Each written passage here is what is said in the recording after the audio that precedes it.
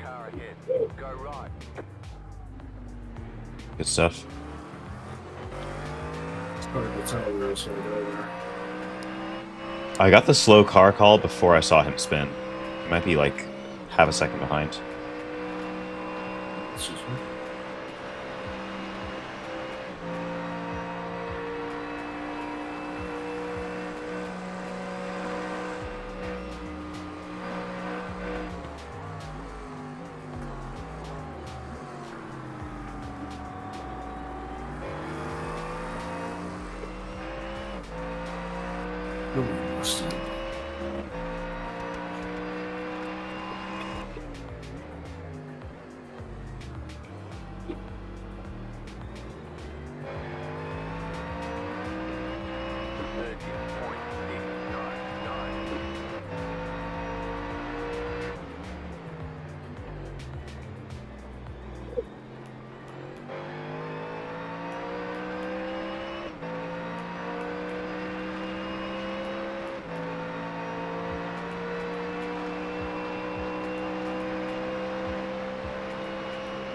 I think that rain might be dodging.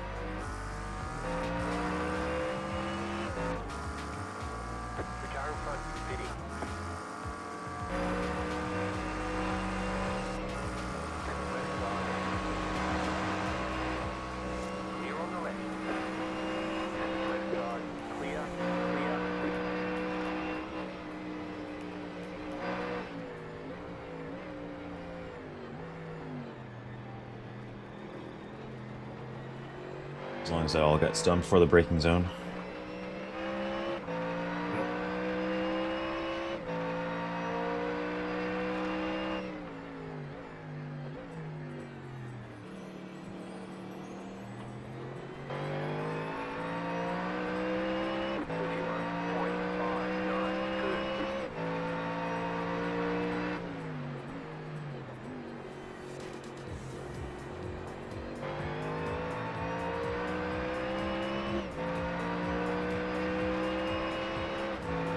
Still climbing.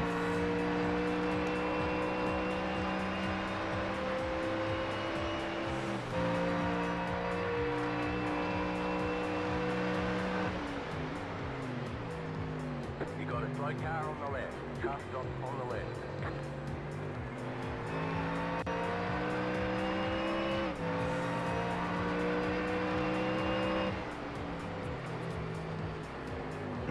Slow car ahead. Go left, go left.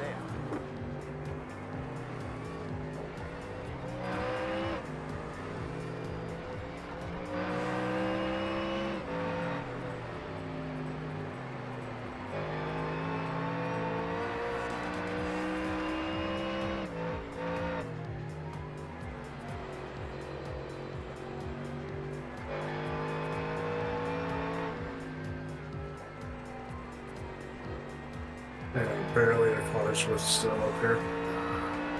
Yeah. Probably gonna be tricky for like the next hour. Yeah.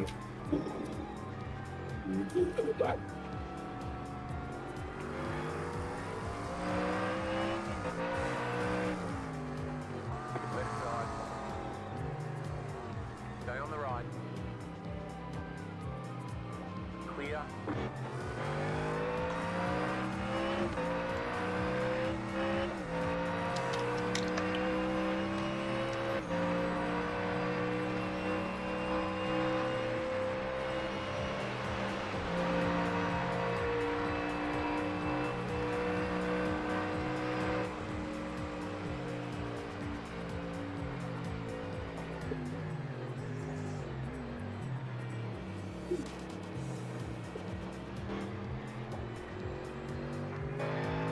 So, best judgment to get through that.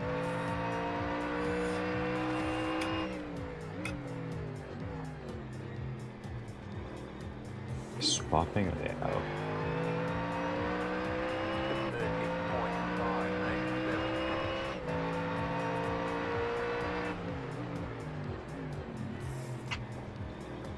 Looks like someone ahead of us just retired. Huh? I was saying it looks like someone ahead of us just retired. Huh. Either that or they're having a nightmare of a driver change.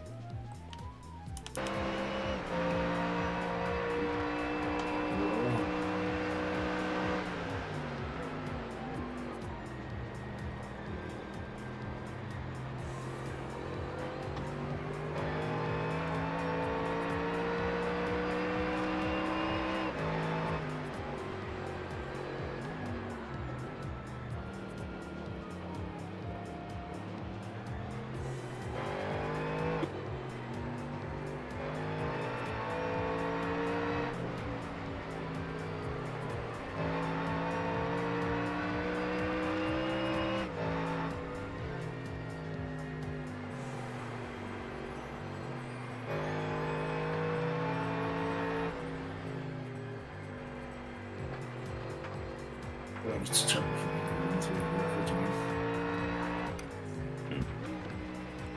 You got a slow car on the left. They've cleared. Yeah, it's just Yeah. this guy's pushing a little too hard. Yep.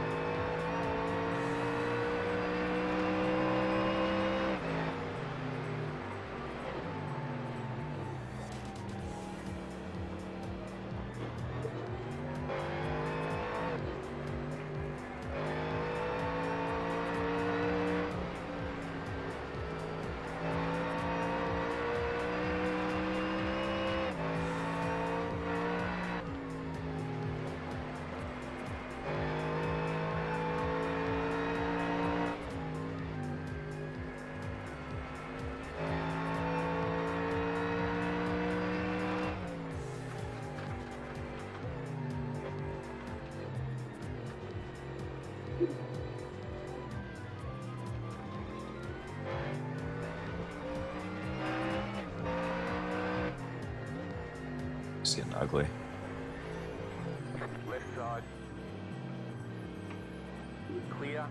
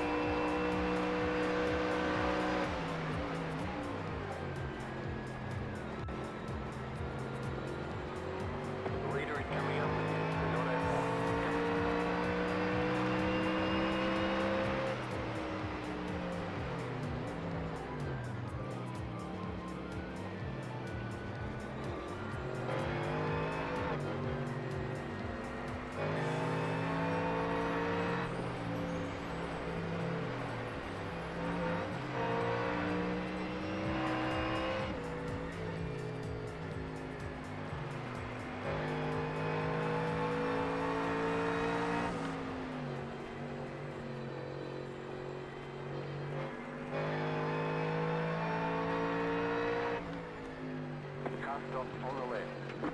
Where? Shit. Looking. Car stopped ahead. They're staying on the left. Yep.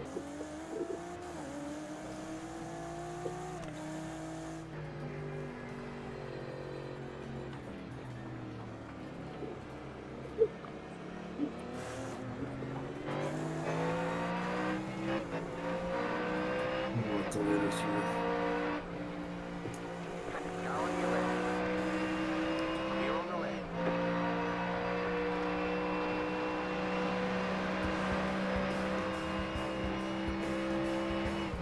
There's a junk fellow, isn't there?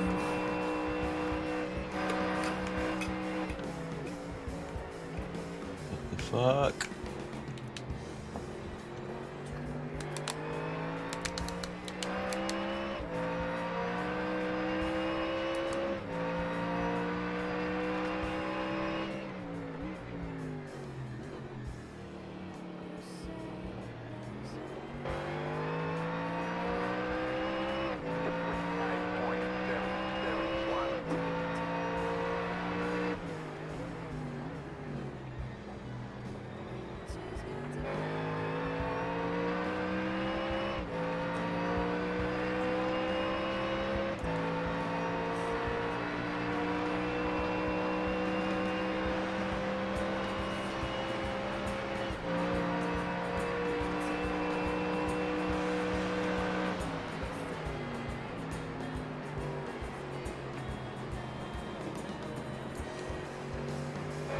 So yeah, there's only one car in the lead lap right now.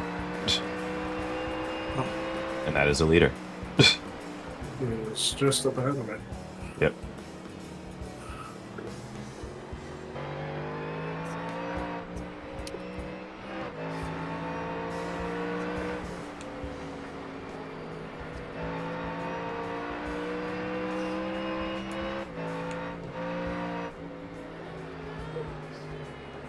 Man, he's fucking quick though. Yeah. That car looks really well planted. But it's going to get messy if we're not careful.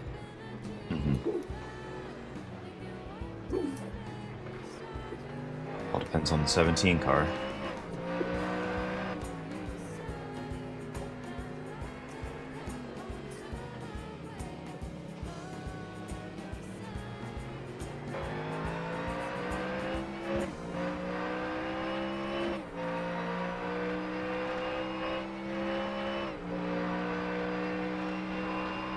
It should be 10 laps at the line.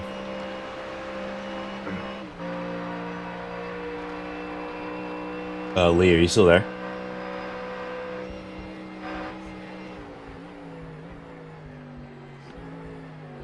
Yeah, Still.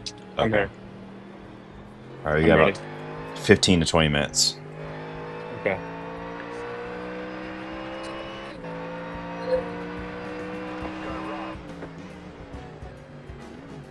What happens to that Macca?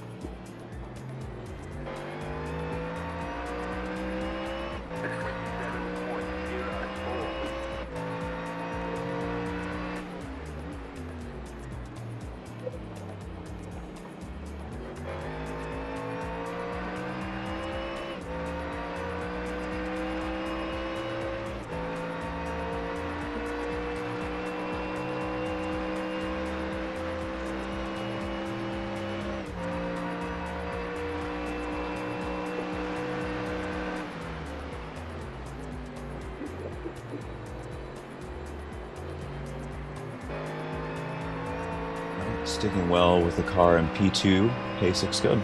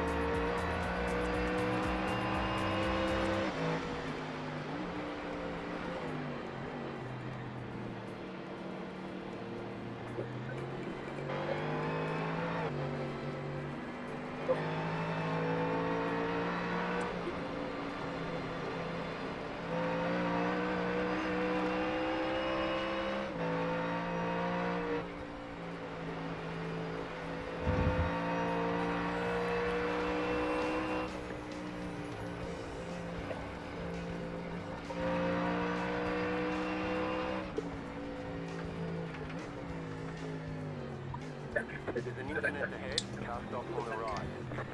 That'll happen pretty fast.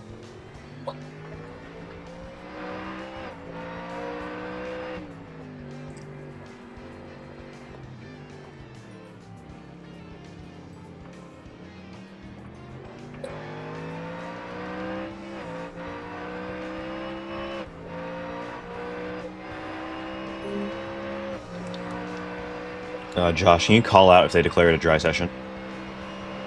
Huh? Can you call out if they declare a dry session at any point? Yeah, I will.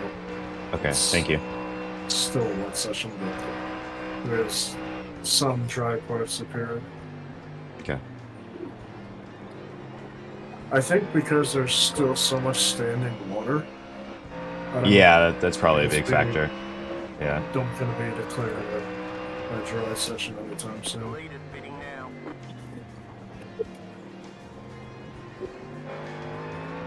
Although the leader's pitting, 23.9. so it's up to 0. I'm not sure why. Might just be on cycle for them. Yeah. Is the steering wheel crooked? Slightly, Okay. but I mean, I've been able to push pretty hard and be okay. So The leader's bidding Think it out.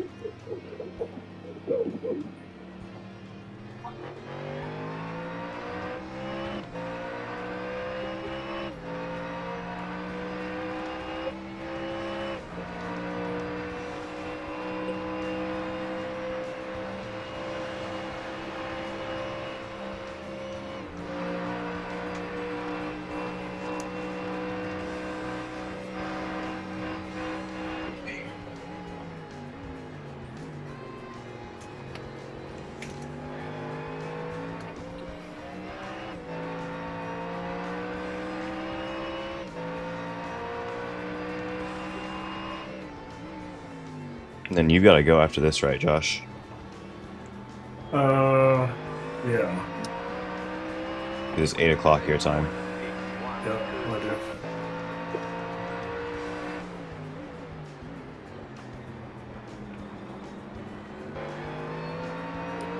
How many laps still in? You have 6.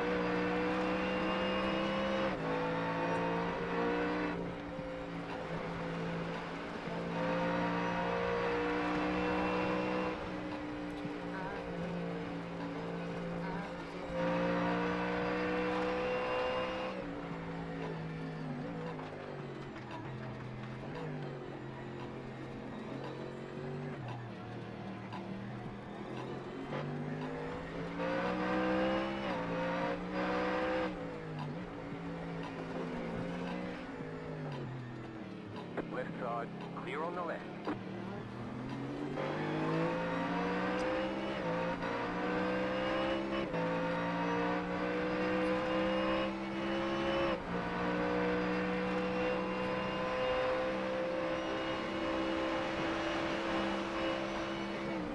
Yeah, there are only really certain angles you can see just how bad the spray is on chase cam. Yeah, it's pretty heinous. Yeah.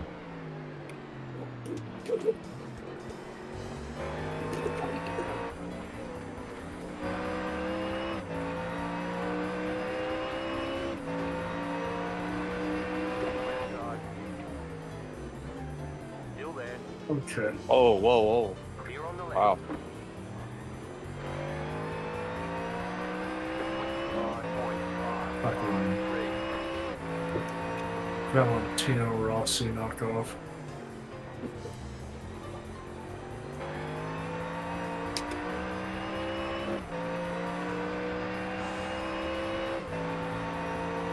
I'm gonna send it down the inside and lap me. At least leave us some damn room.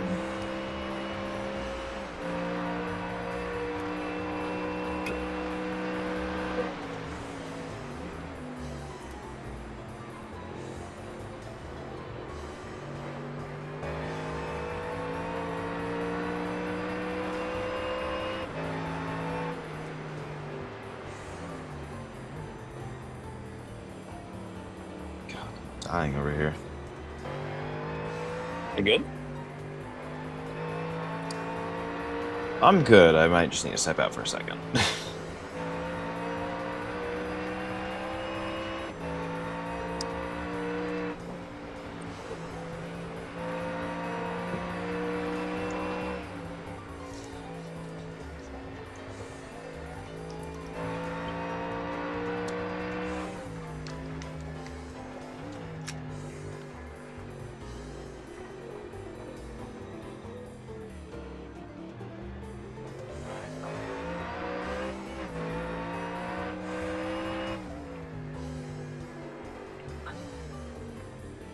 Yeah, I'll be right back.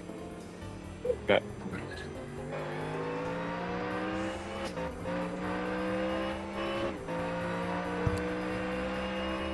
I'm getting pretty hungry.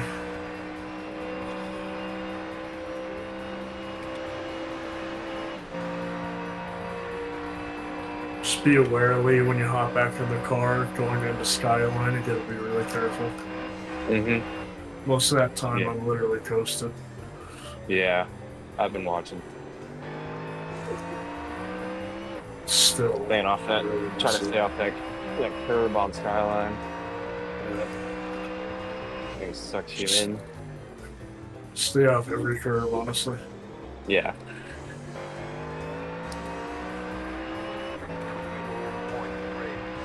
4.35. Tight lines are still okay, but they're like getting better. But you want to still stay kind of wide. Right. It's still fairly miserable.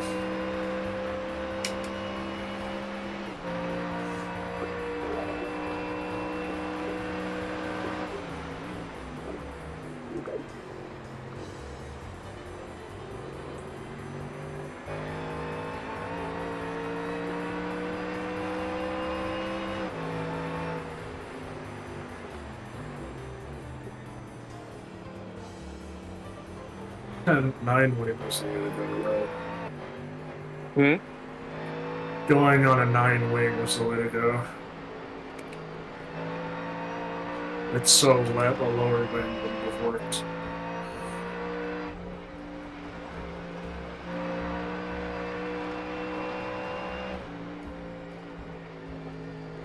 I cannot see anything. You got a slow car on the left. Fuck, where's my liquidity? You're good. Clear, clear, clear. Okay.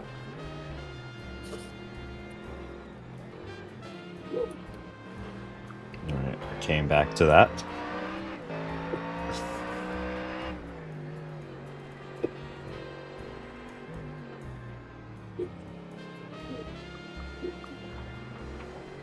A nice little school of fish here. Yeah. Man, I need an actual cockpit. This fucking chair is hurting my ass. Yeah, especially after 2.5 hours, it'll get you. I'm on a secret lab chair, and if you know anything about these damn chairs, they're so stiff. I do not.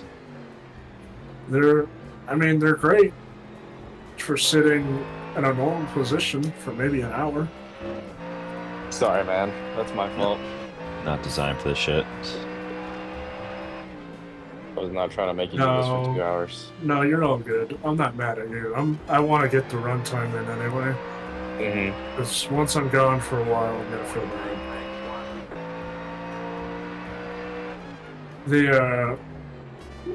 The other night, me and my girlfriend went on a double date with some friends, and we had to go away up to Westminster, so 45 minutes normally away from me. And it ended up being an hour and a half drive because of the snow. Oh, yeah. Nice. I remember seeing that storm. It's like, and it came out of nowhere, too. It wasn't even forecasted. Gotta love Colorado for just throwing those at you. Oh, hold on. Just make sure they stay on the left. Yeah, just go right, go right, go right. Well, that's an interesting place to be. I've had that spin. Yeah. You are pitting on 58. In on 58. Okay. Actually, it might even be 57. I think it's maybe 57. It's showing low fuel. Yeah, it's gonna be 57. I'd say 58 seems a bit courageous. You'd be sputtering coming in. That's for sure. Yeah.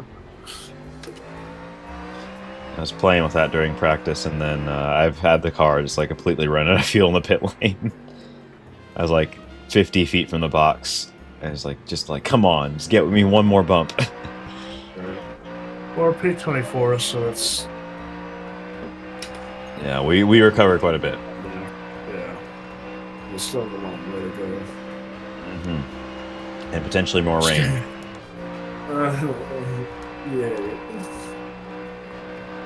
Oh, don't worry, you'll be gone. Yeah. Oh no, guys, I gotta go work. Yeah. Which I do, but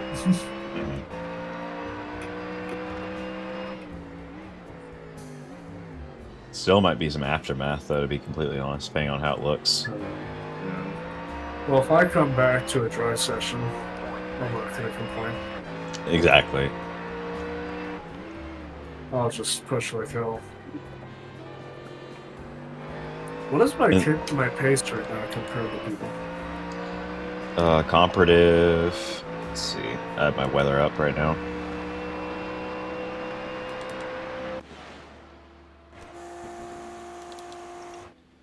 Leaders are doing 22s.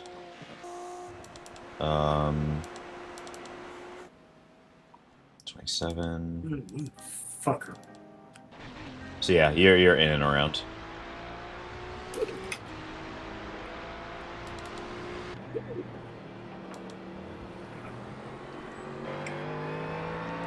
So yeah, it's saying better, but yeah, you'd be on 0-0 if you push to 58. So I would just come in this lap.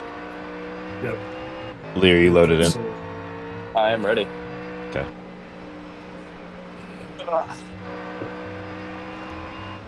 Hell of a job, Josh. Yeah, thank you for getting us through this shit because it looks terrible. It is. Yeah. Tell me about it. I wasn't at all prepared for this much rain. I was like, oh yeah, we'll do some wet sessions, practicing that, we'll be fine. Monsoon comes in. Yeah, I would have turned it up if I thought if I knew it was gonna like be that bad, but I genuinely didn't expect it. I checked the forecast, it didn't look like it. Yeah. Yeah, I kind of felt from the get-go with how the track was that we should have been on a higher wing, but You live and you learn. Yeah.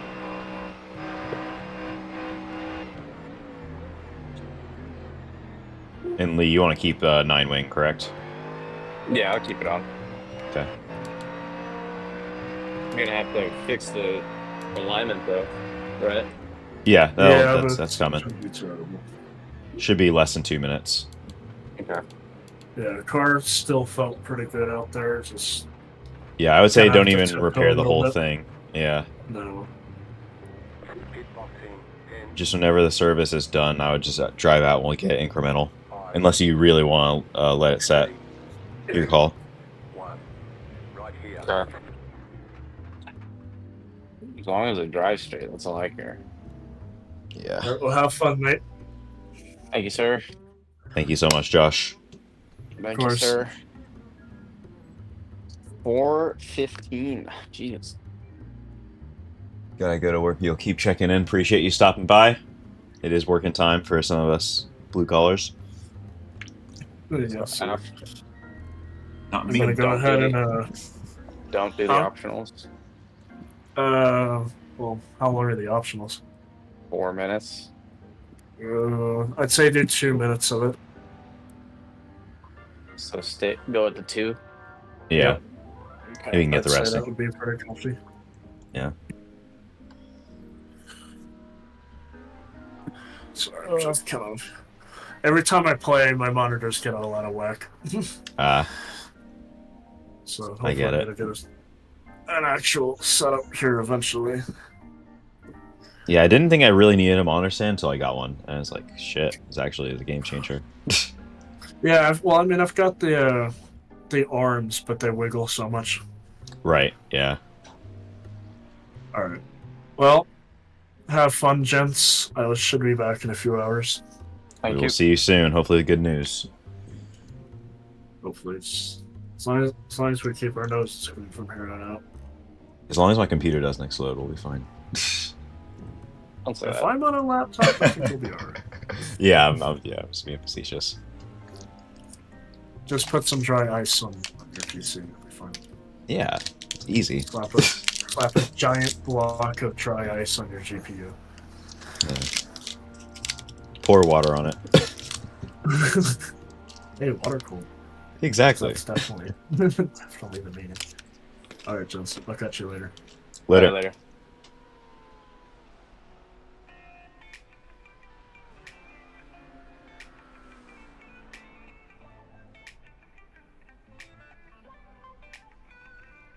"30 seconds. Here we go. So yeah, don't feel like you need to get on it right away. Just feel where the grip is at. No. Get yourself in. Yeah.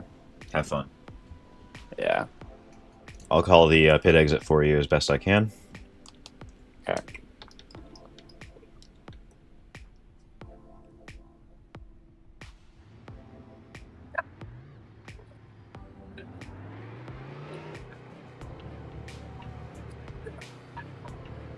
Yeah.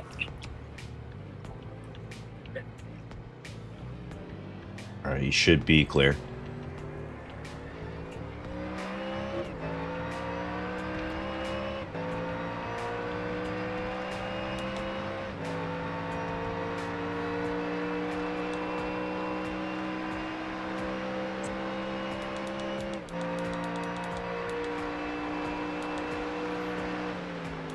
So this will probably be a shorter stint. I'll let you know when Okay. you're ready to switch to dries. Yeah.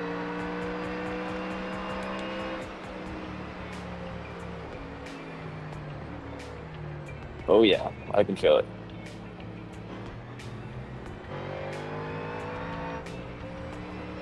Yes, very lightly wet.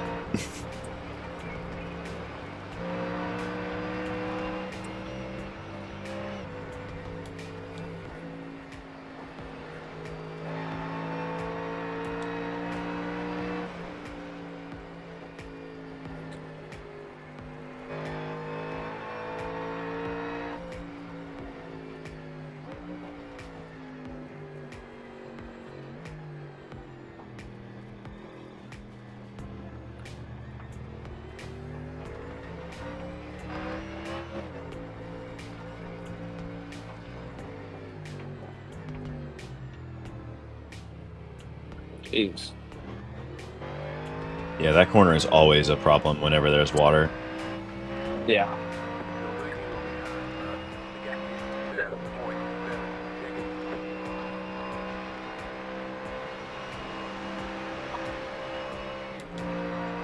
So we're doing on drivers.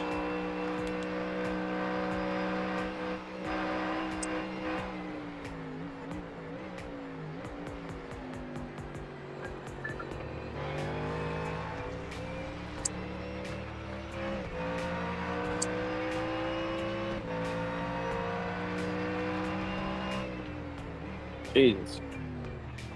Just let this guy go. Car on your left. Yeah.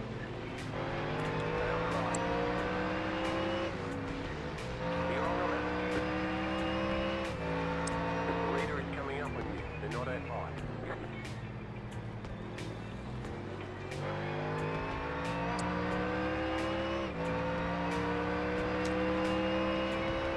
And if he tells you it's a dry session, just pass that on to me. Yep.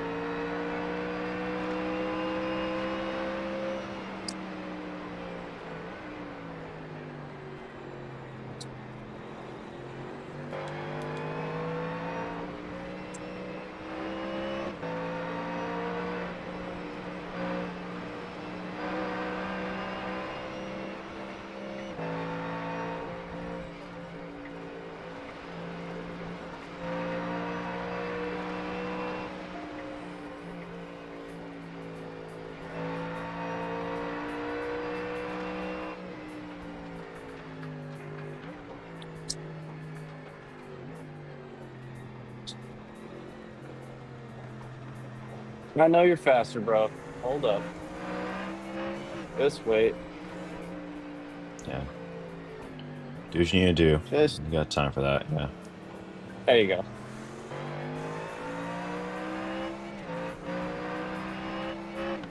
I got a whole train of them, huh? It's, I think 3. Yeah. You just need to really just let one go, ultimately. Yeah. I'll let him go here. Car on your left. Oh fuck! They're clear. I think he was Dude, expecting you what- to lift a little more. Just over and done. Don't worry about it. Car on your left. Keep to the right. Clear. Man, I feel bad. Don't worry. All right. I'm on top of it for you. 25.532.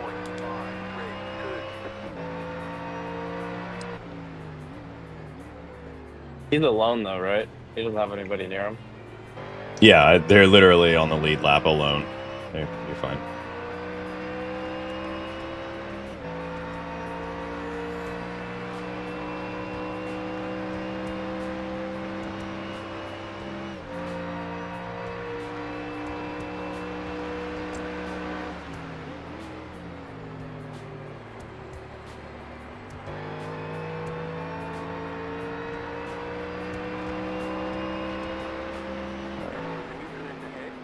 Yeah, go See left, it, go I left, see go it. left, go left. That's it. That's it. Hold up.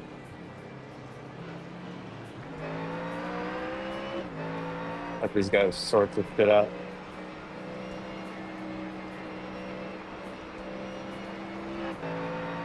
I didn't have enough power to make the pass. Yeah, no, they had already figured it out by the time you got there. You're good.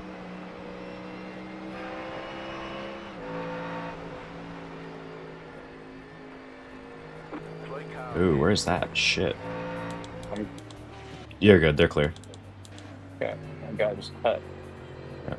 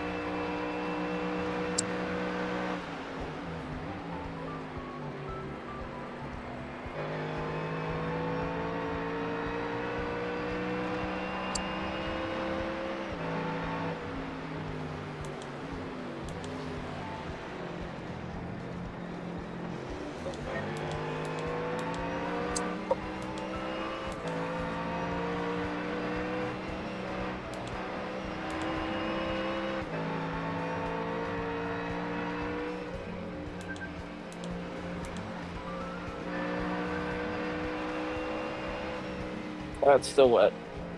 Yeah, it's still very wet up there. Just be mindful.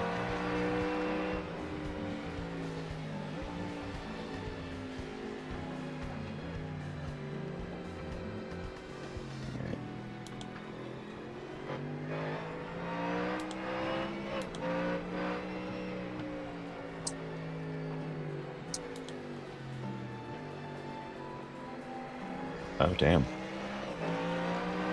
What's up? No, then I just didn't realize the last slot was about to start in half an hour.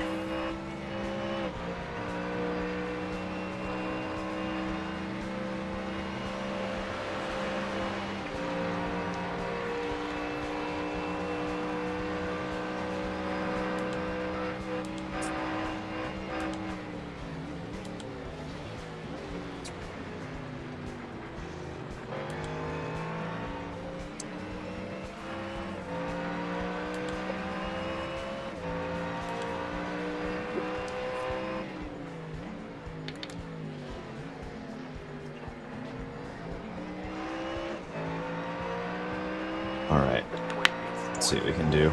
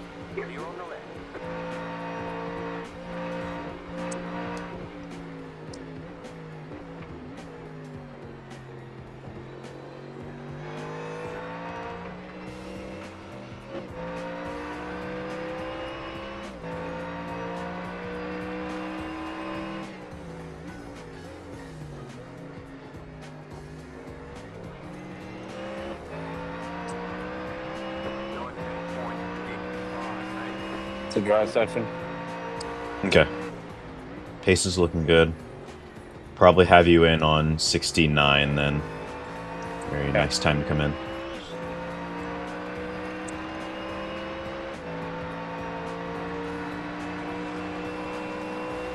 Skyline's still wet as hell though. Yeah, so we're going to have to see how that develops. Might be closer to 70.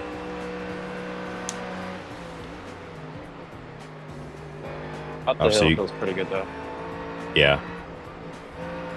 I was going to say, I can see the dry line kind of, but I want it to be a little bit more.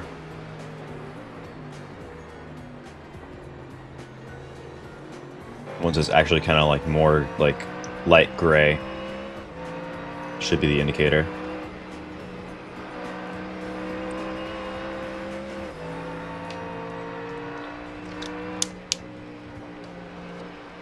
Right here is where it gets a little. Yeah, it's going to continue to be. So we got to wait at least another 10-15 minutes before we even think about it. Nice thing is that we got the sun on our side.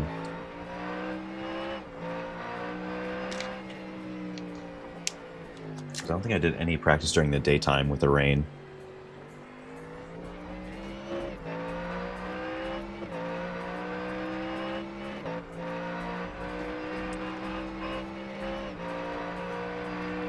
Remember to keep an eye on the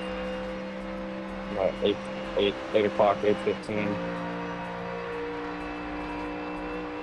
Oh, timing wise? Yeah, I got you. Yeah. Let's see. Can we go up? Is my phone? Saw dirt. Like someone went off. Oh,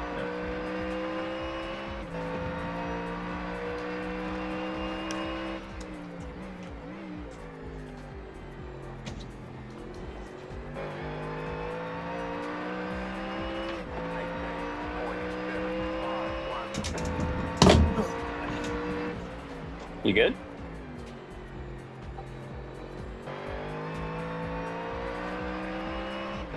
Blake, you good?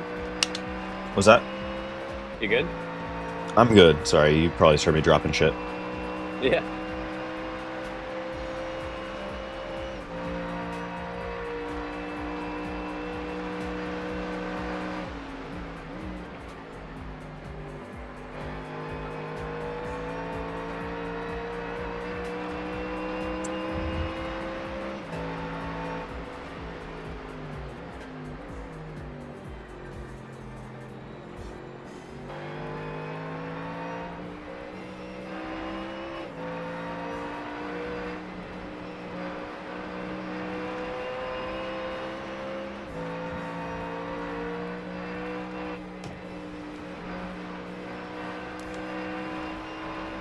Let's check and see where the next car is.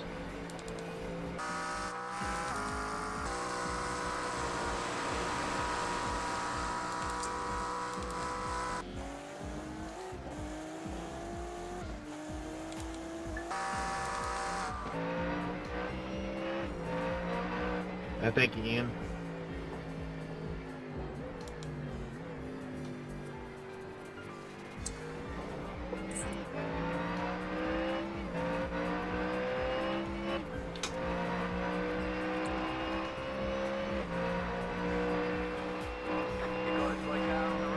What happened? Stay left, stay left. Yep. Yep. I have no clue what happened though. I'm gonna check. We're gonna slow down or something? No, they almost look like they're out of fuel. No.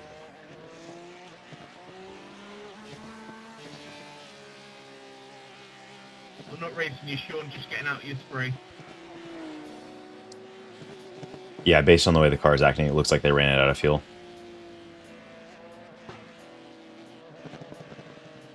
Hard to tell though. 19.03. Oh, it's really Cheers, interesting Ryan. break.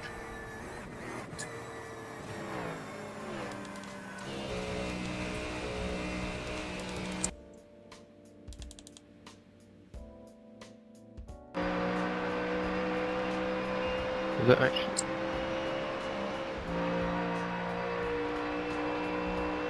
What the fuck are you? He's slow. Yeah, he's pretty slow. You're just gonna have to take this one. Jesus, that scared me. Yeah. Rightly so. I was like nowhere near the braking mark. I haven't lifted.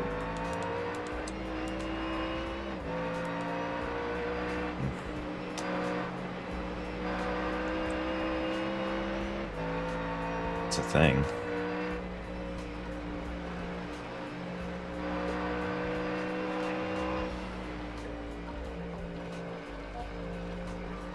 Maybe go. I don't know. It's already 7:40, so I think we swap at this next stop. Yeah, just tell me when. Okay. I'll call it for you.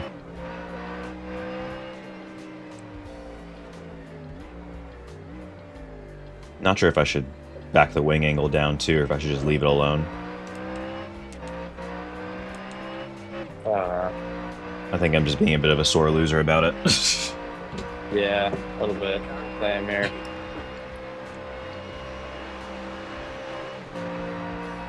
It's like I want free pace. Like I want to be able to go fast in a Yeah. straight line. Honestly, I like cars that rotate a lot, so this car is not that. Yeah, for me, it was like just one of those like I don't want to mess up the aero balance too much, and I think Josh is just way more confident on the way into the corner. He's just got better footwork Oh, yeah. than I do, so I'm losing out, and I'm like, okay, and I'm just dying to it. Thank you so much for the raid, Peepo. Always good to see you. Haven't spoken in a while. I hope you're doing well. And we're going to be in this for a long time. We still got 9 hours of racing left. We're almost at the 3-hour mark now.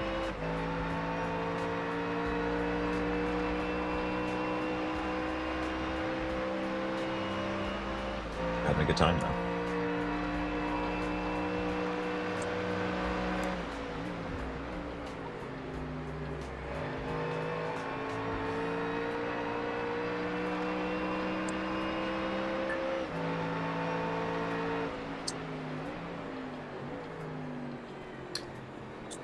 Thank you so much for trying to stay alive out here. P26 at the moment. I think we started 20th. And that rain is a killer, so it got a lot of people, including us.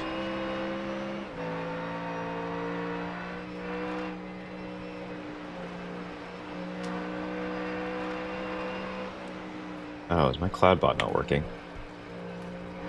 Fun times.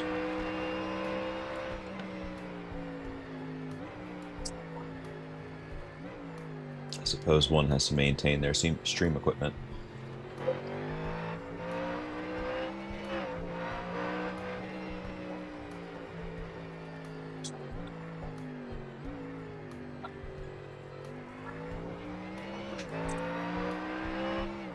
So yeah. See how everyone's pacing and what they're doing.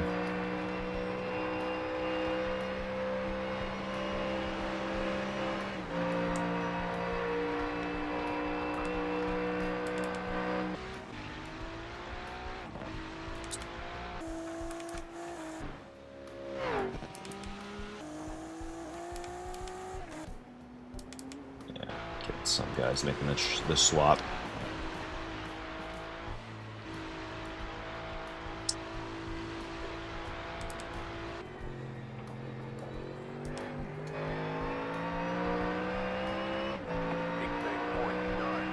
Good lap. Keep it up. Give me 4 more.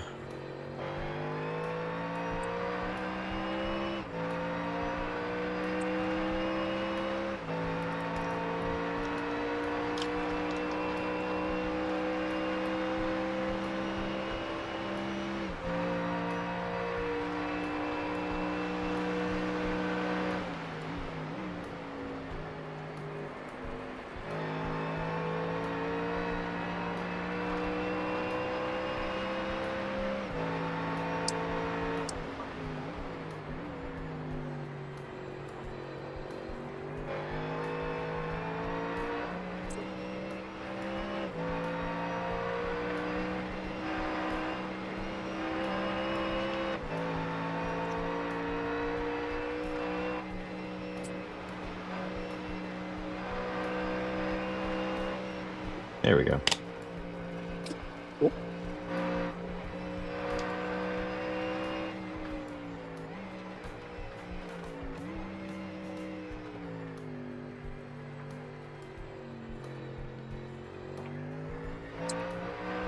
Sorry about that, Andrew. You're up to P25.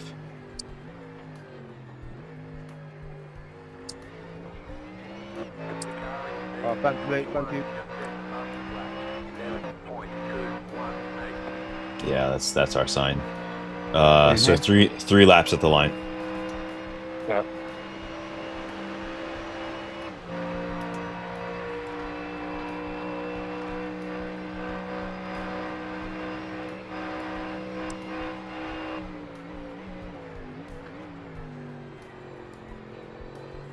Those the dry guys? Yeah. Yeah. I don't see myself getting up to 211s. Yeah, not on this tire. No. So yeah, I'll probably just do 1 hour or 1 set, whatever it ends up being. It's clear. So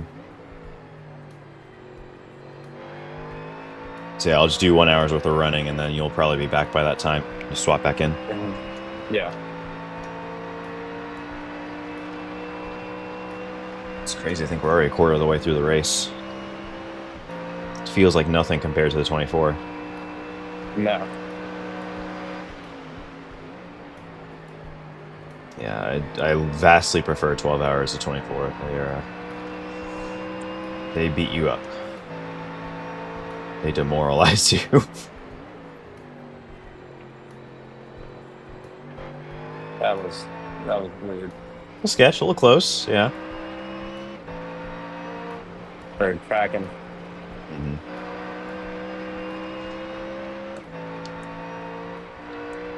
Yeah, we can't push it that further.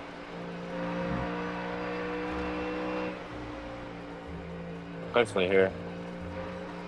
Yep. It's like so easy to see from where I'm sitting, but from inside the car it's a little tougher.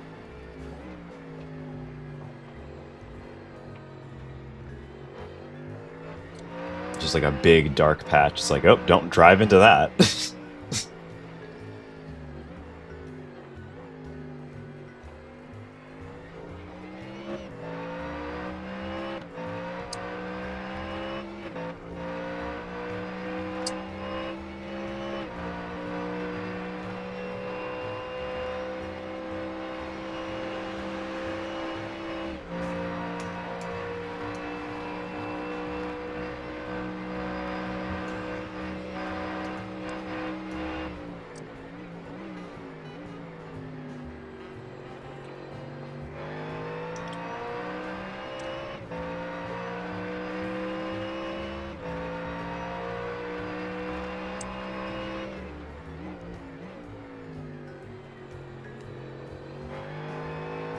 Okay, I get it. Can you please stop fucking texting me all the time? I can't let you by when I'm on top of the mountain, and you're a half a second behind on the straight, alright? I understand what a blue flag is. Doesn't mean I have to fucking stop. Amen. So- Preach. Name and shame. You have voice chat muted? Yeah. Yeah, that's for the best. Just people just talking shit.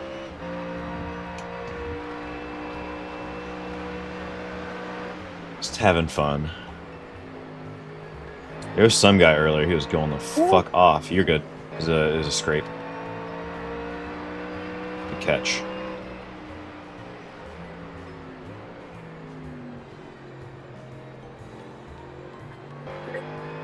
Yeah, whoever was driving the 69 car would not shut the fuck up. Like, I literally had to mute voice chat just to preserve my sanity. Some other people got into it with him after a while. He just literally was just bantering so hard with other people, deliberately trying to distract them.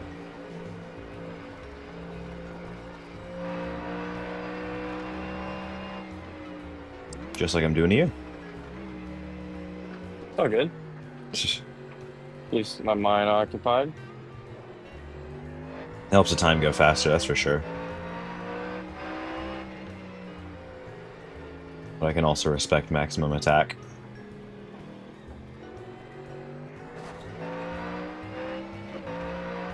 Yeah, I can feel the getting drier. Car's not really liking it. Exactly, yeah. So, next lap, 70, you'll be coming in. Yep. We doing a full swap or driver swap? Full swap, yeah. We just don't have enough time for it to make sense for you to drive for another 20 Yeah. minutes. I would have you drive longer, but it's just that moment right now.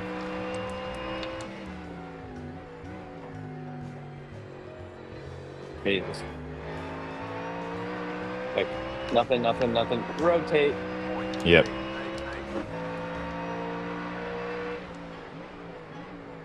It's got an attitude about it.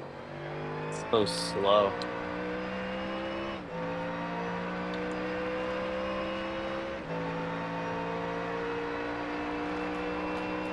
Oh, he changed the brake bias. Yep. I didn't even know. I didn't see that until like probably 10 minutes ago. Do you want it 53.5? I can get it for you. No, I can do it. Okay. I have it toggle. I'm just leaving it alone for right now. Okay.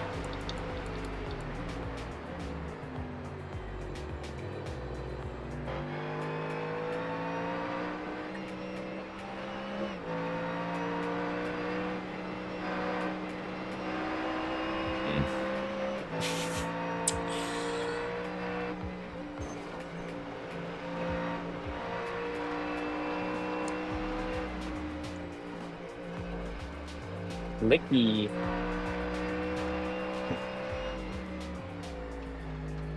It's looking rough out there in terms of like the tires saying one thing, the surface is saying another. Man. You know, we built another haptic rig over at the shop and we're getting ready to move everything. It's not like we built another one, we converted one of them over, which is like, why? Why didn't we just do this at the new spot? I don't know. Yeah, you should have waited. Yeah. Absolutely. Then you're fucking with it twice. Coming in. Yep, you are coming in. I'm ready. Fuel going in, tires getting swapped, car getting repaired, and driver out.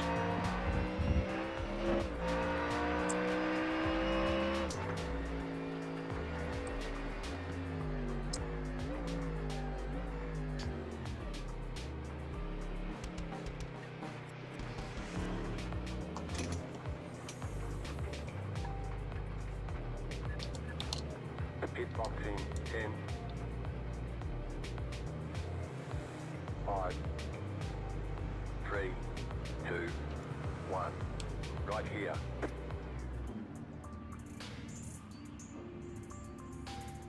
Alright, I'll hang out for a bit.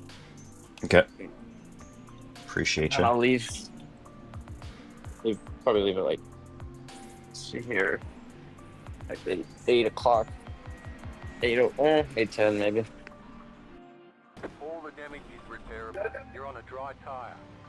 That was weird. That driver, like, it took me a while for it to even let me be placed in the car. Really? So weird. Yeah. Alright, yeah, I'm just gonna go. We're done. Get going. Alright, Blake, don't do anything stupid. Easy. It's honestly not bad out there. It's just lift a little bit before the crest of the skyline. Yeah. Deal it Got out. 2 on the way out. There we I'm go. tempted to just let him go, to be honest. Mm.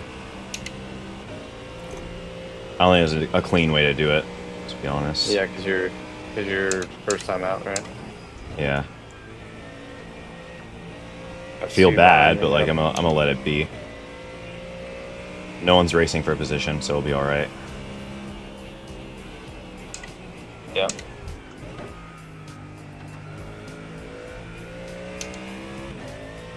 Plus, they might still be on wet, so that would be a sentence.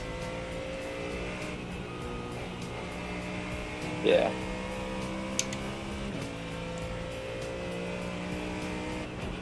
Easy.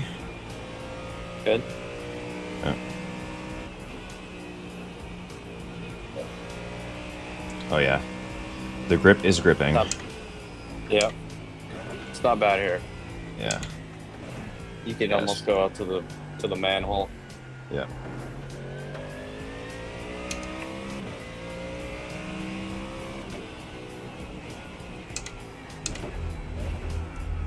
Good.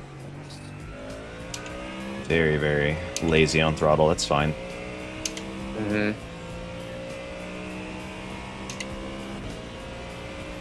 All right, let's start to claw some of this back.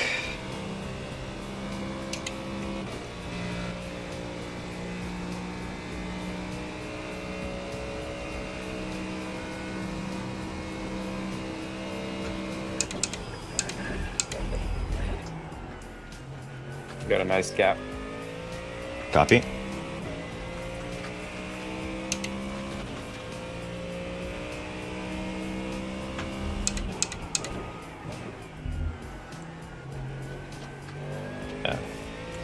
I timed this perfectly. So you're the one fucking with my computer, huh? Yeah. Just had to make sure it all went to plan. Yeah.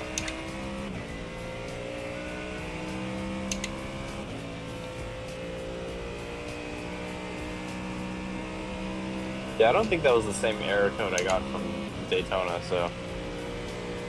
Yeah, and it seemed like it was Always- entirely different. Yeah. Yeah. Because I loaded in really fast.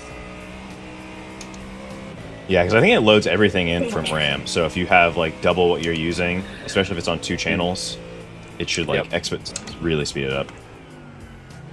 Well, I had a different brand of RAM. That's what my brother was telling me. So we had to use just the 116, Mhm. and then got rid of 1.8.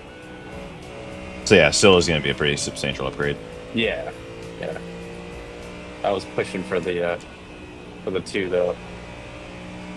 Yeah, because having 2 8s is better than 116. It's like subs. Yep.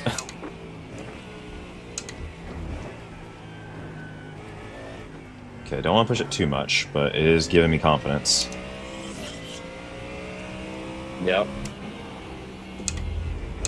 Take my shallow line just for a second.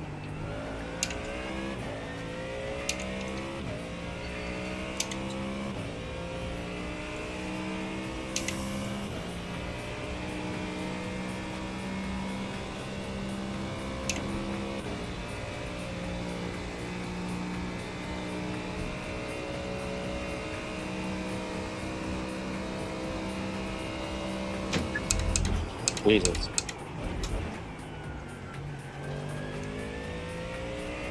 Is there anything on the forecast for like noon or no? I don't see anything. Okay. Hold up.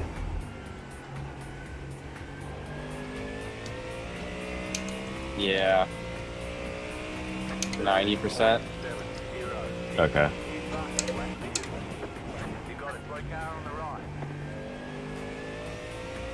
Come on, we can do better than a 213. It's not the point, but still. I know that there is more grip there. I just don't want to push it too far. Around 11:15, 11:30, about 50 to 80%. Okay. And then by 12, it hits up to 90. And then stops around 1 o'clock. Alright. Understandable. Very nice, very nice.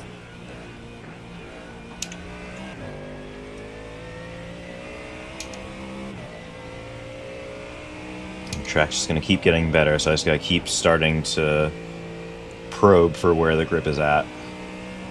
Yeah.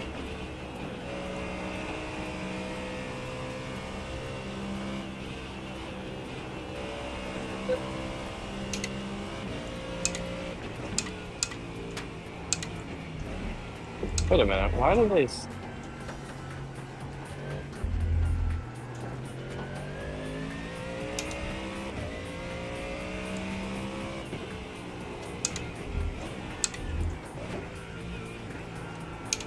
Holy... What the f... You know what? Never mind. Don't ask. Don't ask questions. I have a fuck ton of damage, and I probably have a meatball now. Fuck me! Ah! See what happened. He just fucking stopped for whatever fucking reason. Fuck.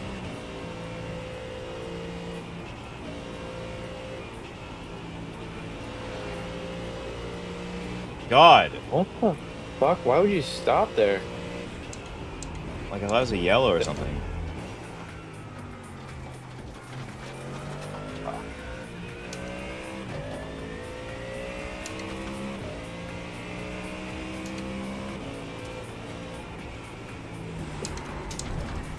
Whoa. And of course, pit entry is wet. Well, I guess I gotta go around another lap. Lovely. Simply lovely. Fucking A, man. Alright. Call out your... You got nobody behind you. He said his screen turned off. Like, No I'm not... way. Yeah.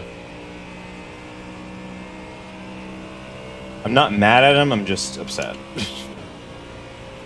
Because it seemed like it was like a technical or something, but like, I just wasn't ready. I didn't see it happen until like way after.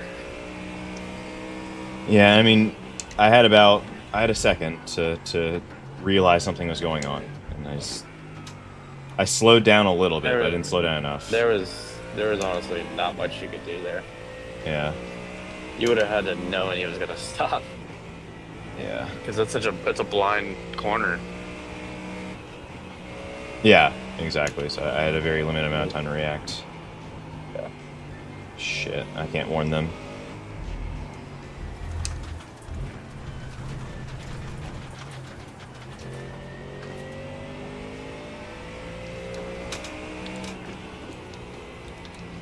Oh my god, this is gonna be a fucking nightmare. Sorry. This car does not want to turn left.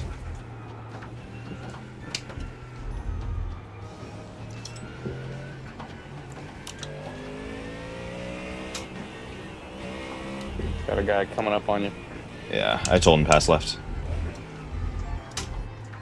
Left side. Clear on the left. Alright, well I gotta... Sorry, Yeah, run. I gotta head out. You're good. Yeah. I'll see you in a bit. Good luck. For sure.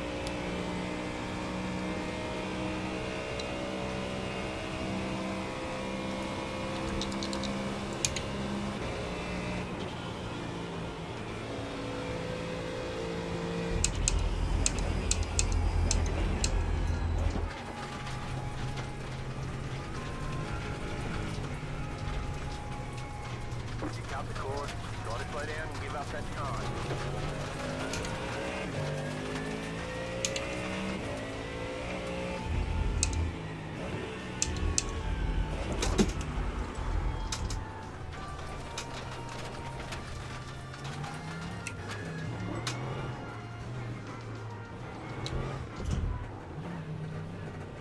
Pit box in 10, Wow, man, you can't make this shit up.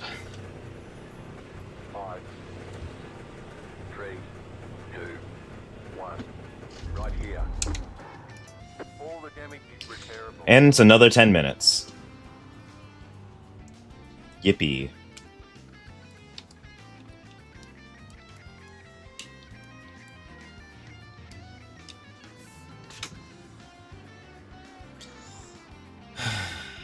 God damn it.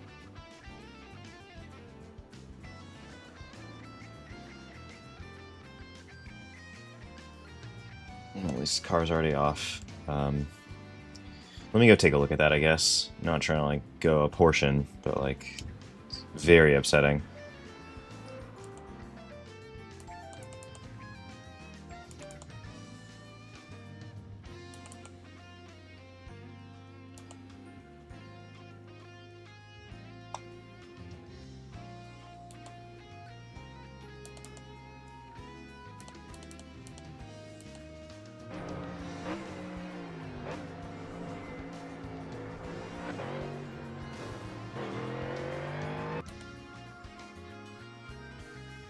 Yeah, I mean, I feel a little bad, because I tagged them just as well as they tagged me. Or just as well as I got fucked by that one. But, like, this is... I think this is before anything has happened. This is before I can see what's going on.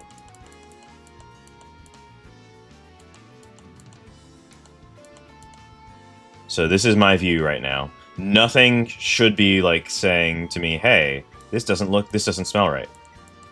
Like, that's normal. The only real indicator, and this would have taken superhuman reactions and reflexes, is to see that his brake light turned on right here. This is a very odd place for a brake light to turn on. And then he's slowing. Okay, this is the point where I should say, hey, why aren't they speeding up? And then just know where to go. I'm on the brakes just lightly, not hard on the brakes, but just lightly, thinking I can get away from it, and they just stopped.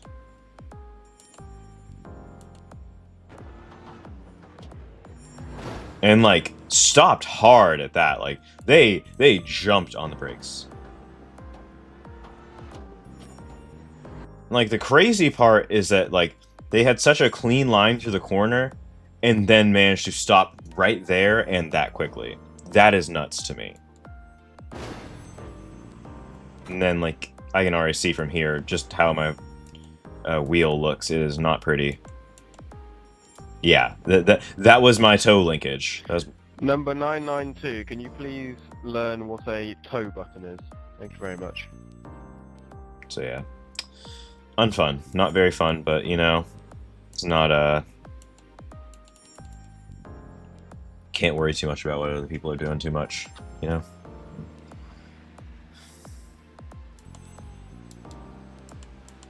Scenes. Scenes of the race. Seven, let us buy when possible, please.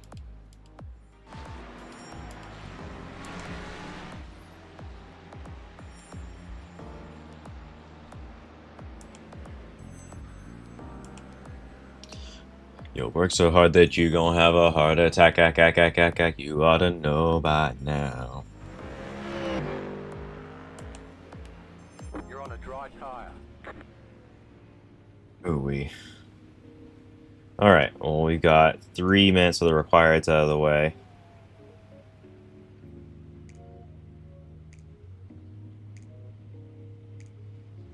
I mean, at this point, I'm tempted to just say, like, I'm gonna take the optionals and just say F it.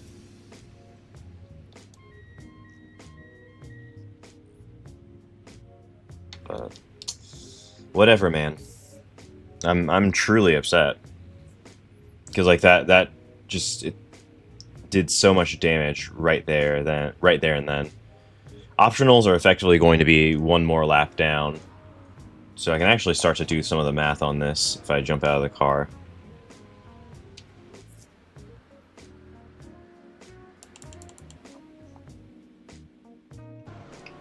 So we are 10 laps down right now.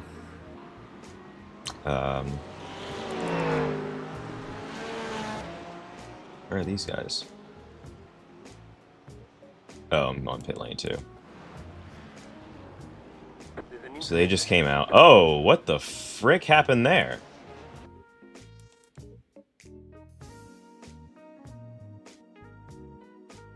Oh, he just goosed it and then just boom. Amazing. Like that has to be such a feeling, because like no one did that but you. The pace car got to see all of that.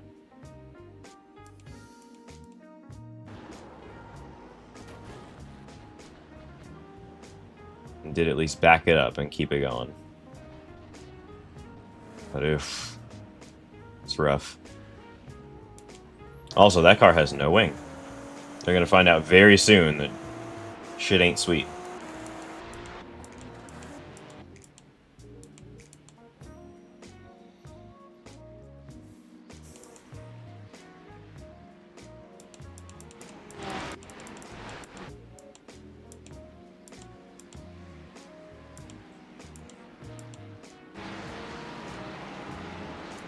These are scenes. Okay, so we just got passed for position. I think the 636 and the 22 are gonna be our race. Where's the 22 right now? They're not in. The 992 is not in.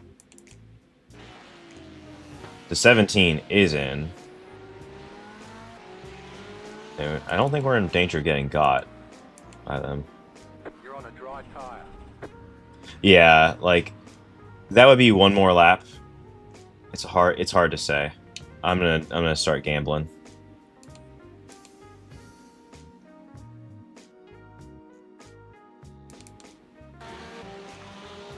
So effectively, like if I go out now, we're racing P27, racing for P27. I don't know. I don't know if I trust it. You're on a dry tire. Do I want to take a lap down to them, or do I feel like it's gonna matter? It's gonna matter if the car's not good. That's for sure.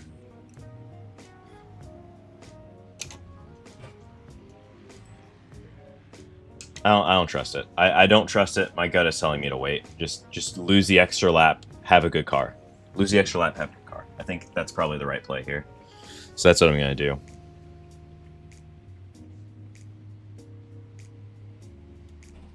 Go ahead and kill the engine.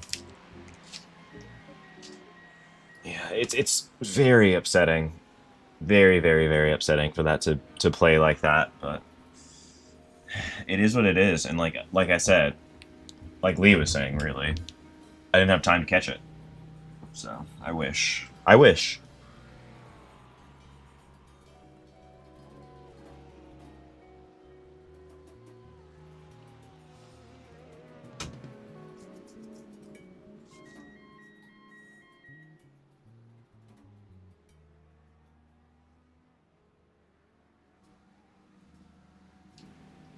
It's one more lap, like I said.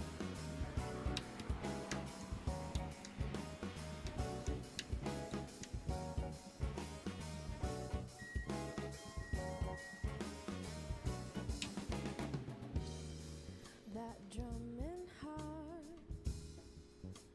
burning mind. Repairs are almost finished up. Scenes, y'all. These are scenes from the racetrack. And that's motor racing. Like, I kind of knew this one was going to be a race of attrition. Even more so than Daytona. But, like, it hurts. It genuinely hurts to have to claw like this.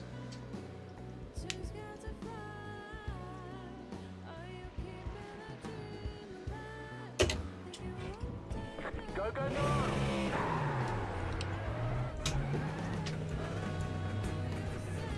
A little bit slow on the pull away. Didn't fire up the car quickly enough. Car right. Clear on the right. So yeah, pit lane's still slippy. Does feel a lot better now I have my gloves on, though.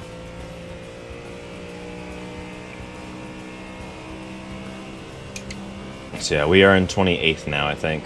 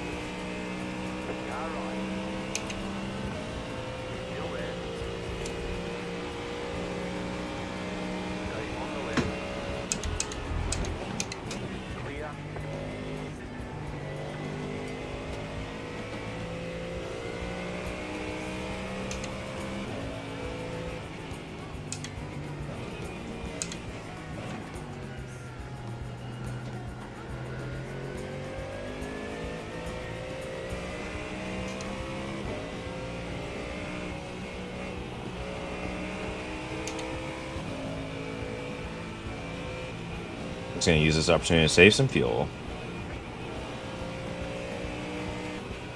I don't trust it.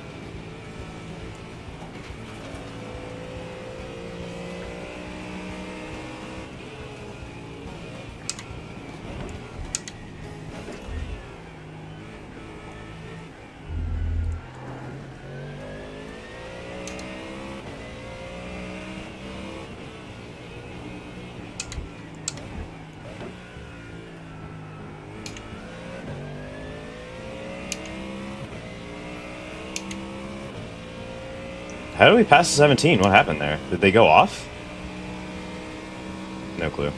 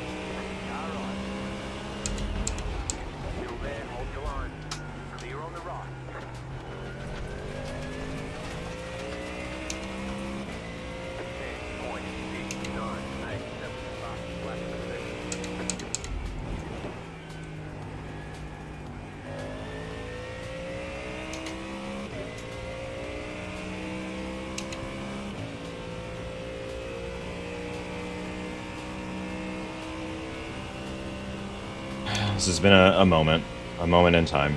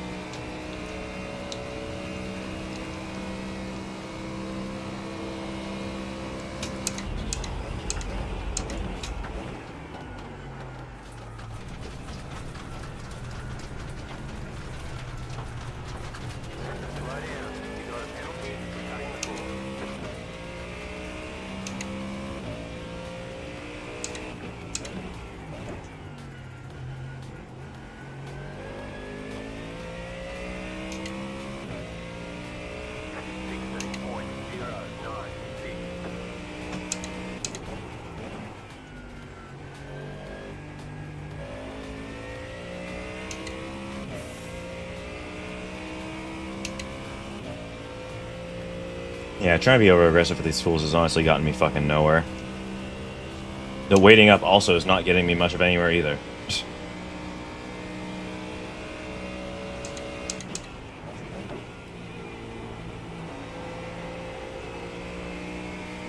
So I'm gonna make a decision, I gotta commit to it.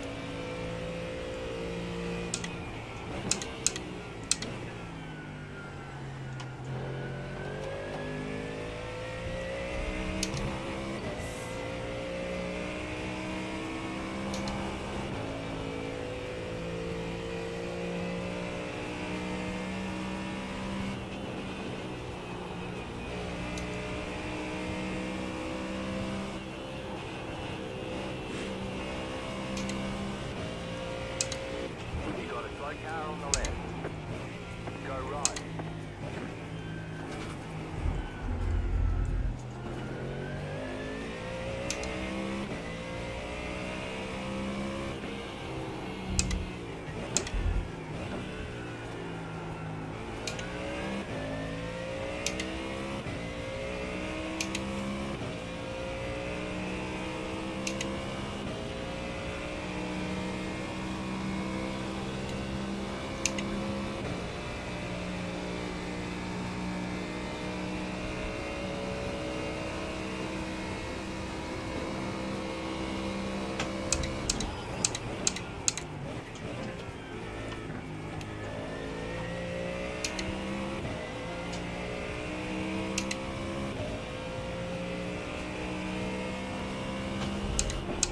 You got a slow car on the right. You got a slow car on the right. 12.067. Car right. You're on the right.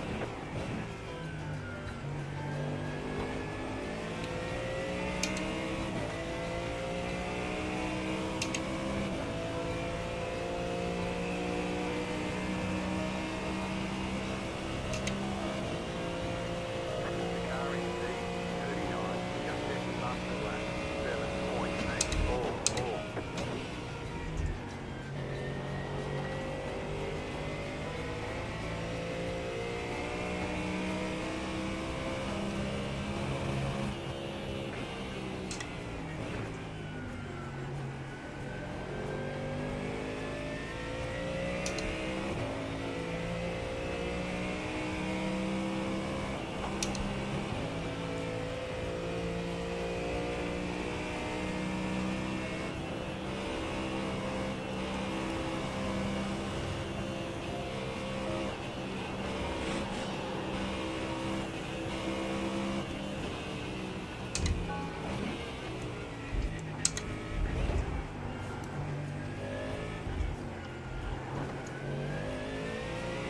I feel like I'm following him too closely. Trying to be that guy.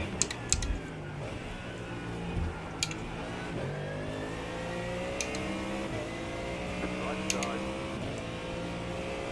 Still there, hold your line. Clear.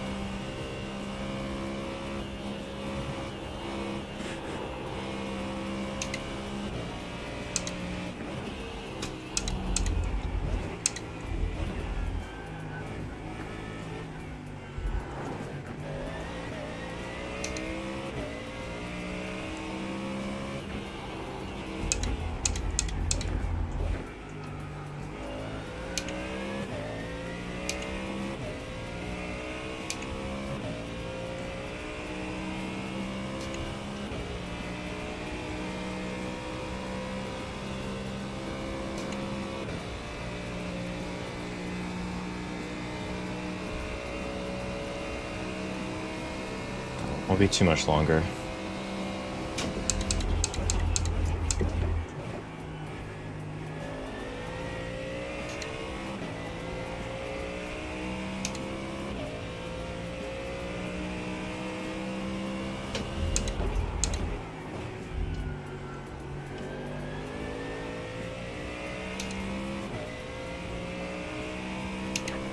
Point 281.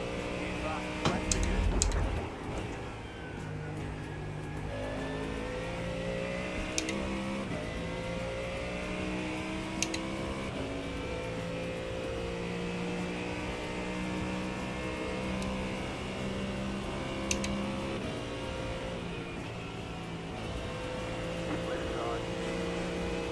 side. Clear.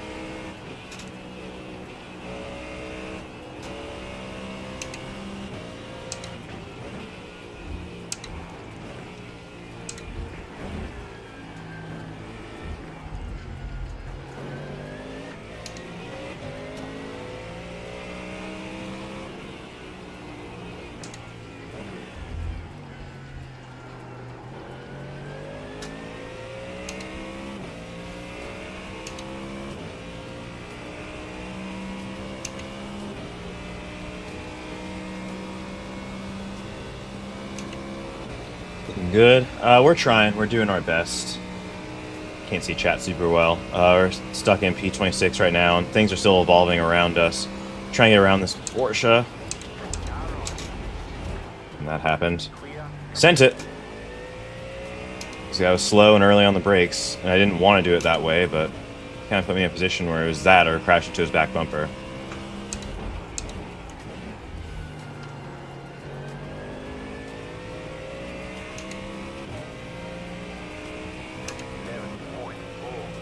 It's a lot better now the session's dry, though, that's for sure. It was looking real ugly when it was wet. And mercifully, I wasn't the one driving, because it would have been a lot worse.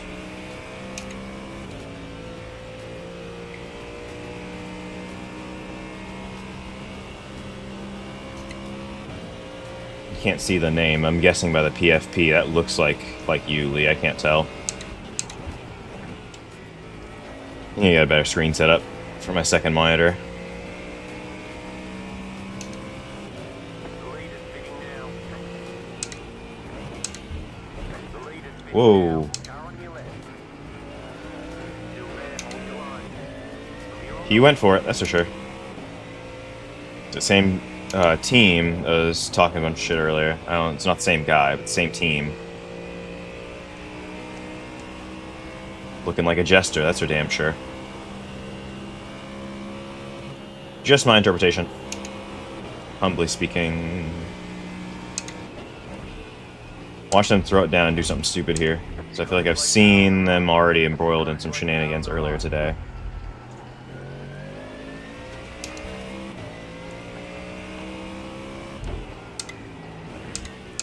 I do feel like I'm trying too hard to move out of people's way, though. on the right. Go left. And that can go south real quickly. It's like, track isn't fully dry yet, so you can't, and I'm on slicks, so you can't really, do the most. Probably out here doing the most sometimes. Okay. Watch braking just past 150. Start running down the gears. Make sure you have plenty of runway. You can go ahead and go a touch later, but like if I start going too much later and stuff starts happening, I don't have time to avoid it. We're going around. Thank you. Clear on the left. Appreciate it. Means everything. Ew. At least the other guys are getting some positions in the pits. Like, I haven't really gotten shit. Just been out here running. Since we've been so off cycle, and because I had that incident earlier on the with Hugo, and he seemed real nice about it, but it was just like that was such a weird one because he made that turn really well, and he stopped kind of like 3/4 to the right, and it's like, and very quickly at that, like to the point where I didn't have time to react. And I'm mansplaining something that already happened is in the past and that doesn't need to be worried about. But just trying to contextualize, give you guys some color commentary, so I figure out how to go faster, or not. Time is coming, but the driver is taking some time.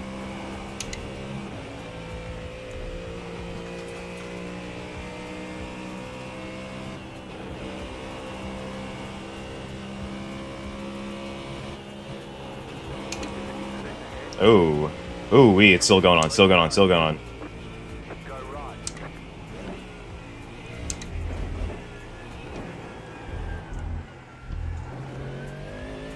Maybe didn't need to slow down that much for it, but it's the right thing to do, just in case they like had a bad ping and went a direction that I wasn't expecting.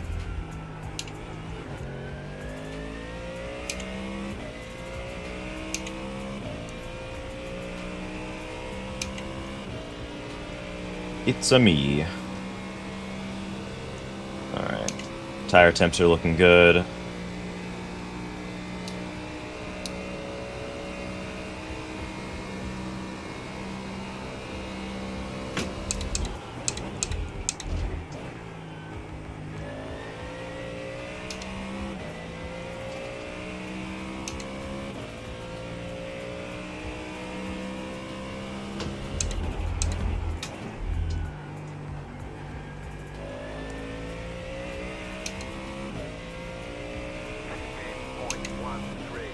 Yeah, it sucks because like I know I'm seconds off the pace. That's what honestly sucks the most is that like I know that I'm leaving so much on the table and kind of leaving my teammates to do it. And like I'm getting the car relatively unscathed, and that's great. Just like, you know, you want to be able to kind of pull through for him, be a hero.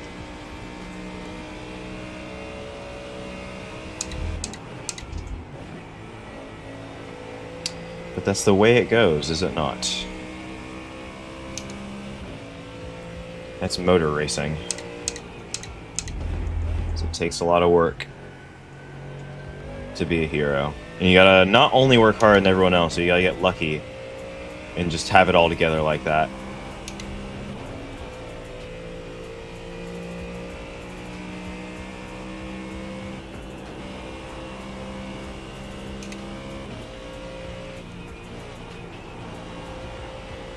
Still just a little bit slick up there. But we can pretty much take the dry line, but still a little slick up there.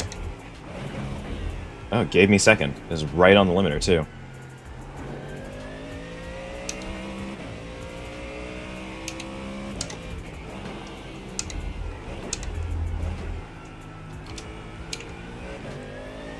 I'll get greedy and graze that inside wall sooner or later.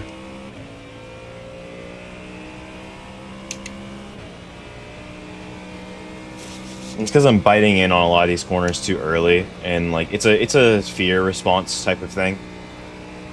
But I know that I need to just take slightly later bites on some of these, and it will honestly do me a lot of favors.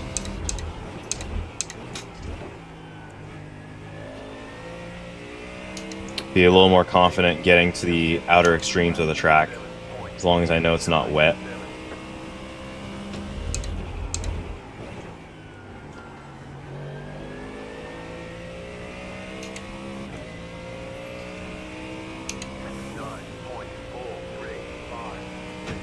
I was looking at the position counter like it was going to be like, oh yeah, you jumped up a bunch of positions, so you said a good lap. It's like, A, not even that good of a lap. B, that's not how this race works.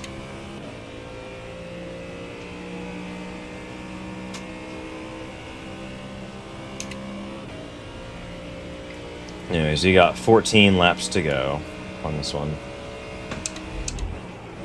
I didn't put fuel in after that whole situation where we tagged that BMW. I actually just left the same fuel, same tires, because I was like, it was so early on in the stint, I was like, it's not even worth. Now, I should have put fuel in, knowing full well, I should have put fuel in. But, you know, the tires would have actually slowed down service, so... And they were pretty fresh, so I didn't really need to go back and get more.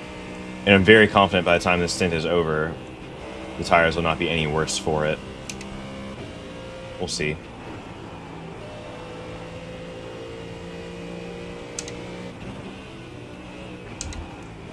It also sucks I had to drive that whole extra lap with the damage. It was just, I flew off past pit lane, and if I tried to go back in, I was for sure going to get a stop and go penalty. So it just made more sense to try and just navigate and go around.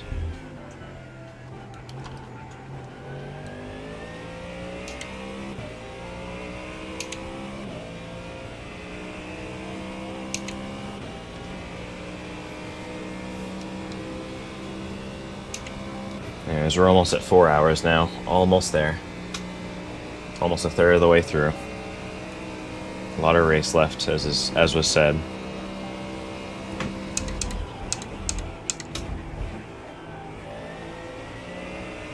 Yep, I'm just going wider on entry, allowed me to carry a lot more speed through there. Made big differences.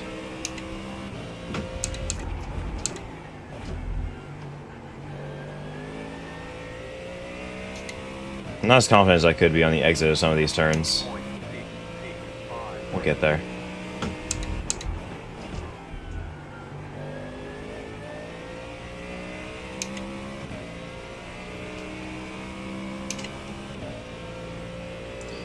Yeah, session should be as good as dry, though, effectively.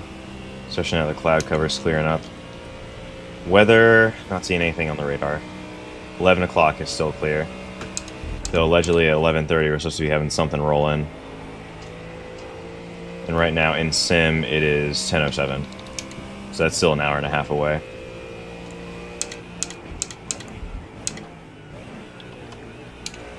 And no, I'm really not the fastest right now, I just need to drive rhythm. Because I'm not the slowest in the field either. Maybe the slowest on team, but not in the field. Just keeping the damn thing running will help.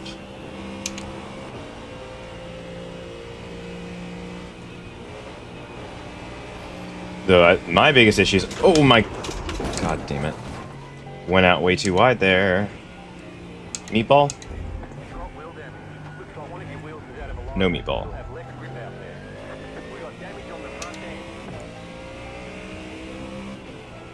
That was a harder one, though.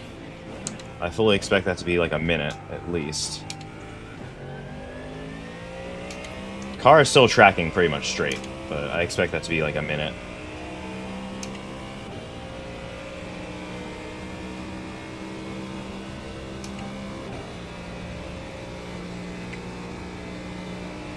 Car is not super hurt for it though. Straight lining is still straight lining good.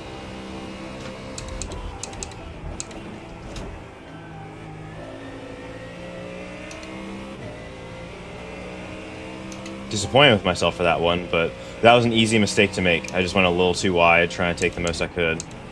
And I got onto the damp stuff, and the tires did not like that. 11.795.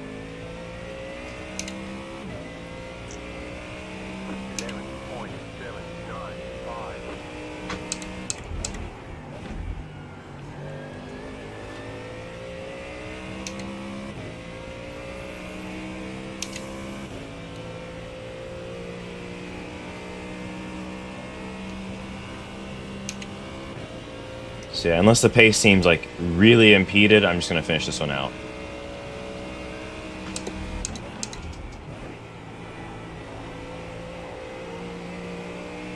So I was gonna ask Josh earlier in the car. He was like, "Oh yeah, like I still feel like the pace is good." I was like, "How do you see the relative pace?" And it's like, "Oh, I forget there's a delta timer literally on the dash display of the car, so you can pretty easily see how this thing's doing." And I think this has one of the better displays out of all the GT3s, if you ask me.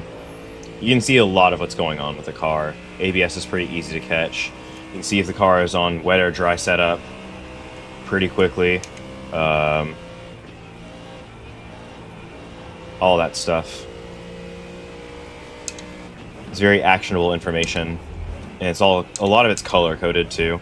I think that we respond a little easier to colors than we do to symbols and information, because our brains are a little bit better hard coded to respond to stuff like that. That's a little bit more visually distinct color patterns. Whereas like a 2 or a 3, talking about the Arabic numeral, that's a human construct. It's a fictional construct. We made those things. Like, yes, it correlates to a value, but like,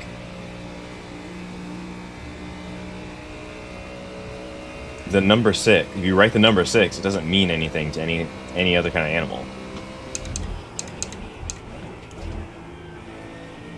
We systematized it, and that's why there are different ways to write the number 6. Roman, Arabic, whatever. We have entered Yap Station.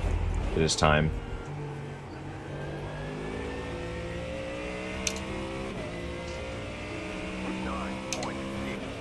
So yeah, car still feels cozy.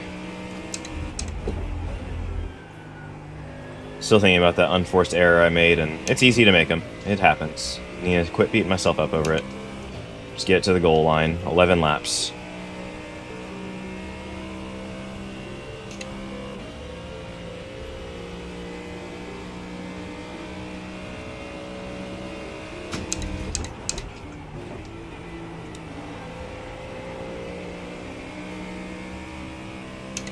Yeah, there's still enough corners where I'm not really pushing hard enough, but there's a few that I'm still a little wary of, and rightly so. And it's not the ones that I'm scared of, it's just the ones that I'm like, oh, well, I'm just taking a line that was comfortable to me 20 minutes ago because I was needing to take it 20 minutes ago because there's too much water built up, and now that water has evaporated or been pushed out.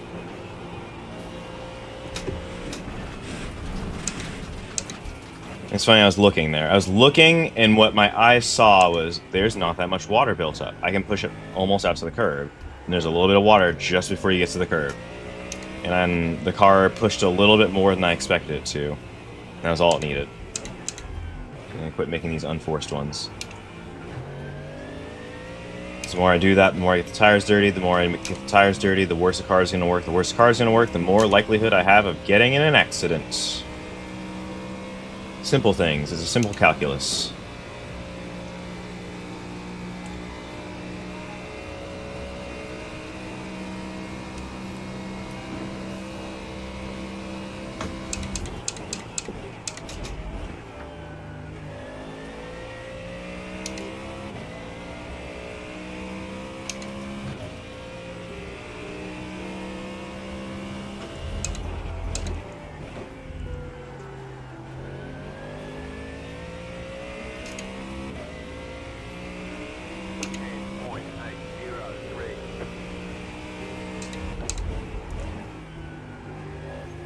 Yeah, there's a lot of fear of water. Like, I'm giving myself a little bit more than I think, than I perhaps need in some cases. There are also some cases where it's like I'm not giving, or I'm taking too much. Because the thing is, if you mess it up on entry, like, that's your corner. Like, your corner is done. There is no chance. But, like, there, like, I can go out to the access road. I can actually be all the way to the left, because all the water that was there has, in fact, evaporated. That was a corner that made me start that whole tangent earlier, before I nearly ran it off at 10.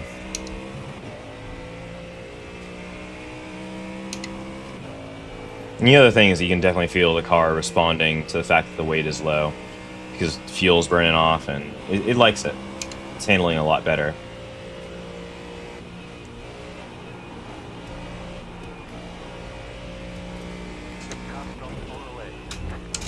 Oh, don't fucking rejoin. Do not fucking rejoin. That scared me because I also came in with quite a head of steam, and I was like, I don't know what's going to happen. It's a brown flag moment.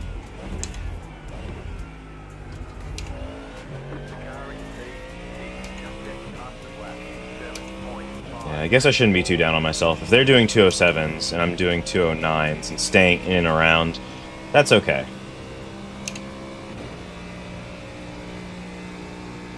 Not ideal, but it's okay.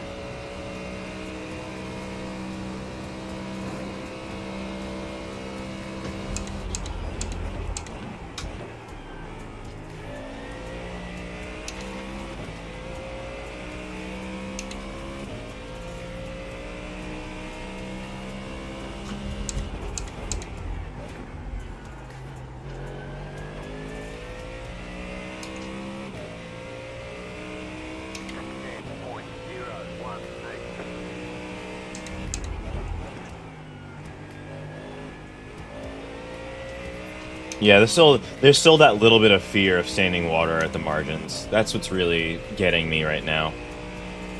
Is I'm still very, very wary of all the standing waters at the margins. Because if you hit a little bit of it, it can have very drastic effects.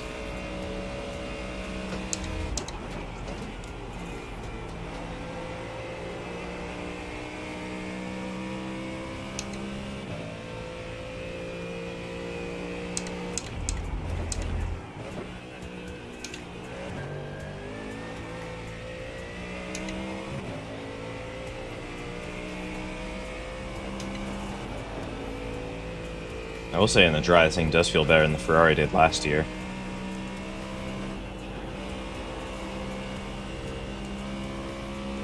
And there was no wet to contend with at that moment in time.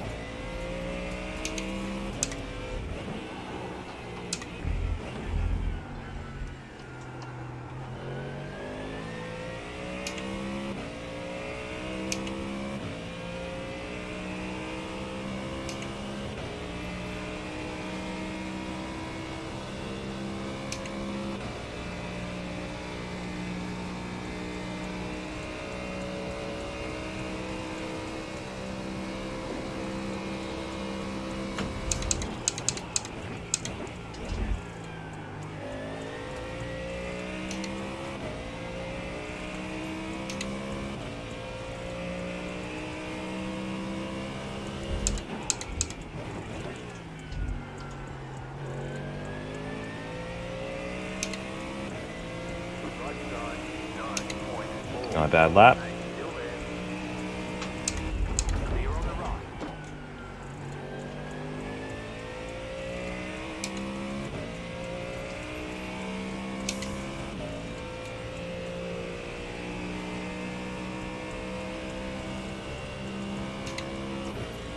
And that's the thing. Every team's got to have two drivers, so they can't be equal. That's the beauty of all this. Could have gone way wider there. Not sure what I was doing. 7 laps to go.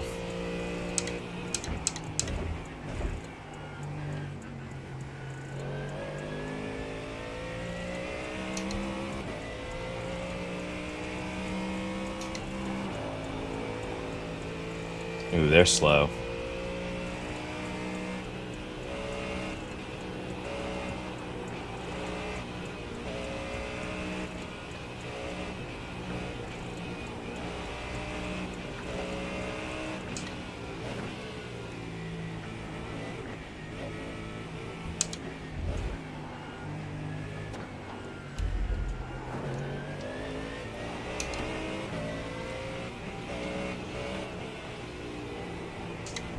Just get an exit here.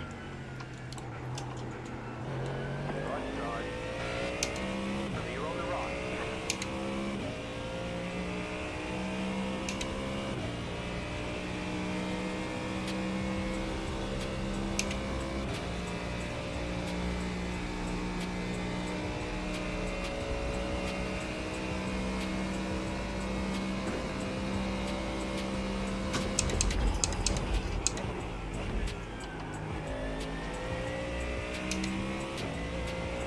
You had to wait so much for that Porsche, like half of the lap up there. The car is lead. 19. Just set to pass the flat. 7.355.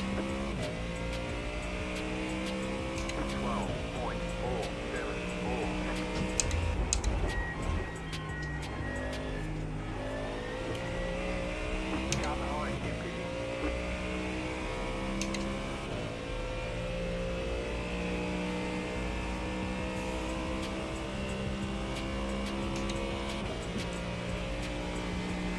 So yeah, next car on the road is a 636, who I let by after the whole BMW incident. They are one lap up on us, so I gotta find a way to get them.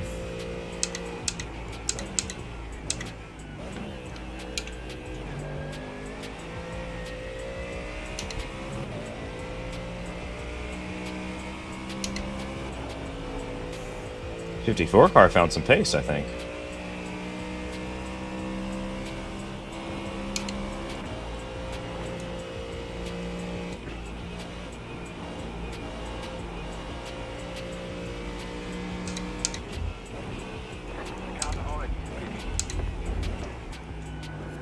I think we're off cycle. I think that's what's happening.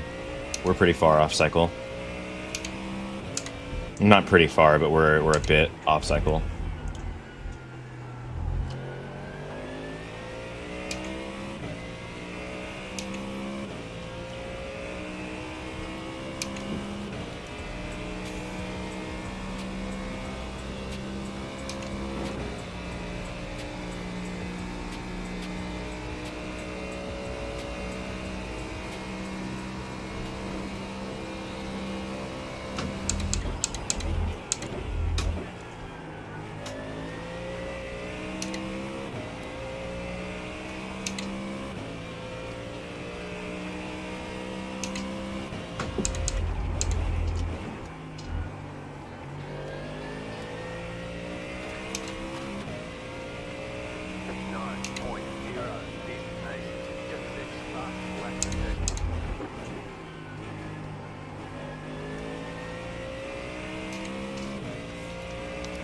Alright, 6 laps. Come on, bring it home.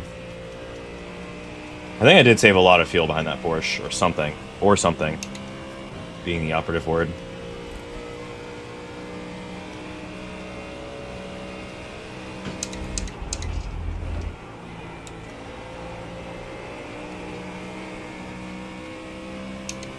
Oh yeah, I felt way more comfortable just kind of being aggressive there.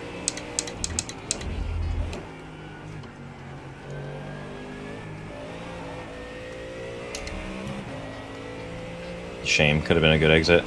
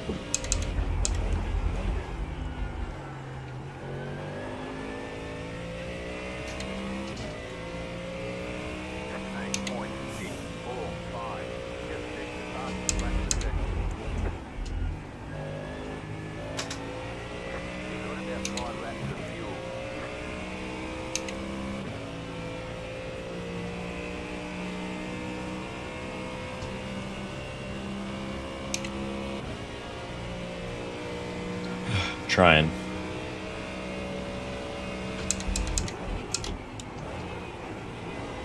Too early.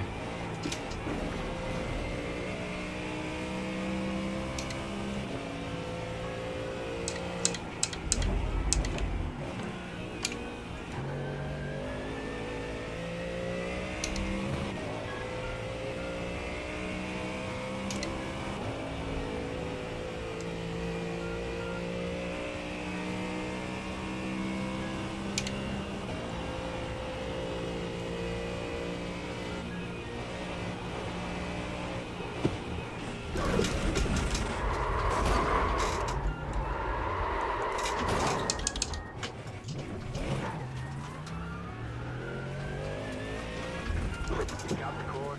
Try to slow down and give up that time. We got damage on the front end. We've got damage on the back end. Alright. Just pushed out too wide.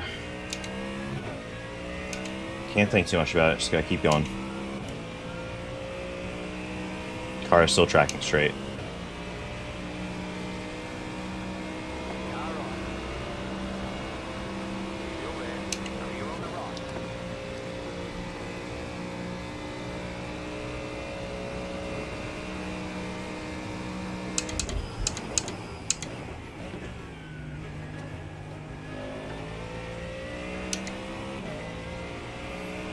Yeah, I'm pretty confident it should just come in next lap. I stand to gain more by pitting early at this point than I stand to lose. By running shorter. 17.52 meters.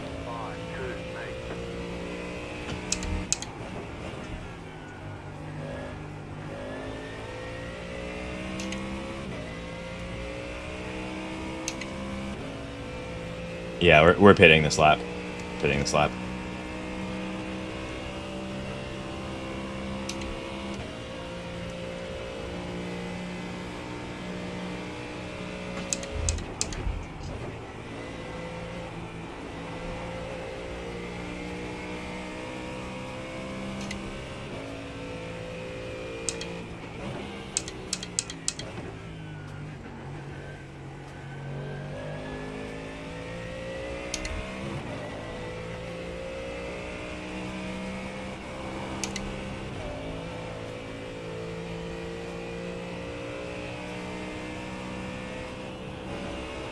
So yeah, Lee is not back yet, so I'm gonna keep on trucking. Holy shit, it got really light there.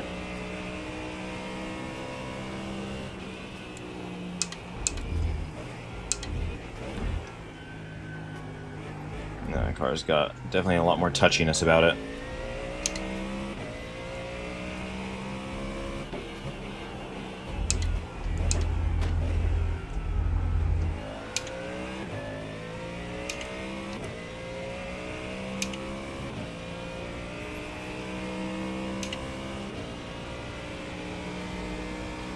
Yeah, let's not mess around anymore. Gotta be careful in case the pit lane is still slippy. Not sure.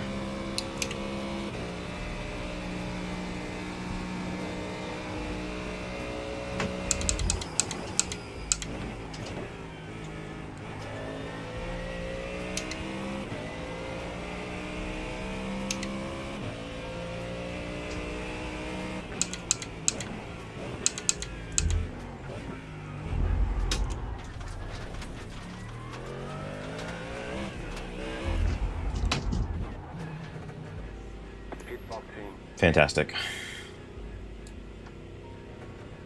5, 3, 2, 1. Right here. All the damage is repairable. Golly, Bob.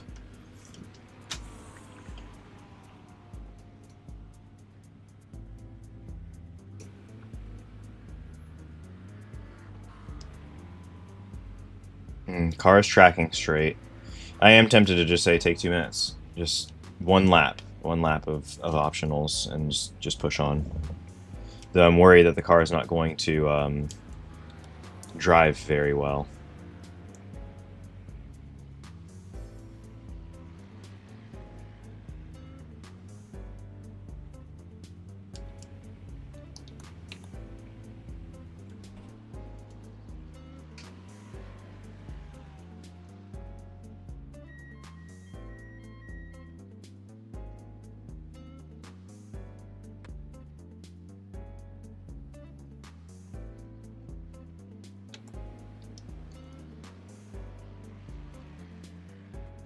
is one of those things. Just cannot be super pushing. Because every time I think that like the car is ready to go up there, it's just kind of still too sketchy.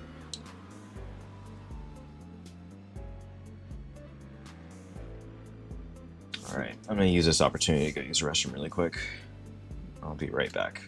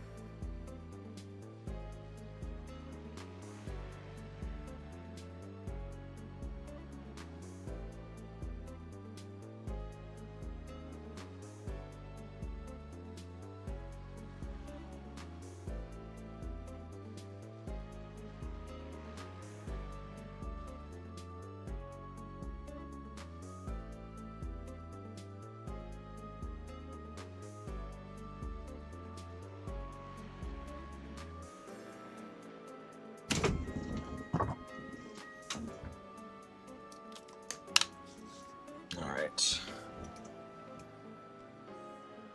I know I said I was going to just take a lap of optionals. We'll take a lap and a half.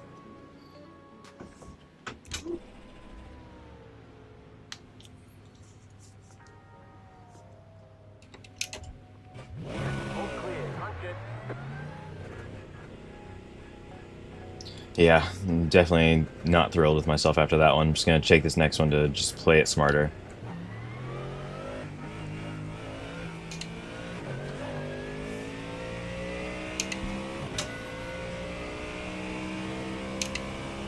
Oof. I think we might still have dogged car. I think it might still be down on the straight line.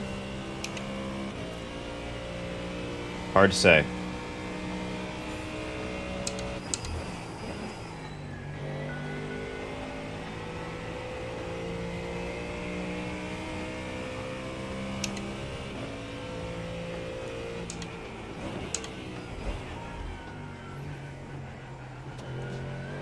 Should be back down to 27th, though we can see where 26 is at on the road. 10 seconds up from us. All it is a mistake or circumstance, which there's a lot of stuff going on up there already.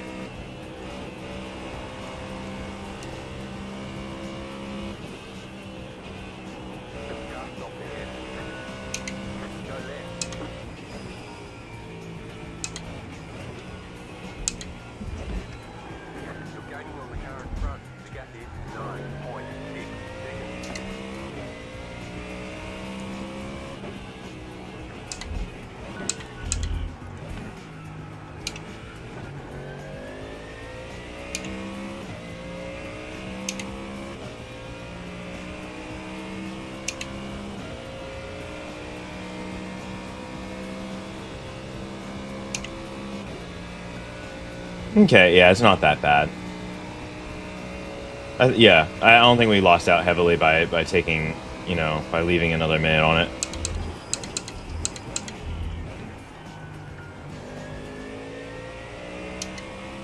We'll see. But I think we're okay in terms of pace.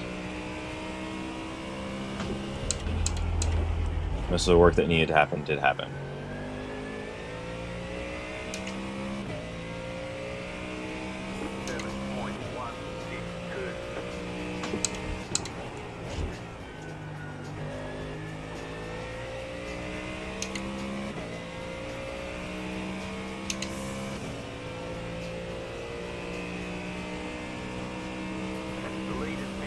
It does, yeah, it seems like we're still a little down on straight line. A little bit down on straight line, but not much.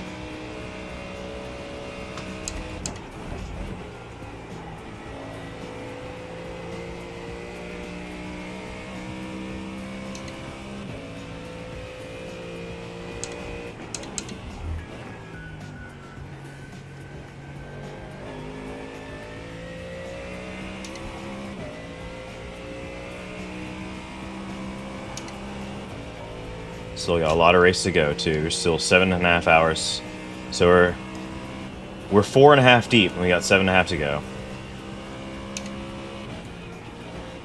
Easy. I can't push through 10. There's no, like, the way I'm driving through 10 is already faster than some people, and I really can't push through there because when it happens, I just understeer. Like, I don't have a good enough sense of really getting the tack angle correct into that corner. So like if I try and push harder, it goes into understeer mode. Understeers right up to the curb is slippy, or just jumps straight over it, and then you have that big hit, and the car just doesn't like that at all for obvious reasons. So I worry a lot. I'm worried a lot, but at the same time, like we're in the race. The race is going on and we're in it. So take it or leave it. We lost the position at this last stop, but we didn't lose. Like, we can get this position back pretty easily, and the rest of the optionals will burn off over time. I will say I don't feel like I'm driving as crisply as I was a few minutes ago.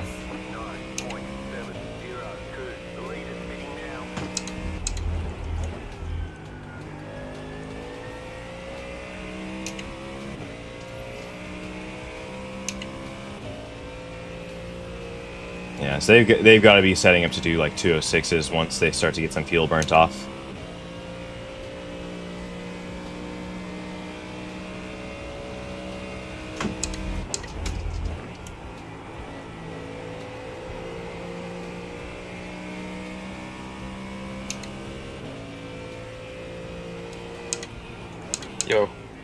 Yo, what's up? Hey, how you doing? Okay. Had to pit a couple laps early because I had a relatively bad spin at 10 right before Skyline, as of course. And no meatball, but it was 4 minutes of optionals. I took 3, and I'm back on the road now. So you caught me, I think, about 3 laps into the stint. Okay. 4 laps in. Whatever. Oh. So you're ready to go next, correct? Nobody cares that you're pitting. Shut Yeah. the fuck up. Okay. Cool. I'm here till the end. Or if Josh comes back or whatever, Yep. maybe we can go on lunch. And then I'll be packing in between, so. Yep. Take care of yourself, take care of your life when you're not driving. Yeah. So yeah, we're slightly off the cycle with the rest of the pit stoppers. Though actually, because of how many accidents there have been, the cycle kind of doesn't really exist anymore. People are just pitting. Yeah. Yeah. So I fell down to 27th from 26th, but 26th is right in front of us. Okay.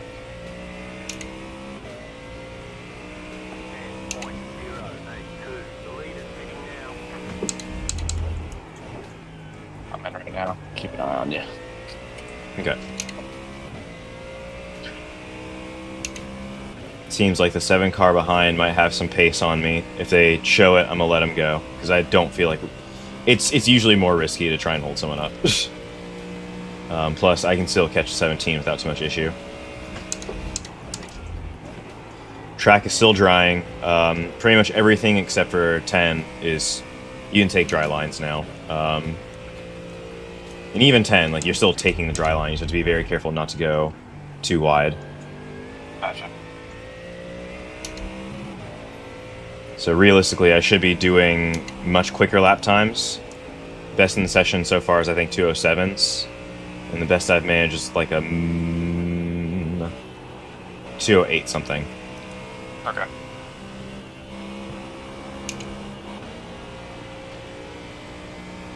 Okay, they're faster in a straight line, but I'm faster on the hill. That wing is killing us, huh? It's not killing us. I think that honestly, our setup has us just down in straight line in general. But at the same time, like, you know, you make the problem better or worse by, you know, taking retroactive steps. I think it's safe enough to where we can back it down to where we had it before. But to the same end, like, I don't want to go crazy. I still have a min of optional, so if you want to take it another 10 seconds, your call. Just gotta remember that if we have another bout of weather, then we gotta fight that. Yeah. Which... Why does it say Josh is in the car? Huh? It says Josh is in the car. It'll do that sometimes. It's just glitching out. Okay. I was like, what? Yeah. It's like, oh no, he came back. So yeah, it's still saying 98% of chance of precip at 11:30, and it's currently 10:40 in game. So give or take an hour from now. So yeah, I guess if that's the way it's fallen, then should be getting ready to deal with that. Maybe just leave the wing alone, get wet tires on, go from there. I'm the rain guy now, huh? I guess so. I'm the only person who's gotten fairly dry conditions at this point. I know. It's all good. I like this library. Yeah, it's classy. I think it's pretty similar to the GR861. I wanted to do kind of detail. Yeah, I wanted to do the green base on it, but ultimately I was like, hey, I'm really late, and you normally request like at least 7 days to get it done. Is there any way you could do 4? And he's like, yeah, honestly, I probably could. Yeah. Now it looks better. I think it looks better with black than on the green accent. I agree, yeah. Black base is better.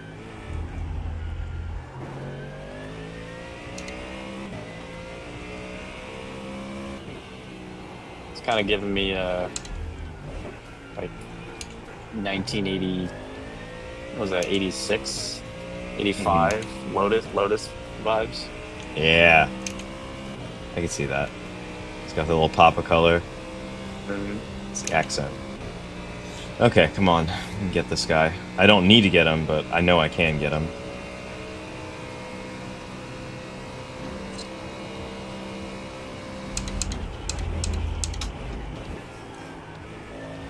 Wow, you can go so much deeper now. Yep, you really can. Especially with this much wing. Like, it's really not even a thing. Didn't want to take him there.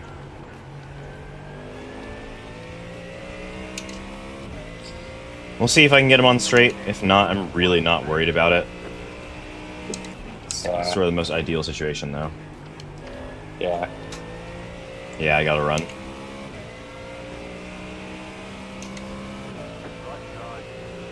This will be the test. What are you doing, man? Whoa, What kind of game are we bro. playing? I know we're racing for Yeah. position. This ain't touring cars. Oh, he braked early. We're good. You're good. Yeah. He's got someone else to deal with. Yes, sir. I thought I had like 4 hours of music on this playlist, but I feel like I've heard the same song at least 6 times. And we're, I think, 4.5 hours into the race.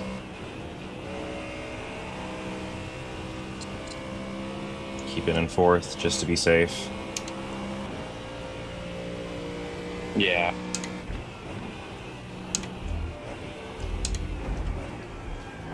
So I've taken it through there in 5th, and you can really go, like... You don't need to. Yeah. Yeah. Like, I'll lose, you know, a 10th, maybe. 10th or more, but... just to not even be flirting with that curb, worth it. I've already had at least 2... I had 2 or 3 this past stint. And I had time to reflect on that whole accident that you saw earlier. Mm-hmm. And he apologized. He apologized, and the guy that hit you coming down the chase, he also apologized to us. He said it was his fault. The one where we were going through the kink. Yeah. Yeah. I mean, that was kind of. It was both. Like, I definitely could have lifted a little bit earlier. Hmm. I was just trying to hold pace. Yeah. It's a nice thing is that, like, most of the people here have been fairly chill, other than, like, oh, let me pass, and it's like, okay, not doing anything. Who asks? Like, take it. Just, Like, if just you're that try. much quicker, yeah, just take it. And I'm not Just saying try. that's easy. No. It sucks. I've been in enough positions where, like, I was actually the faster car, and I'm the slowest one on the team right now. You know what I did? I fucking waited. Because I was like, yeah, this is a great opportunity to save some fuel and not die. Yeah. So I could try and send it up the inside of 10. But you know what's also there? Water. Yeah. Man, I really want to do a dry run. You'll get to. So what time is it now for us? It is 9:20. Okay. It's spotting.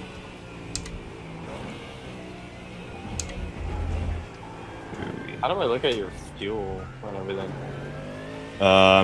You need to have your black box keys mapped to something to Yeah, I either do. control. Oh, Okay. sick. All right, cool. Nice. And then you can also use that to crew chief while you're not in the car.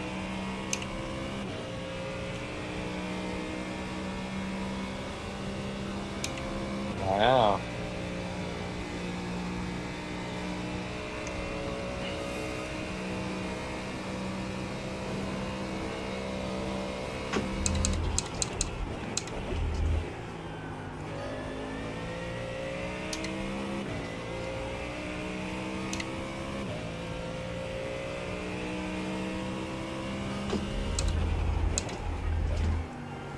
Got two guys battling coming for you.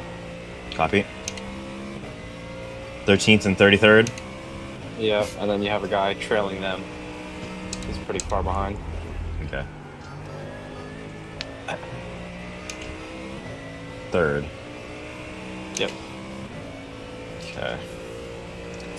Yeah, I really fucked the car on the last crash that I had. All good?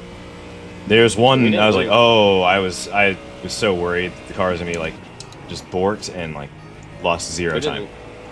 didn't lose a lot of positions, so. No, yeah, we're I'm in the same I place don't- that I was handed the car, so haven't gained anything unfortunately, but we are on the ups. I don't know how many people Are running. left. Yeah. The easiest way to check is if you go to results and you click on their Yeah. team or their car. Yeah. It should say, like, if there's no one in the car and the car's just in the pits, that's usually a good sign that they are not running.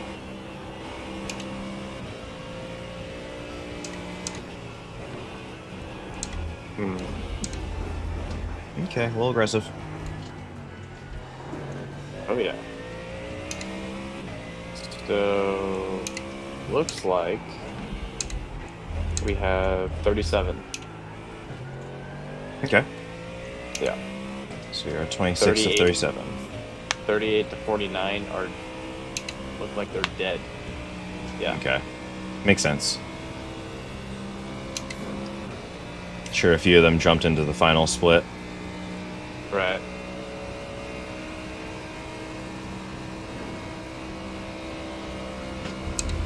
Okay, a little water there. I understand. I gotcha.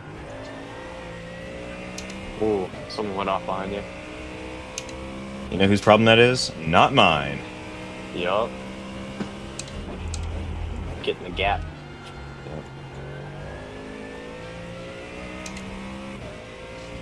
23 car, that's who that was earlier.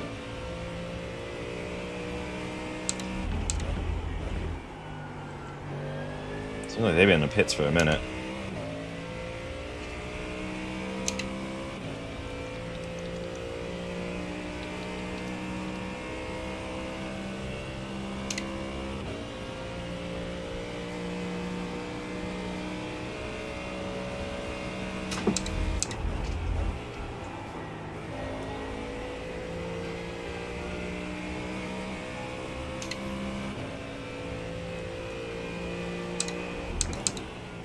I think the car is still a little slow on the straights, or slower than it could be, but hard to say.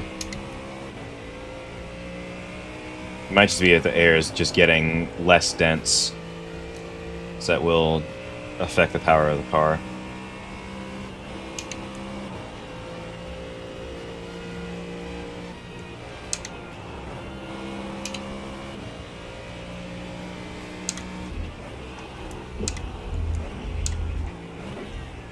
Nice. Trying.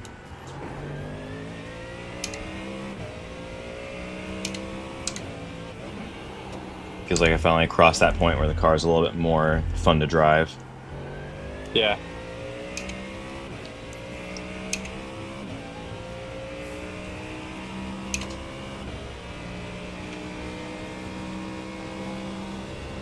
On 100 laps now, 106.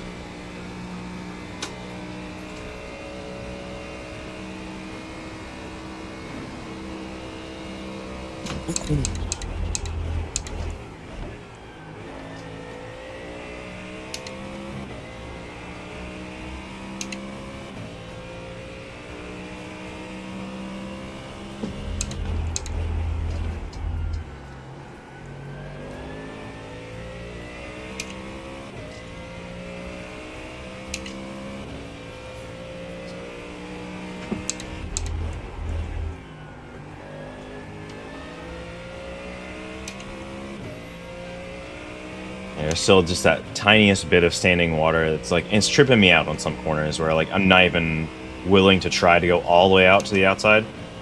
Yeah. So like on turn 1, you can still see it, but it's you can pretty much go all the way out. Yeah. Can I get by you 208? I have a lot of room to make up. Let's see here.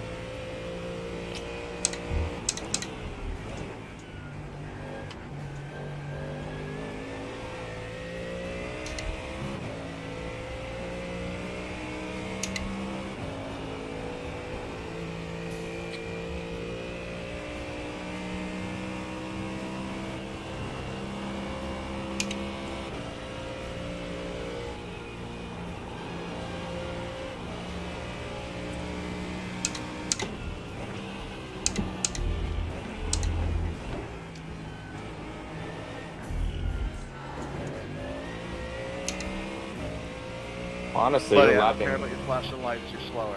faster, Yeah, not I'm in a good space fast. right Don't now. worry, I'll be out of your way in a Yeah, minute. you're the same as the leader. Hell yeah, So- I'll take what I can get.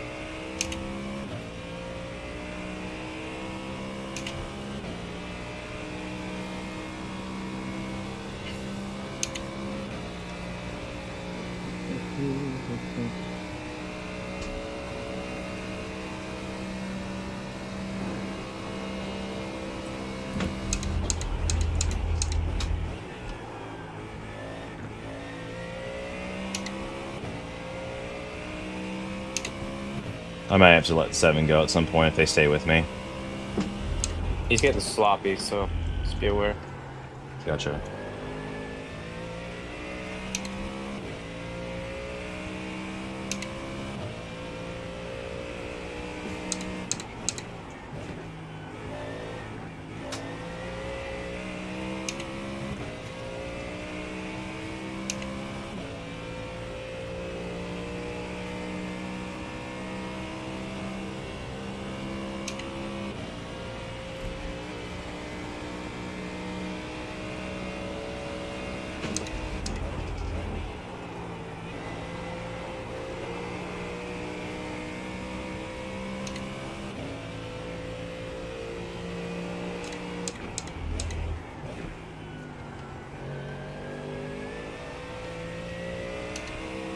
It's the perfect amount of rotation on the way in there.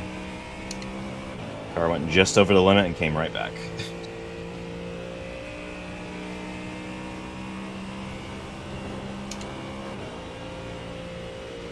Ooh, he smacked the wall. Guy behind you. Ah, gotcha.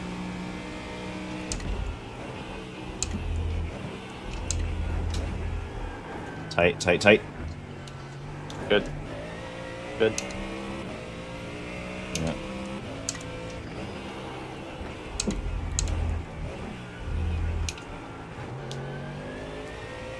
Yeah, I think Now by it the feels like time I'm you driving Bathurst now. Yeah, now by the time you catch, was it number 19 and 22, Mhm. you might be able to punt the two guys in front of you if you give them the number 7 here. Yeah.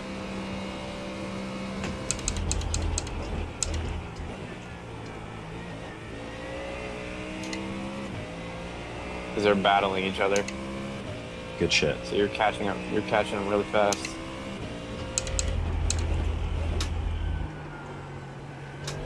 More confidence. A little earlier on the break, actually, but more confidence. That was a fast lap. Yeah, it was my fastest to date. Or today. Alright, we got 18 left this stint.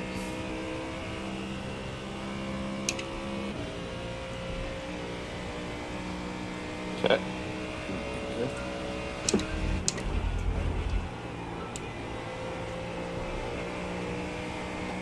What are you guys blocking each other here?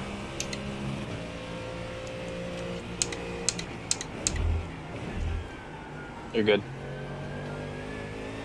Nice. Was he looking? Was he sniffing? He was. Yeah. Okay. He's just not. He can't follow you. Yeah, and that's the thing. Like that's where this car shines. Like we honestly do suck in the Yeah. straights. Flash speed, you want to go through? Yeah, he struggles there. This thing in the dry, it's a fucking monster Yeah. up here.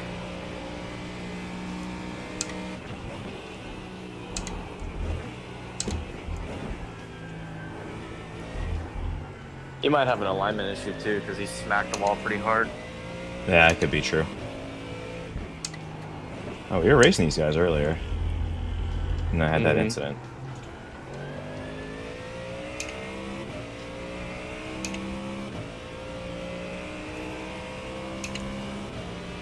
Mm.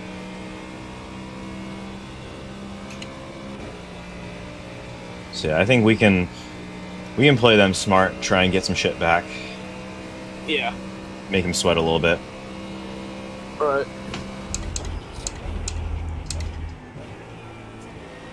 Maybe open up to that corner a little bit. Yeah. On entry. Yeah. Yeah, I'm worried about the water, but I think there's probably room now. Yeah. It's kind of a late swerve before the braking if you do open it up. Oh, okay, so just angle it off pretty much. Yeah. Yeah. Okay. Everywhere it looks good though. There you go. I kind of want to bump draft him, but I kind of don't. Nah. Make it the Ferrari's problem. Yeah. Go ahead and move over. Yep, there you go. Nice. Ooh, and we boxed his ass out. There you Ferrari's go. still See, there, what did I- unfortunately. Yeah. What did I say? But that's much closer to our fight, so that actually really plays for Yeah. us. Yeah. Let's keep an I eye on the haven't- forecast, because there's a very real chance that that rain Yeah, cloud might move out. I'm seeing pretty big patches come through. Okay.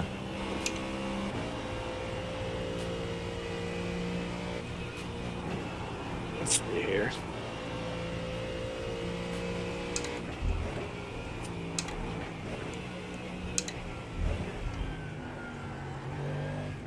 About 15 minutes game time. Ooh, yep. Yep. 75%. So right in time for me. Just. I think it'll bleed into my stint, so we'll pretty much be making the swap so you can inherit the car. I'm pretty much acclimated to the wet right now, so I Okay, kinda know what to perfect. expect. Perfect, because I'm not. I'm gonna step away for a sec. Okay.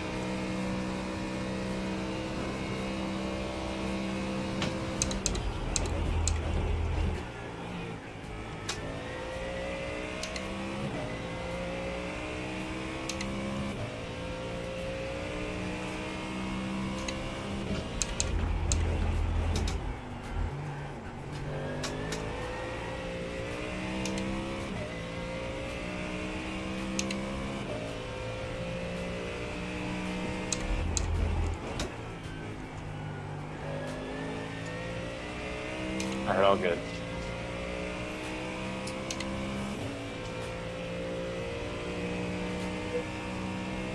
Number 7 just won't go away, huh? Yeah, he's quick. Quick enough to at least be a factor.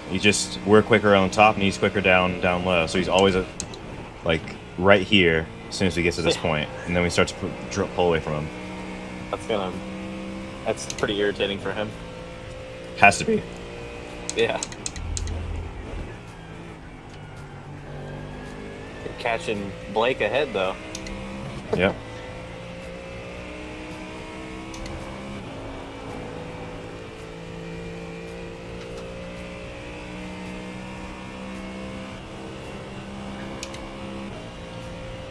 Psst. 25th on the road. Don't know what that is effective.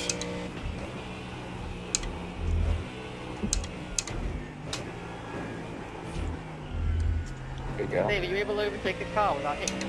I'm letting you through. I mean, Sorry, man. I don't have triples. Should have muted. Banter.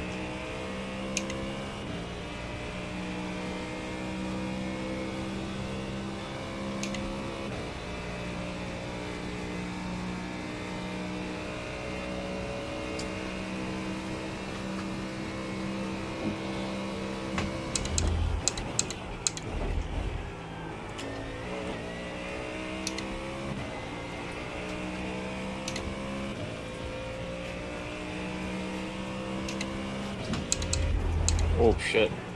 I'm fine. I kind of anticipated it. Yeah, I got slow. He's not that slow, but he's also giving me the position. What a nice guy.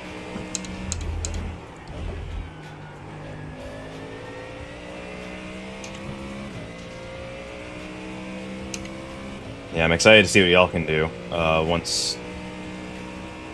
'Cause that's the thing. I don't know how long the system's gonna last at 11:30. Hard for me to tell. Yeah, At least half an hour. that's if the rain comes in. Yep.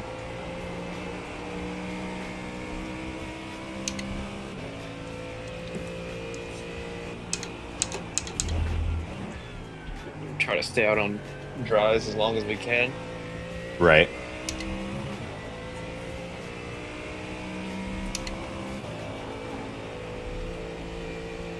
So yeah, it should still allegedly be like 30 minutes left on this one. Because it's pretty patchy. Yeah. It's not like big. Not big. Oh, like it's kind of interwoven. I see what you're saying. Mm-hmm. Yeah. It's like in the pathway it's going. It's like there's a slot that it could fit in without getting hit. Let's see it.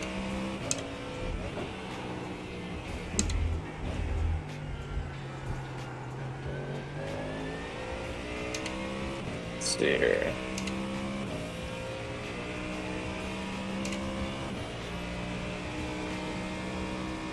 I must admit, I'm getting a bit of a headache. Drinking water. Yeah, I have been.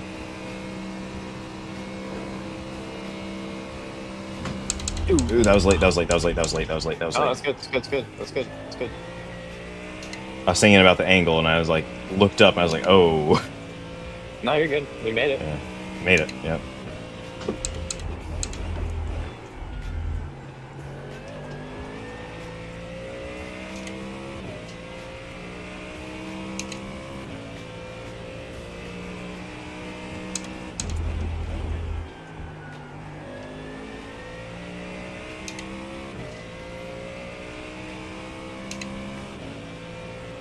Mm.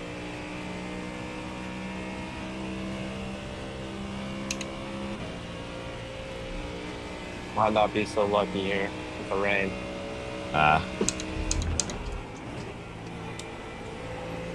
One can only hope. Yeah, we'll see.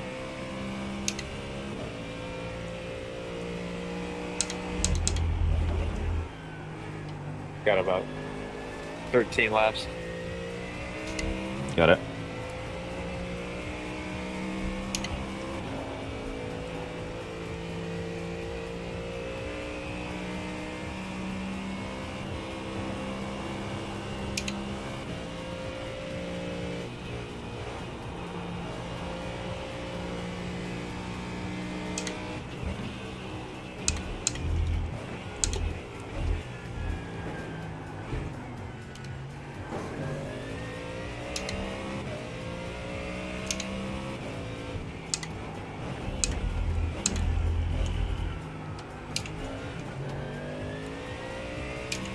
It's a shame. It could have been a really good lap.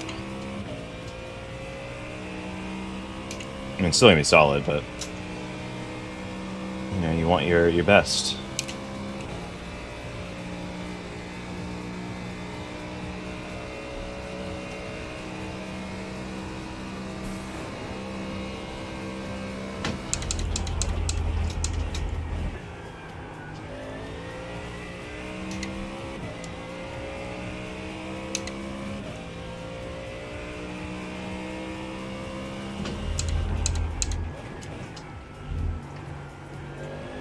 Wow, that was really deep. Yeah, a little too much. You couldn't get down to the apex.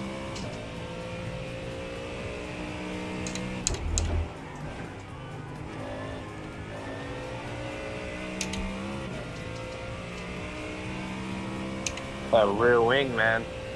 Yep. Crazy. I think that tells you everything about where the balance of the car actually is. Mhm.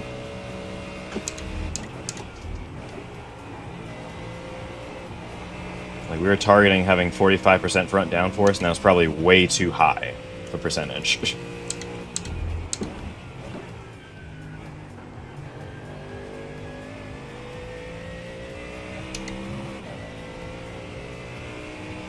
Mustang's just a interesting car. It is, for sure. It's not bad. It defies convention. Yeah.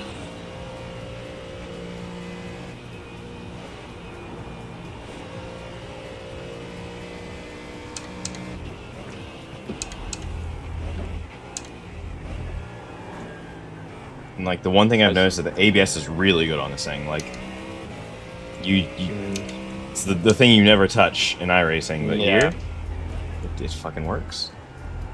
I'm willing to bet the McLaren is also probably really good in terms of the ABS, Right. but I haven't driven that car.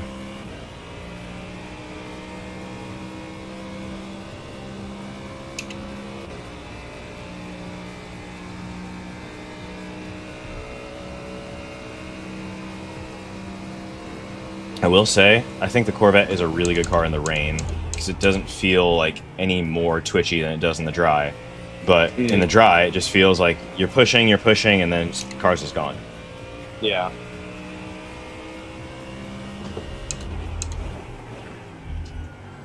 Could start to see some rain coming in the next 5 minutes. Okay.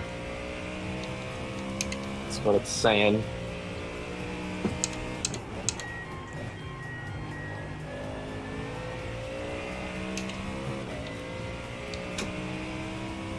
Yeah, it's saying on my thing that it's raining now, but it's, you know, it's the system's moving in. Mm-hmm.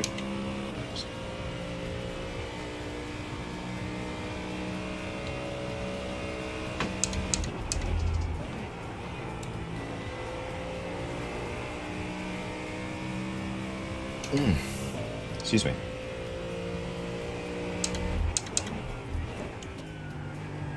What the hell? What's up? I just got a pop-up. On iRacing? Yeah. What's it saying? It was just like a WinZip fucking Oh. pop-up. Alright, rain is in. Yep.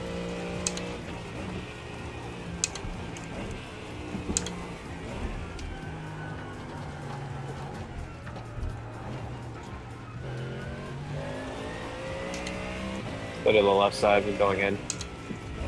Yep. Good. It's already starting to feel a little slick out here. Mm-hmm. Yep. You're good. Or... Yeah, it's the funny thing is I tried to wait, and I saw he was like right on my bumper, and I was like, he's in a position where he's going to accelerate. Yeah. No, I can't go. It's alright. Can't go.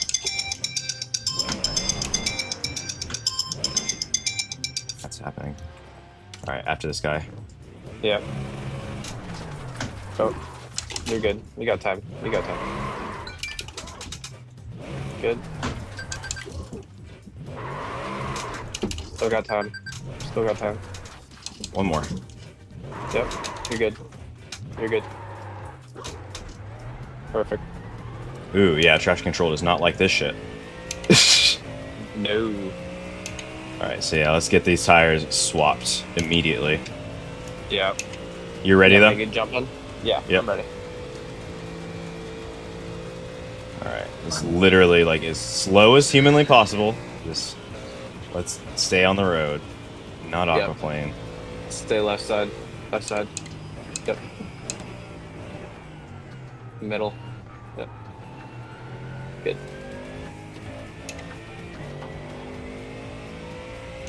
Remember, entry's slick. Gotcha.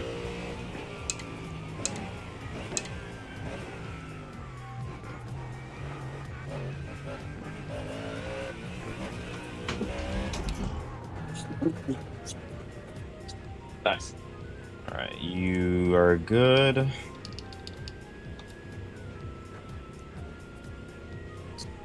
Sorry, I should have switched them over, huh? My bad. You're good. I already got it. Okay.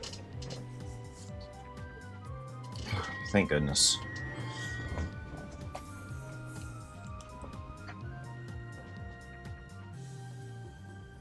I'm gonna remove you. I'm already out. What the hell? Okay, there you go. Ready. Optional pairs, minute and a half. Okay, that's perfect. We'll go that. You want to wait it?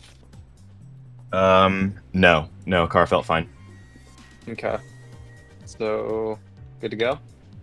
Oh, whenever it finishes, you're good. Sorry, I'm behind on my replay still.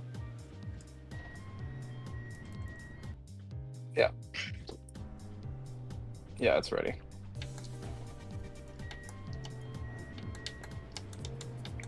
Alright. Get my relative back up. There we go.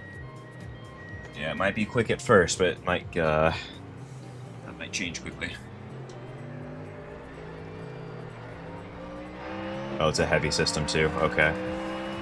Yeah.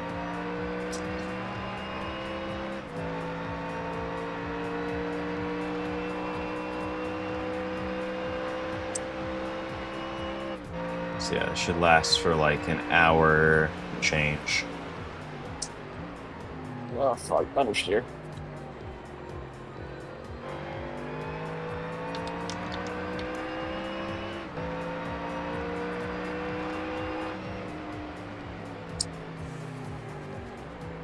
Oh, yep. I felt that too, buddy. Yep.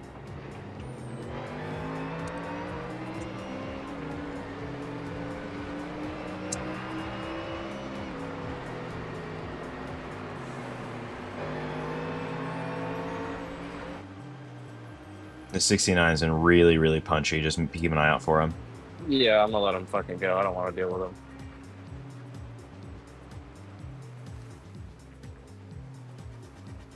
Yeah, I'm willing to bet money he's about to fucking make a fool of himself.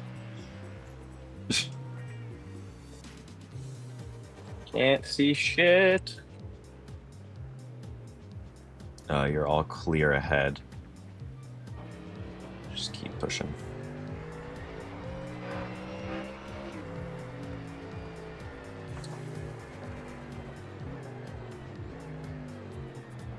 Yep, there it is. Garma.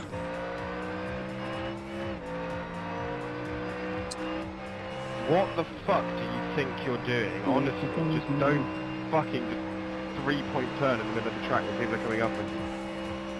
I want to see this. Hold on a sec. People yelling about a 3-point turn. I think it's the same Are guy. you? No, this is the guy who spun in front of you. Yep. Yeah, he did it right in front of 2 cars.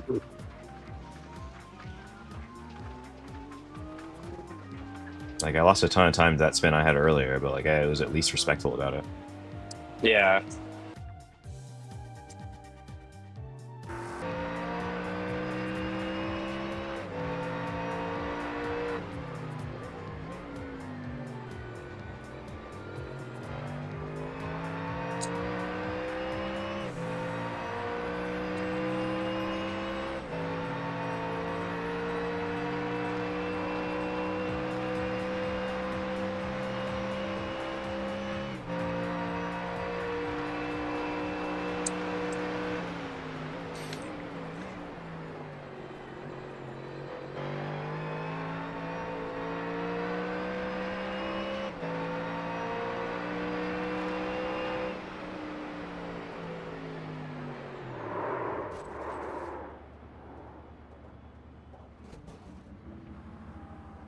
You should be clear after Porsche.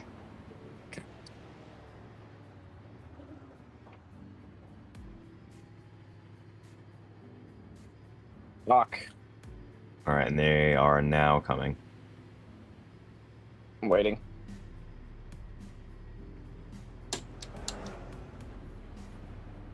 After... You got one more. Yeah. Thank you. Mhm. How's the wing? Wing is fine. It almost like net coded the damage. Like it went and then it actually reformed back the way it should. But the wing is never went anywhere.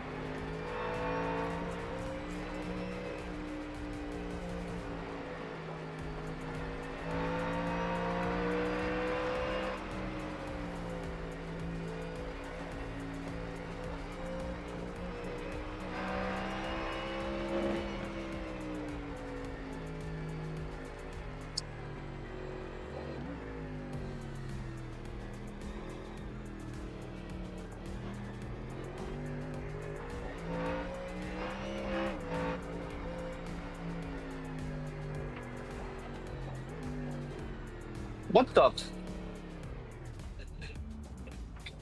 Yeah, wing's gone now. Wing is gone. Hold up. Fuck. Yeah, hold. You got one more? Yep. Yep. I see him. Alright, you're good.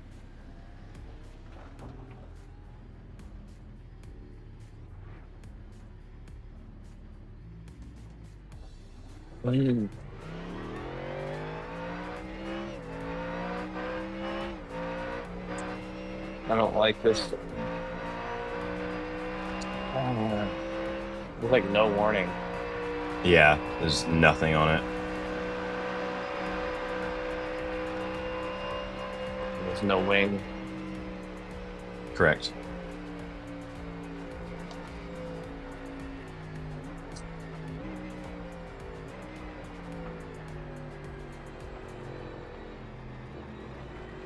I'm going in.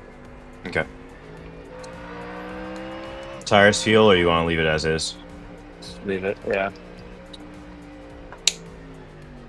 Just need a wing.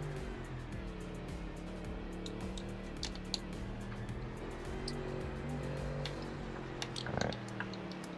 I'm gonna give you fuel, but I'm gonna take tires off. So the Yeah. tire shows it stay the same.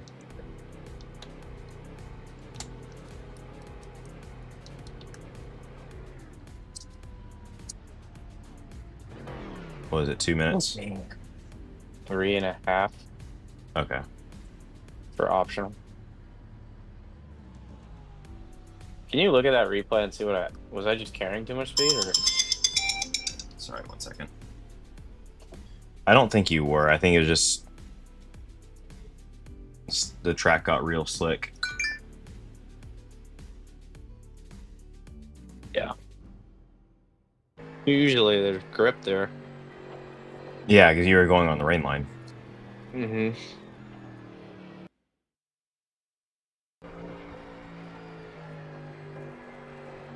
Wasn't even on power.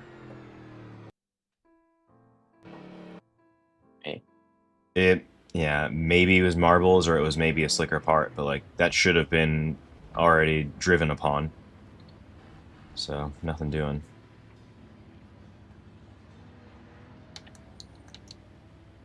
Yeah. I honestly have no clue.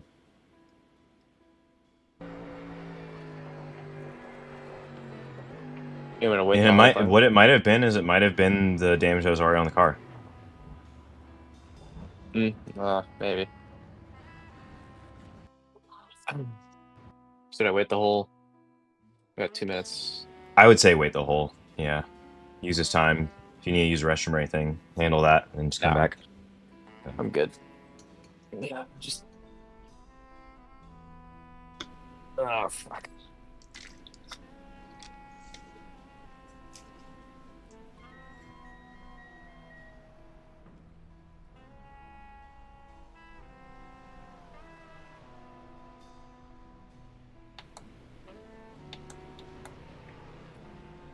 Same thing with him. No wing.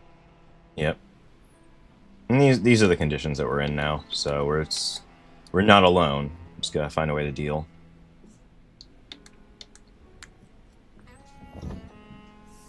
I will say the wing looks like it's straight up and down now. Rear bumper is getting better.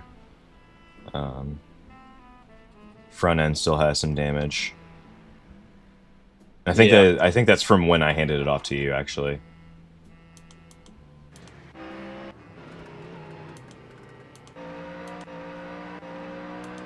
Yeah, I was carrying it for quite a few laps.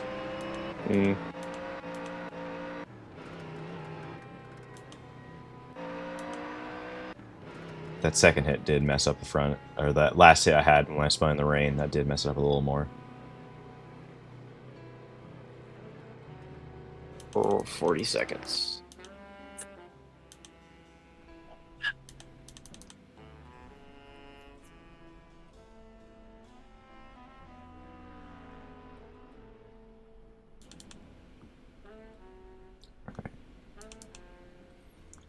Guess I'll just go slower there. Yeah, and I think the main thing, yeah, just the dipper is a motherfucker, so we'll figure out how the rain wants to play, and the rest you should be able to ease into.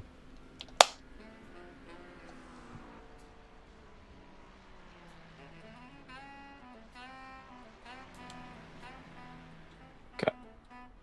Looks like there's another system that's at least going to hit half of the track towards the pits area. Yeah.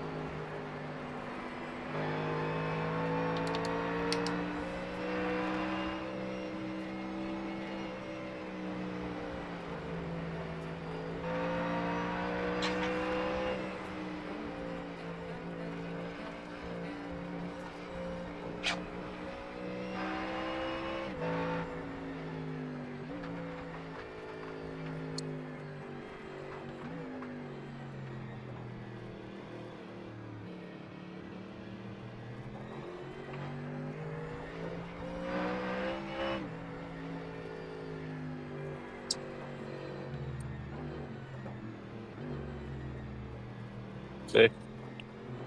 Yep.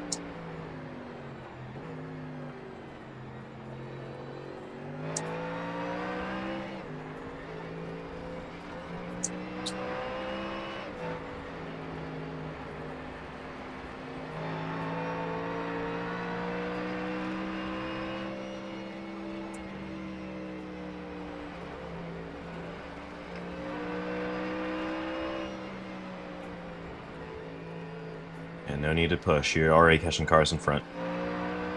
Yep.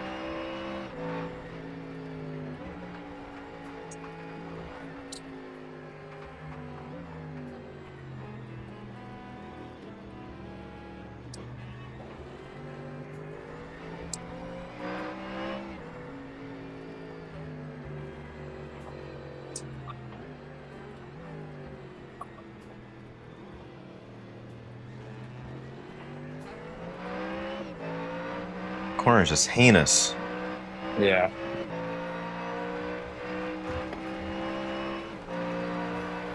Oh, cool. Here we go. For real.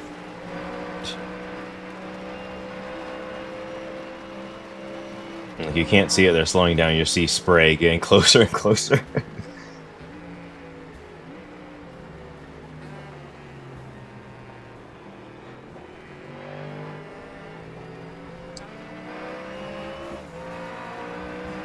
Alright, I'm gonna check on pit lane real quick.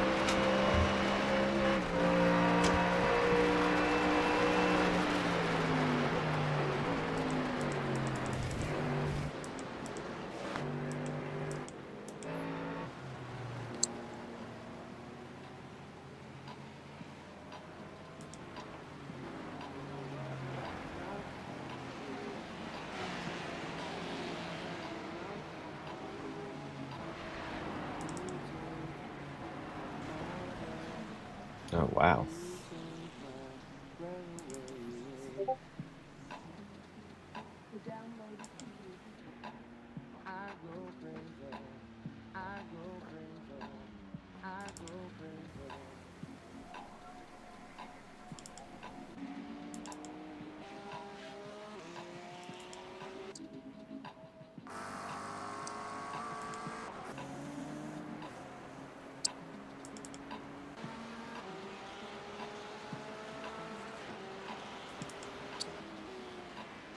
Again, man, you're such a fucking cunt. Yellow, Stop yellow. doing that. Look at That's who clear. is behind you.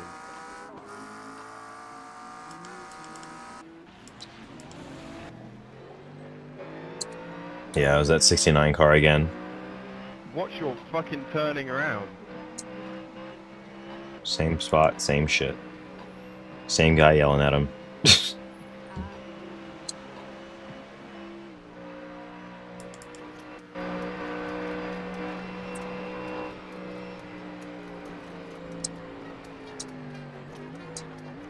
Sir, so can someone tell that guy that there's kids watching?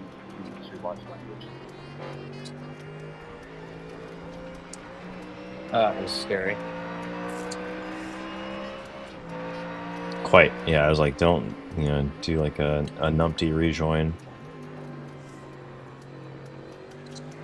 So we've seen some pretty poor awareness in general. Your pacing is as strong as the leaders right now. Sorry about the language. I will try not to.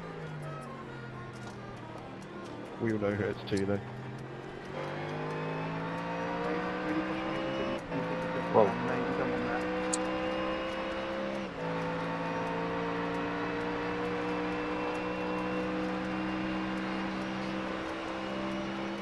What's he doing?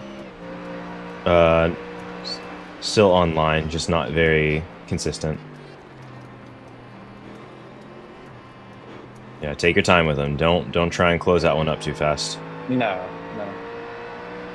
I'm worried about my line. Right. He crashed. Yep.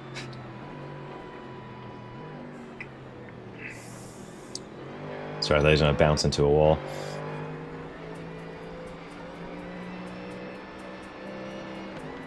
Yep. Spinning, go left, go left, go left. Yep.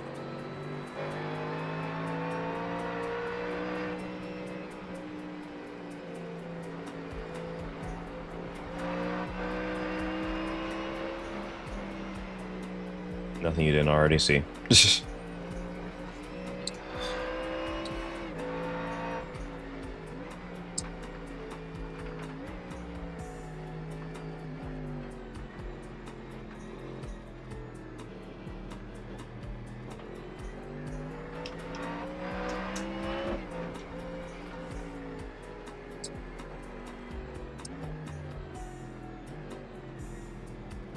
I don't like that corner.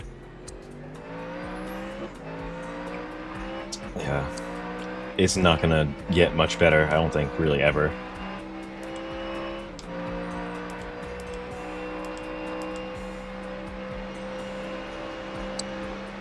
Alright.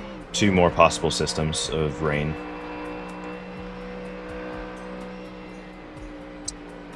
Whatever the word is that they use for it in the business.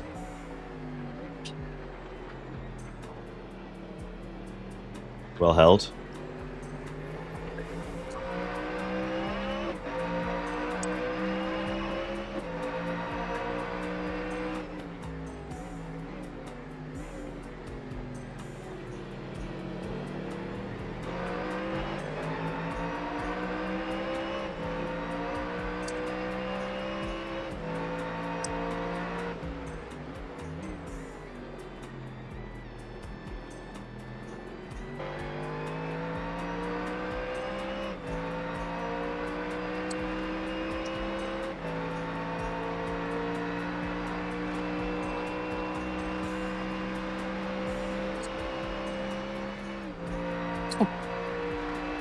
Oh yeah, you saw that.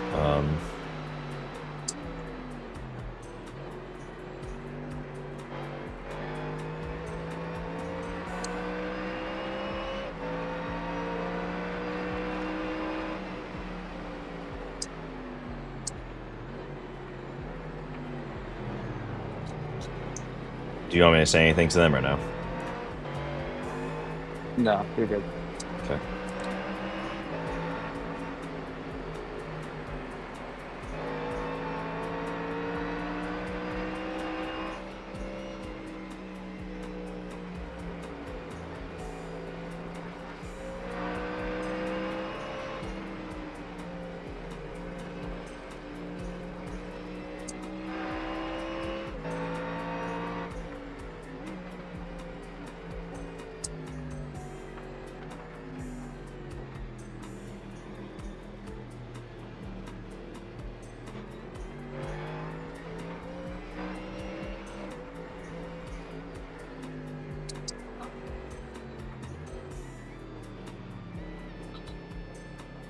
So undershirt, snap.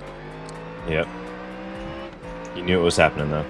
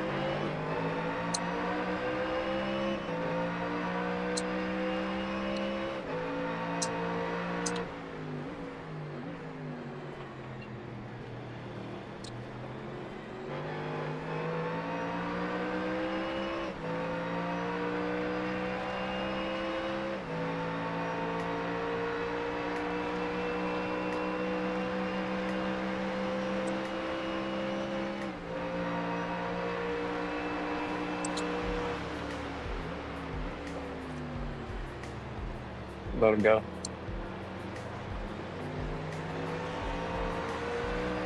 Right. Clear.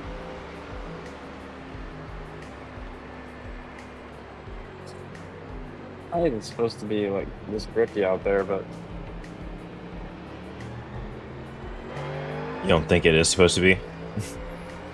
no. Yeah, I kind of Like agree. that outside line is not supposed to be that grippy. There's a pile of rubber there.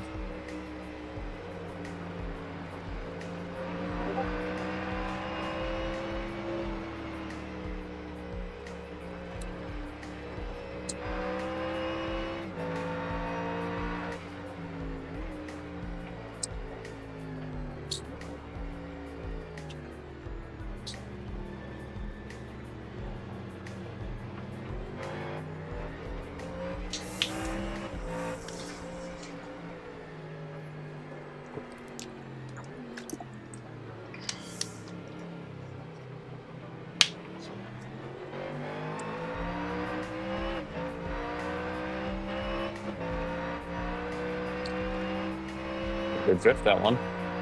Yep. A little bit of oppo. Yep.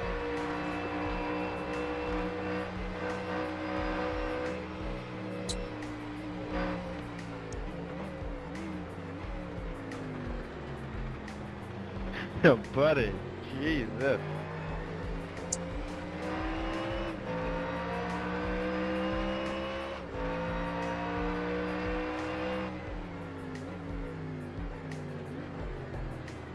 Nothing for that? No. Did you feel the grass there or no? Okay, fair enough.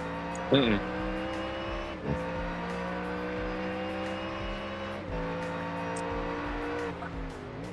You're close. You're on the edge. Yeah, it was, but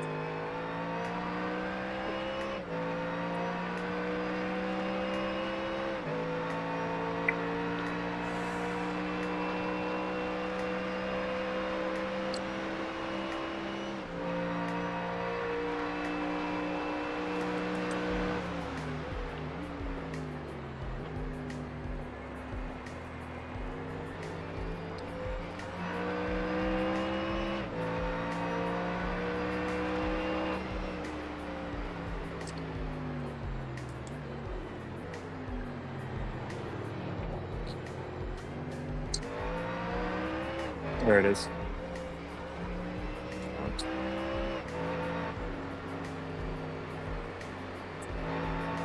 Found you.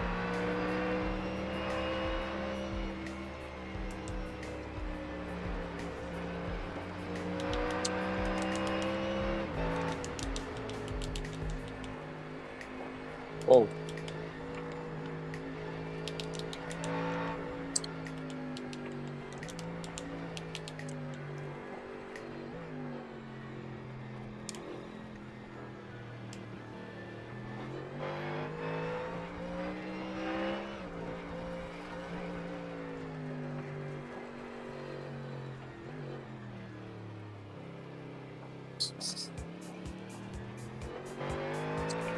So scary.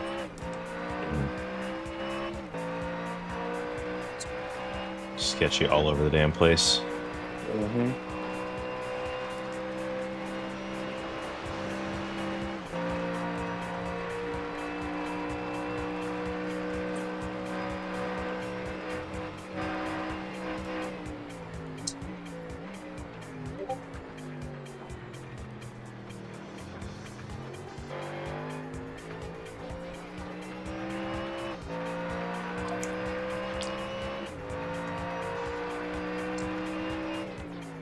Yep, felt that one.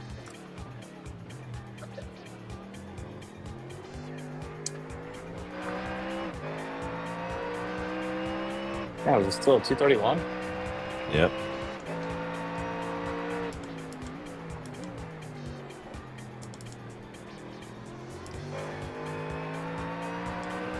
Yeah, you were fast.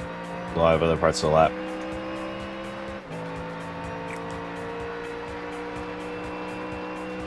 It's weird, you have to go like middle ground here in the braking and scoot over to the left. Yep.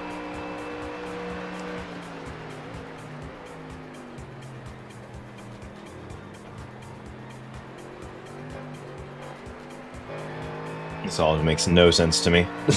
No. I don't agree with it. Here, just stay to the left.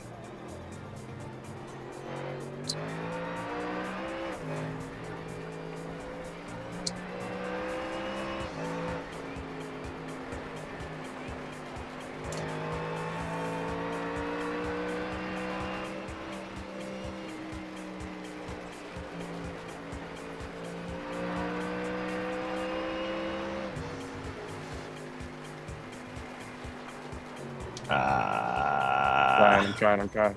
You're fine. Oh. Wing There's a intact. wing. It's fine.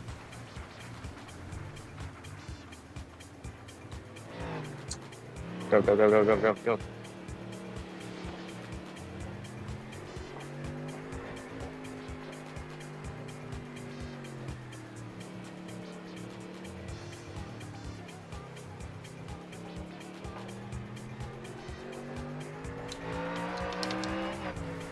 That's the problem. These laps feel like they take an eternity in the rain. Yeah. See right there. Yeah. I think I just have to stay to that outside line like completely. Hmm. Don't even try to cut it.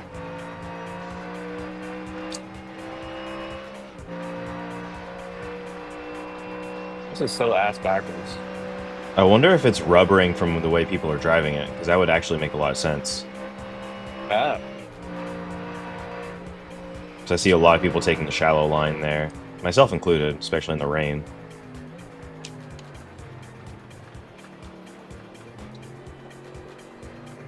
Could be. We might lose the trunk. What? It's flopping. Great. I wouldn't worry about it too much. I'm saying it more for entertainment value than anything else.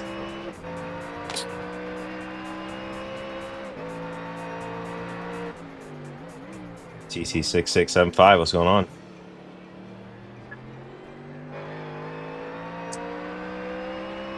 Just letting the trunk flow in the breeze.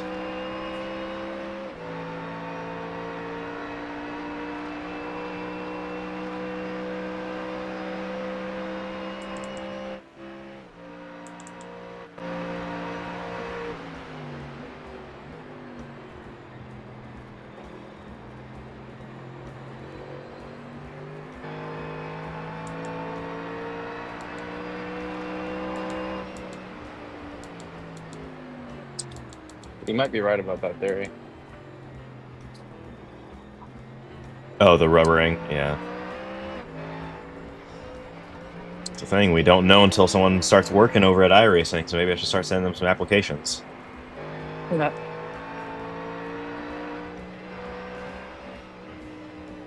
Keep it in third here. Yeah. Just take your time.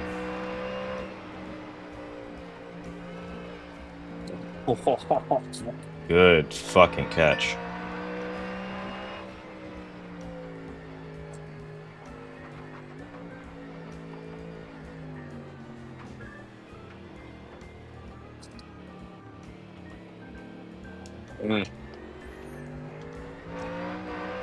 This is good experience. This is good experience.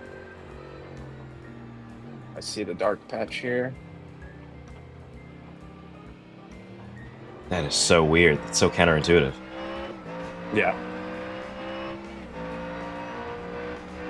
So whenever I'm out there, I just think marbles and... Yeah. Yeah. I know.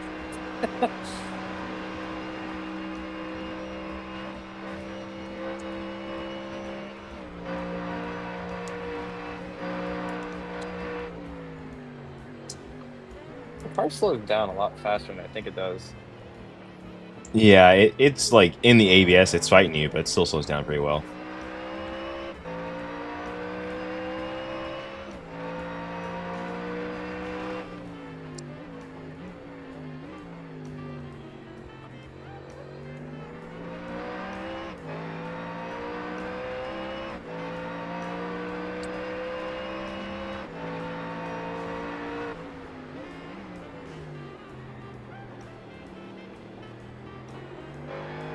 Right in the middle of the pack.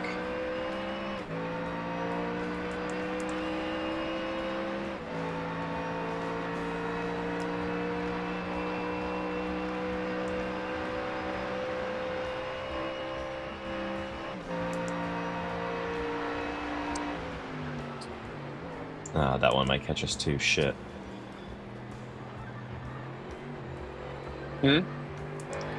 There might be a third system that will catch us for rain. Third cell.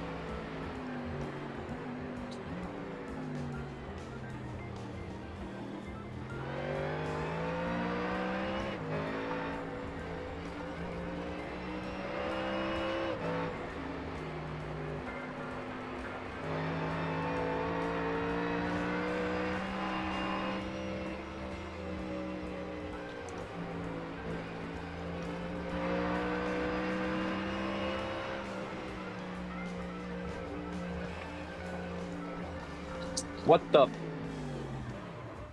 There's big standing water puddle.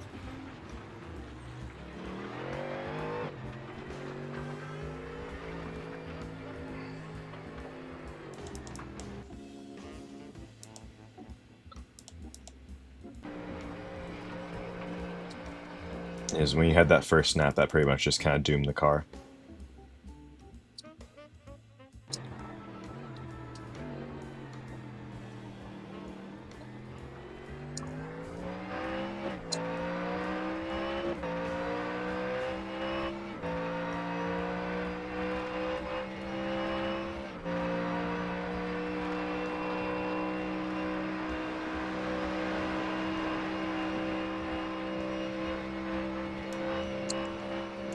You gonna be good if I go for a bit?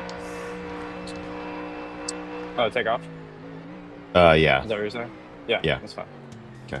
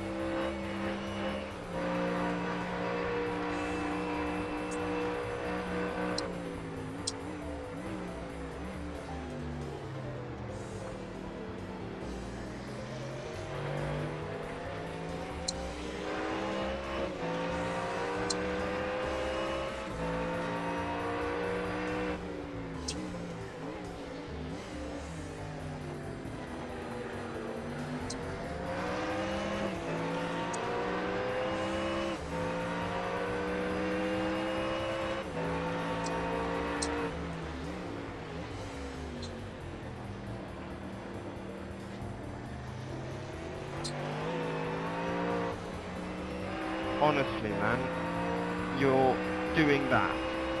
Really? We're over halfway through and you just take me out completely.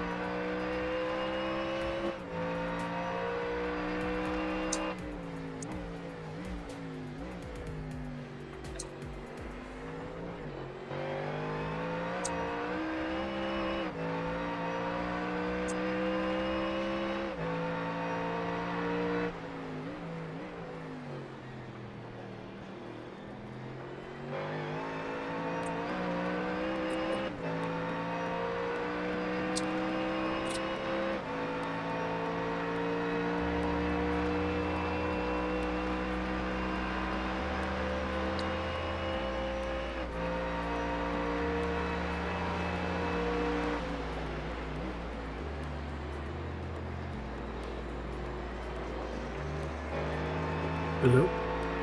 Yo. I've returned. How's it going? Not bad. 1 second. This guy's trying to be ballsy here.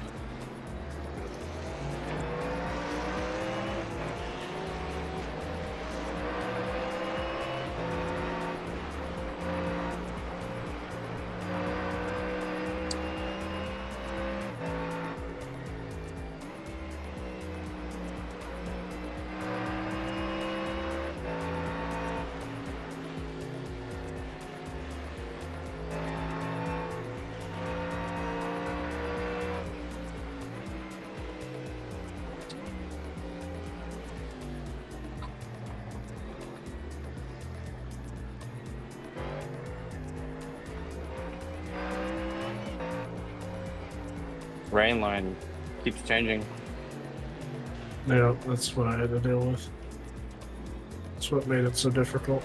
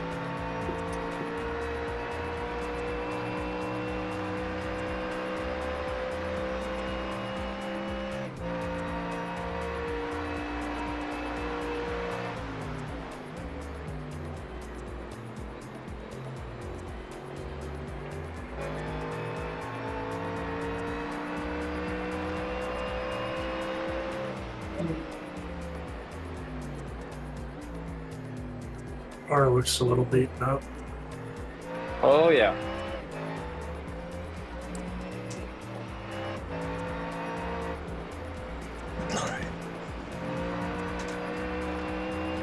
Did something happen while I was gone, or did it just We've had our fair share. Oh, Josh's back. Yeah, I got back like maybe 5 minutes ago. Nice. I just had breakfast.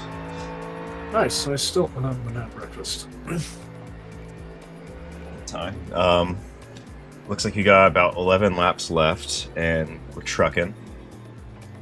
Still, so weather's pretty much passed over. I guess we should probably figure out what we're gonna do next here. Is right now. It is 10:48 Pacific, so I would say if you really want to double it, Lee, you can, because obviously after that it's gonna be like 12 o'clock. So you gotta get going. Yep. And I'd say probably Josh, if you're ready to rotate back in after that, that would probably be the most ideal. Yeah, I can do that. Okay. Gives me time to make food if I want to, if he double stunts it. Yeah. What all happened while I was gone? 1 sec. Oh, I did.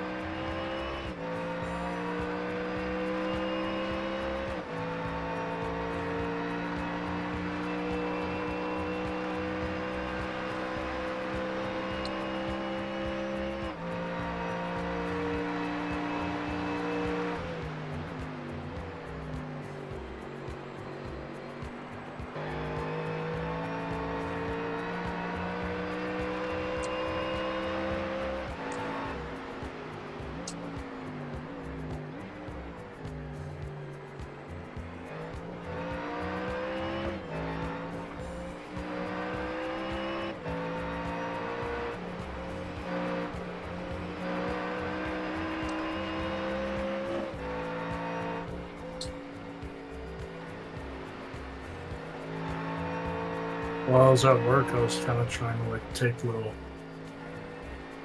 breaks to watch the stream a little bit, but I couldn't. So I was in a low service area. It's all good.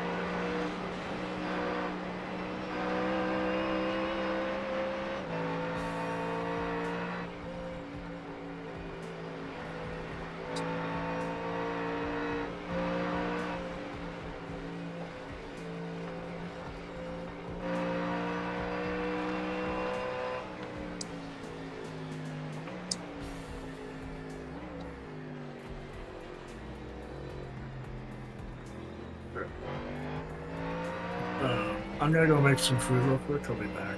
Okay.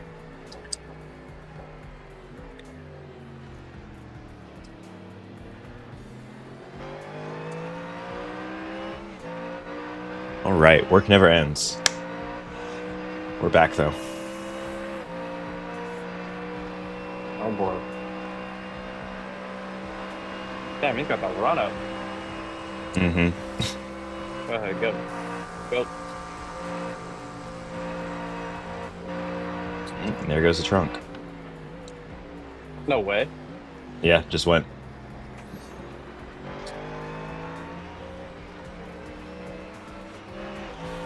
This fucking guy. Oh. Oh yeah, fuck him.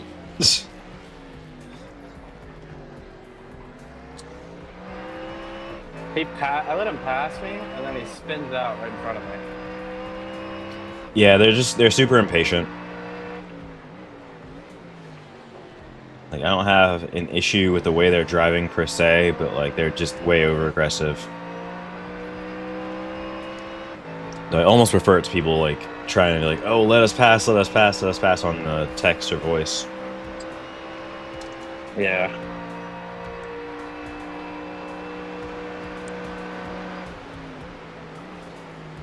How is the track moisture situation?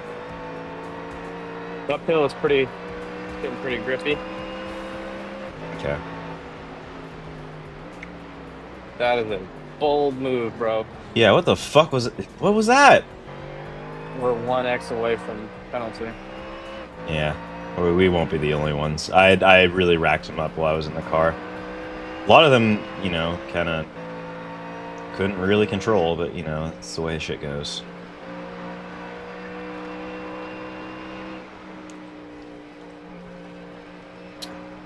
Put yourself in a position to succeed and all that.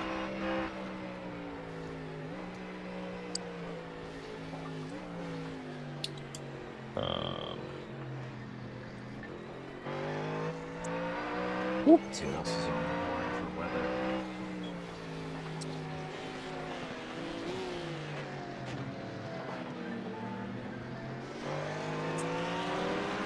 So I guess it's grippy in there now.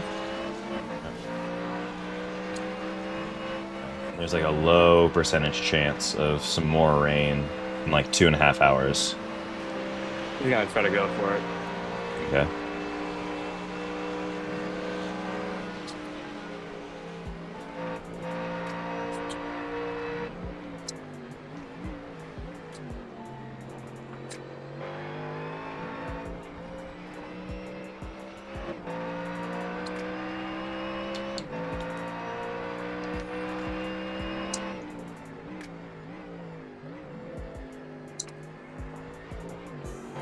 We're still talking 220s right now, 219s. See, I'm thinking we might hit that crossover point right when we're due to pit. Of course. That's hard to say. I haven't heard anything yet, so. Okay. Yeah, if we don't hear anything in 2 laps, and I wouldn't risk it unless it's very close to that window.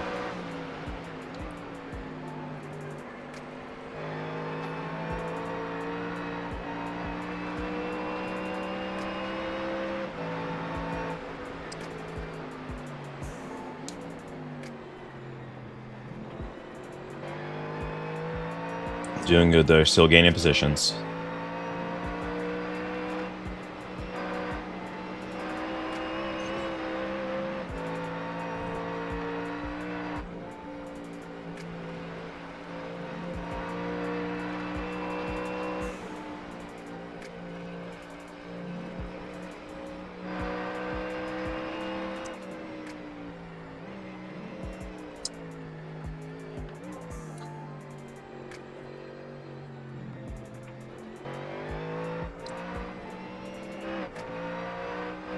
And Josh, I was going to ask you, do you think we should keep this wing setting for the rest of the race? Yeah. Because that really depends on how much it can or might rain. Yeah. We'll have time to change it, but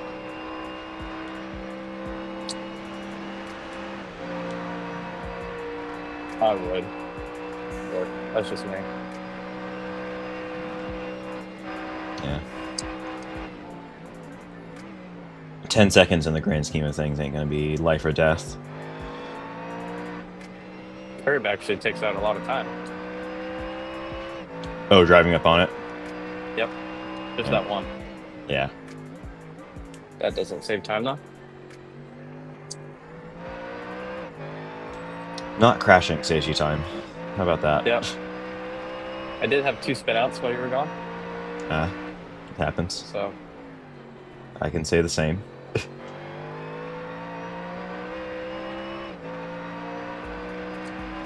what's the leader doing? Let's find out. Most recent. 213s. No. Well, the leader specifically. 220s, and the last lap was a 218.9. Oh. So I think I was wrong about that crossover point. I think it's going to be a little too far out, unfortunately. Tires are gone. Yeah. I'd love to try and make it happen. It'd be real heroic, but I don't think it's sensible. We just missed the window, unfortunately. P2's doing 217s. P3 is in the pits currently. But they were doing 218s, 19s.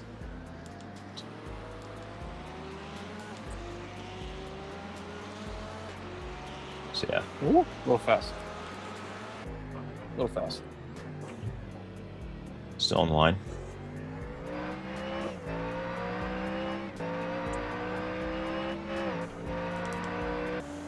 Oh, they're still in the race. I thought they left. It is getting really hot in my room.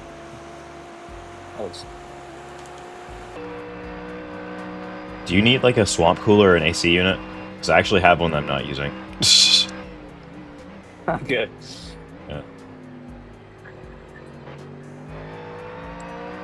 I probably will be using it come summertime.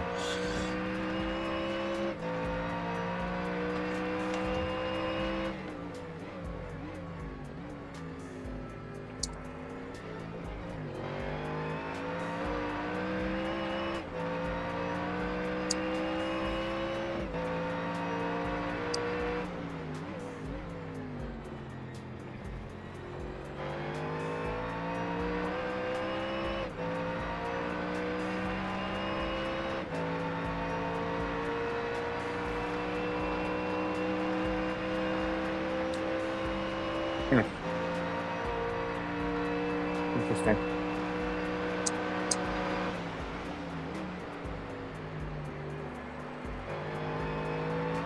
Yeah, these tires are starting it.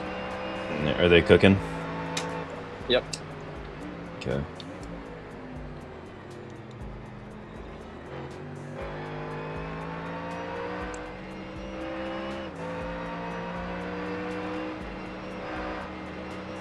You have 4 laps at the next time across the line. Okay.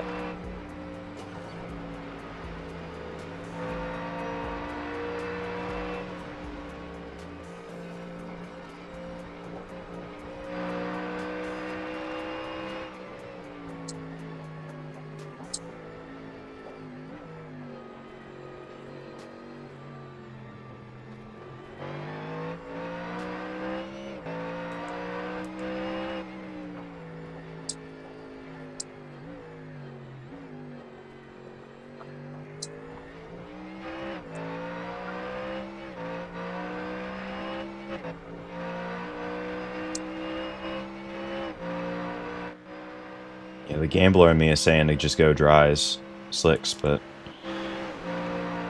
if that breaks bad, we lose so much time for nothing.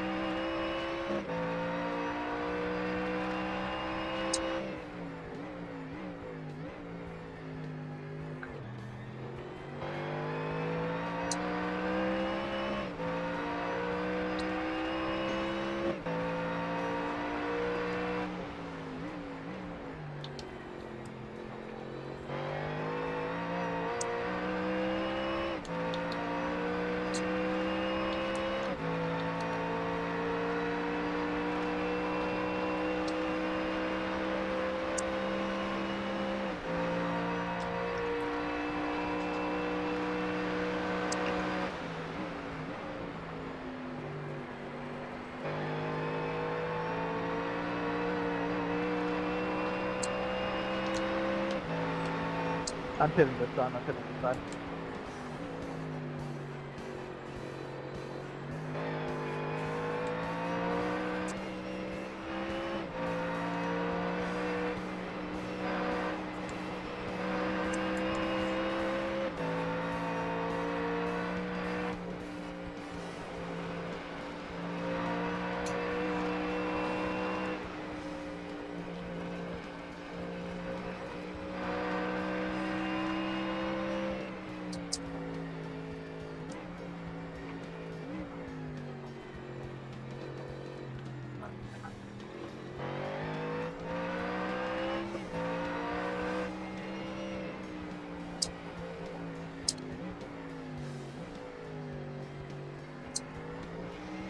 Didn't even realize you crossed the halfway mark already. Got 5.5 hours left.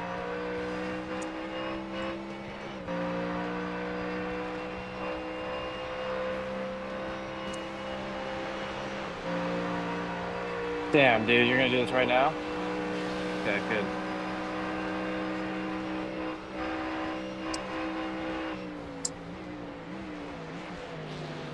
You had to think about it. Yeah, they're just clicking way too fast on that entry. Yeah. I'm sure it probably caught him out too.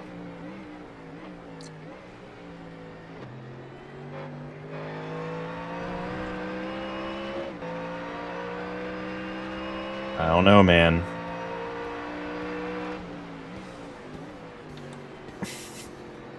What? I really want to put on dries. I'll let you make that call. Okay. You sure? I mean, I'm not the one driving. Yeah, I'm down. Okay. Oy.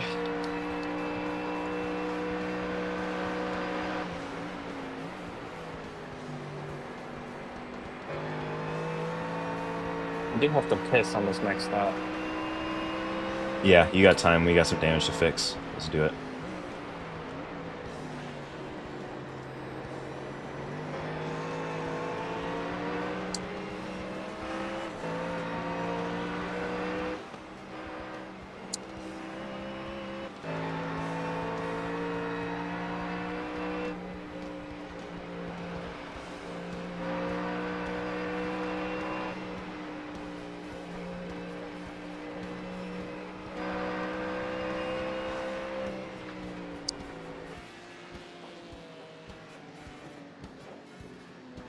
I wish there was an easy way to tell what tires they were on. But they just came out of the pits. Whoa, okay, buddy. You're ballsy. I think they're on dries. It's pretty grippy out here, not gonna lie. Yeah, because they're on their outlap right now. That was ballsy. Yeah.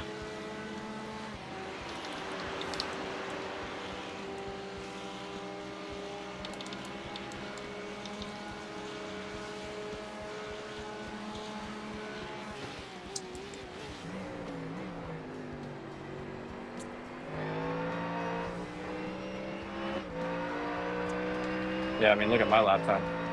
How much laps do I got? Two coming up. Yeah. So you'll be in on lap number 147. Yeah.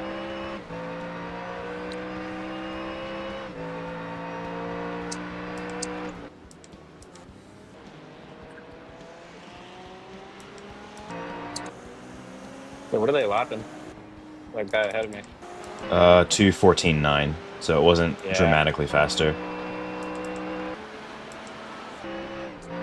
How's the radar look? Clear.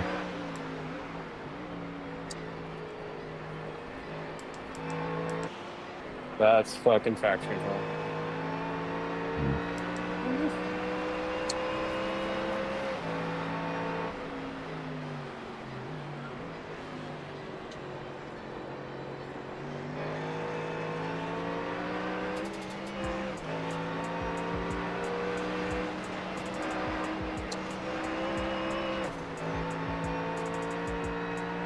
You're welcome to come in this lap if you want.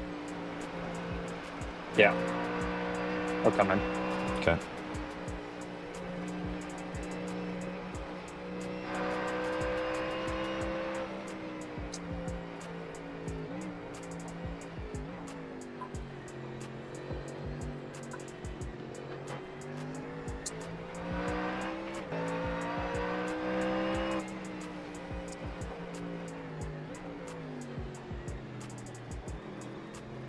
Hey,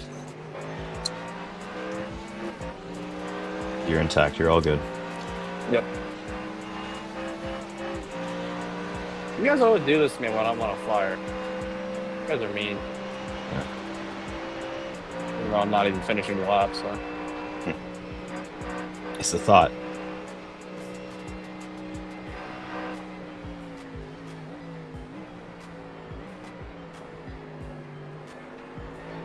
Coming in.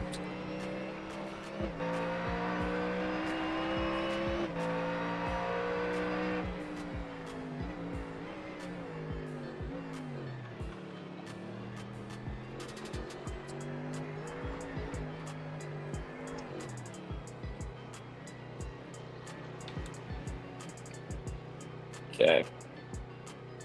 All right, putting you on dries, filling up the car, fixing Yep. damage.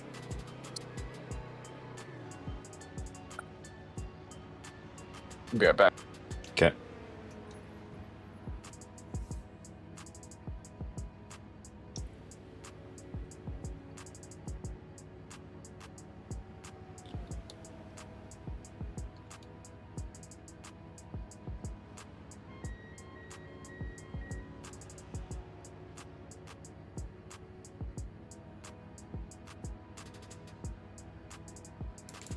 Feel nervous.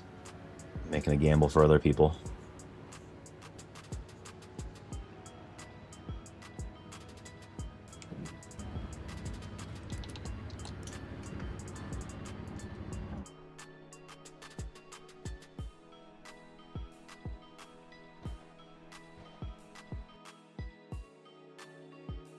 I trust you.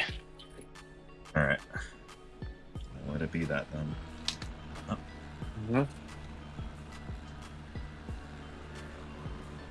How much longer on optionals? 1 minute 40. Okay. I'm gonna wait it. I'll let you make that call. Okay. I think that you don't need to. Yeah. Yeah. Okay. Let's go.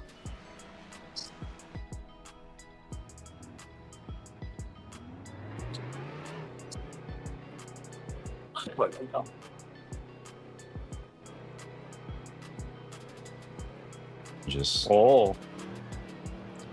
Yeah. Immediately. Pit lane's gonna be pretty slick. Alrighty, let's get these suckers warmed up.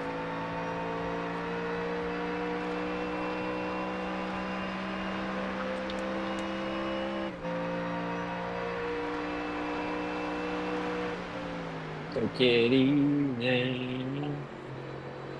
Alright, buddy, go ahead. Go. Go. Slow ride.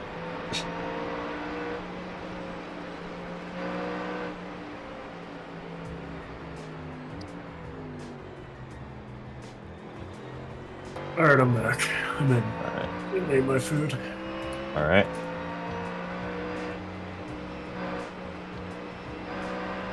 So you should have some dry running when you're right when we're done with this stint, Josh.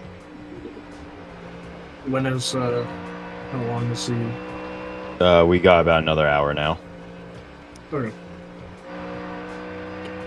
Just made the swap to dry tires. We were on an That's empty good. tank anyway. It's good. So yeah, once they get switched on, we can start to push a little bit. You already know what to do at turn 10 in Skyline. Just be careful. Yeah.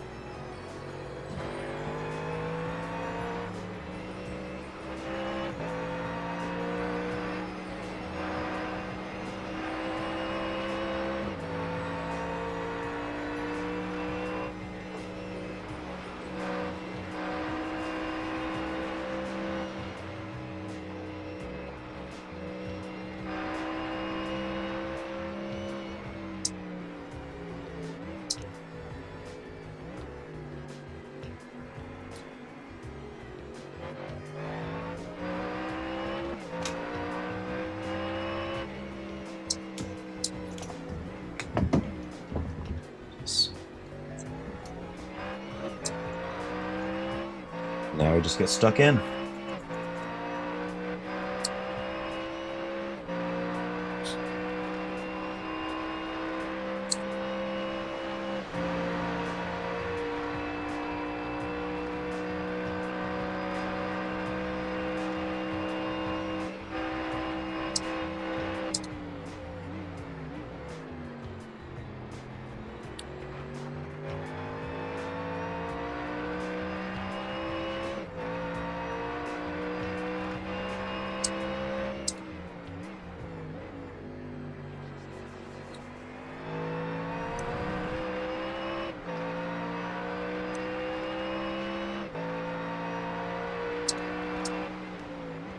You let the show begin.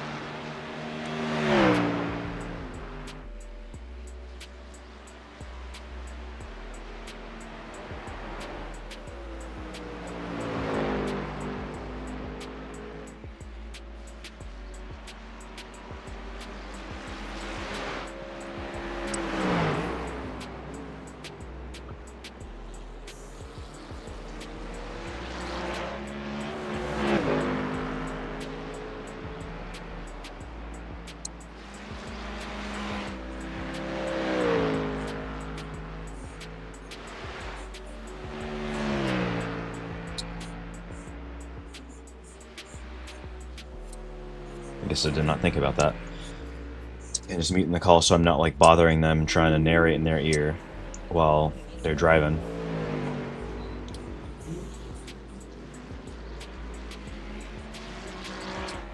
You know, sometimes the BAMPs does help make things go by a little quicker, but I also don't want to like talk too much in his ear while he's, you know, in a good rhythm and just setting laps. You know, seems like the car, the whole situation, everything's fine, so not really worried about that.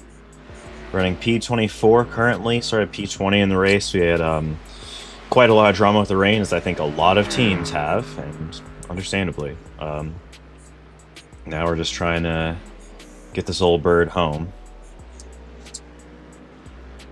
And the race should be ending at about 6 p.m. in sim time. About 4 p.m. for me. It's kind of nice that it lines up. Feels congruent.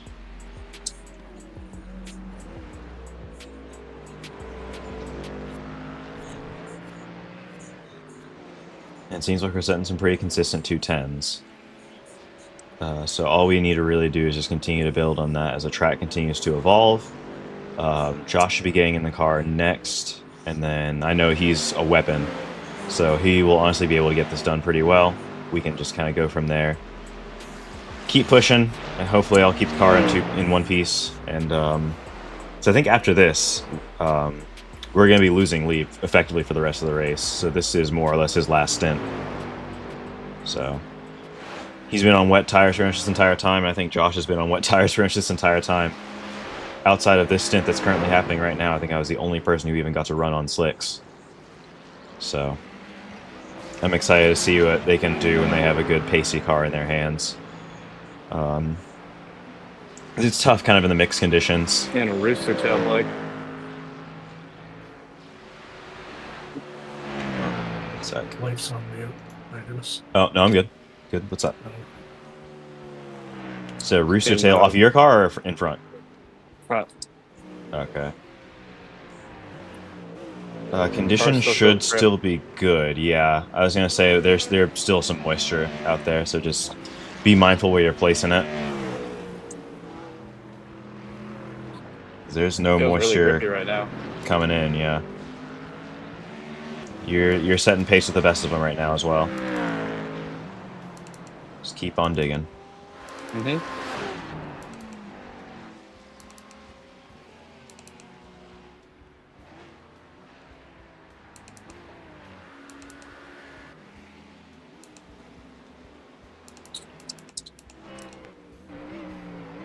Here, now I can actually see what's going on.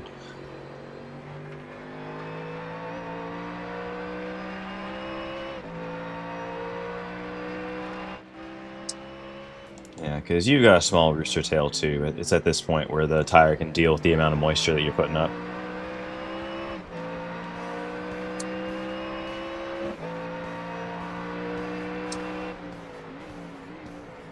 I think there are still a few people who are on wet tires though, so just watch out for them.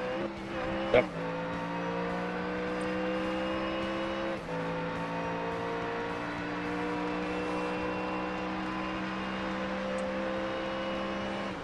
I think they're about Maybe 5 the whole seconds a train lap here. slower. Yeah.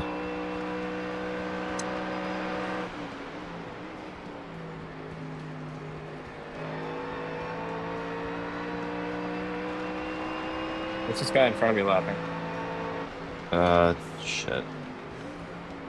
Last lap's 2:11 too. Okay. So he's on dries. Yeah. Oh, Sam Smith is the appreciate that.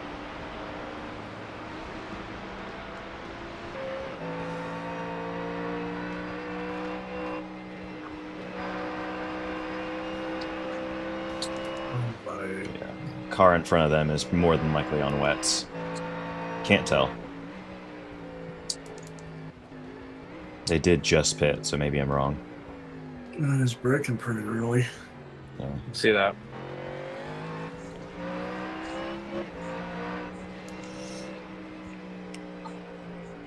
Yeah. Yep. Well judged.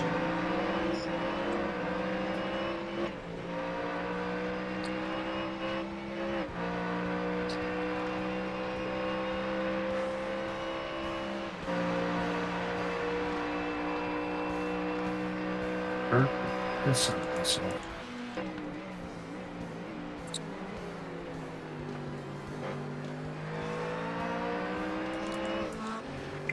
And then you're going to catch a 78 Mustang at some point. I think they're also on wets.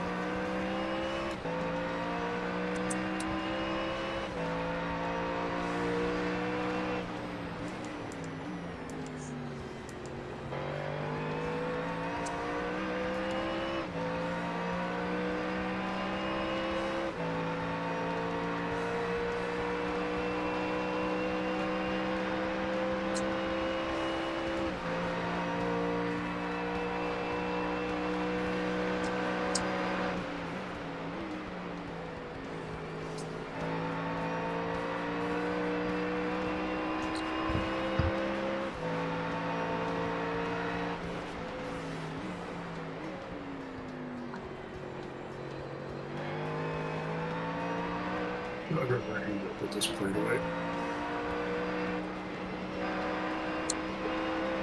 Okay. Oh. Checking.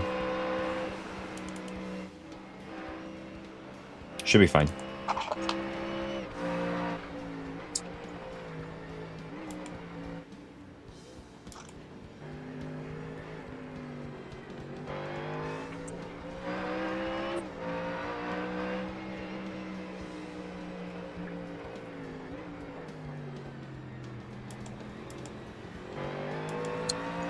Alright. I got a puddle on the left here. Yeah. You got room. You're clear.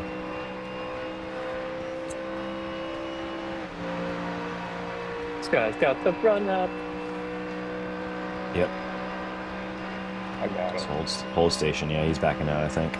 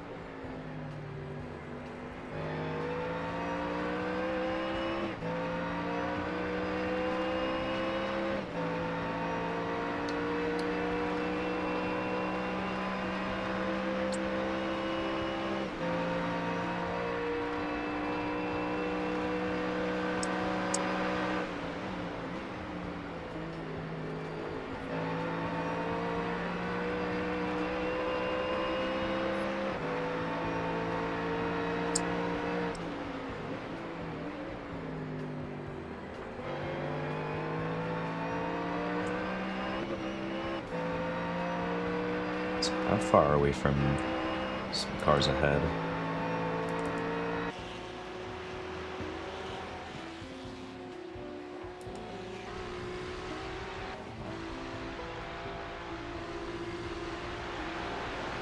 Oh shit. Good, bro? I was getting sloppy. Yeah.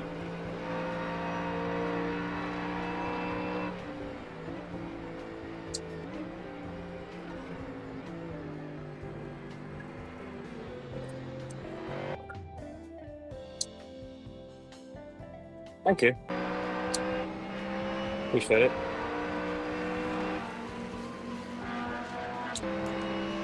Have them covered by a ways.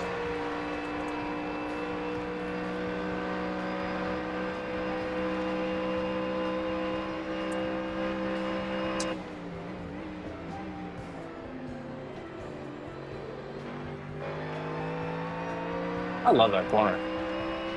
It flows so right when it flows so right. It's like the most annoying corner on the track today. Yeah. So 10. Like turn 2 is my favorite. Yeah, turn 2 when you get it right. Like for me, I was struggling, but when you get it right, it's fantastic.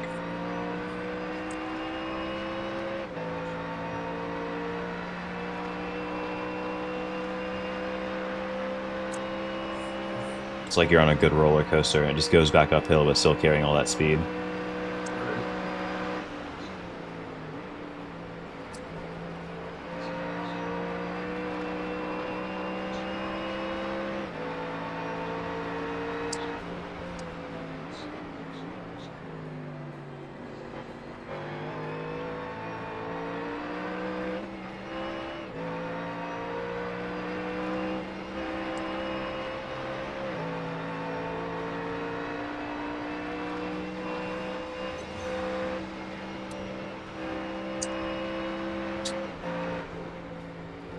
Oh, you remember Palladium karting, Blake? Yeah. Yeah, they closed down. Um, I think they said, heard that they're getting replaced by a Hyundai dealership. Wait, Podium used to be Unser, right? Yeah. Okay, yeah. Alright. That's kind of sucks. I like what they were trying to do over there. But at the same time, I get it. Like that's the area that they're in. Like it's all just cars lots over there. Right. I'm not sure if they're moving or not, but For their sake, I hope they are. yeah. That location also sucks. Like that's a pretty Oh yeah, up by the Yes, fucking 70 and the yeah. fuck, I don't even know my highways up there anymore. Yeah, 70 next to 25. Yep, 25, that's what it was. Alright. Yeah, it's a pretty shitty location. Yeah, I remember I would go up there in the wintertime and you'd get snow come, like, not through, but, like, you know, it's like open air because it's gas carts. And it's like, it's cold as shit up here. Yeah, that's one thing I like and don't like about it. Is it's indoor karting, but in the wintertime, boy, is it fucking cold. Yeah. Their carts also kind of suck. Yeah, they're very hit and miss. And it's not like, you know, hit and miss where it's like you get the good one and you're like, oh wow, it's fucking on. It's just like some of them really suck and some of them suck less. I wish they would have. Well, I don't know if they will or not, but I wish they would, you know, invest into some better carts. In what? Into some better carts. Yeah, exactly. Well, someone probably had to buy those, so they are going somewhere. Yeah. Which means that they might be retrofitting or upgrading or reselling. Yeah. Someone's got to be getting better carts out of all this. They're just not busy anymore. Yeah. I wish IMI had better carts too. Their 206s are nice, but they're a little beat up. IMI will never ever have anything good ever. Well, it sounds like that's not their focus, yeah. So poorly. Because they just focus on like the power sports stuff, yeah? Yeah, but also like even when you go out on track, and I've heard this with the dirt bikes as well, when somebody crashes or whatever it may be or stops on track, there are no marshals ever. Yeah, that's absolutely right. There's usually like one guy who's actually like running the entire operation. Half the time he's fucking trying to help new people figure out how to put on a fucking suit, which means if something happens, they're stranded out there for like at least 10 minutes. I remember when I had my 206 out there for a little while, and Jake and a couple friends were with me, and they did the rentals, and they allowed me to go on track with them. And I remember Jake was going into a hairpin, and his right rear wheel came off mid-corner. Oh, Jesus. And he just kind of spun out into the dirt, and they're like, "You were pushing the cart too hard. It's your fault." And I went up to him, and I just said, "No, the fuck it's not, and no, you're not going to charge him for anything." Like, if your shit can't... Oh, okay, good save, good save, good save, good save. So,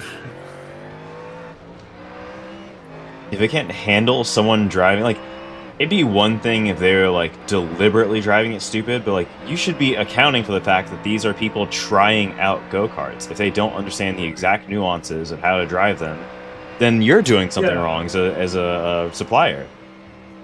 Right, and it makes sense if, like, okay, if you crash the 206, because obviously I have to qualify for them. If you crash it, you have to pay for whatever parts broke in the event it's your fault. Right. That makes sense. Those are performance carts. You know, it is what it is. But the rental carts, come on. Like, you should not be making people pay for rentals when you very well know most of the people who hop in those things don't know what they're doing. And it's Yeah, not like it's- they're stupid fast or anything, but you know, it's still. And they're 206 carts, so they're fast enough for a regular person to catch themselves out. Well, yeah. I don't even know if they run a 206 there anymore. I legit think they. Fuck. All good. Yeah, it's alright. I guess it's best that it happened there. Yeah. Yeah, very quick, No, very not easy this to one. deal with. But yeah, they were. They said something about TKM at one point, and I got really excited, and I went there like, yeah, we don't have any of that running, and such, and da da da da da. I was like, whatever. They Yeah, very I'm not much care for their dirt track more.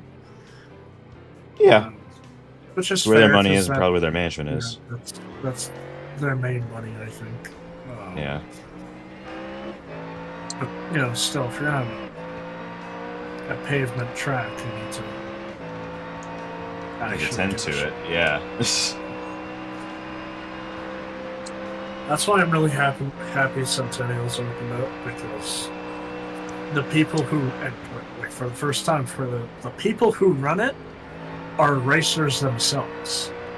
hmm And a they proper actually track. give a shit about the rentals. The track is really fun. You know, it's Yeah. expensive, but you know, it's worth it. I was supposed to go out there this week, or not there, but out to Colorado this weekend until I decided we were doing this race. Or that I was doing the race. I guess you guys could have done it without me ultimately, but I still want to go check some shit out. Yeah, well, now when you get back there, Yeah. we can go to Centennial. I would be down. 'Cause it's been a good time. And they actually try their very best to make the rentals equal, which is even nicer. What are Reminds me you of doing, cow dude? speed. So, because Greg runs the track mostly, and Greg's like there almost all the time. Like, he's constantly fixing up rentals himself. He's passionate about what he does. It sounds like. Yep. And I think he's been karting since he was like 5. And I think he won like Super Nats when he was 10. Shit. Again, But- the same fucking spot? From what I heard, he didn't make it any farther than Super Nats because he didn't have the financials.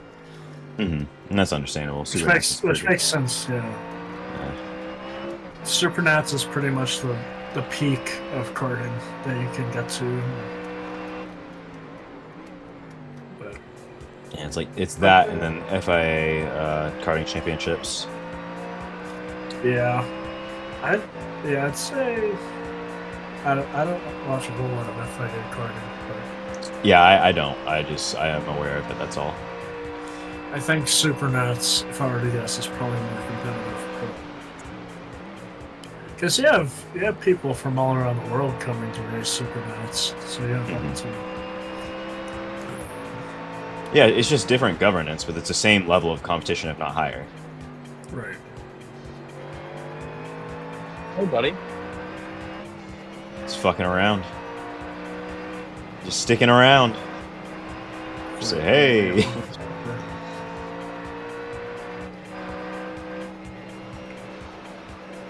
Acura's a pretty good looking racer. Yeah. That's what I hear. It's, from what I've seen, looks pretty good. I'd drive it. I'd try it. I look like I got really close.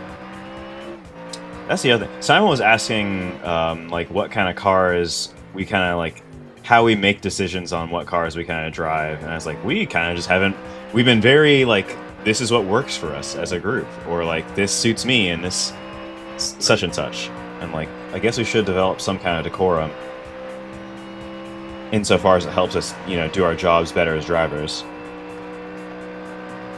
I don't know. Part of me is like, It's so case by case though. Like you gotta.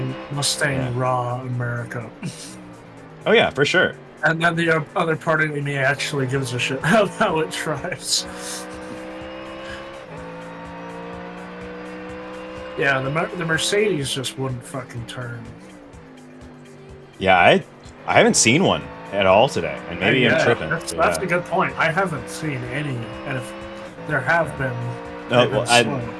That's not true. I saw one, I think, at the beginning of the race, but they were small in numbers, and set up to where they are supposed to balance the splits to have an equal number of cars, so you have diverse fields, and that's not what happened.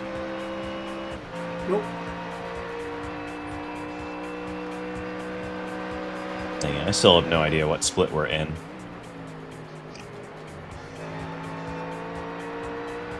All I know is there are like at least 30 of them.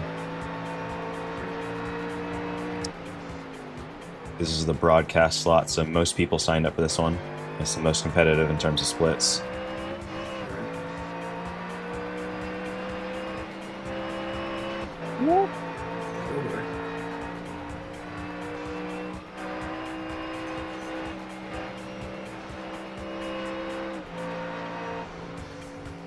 No X, relax.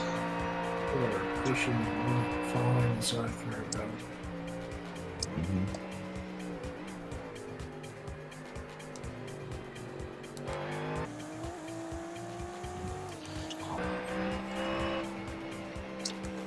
Y'all are working.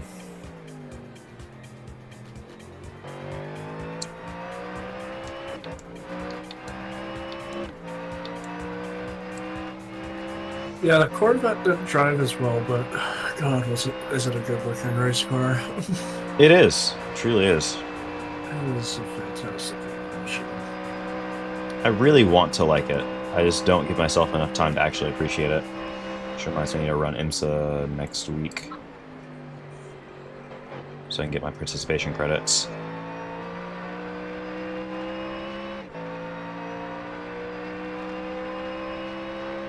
I don't think I ran PCC this week either.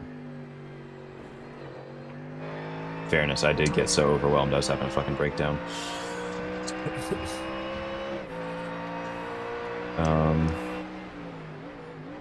23rd. Okay, we're moving. Every time I prep for one of these races, I feel like I'm so far on the back foot, and then it ends up. It usually works out. Yeah, exactly. Like, back foot is like, I haven't started even like trying it until Wednesday the week of. But I know some people who'll be like, oh yeah, I'm gonna try practicing on Friday, I'm gonna race on Saturday. I'm like, oh? Do you care about your mental health? Yeah. I spent like 2 weeks beforehand is when I started prepping. Yeah. Before that, I was playing fucking Minecraft. Right.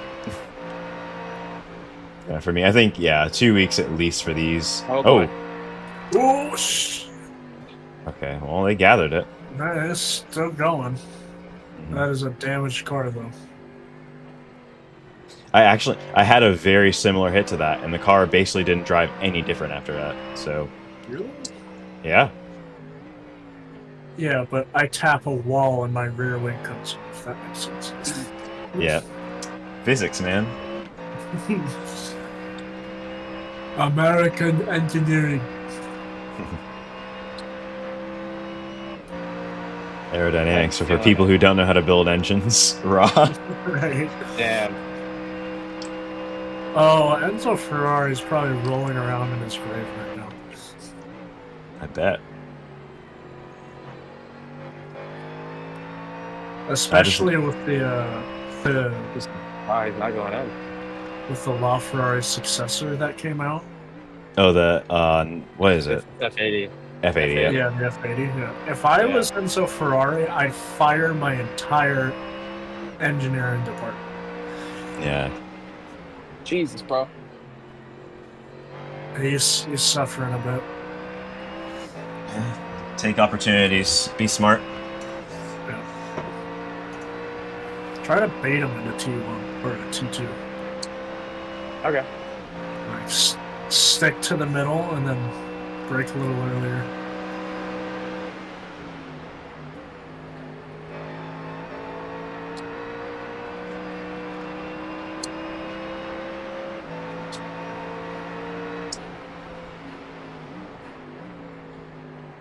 I always like to fuck with the car in racing a bit. I always try to bait them. It works out super well. Like you just like, it's like, yeah, I'm not gonna try and pass you. I'm just gonna make you know that I'm here. Right. I'm just gonna make it look like it, Yeah. and then stress you out. Exactly. Well, he's out there. He's about to do it again. I know. Yeah. Yeah. Man. Focus on getting him on this back straight. Just try to get a super good exit.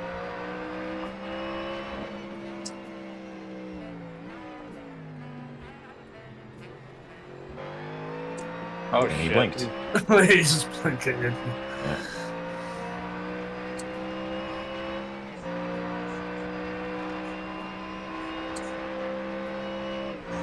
So if we all saw the same thing, it's definitely him.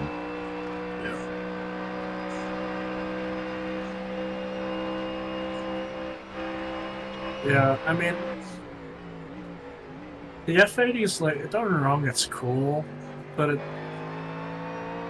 it's disappointing. Yeah, I agree. Super disappointing.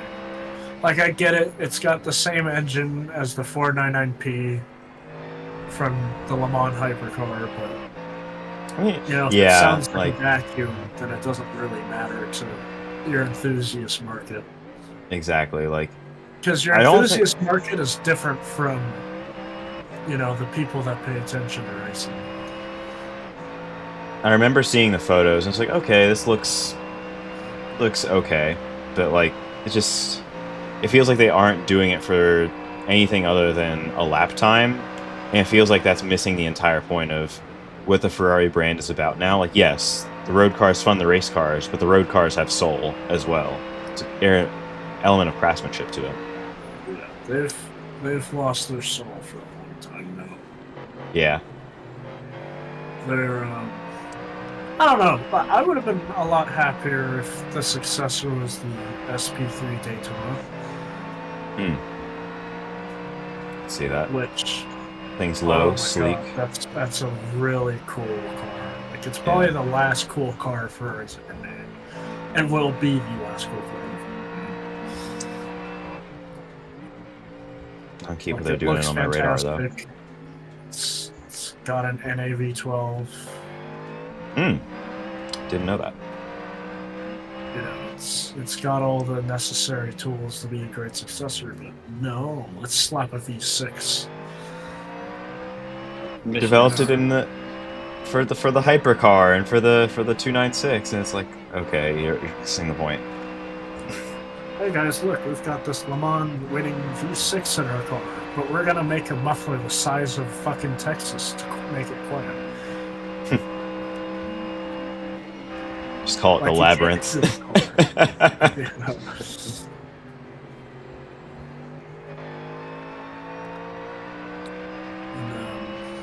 The McLaren W1 was also kind of disappointing. I don't even know what that is. It's the successor to the P1. Oh. I mean, it's better than a Ferrari, but Okay.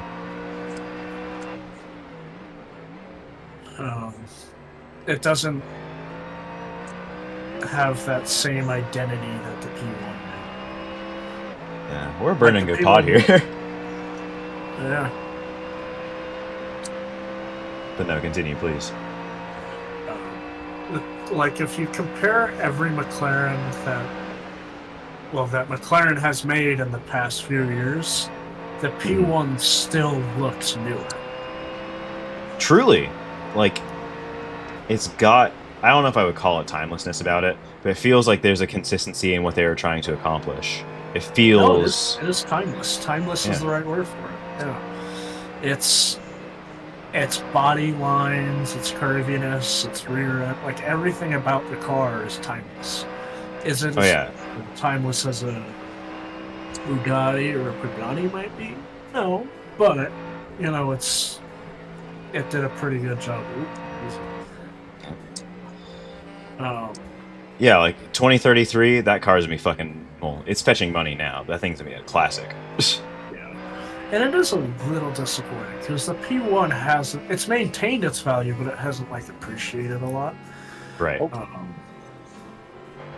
know, not exactly like.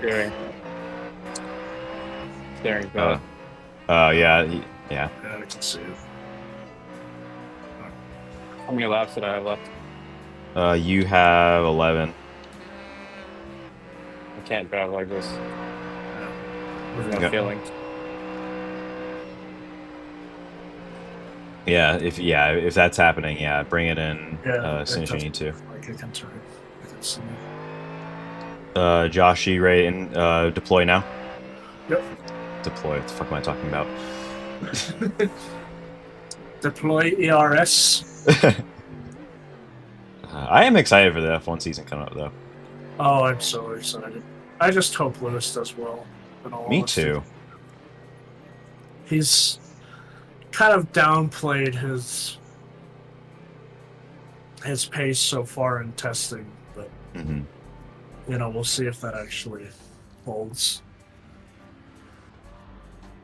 I want to see who's like kind of making big gains over the winter. If Aston can pull Man. another blinder or not. Right. I am fucking tired. Yeah, I'm on dries, right?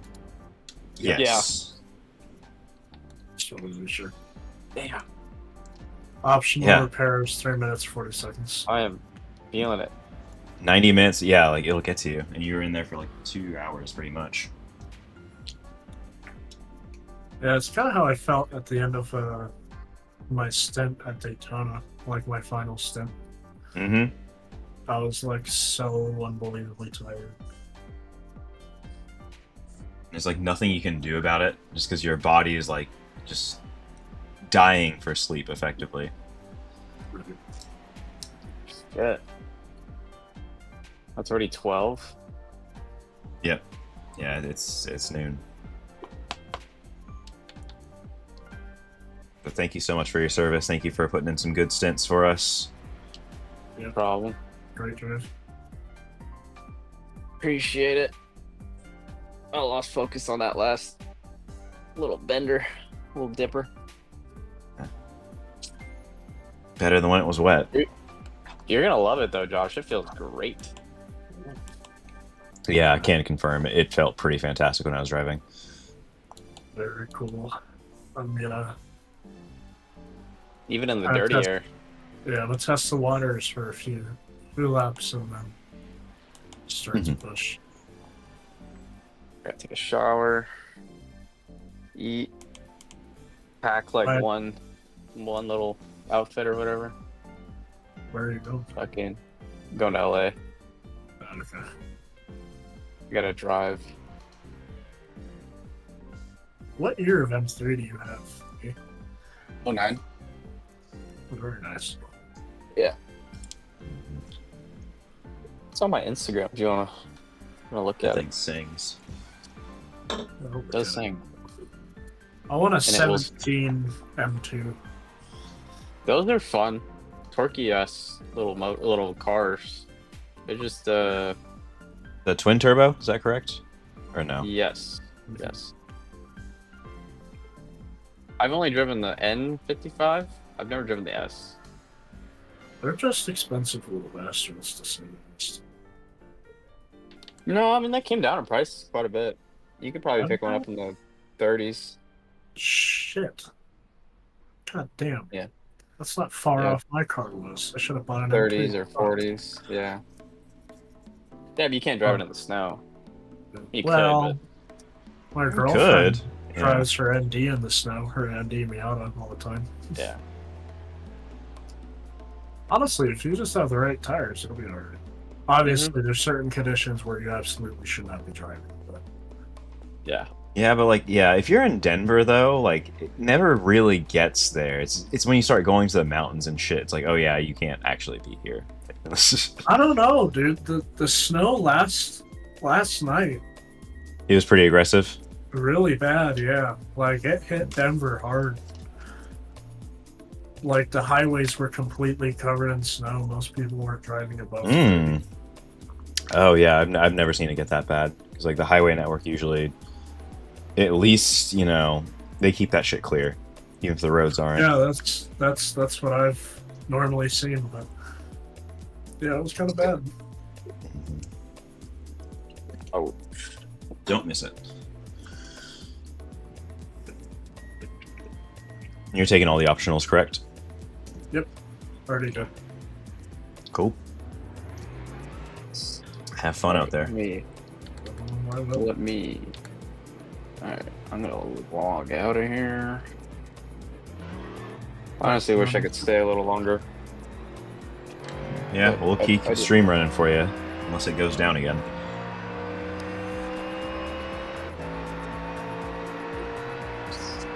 Alright, guys. Good luck to you guys. Wish me For luck. sure. We'll come back to you with good news. Oh, yeah. See you guys. Good luck. See ya. See ya.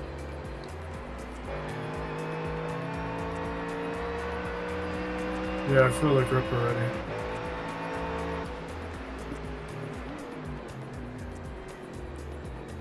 Yeah, just watching both of those storms, like, the car is night and day, pretty much. Yeah.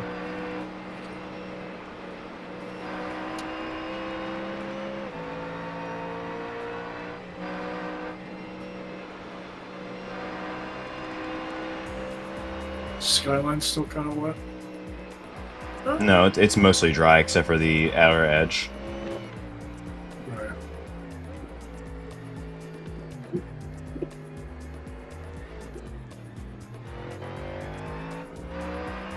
Yeah, I was doing like 209s, 208s. It was pretty much just all dry lines. So. Still some moisture on the track, but there's nothing that you need to be concerned about, really. Can this fucking windshield wiper turn off?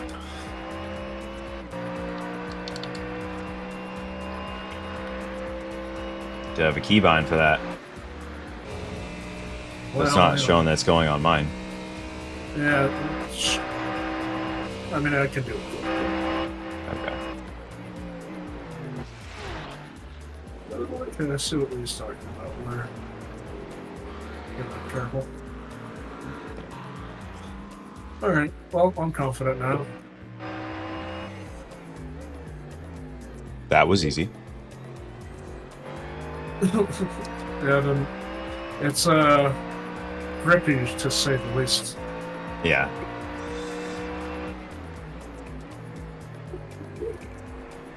I was nervous about putting him on the dry tire, but it seemed like it was already time. Yeah. He got on with it pretty immediately.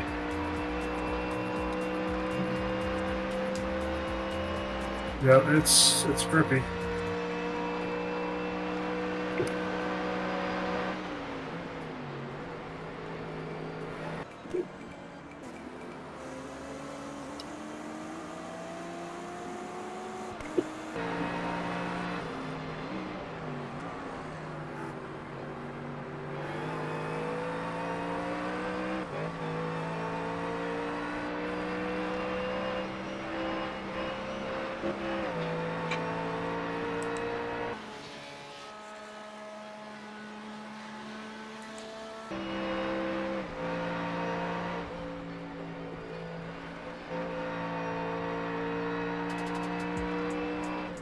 So inside and outside of 10 are the only real wet spots here.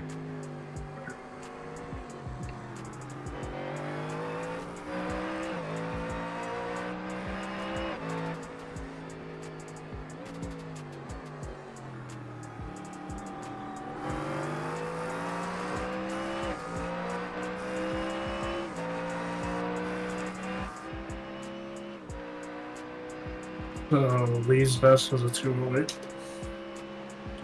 I believe so. The car in front is leading. No, sorry, I was mistaken. 2094. Side, Really? to the right. Really, man? On the left. You should tell him to kill himself.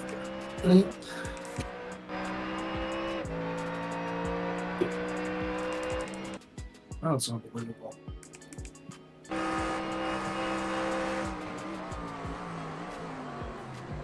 $12.699.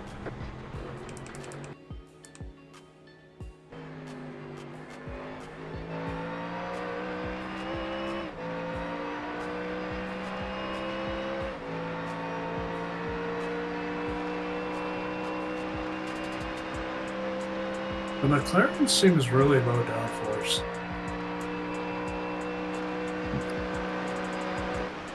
Could be. Might be a much less draggy car.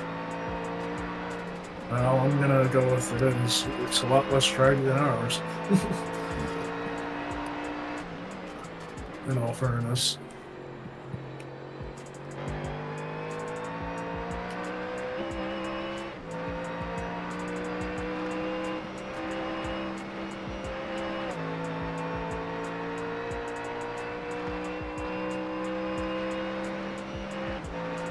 I don't think I've run this car in a low downforce trim here, though.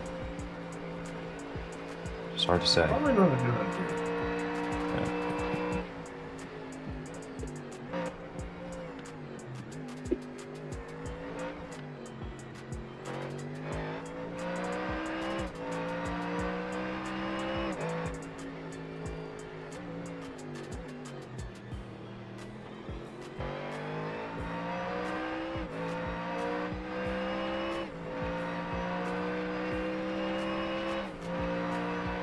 That's crazy.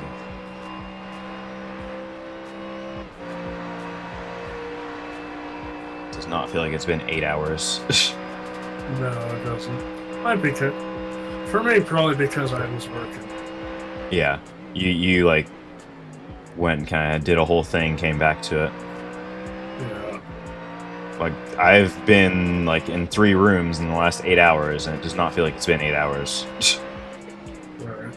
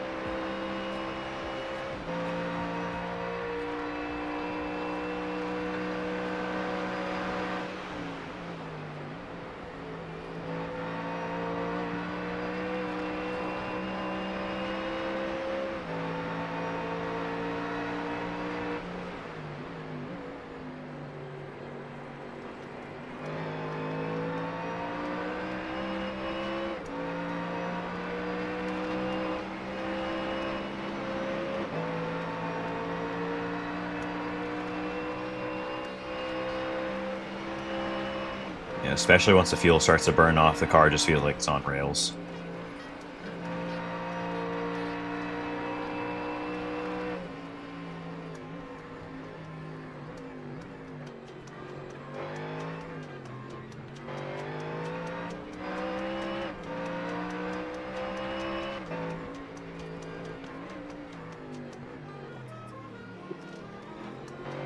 What was your old sim setup, by the way? Again, forget. I can't. I think I had like a GT something cockpit, a triple monitor setup. A Moza R21, and their Formula wheel with the screen on it. Did you run an emergency stop on the R21? Huh? Did you have like an emergency stop switch on the R21? No? I never Shit. got one.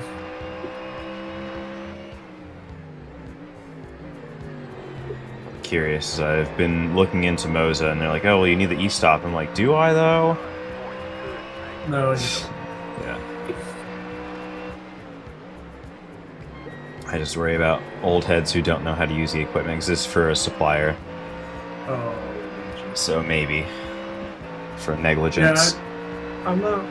Yeah, probably.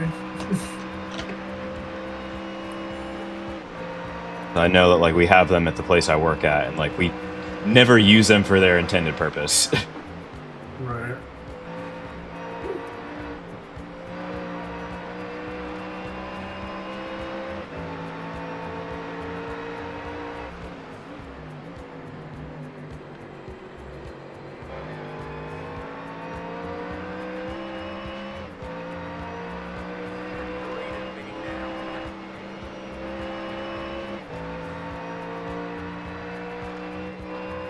Golly.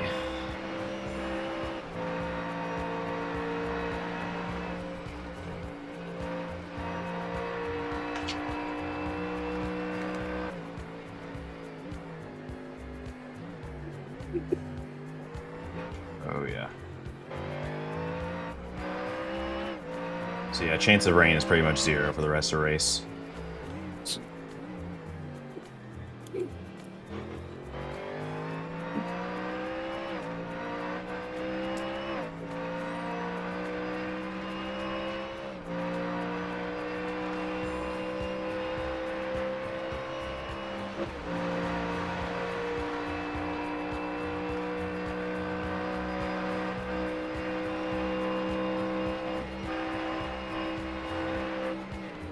Oh, too late.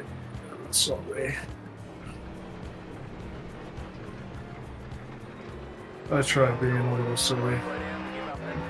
You're going for it. No shame in it.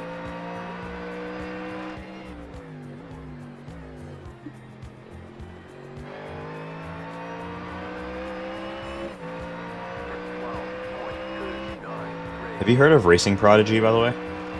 I have. Okay. Thinking if they do another contest on iRacing, I might try and get involved. If you get involved, I'll get involved. Alright. I like the sound of it. So M2 kind of sucked, but if they do something else, something more interesting, I'm down. They like to use free content too. Yeah, the M2 did suck major duty balls. I think I drove it once and I never felt the need to come back. Yeah, I didn't want to do it very good. Yeah.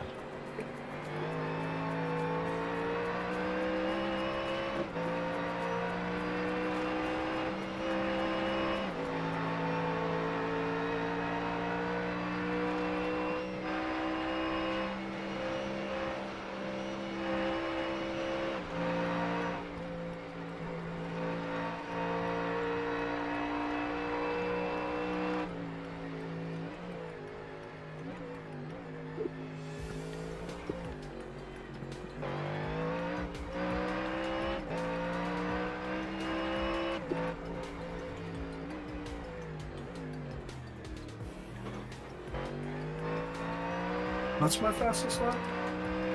I think you So did a far? 2092. Wiki.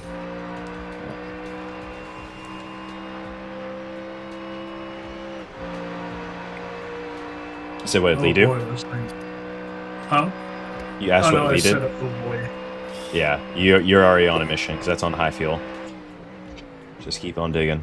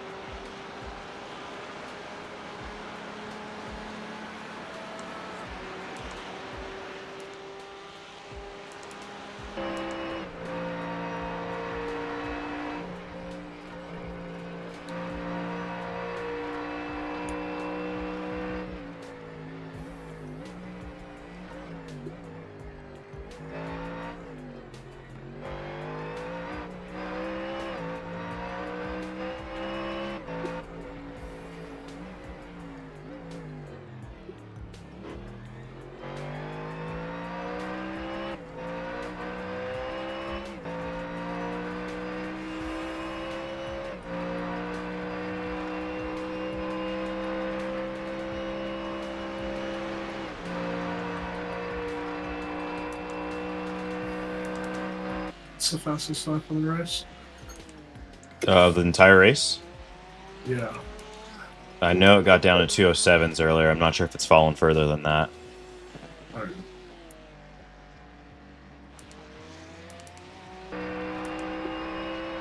Best I can manage was a 208.3 on low fuel.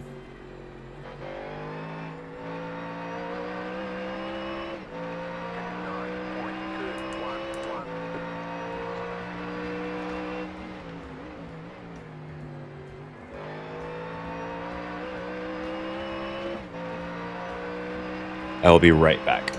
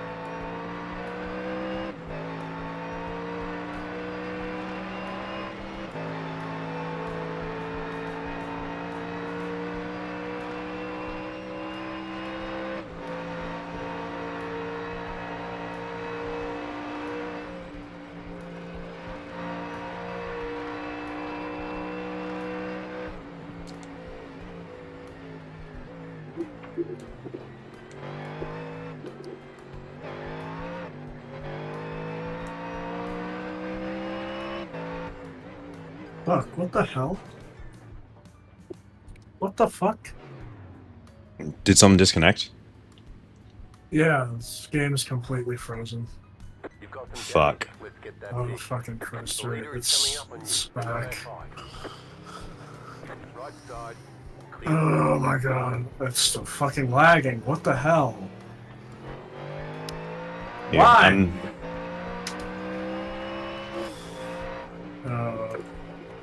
If it's still Jesus. lagging, go ahead and tow. Jesus Christ. That's... What the fuck? Why? I can't see anything. Yeah, go ahead and just stop it. I'm gonna tow you back to pits. You've got wheel damage. Looks like Why? the wheels Like, are what the behind fuck is happening? Grip out there. Honestly! Optional repairs are 1 The minute fuck is the 31 reason for the seconds. frame drops? We can't fix the damage. You'll still have major wheel damage. No worries. I'm gonna fucking quit the game real quick.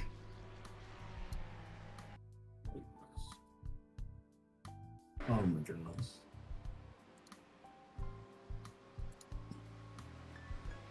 Just fucking lags out of nowhere like a fucking idiot.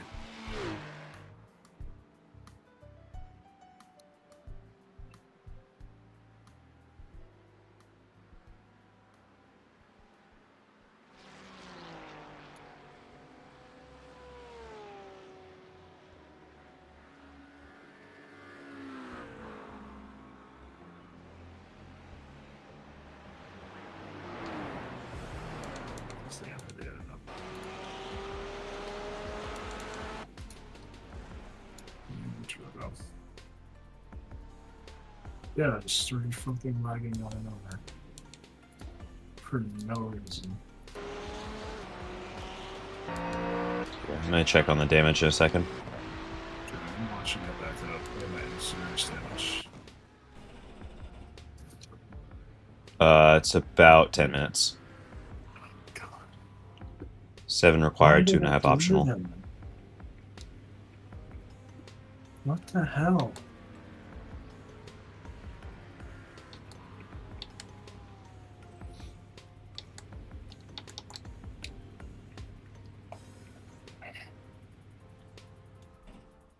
I legit just don't know why it started doing that.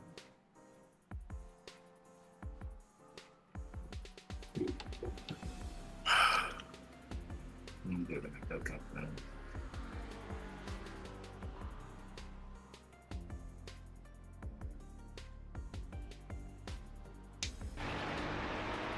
Get very confused.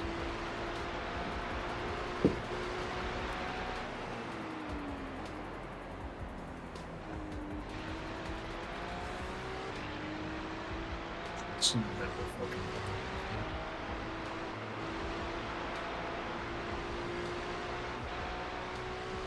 Was it logging? Was it lagging when you were spectating as well? Or no? No, Just in car. I don't know why it started doing that.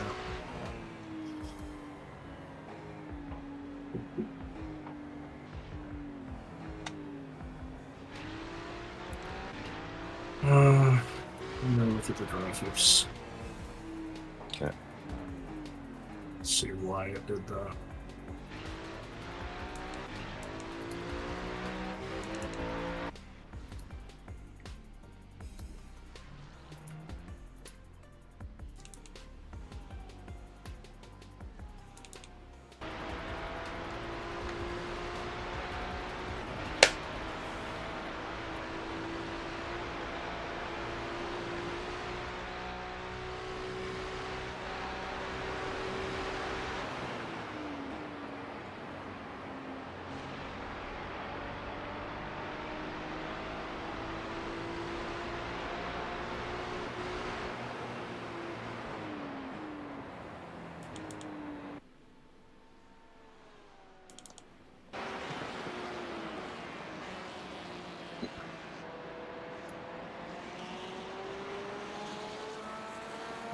Sorry about that. I actually don't know why I did that. It's all good. So long fucking issues. I just don't get it.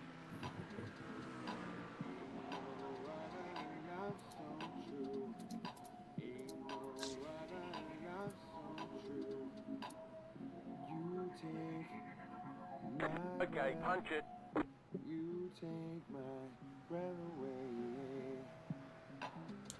Guys will still have minor real damage.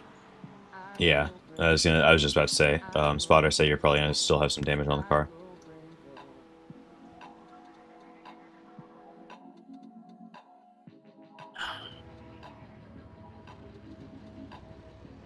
He's fucking flying out there too. Hopefully it doesn't set us back by too much. Yeah, I think we've only lost one, so chilling. Still will be flying, so I'm just gotta get through the repairs and get back out. You want me to go back there, or do you? If you feel like you've got it resolved, then I would say you just keep going, run one more, and then I'll trade after you. Yeah, shouldn't have any issues. Okay.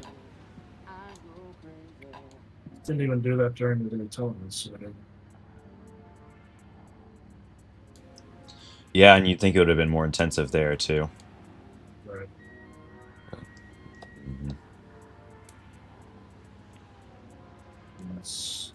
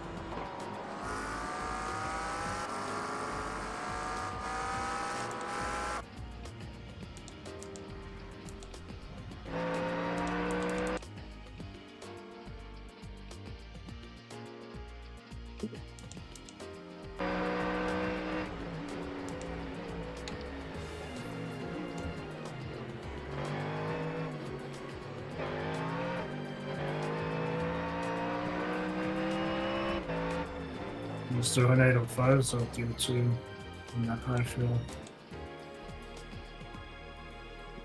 And the car would have probably lost another second once you got to low stages of the fuel. Yeah. It's just so fucking ridiculous.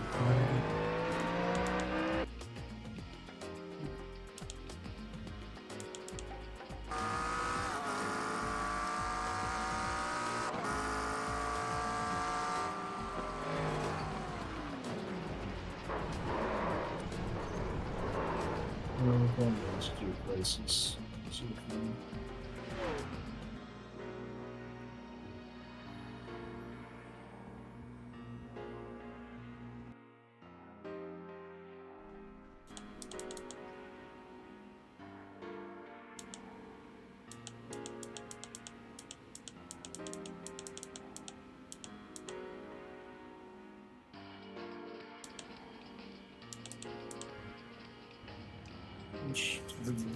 4 hours. What do you think will, if we stay completely clean for the rest of the 4 hours, what do you think we're gonna End up do? Yeah. somewhere between 21st and 25th. Depends.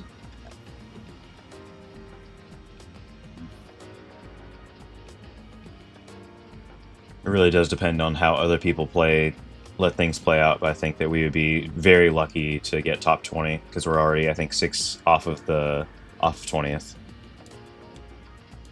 6 laps, I mean. Yeah.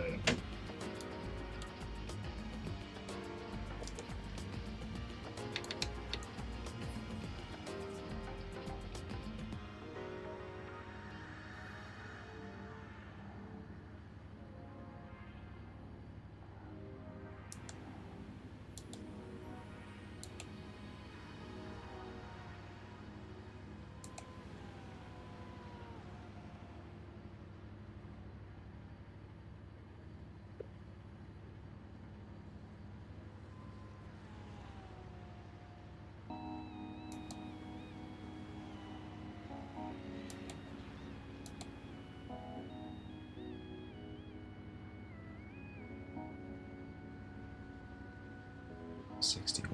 Okay.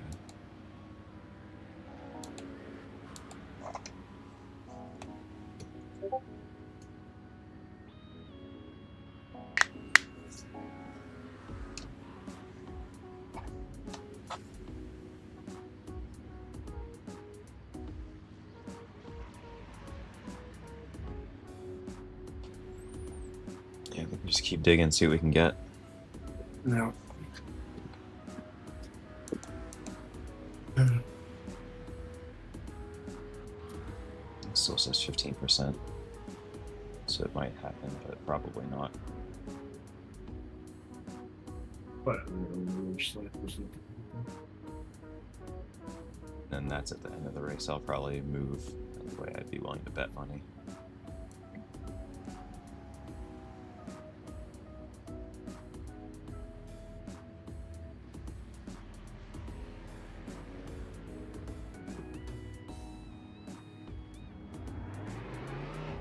all right. Okay. 27th isn't far up the road. We can get him.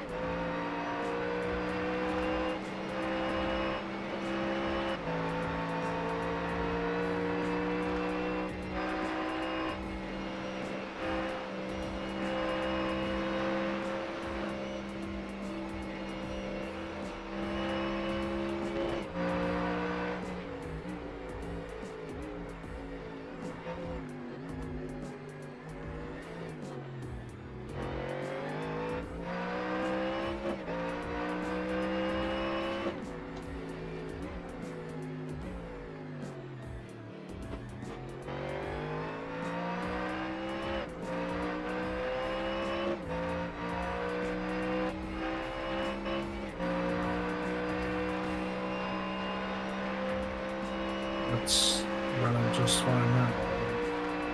Yeah. Seems like you still got all the top end that we need.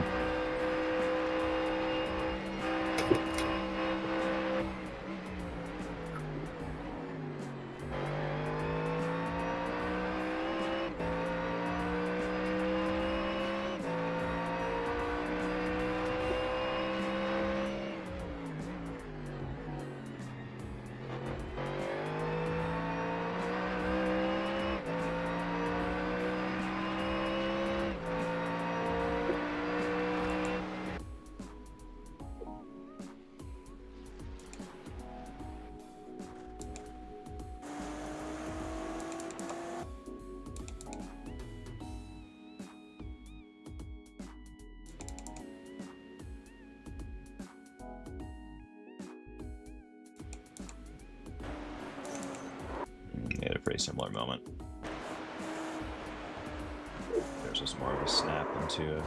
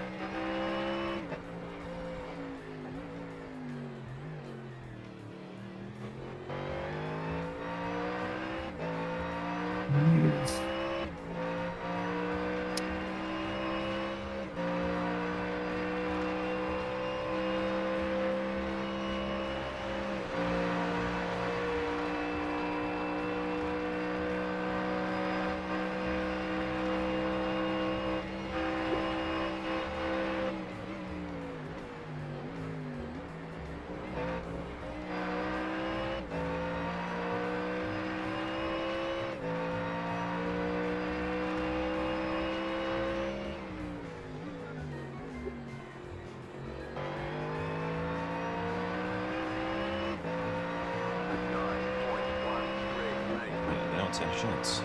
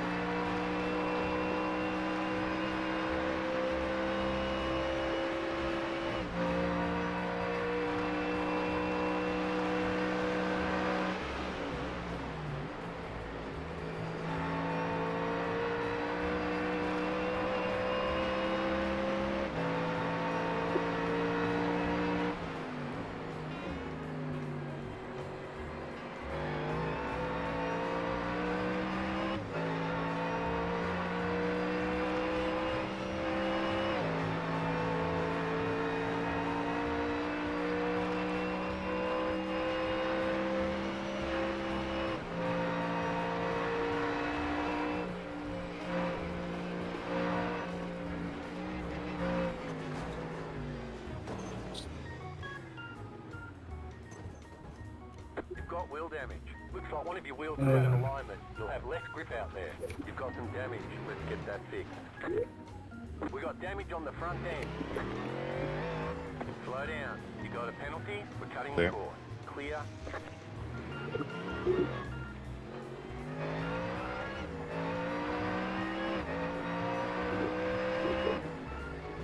You've got no wing right now, just be aware. Yeah. It's not a fault there.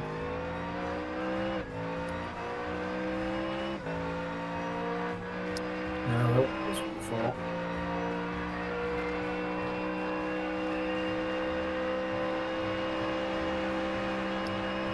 It's just so fucking shitty racing.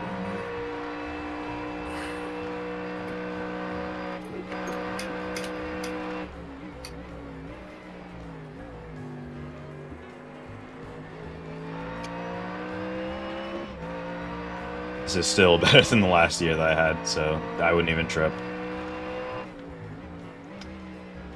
It's about this point in the race too, and then one of the guys fucking spun the car 4 times in a row. We had about 40 minutes of consecutive damage. After a certain point, they just gave up. I didn't even get to get in the car. Pit box in 10, It Yeah. was- I don't know. I just expect much more of us. So. yeah. 2, 1. I think there's a lot to kind of pull from this one. I feel like I dropped the ball a little bit, but we'll come back stronger next time. Anyways. It's 13 minutes, 1 minute of option repairs. Okay. Yeah, I'm good to swap if you want, but if you want to stay in, you're good. It's good. I can keep going. I feel like Okay. I want to just. I'll let you have the final step. Sounds good.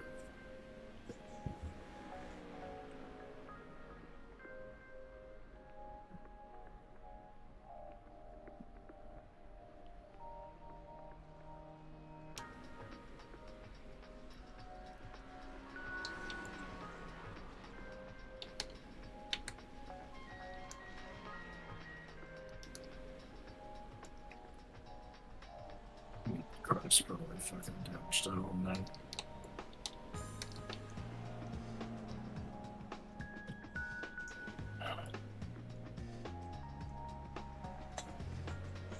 What's the next endurance race? Next one on the iRacing calendar is Sebring. So that's, I think, 3rd weekend of March. Okay. So luckily, I do know how to do Seaburn right off the bat instead of having to learn. Yeah. Fuck, Sebring is one that I still... I've actually had some success there, but I am not super well indoctrinated to that track. I don't think I am either. I think the main thing is just like if you know how to navigate the traffic there and just kind of race a smart race, you can do pretty well. Right. It's just bumpy super, as shit. Super bumpy, yeah. Yeah. Exactly. It's super bumpy in like one, and then it's not terrible everywhere else. It's just one, and then there's that really fucking stupid hairpin. Oh, yeah. I know exactly what you're talking about. Yeah. And then the final corner is kind of difficult from what I remember. Yeah, difficult especially like to consistently carry a lot of speed through. A lot of people tend to do different things as well, and if you have people trying to attack, they tend to get a little bit Neanderthal-brained. I feel like you either go too fast into it, or you just go too slow. It's so hard to find. It's such a fine line to where like the car has to really be comfortable, and there's never really a sweet spot. Yeah. So for that one, I guess a question comes up: do you want to do GTP or GT3 or P2? Because I think we have all 3 of them.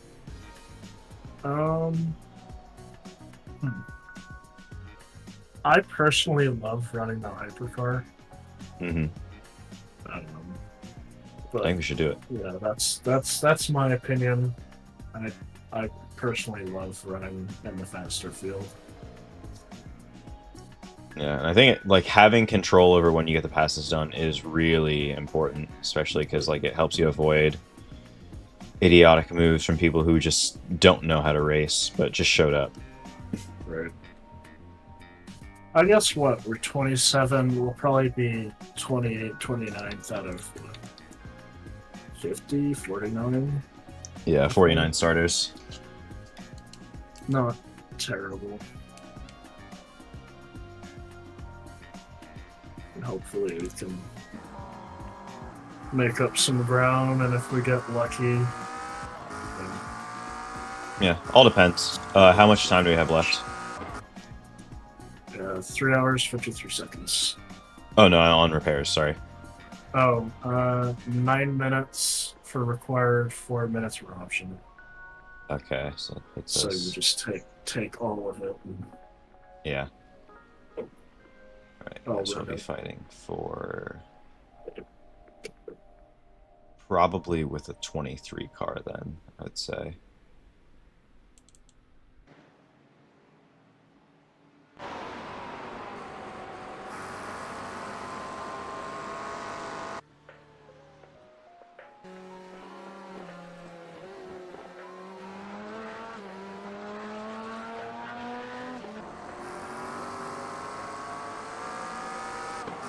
Yeah, a lot to take from this one.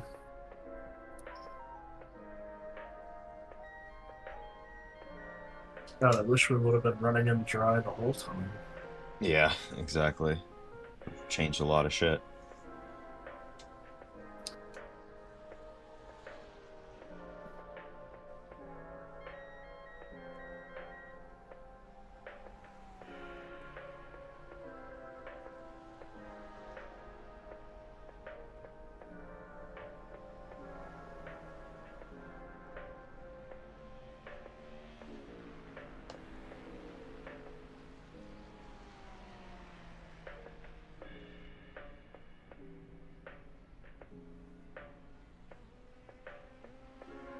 So the next one is Series. So yeah, that should be, I think, right after, not right after, the same week as USF1's first round. So that's on Monday. And then Sebring is the following Saturday. And I think I'll be wrapping... the F1 League. Oh, that's right. I think I'll be Are you wrapping doing up that it. too? I'm slated. I'm not sure I'm in the league itself yet. So let me change that right now. So I don't see any reason not to.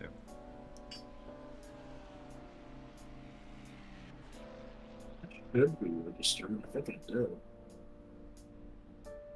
So you sent me a. Did you send me that over text or over? I sent you that over text. Oops. Why can't I sign it to the thing?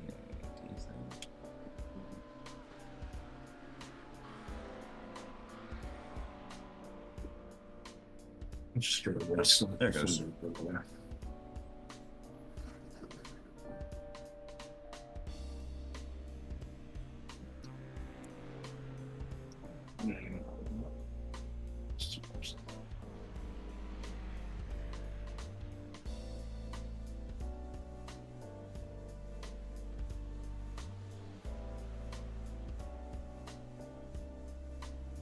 Steam, don't care.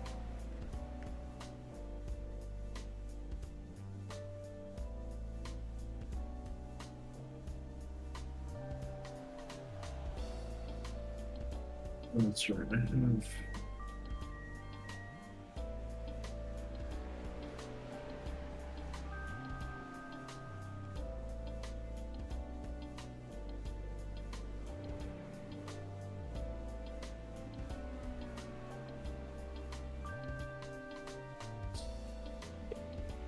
Mondays at 8.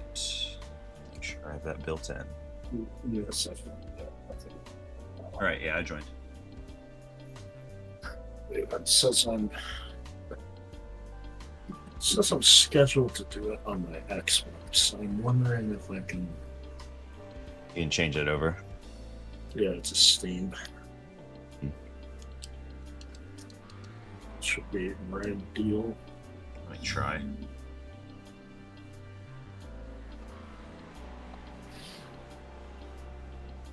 Which it's crossplay, so it doesn't matter. Right.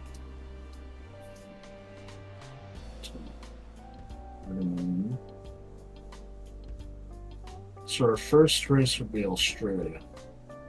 Yep. It seems like it's following the... I don't know if it's following the season, but it's doing as close as it can. Game settings. It says I can remove.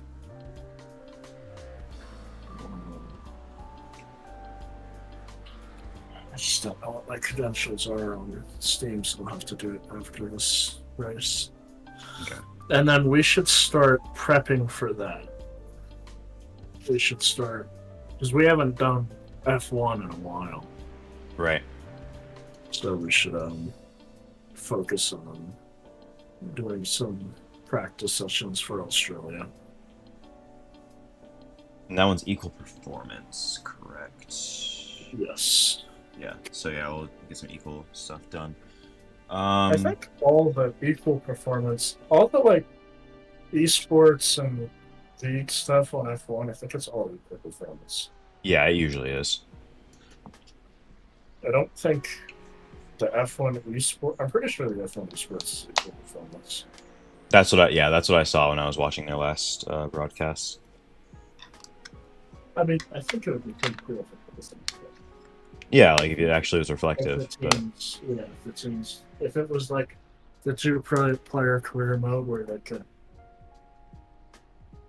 focus on upgrading their car. Hmm. I also understand what's It's a parity issue, but like that's life. right.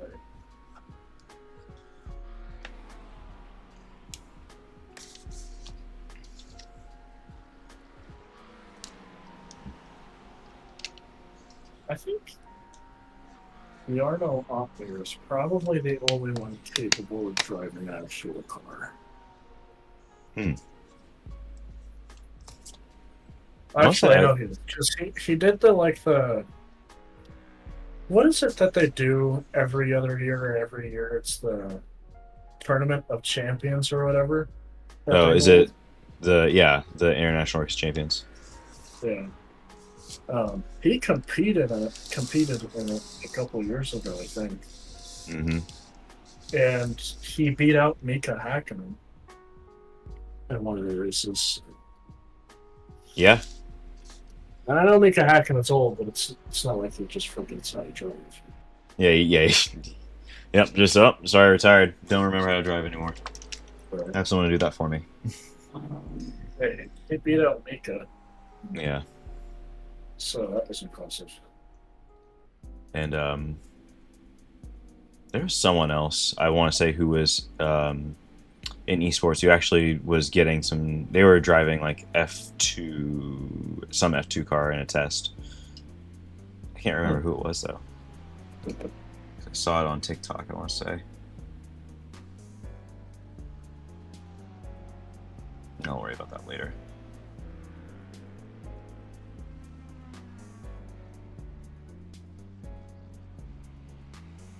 Wouldn't that be a shame if they finally started paying me? Like, hey, where'd you go? It's like, I have other obligations now because you guys didn't pay me. They're talking about you. Talking about my other job. But on that note, I don't know if you saw the message I sent in the actual Lepit Discord, but I'm basically first check cleared, so I'm gonna make sure you guys get reimbursed for all the content that you paid for. So Okay. yeah. Don't know when Simon's gonna be stateside again, but we do need to have like a full bore meeting just to kind of discuss basically everything we were just talking about, just like schedules and ambitions and trying to get butts and seats. Right.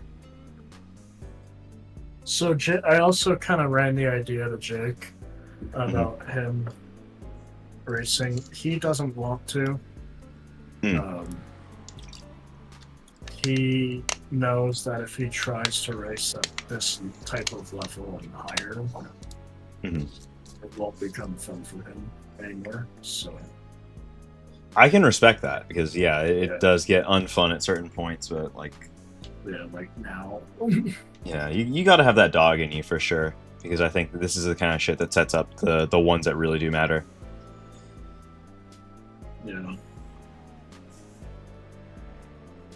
And I hate this feeling too, but at the same time, like it's in service of something bigger. Right. Yeah, this is also my only second endurance race ever, so.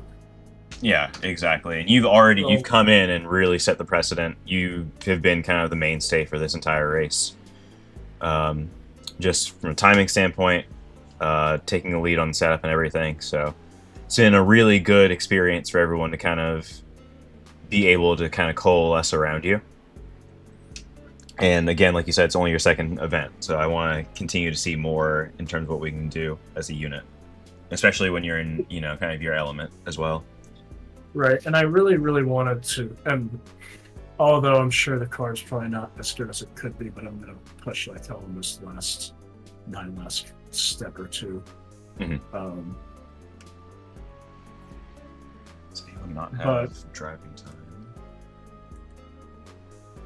I don't know. I always want to stay clear of understeered cars. Whenever it comes to setups or cars in general, Mhm. I feel like that's a big understeer is avoid. just a big killer. Yeah.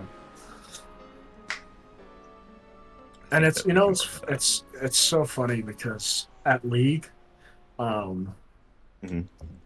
there's a couple guys there. I think they're Manuel and Daniel Schultz, the bald kid, Mhm.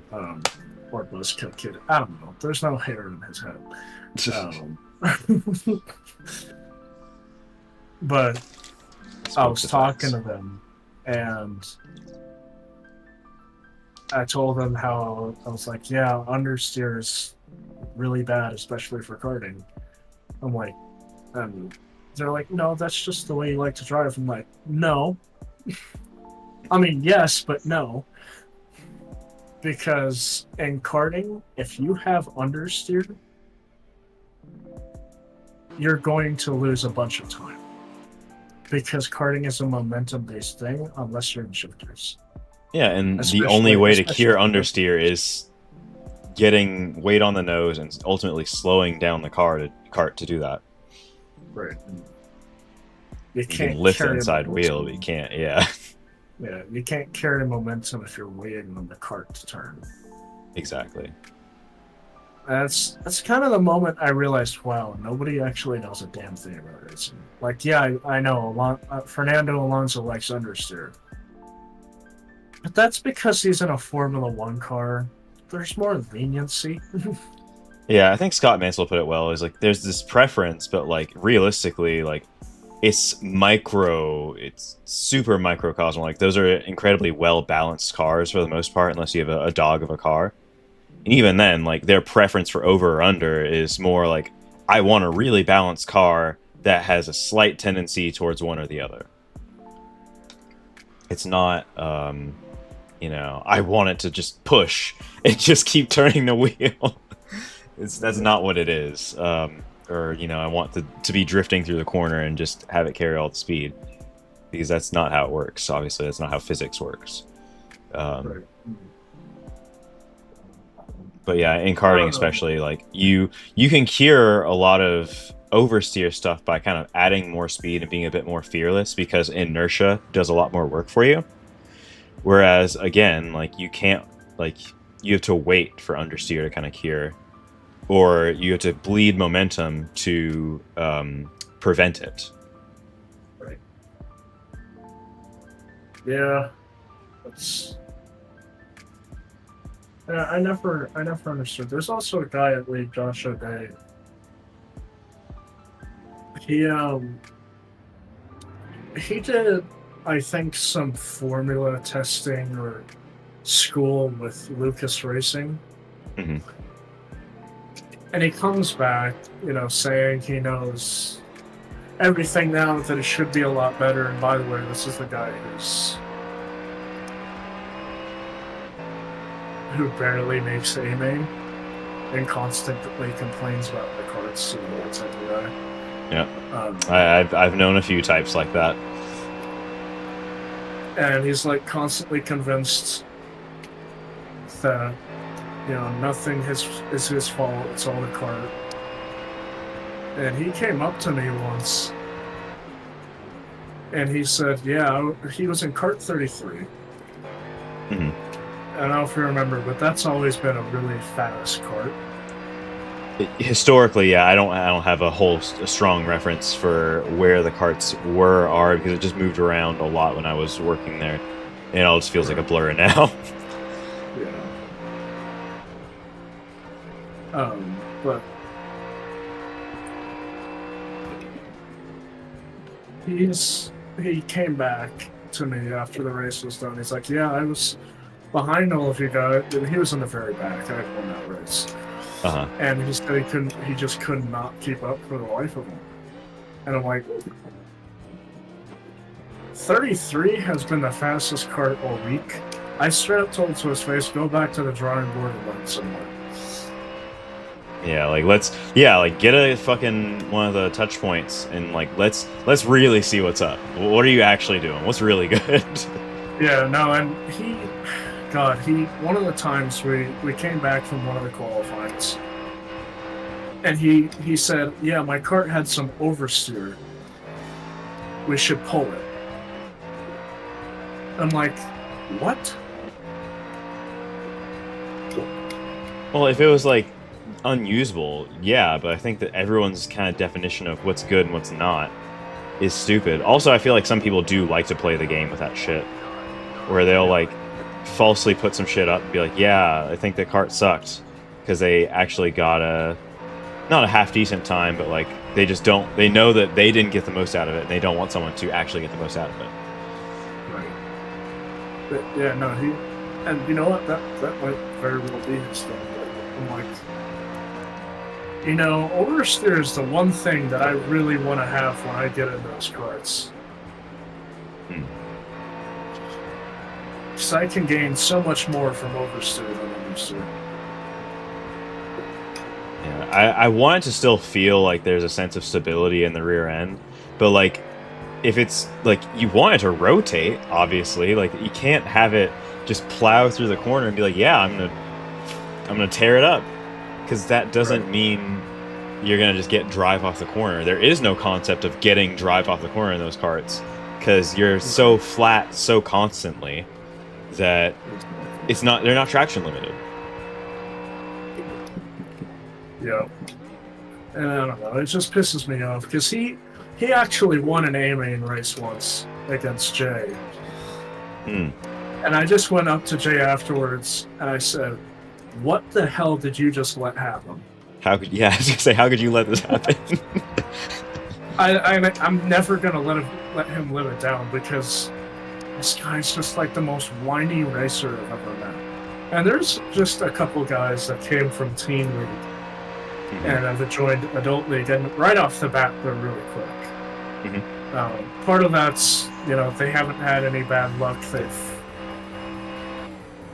been pretty lucky with the pick and pull of karts, and right. But they put up an okay fight against Luke in the time that they've been racing, from what I understand.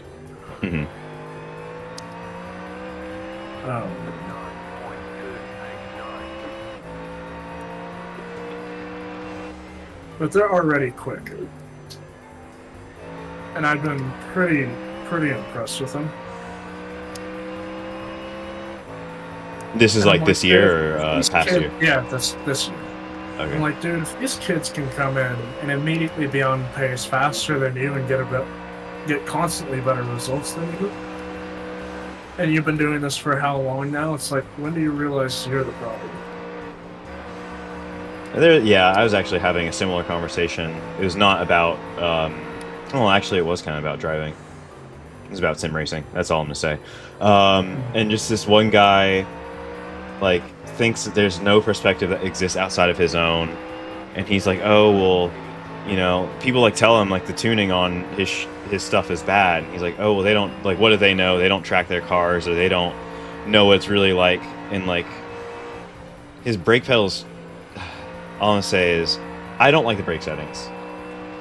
He's like, oh, like, do you even know how a brake system works? And like, they're touchy, and like, you can't have these like super stiff brakes. I'm like, have you ever like actually driven a race car? Like, I'm not saying that pedals can't be soft at the beginning. I'm saying that if you're looking for an optimal kind of performance, you usually want a consistent pedal. And like, you have like 40% dead zone, or not dead zone, but like, you have play up until about 40% travel, and then you hit a hard stop. It's right. Like, that's not very consistent, for a driver. Like, you have all that dead space up there to where like, I'm not really applying any pressure. Right. but I'm still getting a lot of brake input. Exactly. It's just like there's no perspective that exists outside of their own, and I'm not like trying to hold that against them, because some people need that in their lives, but when you try and hold it over other people's heads, it makes you look really stupid.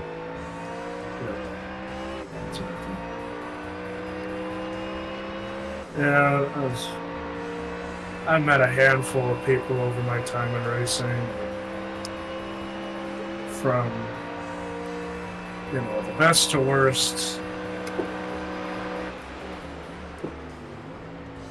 The guy at lead is definitely the most annoying.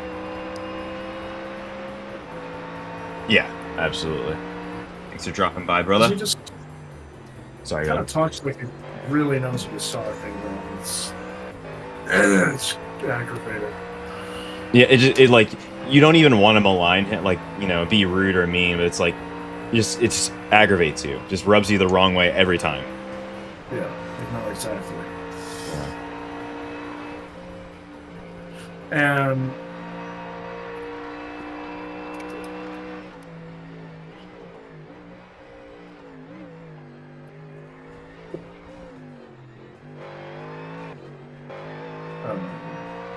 get your money, you're good. Yeah.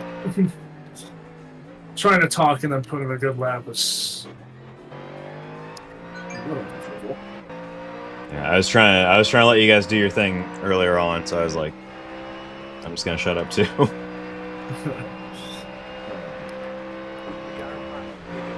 But yeah, he just talks what he's always talking about. And the two kids that just started, and by the way, really stand-up kids, like incredibly mature and talk to people really well, just very cordial.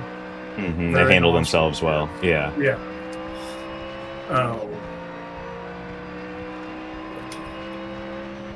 And like Lee, they also they both bought matching M3s, Mm-hmm. which I thought was pretty neat. Do you know what gen? Not really. I can't really remember. I took a glance at them. Mm-hmm. I'm gonna guess late 2000s. Okay. I'm not super familiar with BMWs, so you'll have to forgive me in that regard. Oh, you're good. I mean, most of what I know is like old American muscles. Like that's my wheelhouse, because I grew up around the drag strip, and like I can tell you about fucking Quadrajets and fucking Pontiac 400 and all that kind of stuff, because that's what I'm just intimately acquainted with. But Right. yeah, I didn't necessarily grow up around one thing. I just went to a lot of car shows as a kid and always knew I loved cars. Yeah. So I had that going for me. But, yeah. No, it was for me. It was pretty much just being at the drag strip, which I was out there whenever I could be out there, but not all that often, and just Gran Turismo. So like that was pretty much it. Right.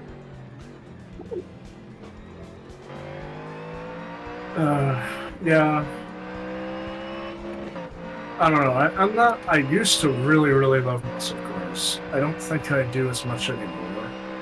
There's certain ones I do actually really love. My must-have muscle car one day would be a 67 GT500. Yes. It's a must-have. Like, in my opinion, best-looking, most beautiful muscle car ever made. And I constantly have a debate with my buddy Tyler about it. He really likes the 70 Charger and, the Daytona Superbird. Yeah. And we constantly debate about which is better, which sounds better, yada, yada, yada. I mean, there's a lot to be said for those really big displacement, like the Hemi and the 446 pack and stuff like that. But I think that just for me, the Eleanor GT500, like, you can't really top that in terms of just like, you can top it, but like it has so much presence, as does the Daytona. Yeah. But like I feel like that one's just a bit more unique and crafted. Whereas I think Right. in period, people are like, why the f does that Charger look like that and with that giant wing? It's like, yeah, aerodynamics. yeah, Haven't you heard? Yeah, little do they know that at its, in its time, it was one of the fastest muscle cars ever. Hmm. Doing over 200 miles an hour on local circuits. But Yeah, that's nuts. yeah, at that time, and those cars did not weigh. They were very heavy back then too. So it was just you crash. It's cars gonna be fine. You won't. You're not. Yeah, you're. It's over for you. Yeah. But So yeah, 200 miles an hour at that time. Like, I don't remember what they did with the regulations in NASCAR, but they certainly slowed that shit down at some point. And then they eventually got back. Yeah, they progressively made them slower. That might have been the car that like helped introduce restrictor plates to super speedways. I don't know. I'm sure someone can correct me on that. I don't know. I've never ever been interested in NASCAR. I get that. So I can't ever speak knowledgeably about it because I don't care about it. It's, my opinion, the most boring part of motorsports. I think the worst part is that like when they crash. I think the fan base is like they have this kind of air about them that their shit don't stink, and it's like, oh well, you just like aren't. It's not like this hoity-toity like, oh, you're not good enough to get our sport, but it's like we don't care or want you to enjoy it, kind of thing. So yeah, I'm like, It's okay, cool. not only that, but it's like the drivers are so cocky. They're not in the slightest humble. Mm-hmm. What, Kyle Larson? It was Kyle Larson who said, "Oh yeah, I'll beat Max Verstappen anywhere, any day, even in the same car." And I'm like, no, you won't. Yeah. I think I'm that's pretty sure he'll kick your ass left and right in any sport you put him in. as he's kind of going on a freaking tear doing, for the off season right now. Yeah, it's like he's doing iRacing. He just drove the GTP Acura. He's been doing GT3 testing with his own team for WEC and IMSA. It's like, bro, how are you gonna talk all that mad shit and you're stuck in NASCAR? I don't know, man. I think that like there's this whole like pipeline issue where like a lot of people who I do meet at these like outdoor karting things, they kind of, it's like this like, okay, it's IndyCar or NASCAR, and like those are your options. It's like, I mean, yeah, but no. Like, there's more out there. There's so much more out there. Like here, there's so much more out there. Right. Yeah, that's. That would be a good one to ridiculous, talk about too in a later episode. Yeah, I'm like, you've got MotoGP, you've got IndyCar, you've got Formula One, you've got IMSA, WEC, you got motocross, supercross. It's like, hell, you could even watch karting if you want, which is also super exciting on its own. Yeah. If you want to talk about some of the purest racing you can get, karting's probably, that area. Like, I wasn't sure if I ever really wanted to do road racing for a while, but like I was like, I'm at least going to continue to pursue karting, just because like I want to be able to have that competitive drive and really work on myself as a driver, and like go out there and prove that I got what it takes. Yeah, for the longest time, I didn't even really care about what racing was. Mm-hmm. I was just like, I'm gonna go out there and do it. Yeah. Right. That was in my head beforehand. I was just like, haha, funny car, go fast, horsepower, straight line speed. Who gives a shit about the cornering is?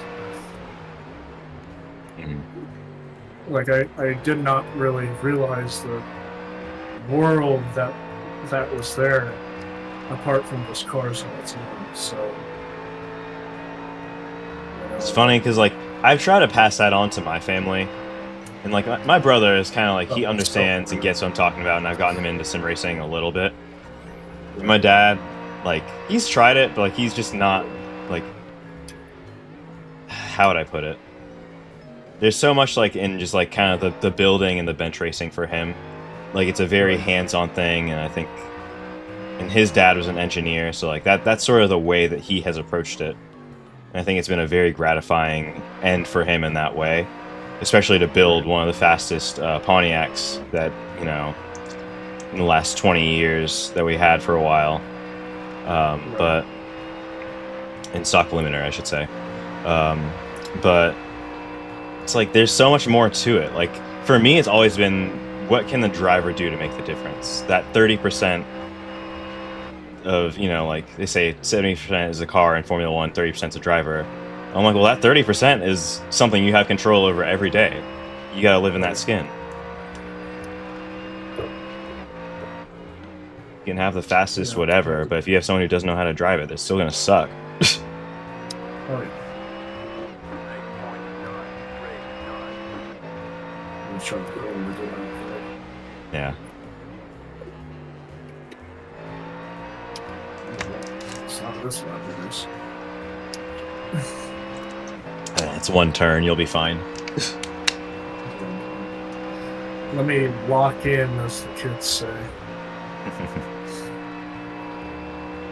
The lingo.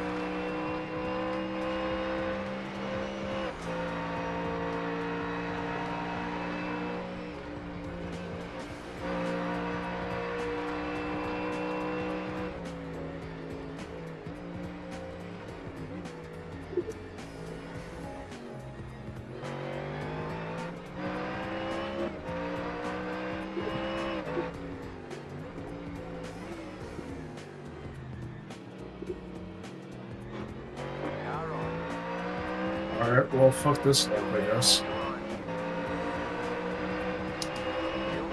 Can you go away? Why are you so slow? See, I think that's the most aggravating part about these races for me. Is I know that I am easily capable of fighting for the win right now. But you have to deal with a bunch of people who are just sharing the same track with you, but not in the same race, like at all. And it's like next lap, I'm gonna try to put down a really low too late.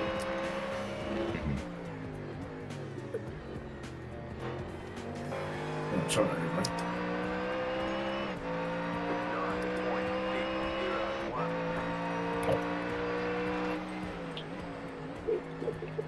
I'll say this and I'll let you get on with it.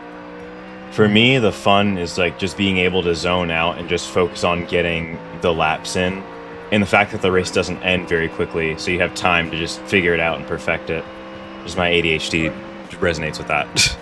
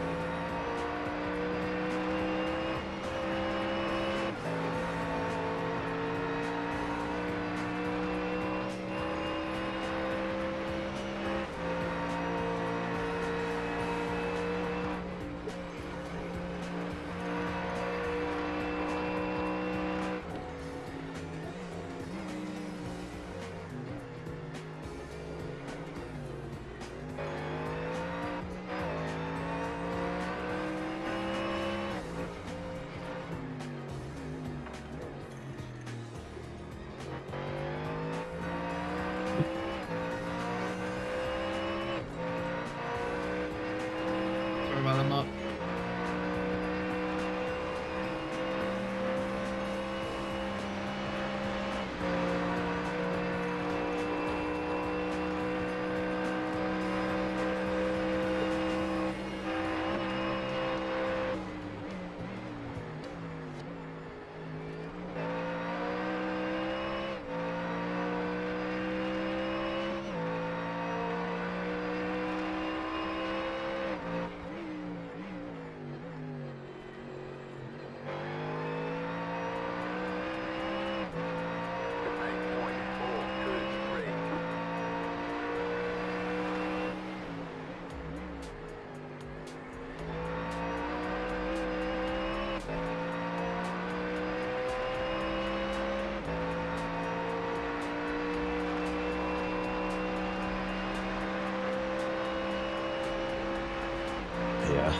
here we are.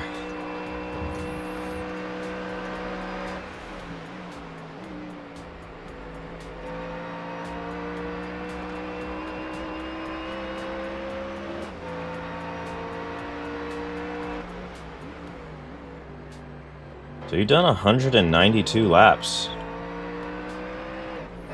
And we're about 9 hours into the race now. It feels kind of like we haven't really even gotten that far or done that much. But I think that when you start to have like a conversation, you start to kind of zone out and you get to just have some perspective on the race. It's a lot easier. When you're in the seat, it both feels much longer and shorter at the same time because you're just in the moment. You just get to do it. I think it's better when you can like kind of engage / disengage with the conversation, but when you're also like in maximum push mode, you do want to have all of your focus attended to getting the best laps that you can. So like Josh is already at a point now where he's about to beat my fastest lap, if he hasn't already, I believe. I know he was doing 208s earlier. He's already on 208.4s now.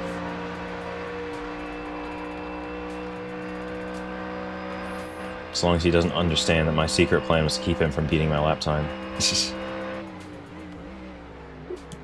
Couldn't stop that.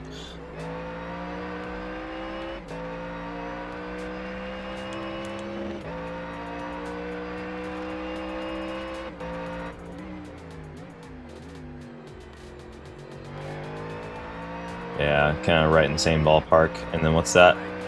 Yeah, exactly. So he already did. Just that quickly. So he's right on the cusp of 207, so it's about to happen.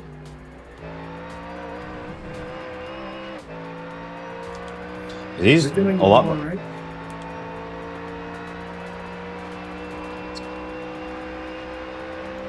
What was that? We're getting more rain. We're talking about rain. Oh, that probably has changed.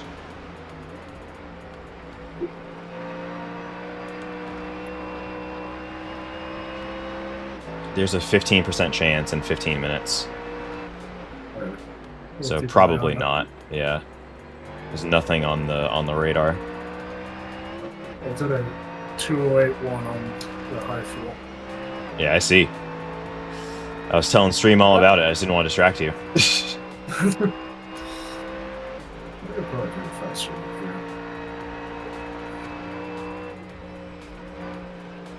Let's see.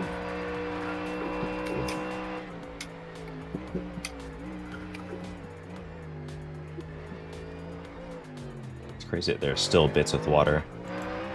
Yeah, little bits.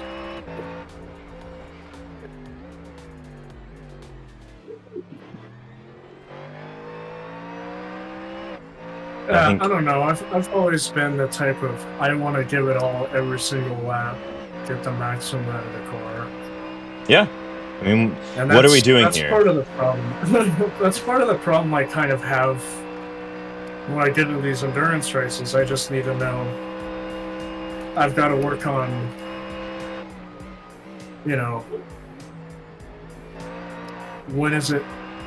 when should I push less and when should I push more? I need to find that line.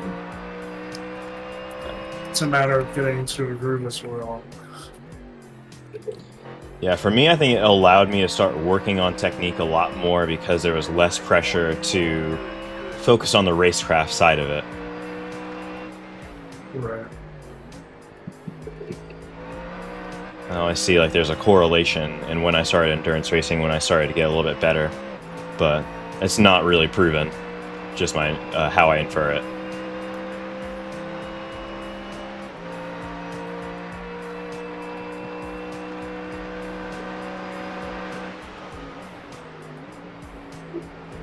You can get like push to talk on here or something.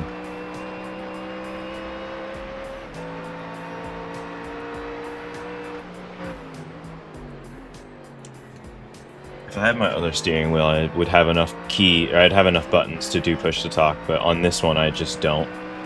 Plus that one's not as light as the other two wheels I have, so I don't like it that much.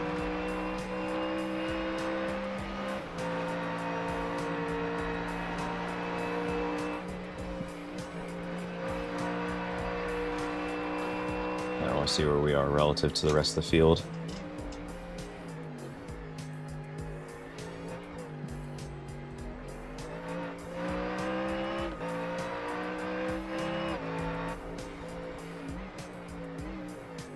So we've got a pretty good buffer. 3 laps to the car in front, 2 to the car behind.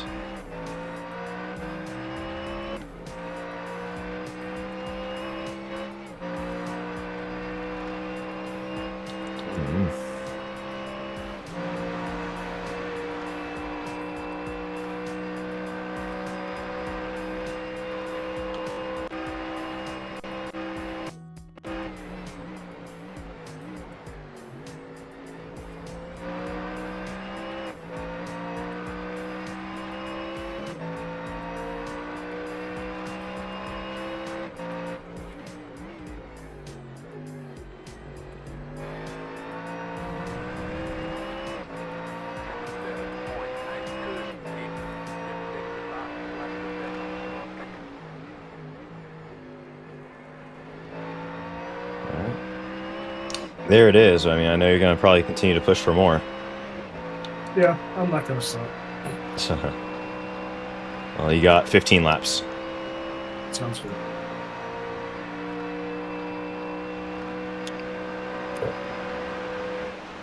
Continue to do what he's doing.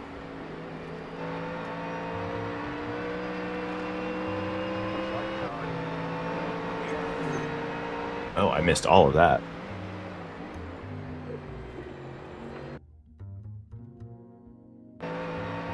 Did I hit him? I don't think it did. That's very hard to say. You 0x'd him, and I think he bounced into you. Yeah, it was netcode.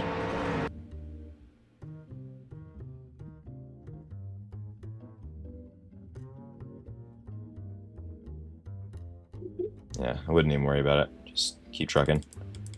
Good.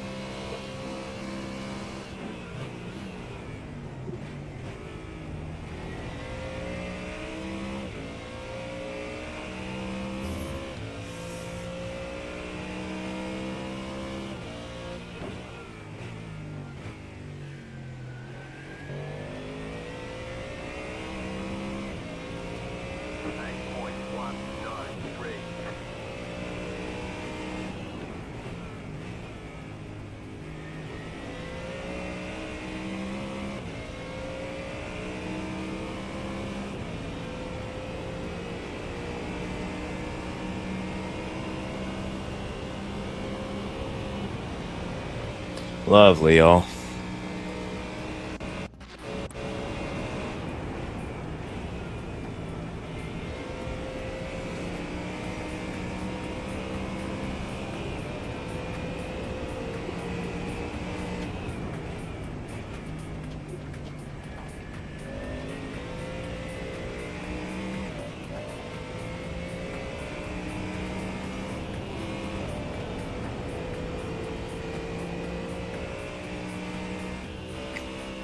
They're not happy customers, but I'm not here to fucking serve them anything.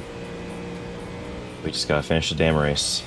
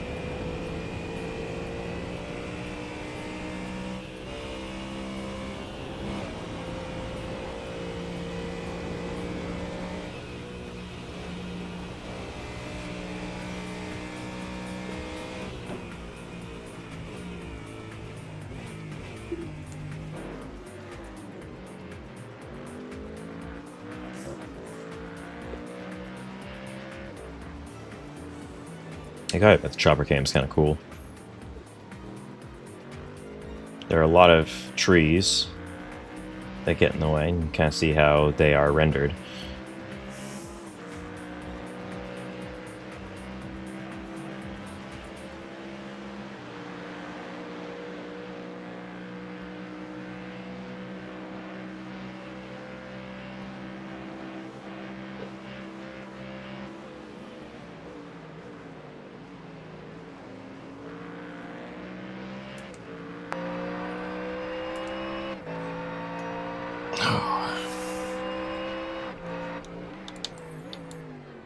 It's funny because if I'm being honest, like, I'm ready to get in the car. I'm not excited to get in the car, though. I'm just kind of here.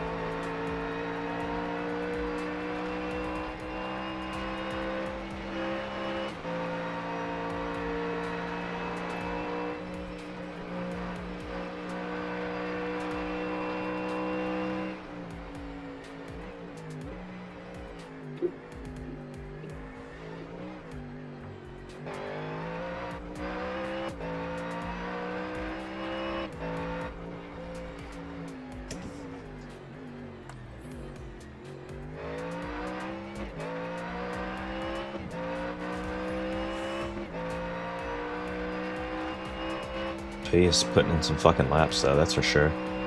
So I think honestly by the time he gets down to like the low fuel, it probably will be something closer to like low 207s. We'll see.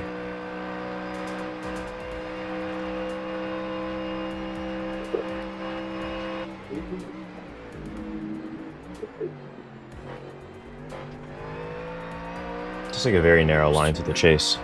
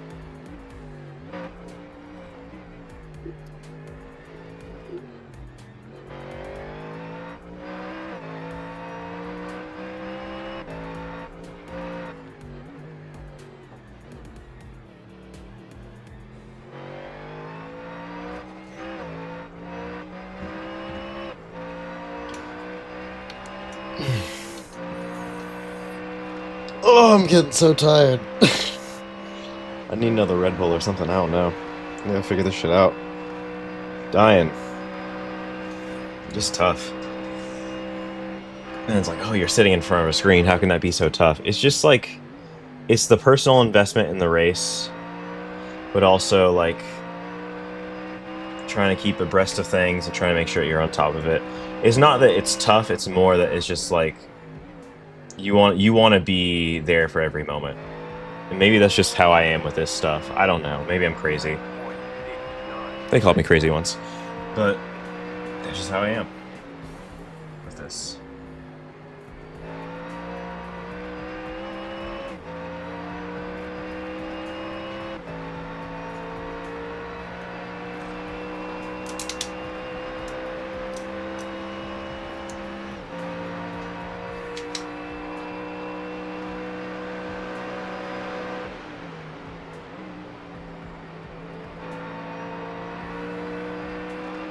For 7 hours. I mean, we're, like I said, 9 hours deep into the race. This stream has been going for 7 hours. Still kicking. Still kicking like Kung Fu chicken. Don't quote me on that.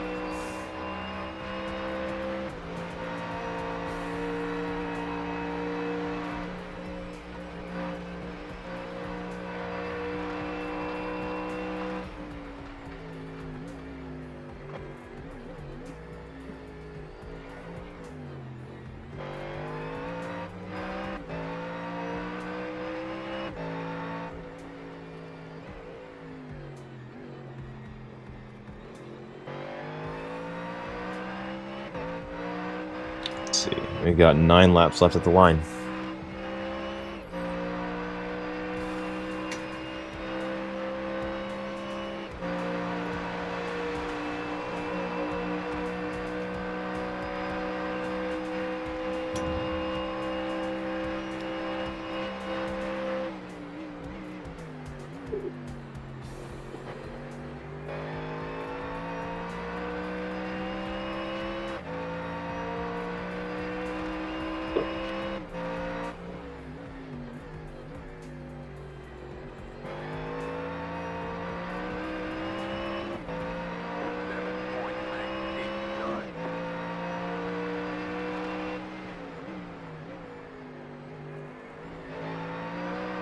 Actually, as a matter of fact, I will be back in a moment.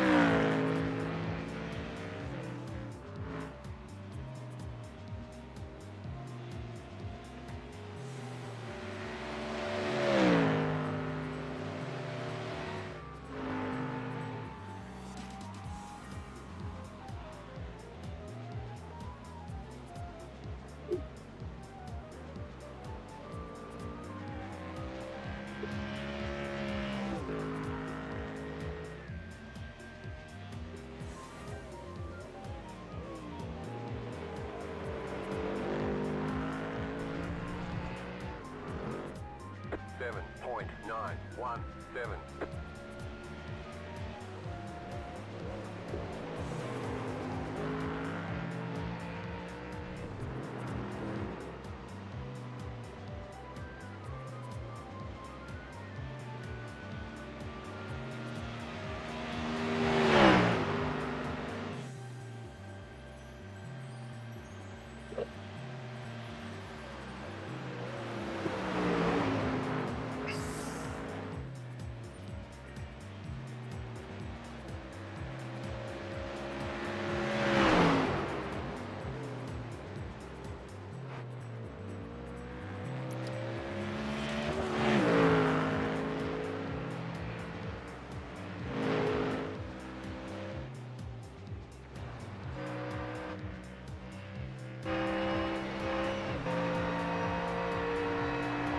Alright, I am back. How did I get back? Dude, that was delicious. You did better than me on a couple occasions. Yeah,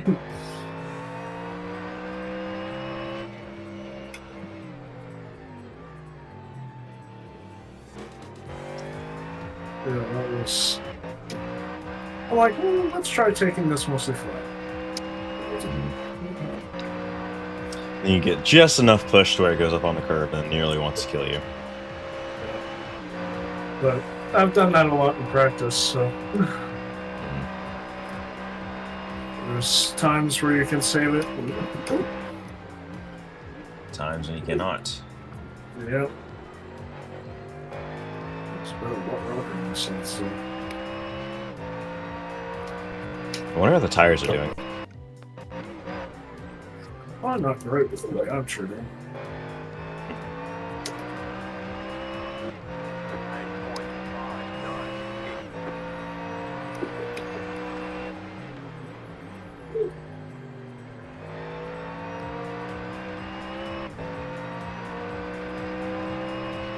What's the leader running?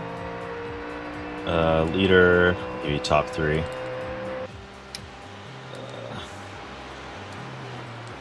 Last lap, 218, but they were running 211s and 12s. So I think that this is not their ringer. No, this can't be right. There's no fucking way.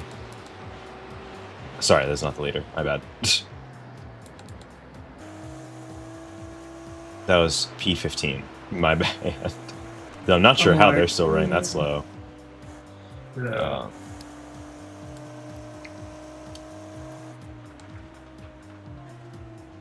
Now, you're gonna think I'm crazy, but it's like 213s, 211s, 211 and 213. Why are they so slow? I wish I knew to tell you. Their fastest is done at 2083. They've just stayed out of trouble. That's true. That's the name of the game. I've got to realize that eventually. Yeah, second place is doing 208s though.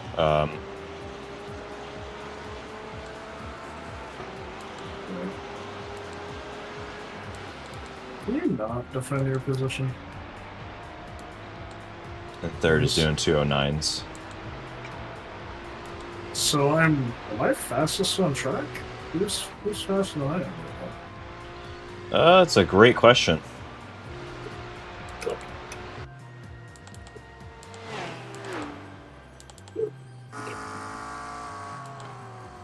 Switchback, idiot. Car on your left. Clear. I didn't even see it, but it felt just the energy was just damn. They're gone. 9.30. I'll just go based off last laps. 221 cars pacing with you.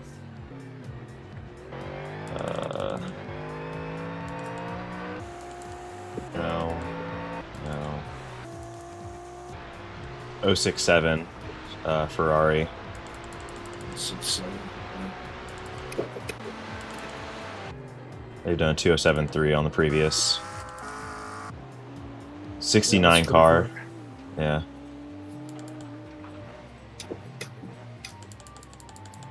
Who else?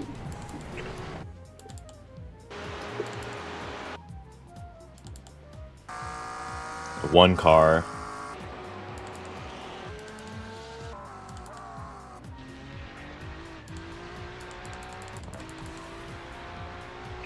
A 39.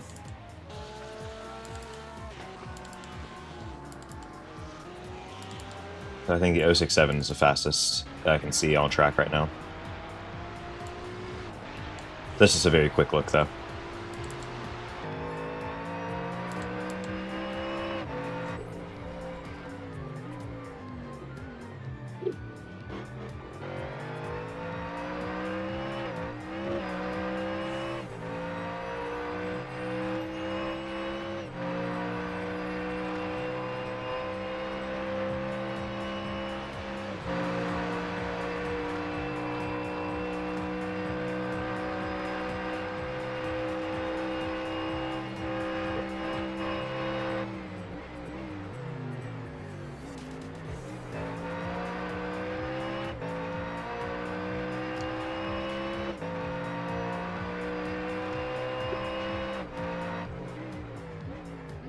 Now, why would my ping be so high?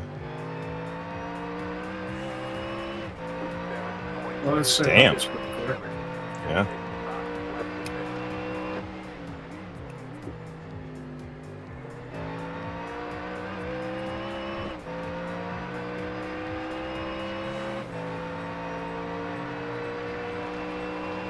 Oh, okay.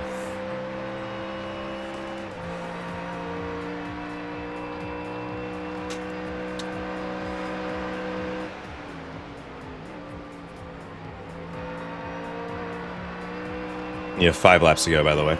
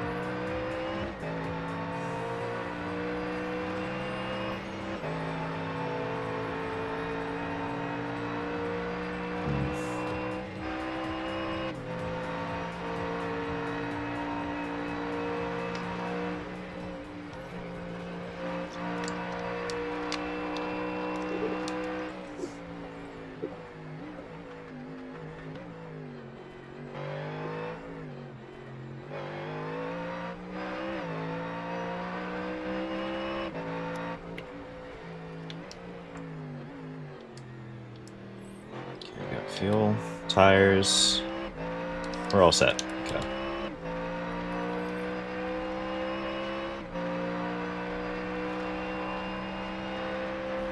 I'm gonna be honest with you, I don't think I'm gonna be able to go for 2 hours, so it's probably gonna be just one stint and then right back over to you. That's fine.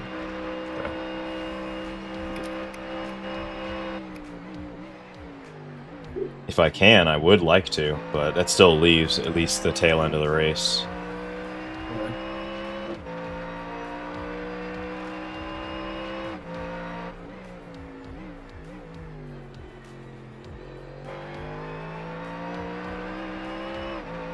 I think this is going to be the last night. You've got, it says you've got 3, but I would say, you know, if you want to just bring it in next 2. 209. Yeah.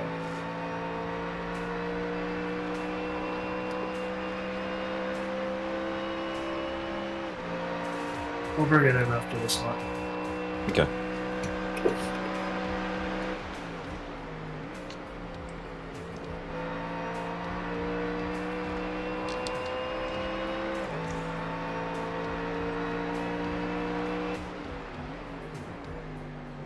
Let him give you an opening.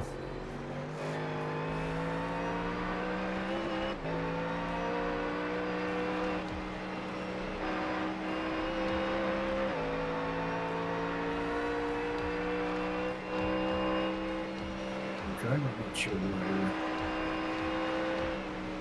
I think they got some damage on the car. Yeah, they've got damage. I can see it.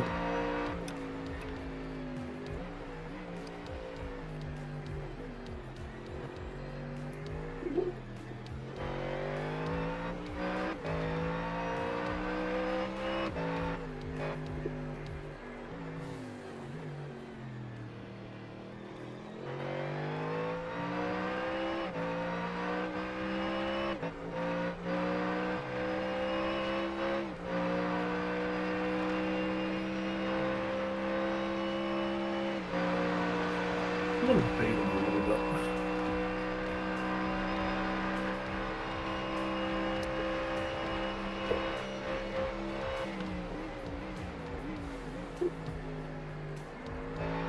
I'm just going to ruin the exit.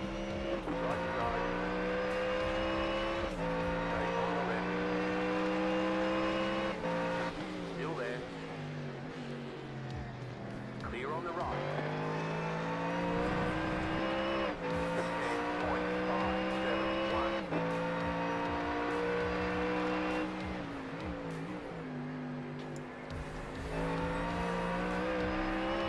10.571. Yeah, you should have 2 more comfortable if you want to finish this lap out. So, your call. Yeah, I'll finish this lap out. I'll see what I can do.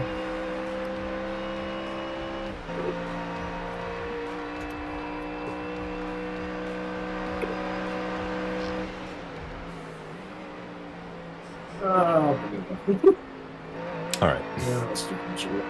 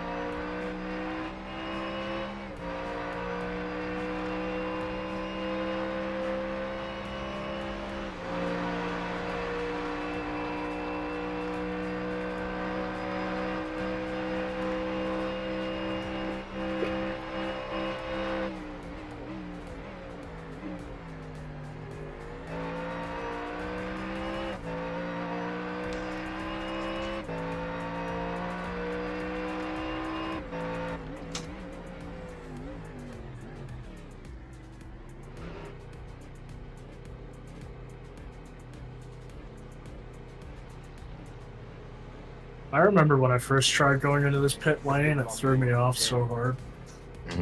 He's got that artificial kink in there to really slow people down. It's like, 3, Literally, yeah. 1. Right here. God, man.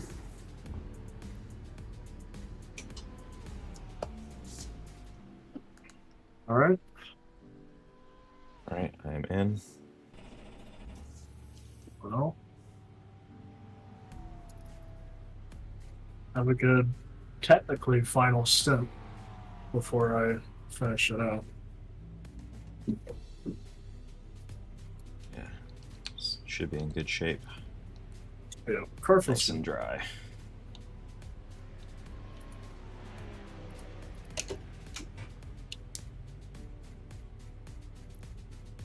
Go, go, go!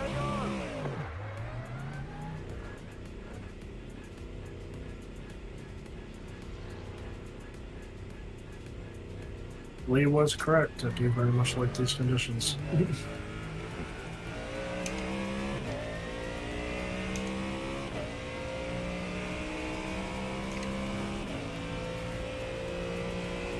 Hell of a lot better than finding out the 11th hour there's gonna be rain. Right.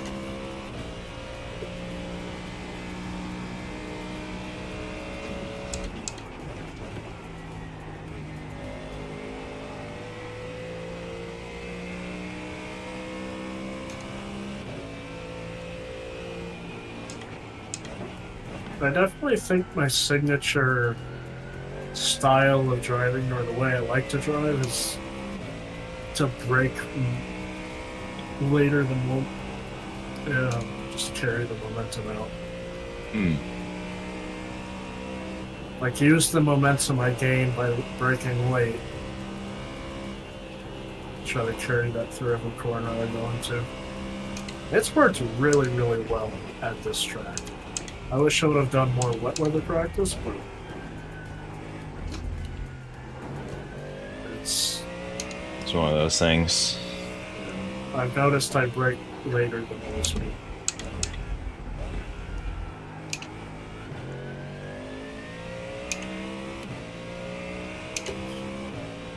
Which is actually, from the lap data that I've seen, is not what we're supposed to do, but it's worked out from there. Well, I mean, if you can get everything done and you're still balancing away the car correctly on the nose to a point where the car can still get an ideal exit, then you're not doing anything wrong. Let's start spotting to make sure things are done.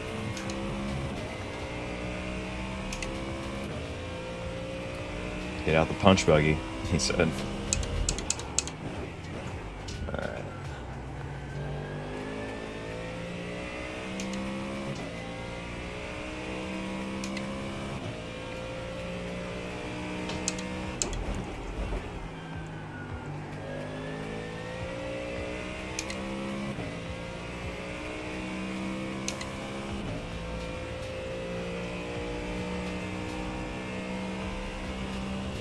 On the fourth sector, I matched the ultimate time. It's your team. That's fine.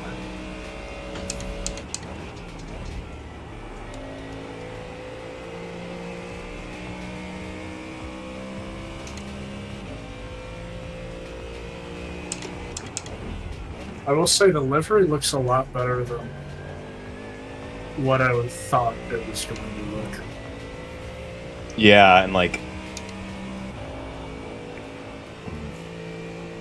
when you sent me those concept photos, I'm like, yeah, I don't know, but we are trying to move to get some stuff done in-house, so we're gonna see what ultimately does happen, but I'm trying to have some input on it. Yeah, maybe we're the ones driving the cars. Yeah. I would like for us to have some say on how the car looks.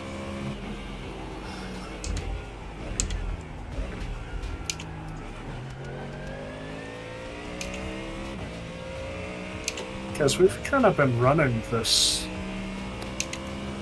type of livery for a second.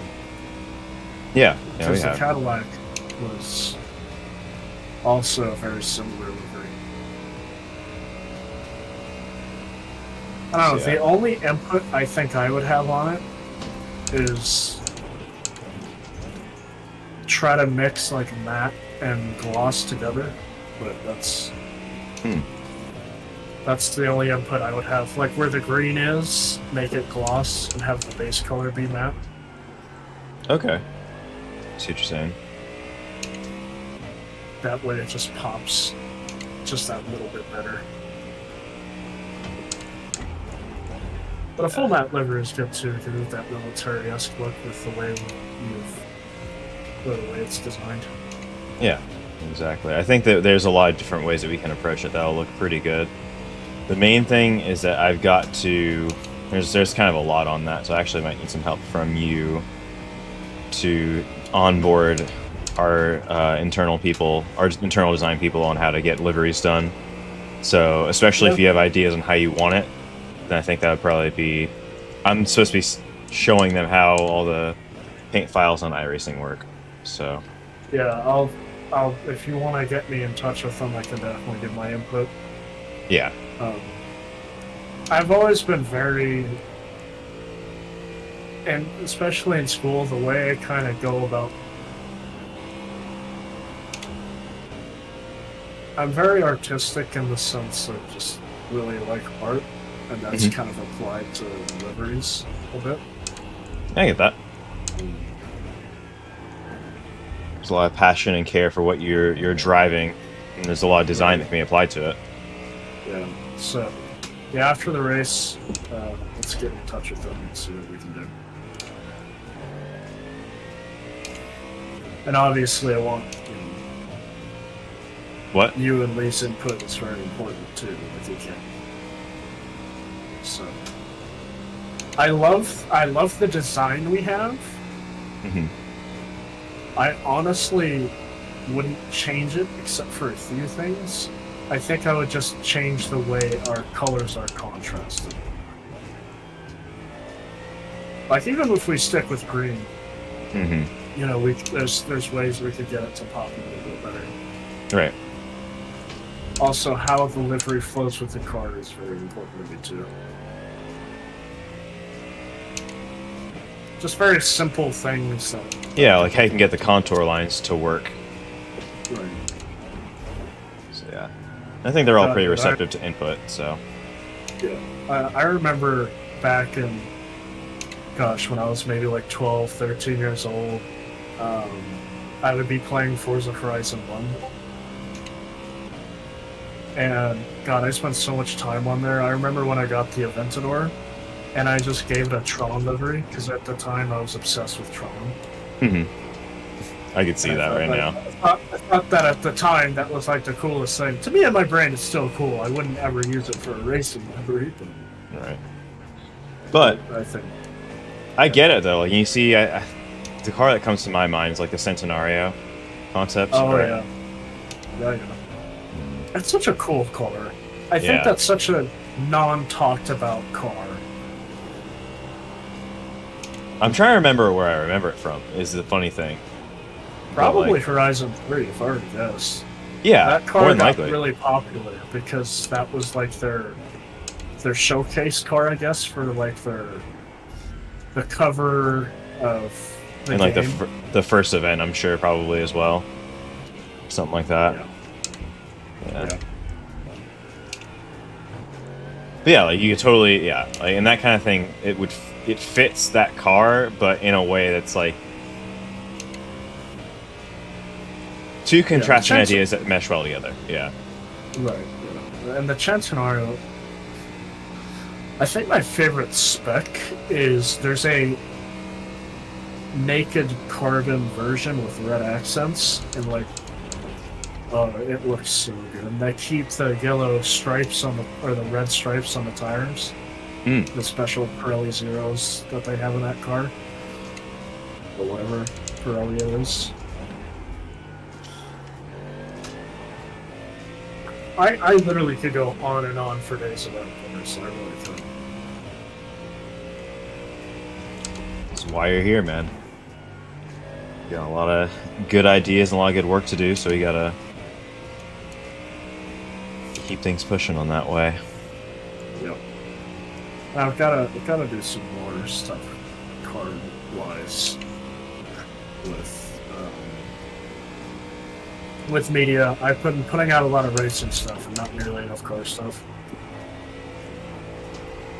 I feel like I've been doing fairly well with pushing out media. I've been pushing out a lot of stuff.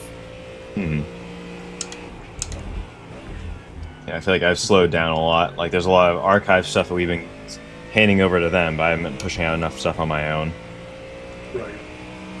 Yeah, it's really important to me that I push stuff out on my own.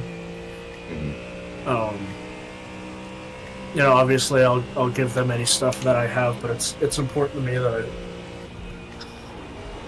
get that attention by myself. That way, you know, it kind of shows everybody that, hey, I have the viewership, I have the following, this is what I'm able to apply to the team. That and building up my own little fan base is kind of cool too. Yeah, and I think that's a big key part of it, is like being able to interweave all of that, and also have people who are specifically here for you and what you're providing, just as well as like the kind of concept. Like you gotta bring, you know, your own level of sponsorship to the team, and you're providing value in that way. So that's it. I'm glad you have that mindset.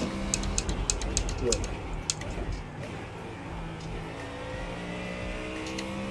And another thing I really like is just interacting with people.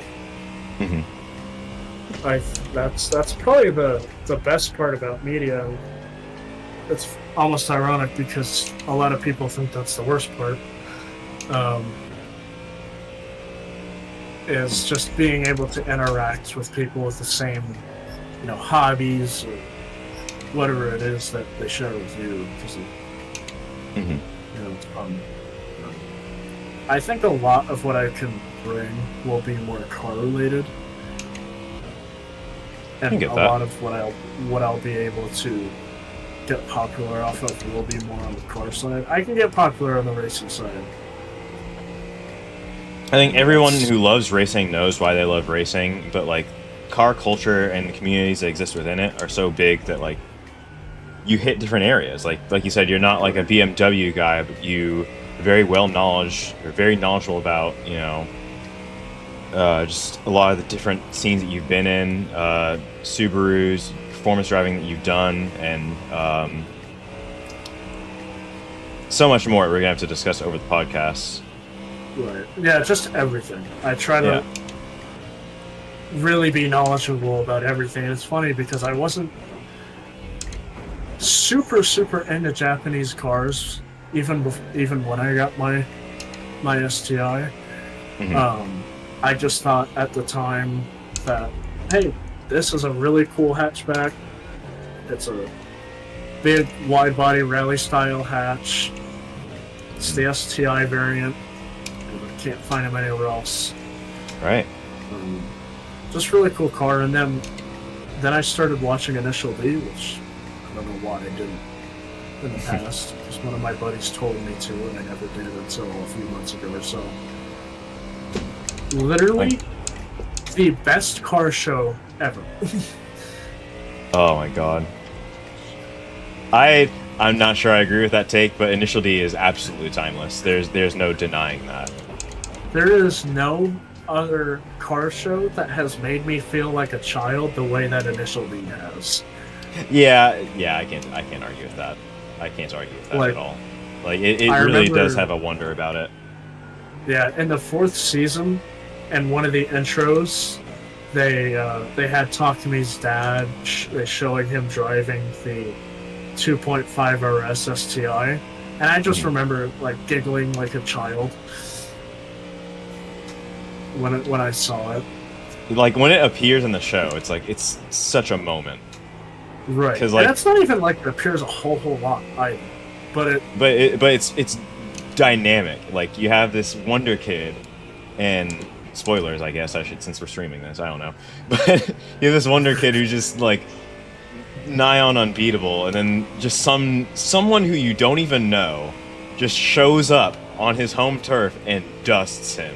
And like, just what? Mops the floor with him, and he's just like, what the hell? Yeah, like now I'm pissed. Right. Not only that, but when he figures out that it was his own father, And then his dad is like, okay, you have to drive the car.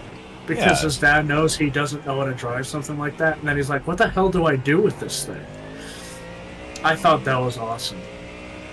Yeah. Because all he did was drive an FR, that 8.6. And his That's all understanding he's was framed by that, and so now he had to expand it by actually understanding how to drive the Impreza, the STI well. That's one thing I pride myself on, is being very adaptable. And just trying to adapt onto anything that I drive. So I think that's a key thing as a driver, is how you adapt to the machine. That is Yeah. How you handle a situation, like how well you can adapt, basically lends itself to anything that you do. Because like today, the rain situation being worse than we thought it was going to be, completely interwoven with like, okay, well, how can we drive the car differently to get the most out of it in these conditions that we haven't faced before? Right. What happens when you have people who are being a-holes and don't want to move out of the way, or and all that kind of stuff, you know? Yeah. Like we weren't at all prepared for that type of rain. Like we had done some wet sessions and it felt okay, and we both did those sessions together and we felt confident. Not at all prepared for that much rain. Right. Like I thought it would kind of just be like the sessions, but no, just lots of monsoon came in and wiped the floor of the track. Exactly. It's like, yeah, you can have, and you can have a preference whether you like understeer, oversteer, you know. And a lot of that's have all also these framed by preferences. restart. Yeah. Right, and you can have all these preferences, but you can't let your preference of the way you drive get in the way of how you adapt to a machine. Absolutely.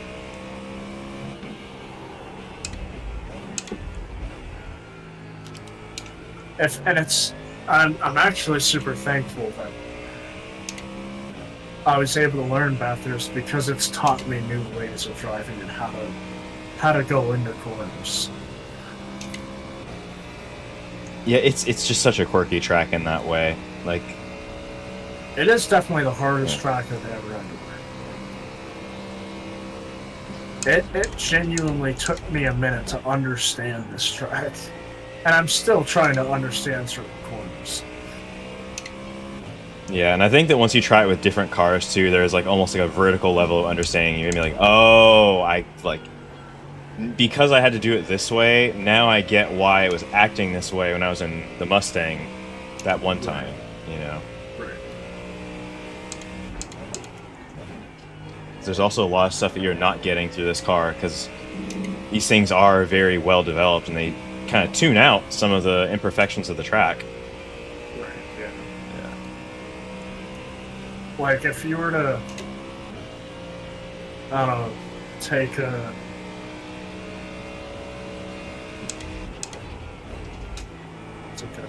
If you were to take a F4 car around here, you'd probably find out the imperfection of the track a lot quicker than you would in these cars. Yeah, because it would be like, oh yeah, like the car wants to spin every 8 seconds because it just can't handle the bump here on these specific points of the track. So it's like you have a very intimate knowledge of where everything is after that, because it all matters that much more in that context. And me and Jake, before, because I actually didn't start practicing in the GT3, me and Jake decided what would it be like in the GTP cars. Oh.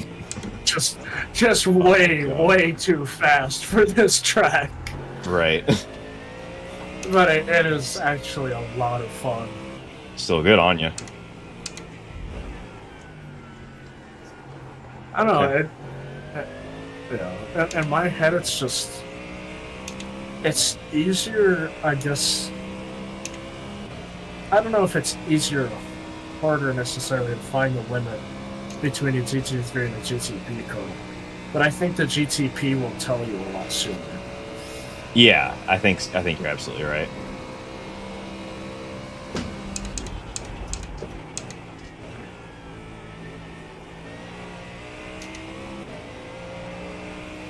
You could be doing that so much better.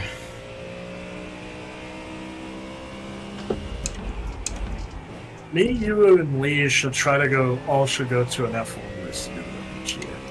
We should. I want to do like either Mexico or Vegas or something like that. I think would be really fun. I'm denying Vegas right now. That's fair. But Mexico, I hear, is the one, like, at least as an attendee, like, I don't love that track layout as a, you know, from my esteemed sim racer's perspective. But yeah, it's kind but of. like but I hear that like it's like one of the best ones to attend. Like it's not hyper expensive. The shit there is awesome. Just all the stuff to do and just the atmosphere in general. It's great. We should look at going to Coda. Coda for me has been an absolute blast every time. Is that still towards like the tail end of the season or no? October. Okay. So, I mean that's doable. I think the middle. Yeah. Yeah. You know, it's not terribly expensive. I think general admission is like anywhere from $300 to $400 or so. Yeah, that's pretty reasonable. I can do that. You know, and then there's obviously grandstand tickets. Then that's where shit gets expensive. Yeah. If you want to get a spot. Right. You can just go up on. There's a lot of places to go at Coda, from what I hear. Just take it all in. Yeah, there is. Austin is really pretty. It's got a lot of really pretty areas.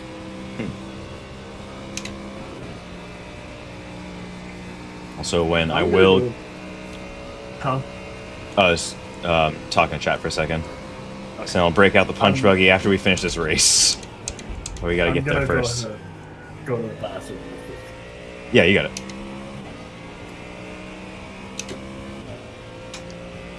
We got 19 laps after this.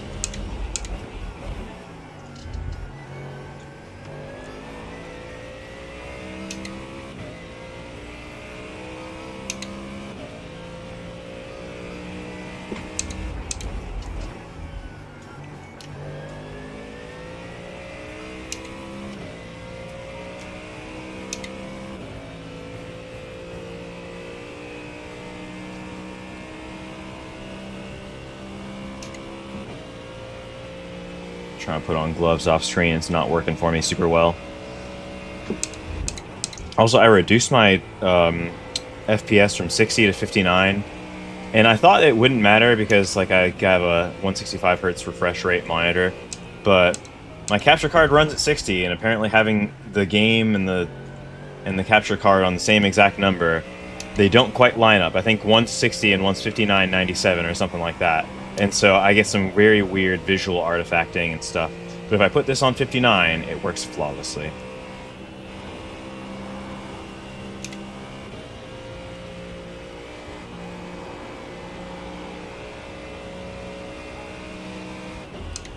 Okay. I made a mistake. I'm sorry. I'm sorry. I thought you loved me, chat. I thought you loved me. Also, I don't know if you're still here, Wen, but what are you going out to get drink? Like, where are you going to go drink? Maybe it's not my business. I'm curious. I'm asking as a streamer and a memer. And not an alcoholic.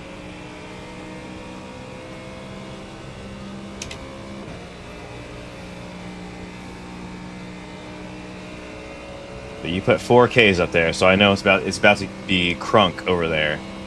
Whatever it is. Might be apple juice for all I know. It's about to be crunk.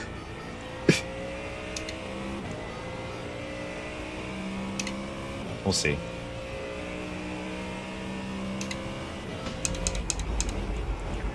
Easy.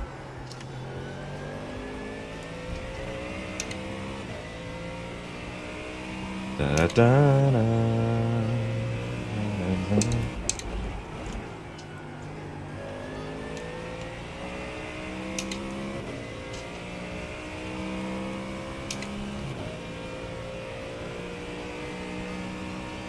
I feel like I should be driving more aggressive, and I'm just not. I don't know. Not that I want to be like hyper pushing, but like if I really want lap time, I gotta be a little bit further. Lost some time there.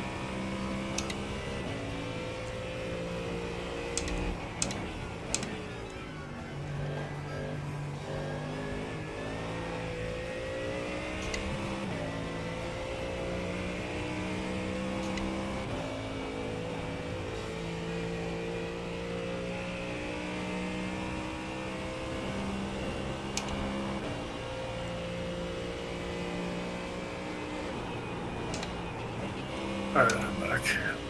Alright. I had to catch myself before I sent it over turn 10 and just had a moment. Oh man, you both. Yeah. 210 seems to be... It's a hardcore mode for sure. Yeah. I also had a very enthusiastic moment, like right after you left, I had a very enthusiastic moment at Skyline.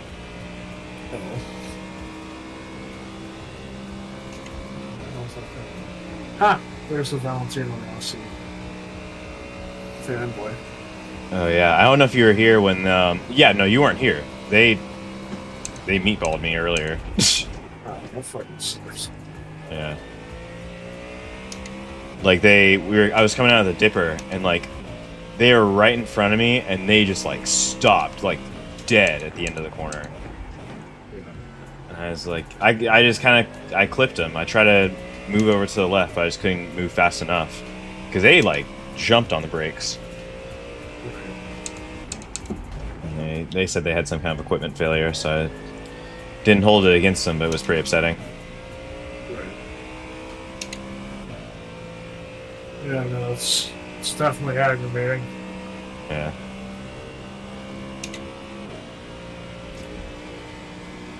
For sure.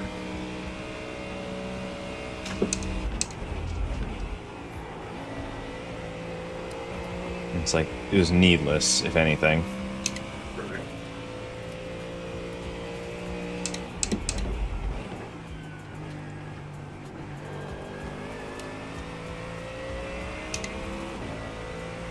Well, you can either show me a way around you or I can save some fuel. I don't care which. Right. Oh my goodness. Okay, well. Be more clear when you're lifting. Love you. Bye. Right?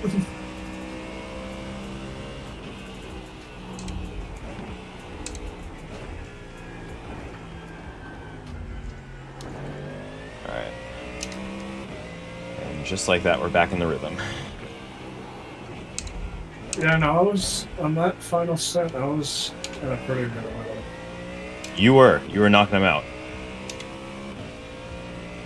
I'm not sure, but I think you got the fastest lap. So I have to verify that.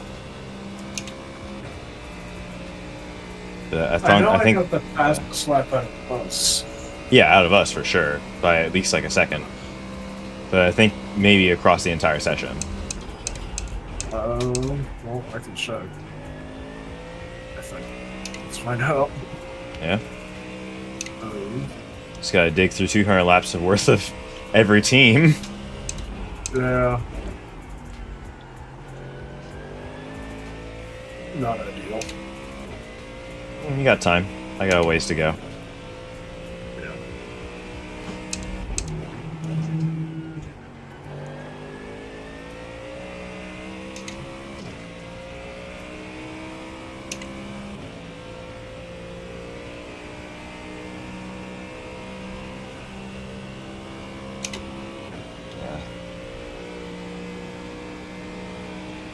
I'm actually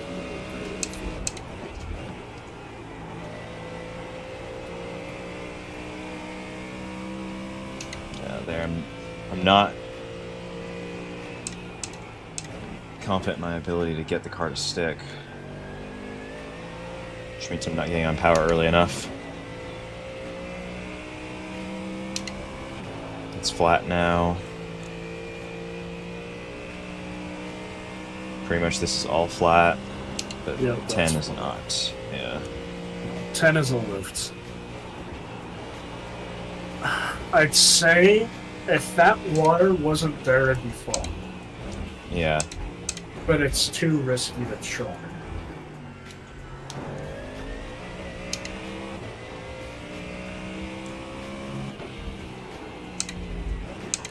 I don't know.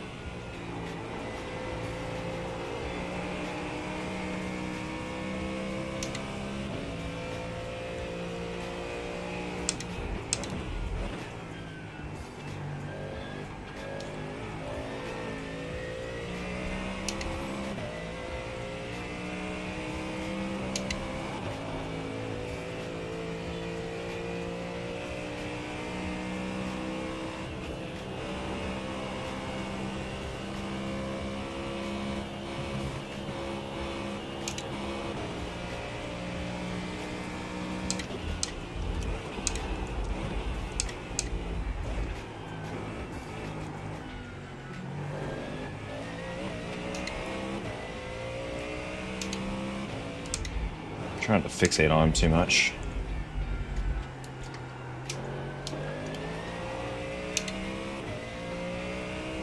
So I guess This guy's giving me some trouble though. Alpine will use their 2024 chassis for the 25 season to save money for their 2026 season. So like it's literally the same chassis design, just they're developing the aero bits on it. Yeah. Wow. Yeah.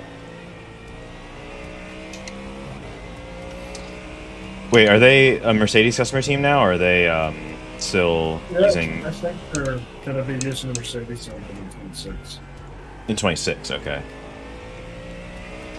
But for now, I think they're still using the Renault engine. Okay. Gotcha.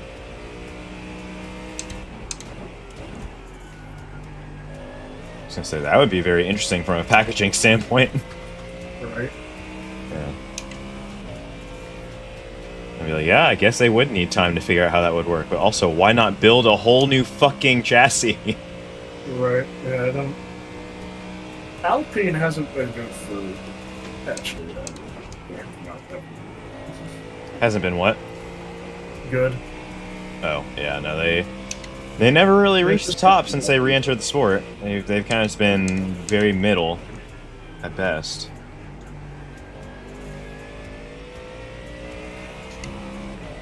Because of pink. No.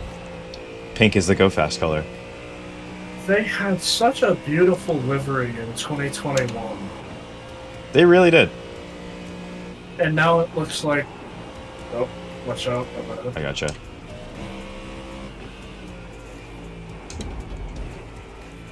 Does it say Mustang House Racing? It's in there. Yeah. I guess it is. Kind of seeing it there.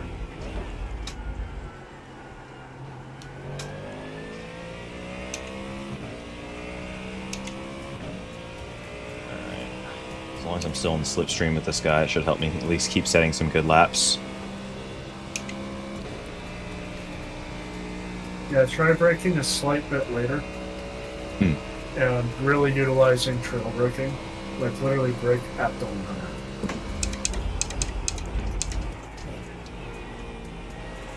There's more in it. I think I'm worried about those patches out there, which they're just gonna be there, and I gotta just get around it.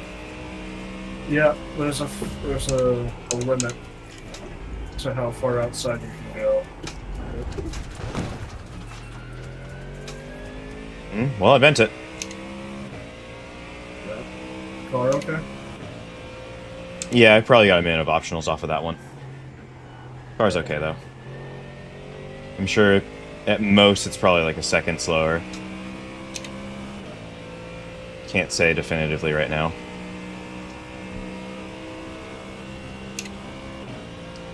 I'll probably do one full recon lap and then figure out whether I want to pit.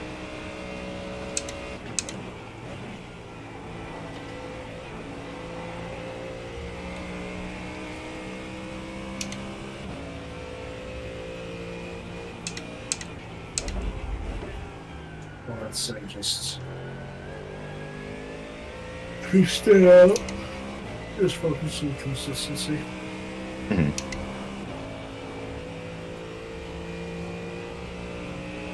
I'd say being in the 209 to 10 range is fine. No loaders in the push like I was if you're not comfortable with it.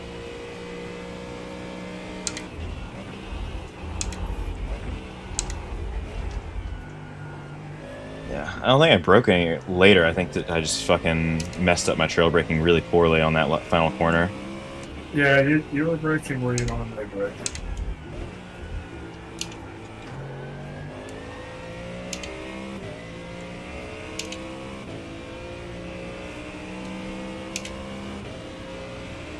How's the car feel? It's drivable. It doesn't seem like it lost too much top end, but it's also not fantastic. Well, Yeah, like it feels about the same as it was. Okay.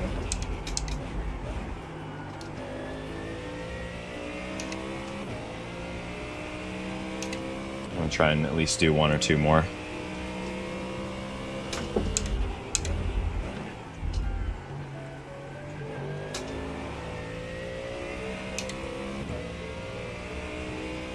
Gotta go for one last step after this one. Yeah, I think so. And then put you on a lower fuel load, let you close out. Yep.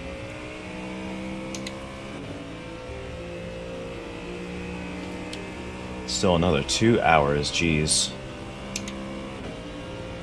Yeah, car's still pacing pretty okay. So if I can keep it in the 209s, I'm just gonna stay out until I run this out of fuel. Alright.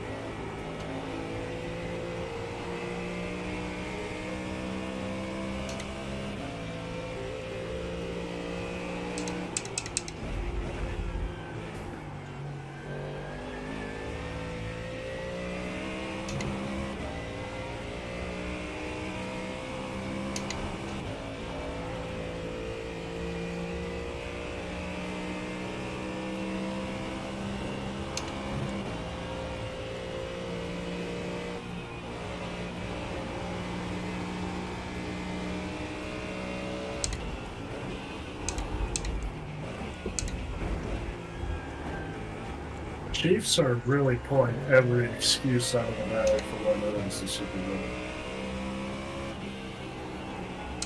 I stopped listening to them after they lost Super Bowl. But then again, I wasn't really ever have any football. Right. Well, they quote-unquote said the Chiefs suffered from Super Bowl fatigue, saying they got tired of winning. Okay, don't play then. Right?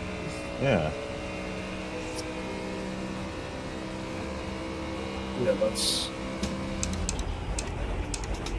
Gotta give credit where credit is due. That's a new excuse. Right. There's at least someone creative on the team. So you know how we were just talking about Max testing GT3s? Uh-huh. He was just spotted testing the Aston Martin GT3 at Polygon. Ah. That's good. I saw a video of him doing some I think it's drifting like Mad Mike's, one of Mad Mike's RX-7s. Yeah, that was Yeah. a video, but yeah, I remember seeing that video. Mhm. He just learned so quickly. Yeah. You can love Sure. or hate his father, but he created a monster. That's for sure. That is for sure. Yeah, Joss is like a supervillain, but Right? at the same time, like, I have no quarrel with Max. He races hard as fuck, and I don't know how I feel about that sometimes, but like, he's not a bad person, and he's definitely got that dog in him. Can't take that away. Like, you say what you want about him, you can't take that away from him. He's got that fighting spirit. He'll do what it takes to win. He very much reminds me of what champions used to be in Formula One. Yeah, like, No, I'd love to see that- him and like Schumi in his prime. Oh my god. Oh yeah. Oh my god, they wouldn't finish a race. Exactly. They literally wouldn't finish a race. Schumi, don't get me wrong. In my opinion, I love Lewis, and I do not think Lewis is the greatest of all time. He is on paper, and he is one of. I think And- Schumacher got it out of a lot of cars that didn't have it. Like, there was obviously that period where Ferrari just was unstoppable, but there's also there was that period where they sucked, and he still was like in the fight. Right. And Where was Lewis during 2022 and 2023? I hate to say that, but like that's the reality. I mean, he was there. Well, yeah, I he also wasn't think in the mid cars pack. were- Yeah, I think the cars were very different. As well. Mhm. Oh, actually, no. I'm actually going to catch you there. 2022, he was... The first half of 2022, and Mercedes said this themselves, he was a test dummy for Mercedes. Oh yeah, that's He true. was Yeah, doing a lot of test setups that would he was never developing work. for them on a car that was really was a dog. No, yeah, it was awful. Yeah. And then in 24, Lewis kicked Russell's ass. Not in 24. In 23, Lewis actually did kick Russell's ass pretty well. Like, I think Russell was 6th or something in the standings, and Lewis was 3rd. Was he 3rd in 23? Yeah. Huh. There were Yeah, I like guess a that does number track. I was I'm also guessing- there in Coda in 23, and where Lewis was almost fighting for the winning minutes. hmm So, That was probably a pretty epic race to watch. oh, it was good, yeah. It's like, I think we shit on like, oh, there's this period of just unbroken dominance, but it's not like Max was hand over fist. It's more just that he had enough car in his back pocket to like not have to push quite as hard all the time. But it's not like No, he was he winning had- by a yeah. mile. Yeah. And he had a very dominant car, and even better, the rest of the field really didn't know what they were doing in terms of developing these cars either. Oh, not So- at all. His dominant seasons came from him being good, because you can't be fast. The car's just not going to drive itself. Right. So it was him. A lot of the car was a big reason, and then the rest of the field just was not close. hmm Like, anytime you look at the past seasons that Lewis has had, he's always had competition, in all fairness, and he has had much tougher teammates. Alonso, Button, Russell, Nico, he's even Valtteri on occasion. Yeah, Lewis has had some Valtteri- really tough teammates. Valtteri had some pace. It just seemed like he was always not on the right strategy or couldn't convert when he was. And he still got some wins out of it. Yeah, but he was just too inconsistent at the end of the day. Yeah. So it's like Lewis has had much tougher teammates, and he's always had competition to go up against.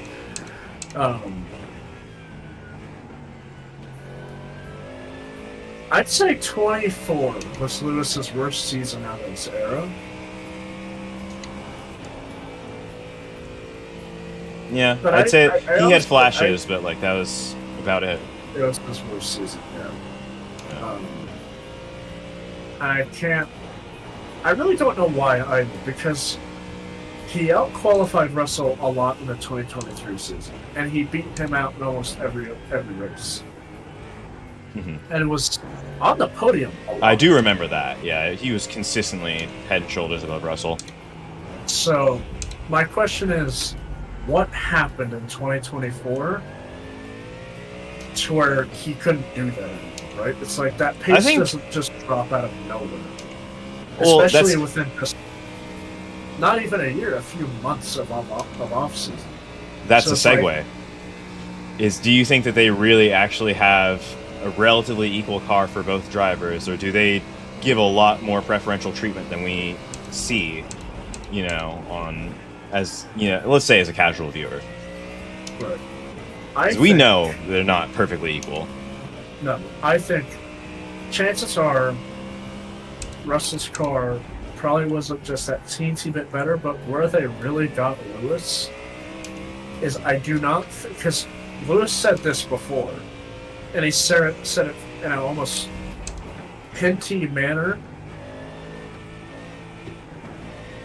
Was they weren't heating his tires up before quality. Yeah, I remember that. I think that was a big thing. I also don't think the car, it was very obvious that they made the car completely for Russell, and they just had made Lewis adapt to whatever it was. I think it's going to be once funny to Lewis see signed Russell with get Ferrari- really peevish about Kimi. 'Cause I'm excited for Kimmy's that. immediately on the pace with Russell. I think that's going to be awesome, because that means we've got a superstar on our hands. And I personally think that Kimi's going to be on the pace. I think it's going to be a question of whether he can actually deliver in high-pressure situations. Right, because he's super young. Yeah. He's even said that he doesn't feel ready for this. Yeah, But it's like, you can't just say no to Formula One. exactly. Like, I know I wouldn't. If somebody offered me a seat right now, I don't care if I'm ready or not. I'm not saying no.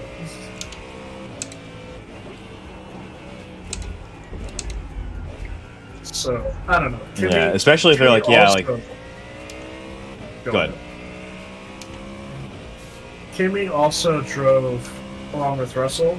They both did a test. I don't know where it was, but they did a test with the W11. And they both looked like they just didn't know what to do with the car.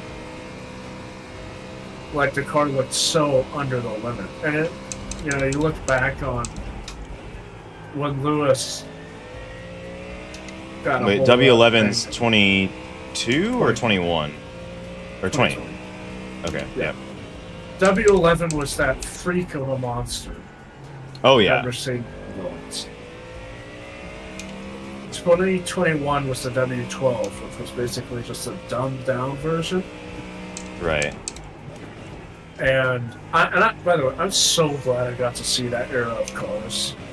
Like, I've seen Those cars seem angry in, like, They the were best possible way. in the best possible way, absolutely. You would see them on, like, even going into turn one of Coda, the sound that you got, like it almost sounded when you heard the braking, like you could hear the wind coming off the car.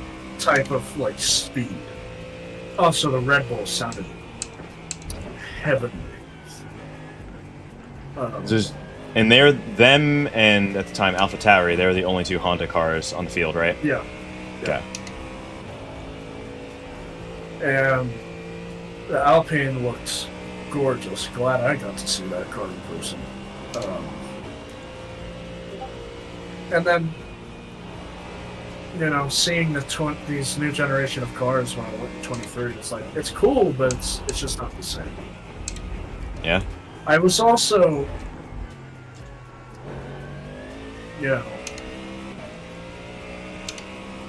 in 2021, there was also Max and Lewis fighting for the World Championship. And Oh, yeah. Hugely dynamic. Yeah. Lots of stuff going on, especially at the tail end of the season. It seemed like every race, there was just shit going on. It was a banger, regardless. Yeah, so being able to see that fight in person would be really cool too. But yeah, this new generation of cars just aren't. They don't have the agility. Yeah, they're big. They work well fundamentally, but they're just big, heavy things. Yeah. And hopefully, they said this new generation of car will end up being much quicker after some development. Which I believe. You know, they're lighter and they're only going to get lighter. They're lighter, they're smaller. They'll probably end up having more downforce after they develop the cars. So it's like, okay, that can't complain. The cars will be louder too, so that'll be cool. Oh, they will? Yeah. Nice.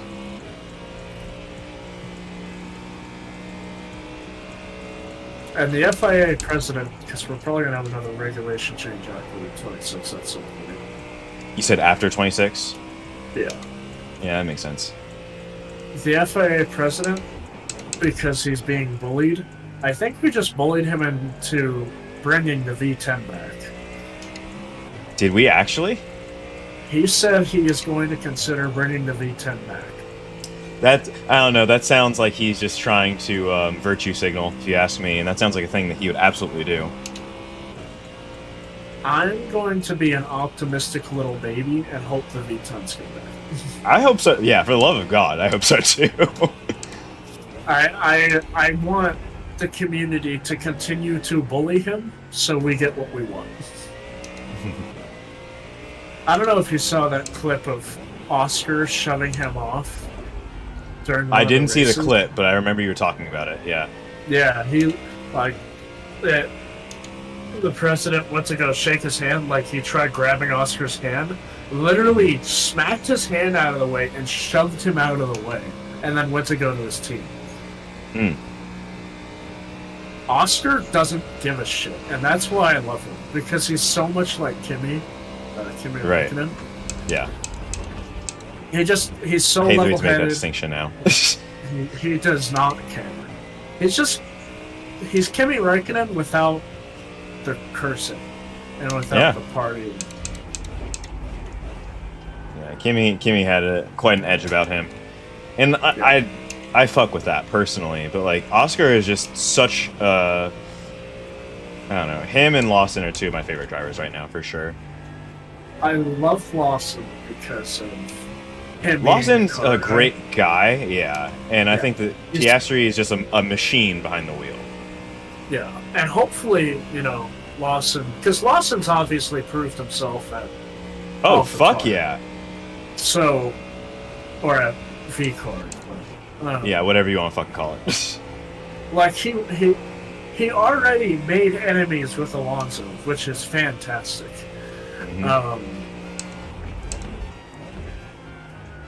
But the question is, will he do well at Red Bull?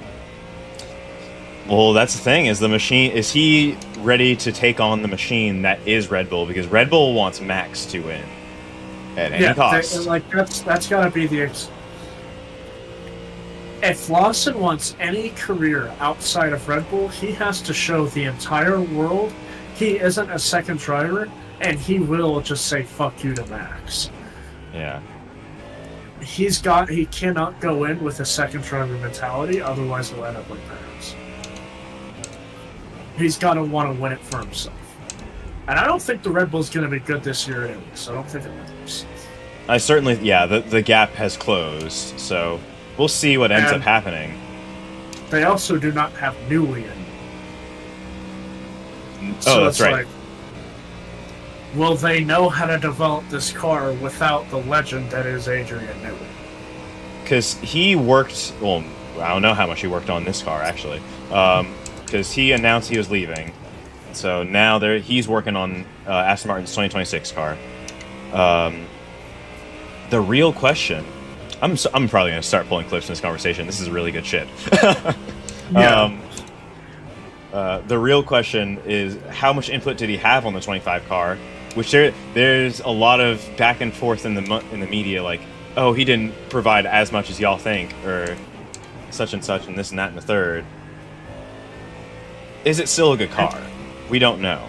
And Yeah, we certainly don't think that. I certainly don't think they can develop it mid-season the same way that they used to be able to. So this is gonna be the real question. It's my understanding that Newey did not develop the 25 car at all.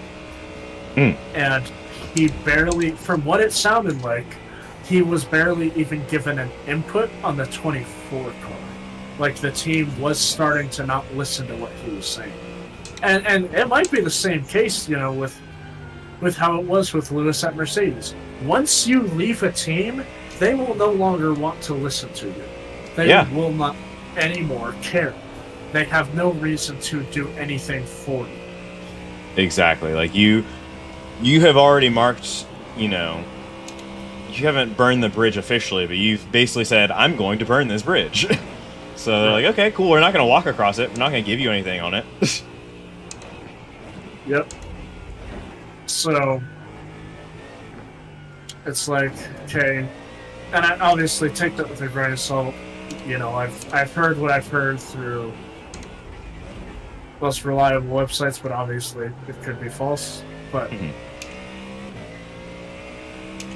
if Newey truly did not have any impact on this 25 car, Red Bull are screwed, because they've relied on Newey for the past decade plus to develop their cars. Those Red Bull engineers truly know how to develop the car without Newey. Especially with all the, I don't know if they're shuffling a ton already, which I think they are, but like, I don't think they can. I wonder if they will be third. I genuinely wonder if they'll be third in the constructors. I don't think they'll. I'm going to make a bold claim. I don't think they will be in top 3. I think they will be 4th.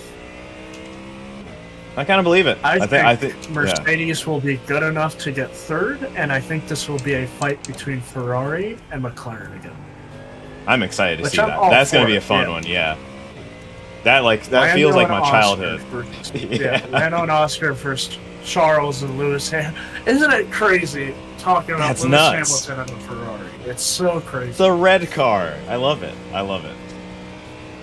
And if Lewis can be on it, because he said he's already more comfortable in these Ferraris than the Mercedes, which is a good thing. But he's also, he came out and said today that he's not where he wants to be in terms of pace, and he's got a lot to work on. Now he's either doing two things. He's either downplaying or is being honest. In the past, historically, when Lewis has had good seasons, he's downplayed himself beforehand.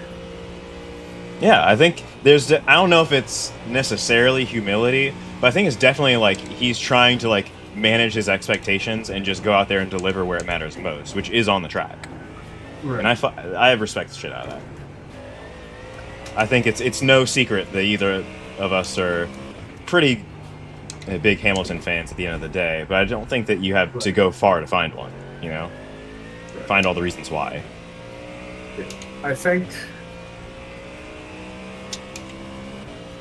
because it's so hard to try to gauge where Lewis is at right now, because at Barcelona he had a little incident with the car, which Lewis said all he was trying to do was find a limit, and he found the limit, which is a good thing, because if the driver isn't crashing the car, he isn't really pushing hard enough.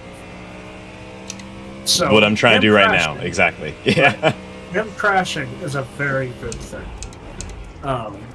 Because think about it in this way.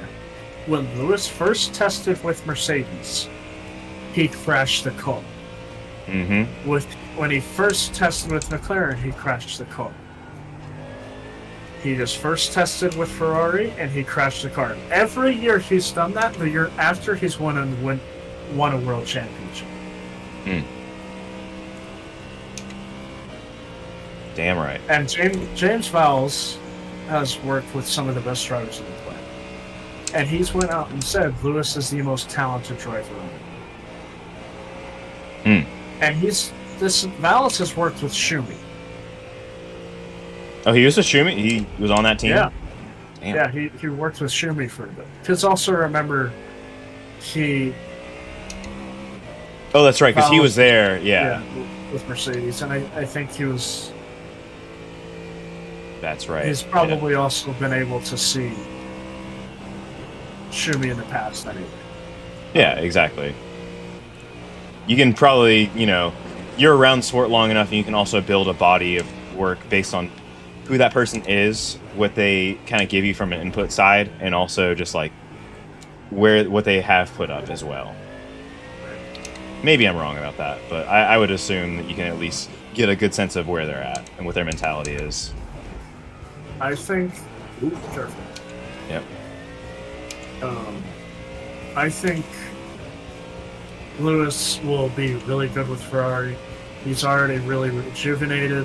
He's really happy with the team. The team's made him feel at home. He's got a good relationship with Charles. I don't think he ever actually had a good relationship with Russell.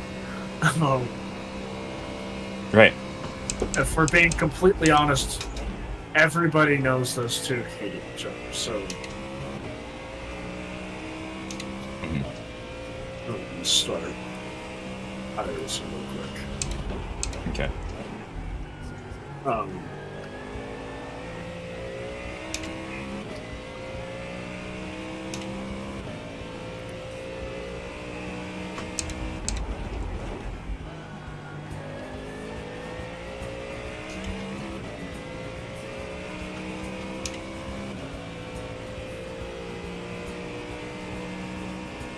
But I think he's gonna do well with Flair because everybody immediately is trying to downplay Lewis and trying to make it seem like he's severely off the pace of Charles, and it's like, okay, because for the SF25 test, it said that there's a rumor going around that Lewis was supposedly 8/10 slower than Leclerc's fastest lap. Mm-hmm. But then it goes on to say, well, the times aren't also the times aren't representable because they were running different programs and different times. So it's like, why would you even make the argument? Yeah, like, what was the point of even bringing that data up in the first place? And especially, it's a claim too, so it's not even true. It's also the Italian media. Right. So take what they say with like a pinch of salt. Right. And then apparently at the Barcelona test, he was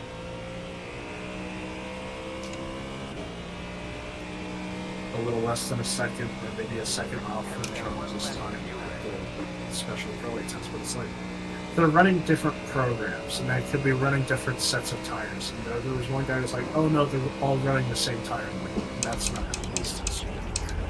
Right. Pirelli is going to make them test every single type of tire.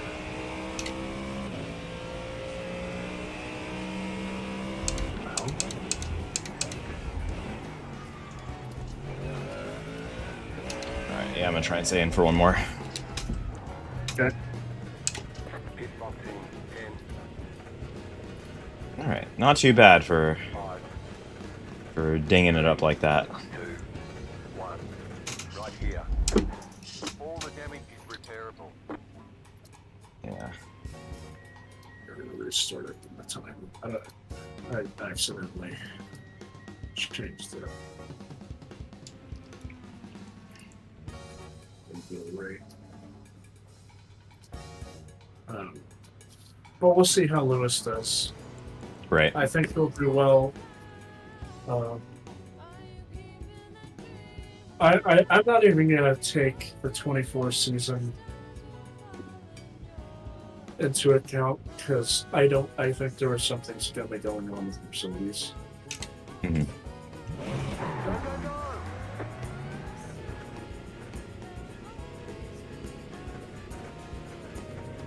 But Lewis, to say the least, Lewis does look comfortable. Yeah.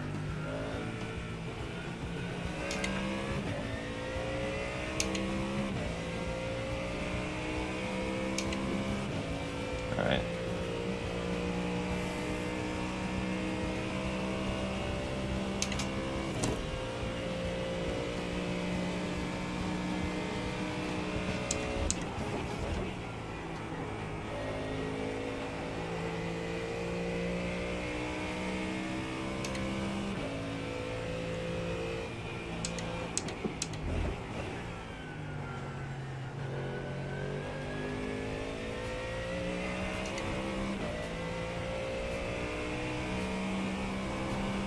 Max Verstappen will boycott future events in England after F175 news. After F175, what? After the F175 embarrassment. Hmm. Their little livery launch event. I didn't even tune in for that. I didn't either. I just saw I saw the end results. Yeah.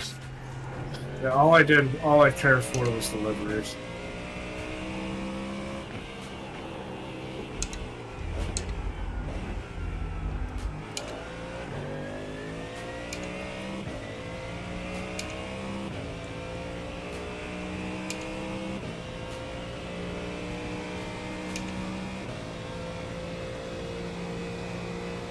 Yeah. You got the overspeed. You can take it. I don't care.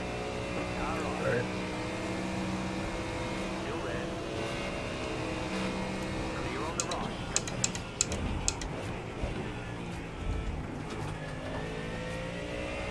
Fastest lap of the session is at 2:06.25. Okay. I'll say there's still about 2 minutes of optionals on the car, so I'll probably put you on a little less fuel and then repair the optionals, and we'll just go from there.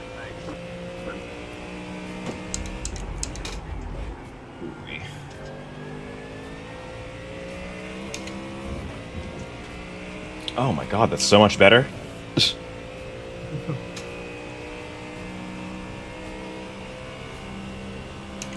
Ferrari also says they will focus on the 2026 for the 2 races of 2025.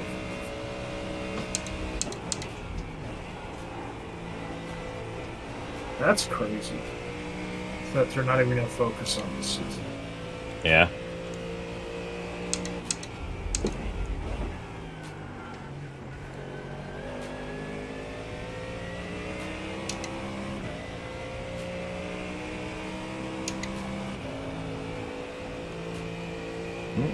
Careful there, 19. We want you to have an accident. Or me, for that matter.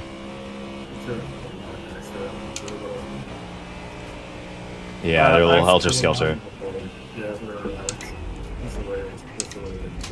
Holy shit.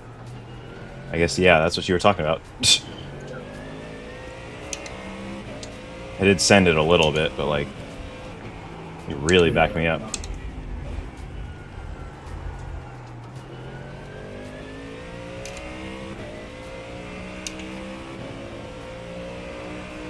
Let's say let that Mustang go. Yeah, he's got it.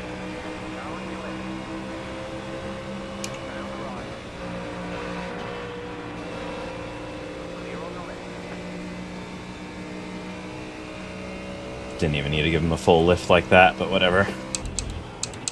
Yeah, I'll kind of lift. I'll let them pass me on the straight, and I'll lift a little bit, and then get behind them and just Yeah. get towed. Doesn't really hurt us doing that. Yeah, I just remember there was a guy who flipped out after the netcode incident. I mean, he was like, huh, what if he thinks about retribution? I'm gonna get the fuck out of Dodge. Right? Yeah.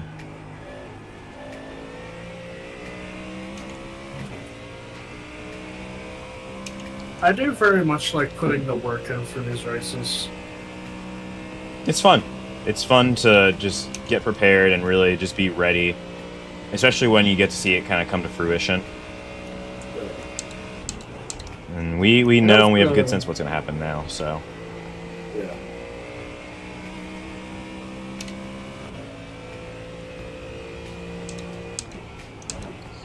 Yeah, that type of weather on a track like this is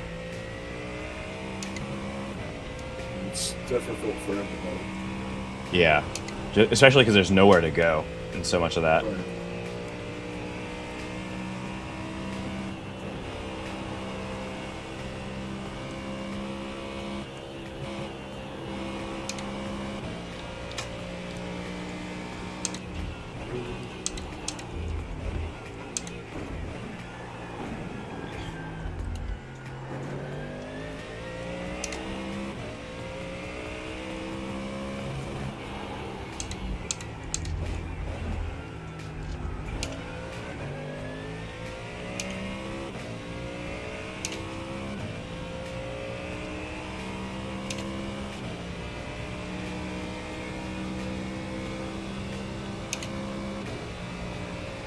I just have to make that sacrifice. It's more possible mechanicals for a better ultimate feel. I want to replace my pedals, but I think I'm trying to devise how I'm going to tune them differently in the meantime before I do make that purchase. I don't even know what pedals to get. Do you hard mount or do you have them on the floor? Yeah. I need, yeah, I need a cockpit before I get new pedals.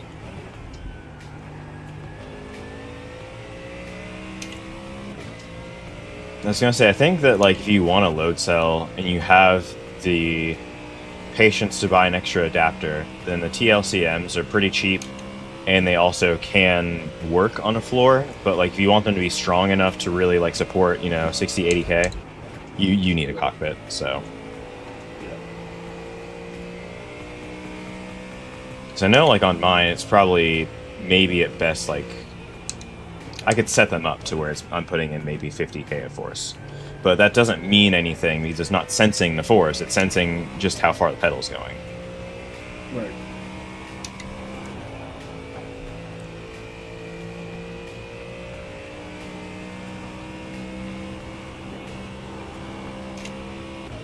Yeah, I know Moza has some pretty nice loops. Moza does. I think Sumagic is coming out with some load cells that are cheap. Yeah. Aztecs has a brake and throttle pedal kit for about 400. Is that about the Forte or the Invicta?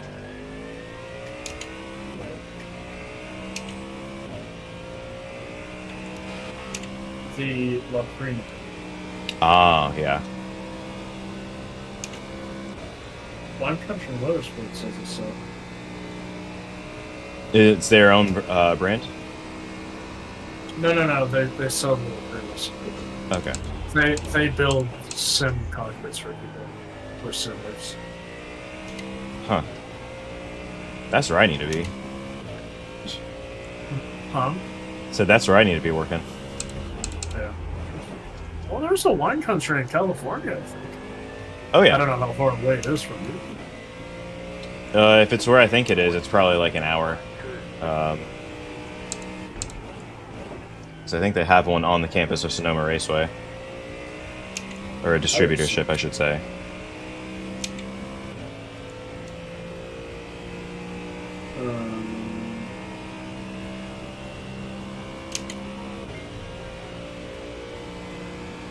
No, not the wine country Motorsports.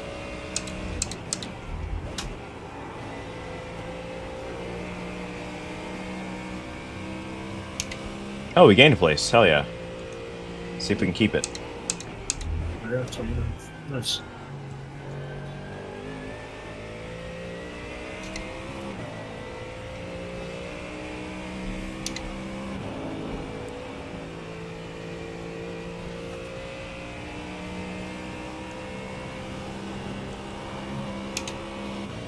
Holy crap. Invicta and brake and throttle.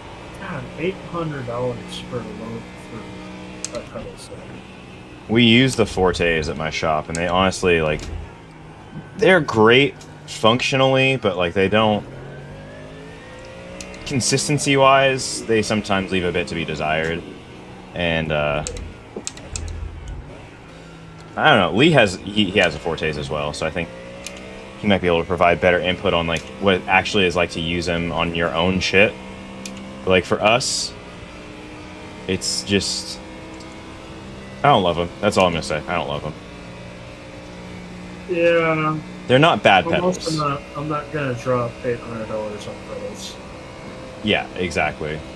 Or if you do, That's- like, at least get some Husingfeld sprints or something. Like, those are fantastic. But again, you need a rig for those. Right.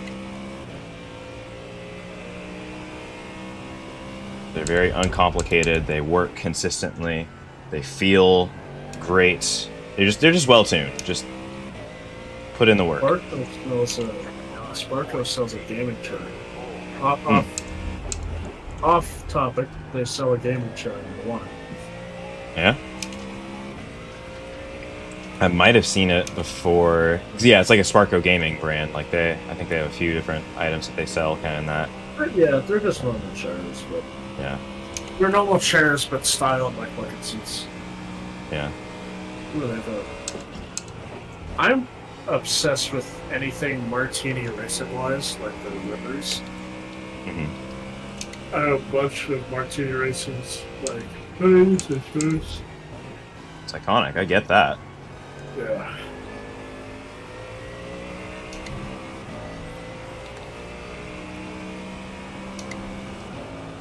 I would let that McLaren behind you buy on the street. Yeah, I might do it earlier. Just gonna.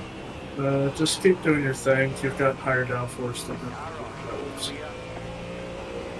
Yeah, at least it's not bad. Yeah, I felt it on the straight coming up here, and I was like, yeah, he's gonna have the overspeed, and he didn't. And I was like, I left this too late. And I was actually getting ready to lift before the corner, so he was looking, and then he like said, nope, which is a smart thing to do. So, bless up. Good on ya. Thumbs up. We approve.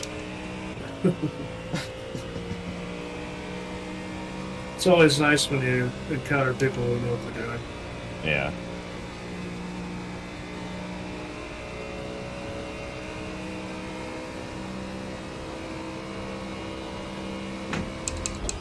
Imagine paying $500 for a jacket. A jacket? La chaqueta? Yes. Sparko offers M Sport winter jacket for $439. Wow.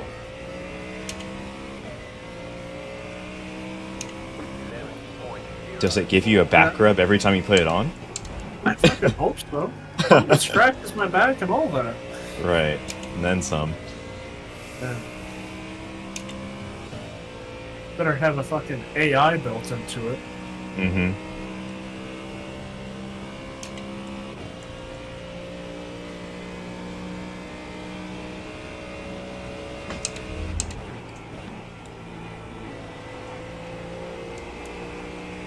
You know what I found funny? So AlphaTauri is no longer a part of any F1 team, and they're obviously not the junior team for Red Bull anymore.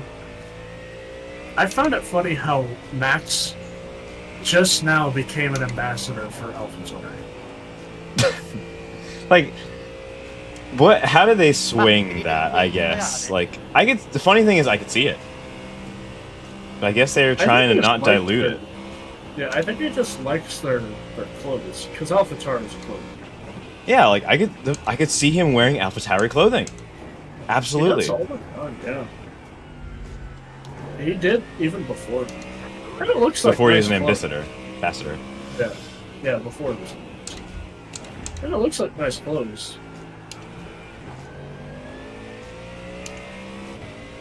What the fuck? I'm sure it's expensive as well. Yeah, like they're nice clothes with price tags I wouldn't pay. That's really what it is. Like I think it looks very, very fine, and like I have a very muted palette. I wouldn't call myself a stylish person. I would wear that stuff, but like I wouldn't. Yeah. It's not like high fashion, you know. That's sort of where I'm at. Well, $230 for a shirt. Yeah, like it seems like very smart, understated stuff, but it's like it's not $230 smart and understated. No, it's like It's like you're paying that much money for a shirt to flex on someone. right. And like that better be some fantastic materials, which maybe they are. I don't know, but I'm getting the sense that they aren't. Yeah. It's not.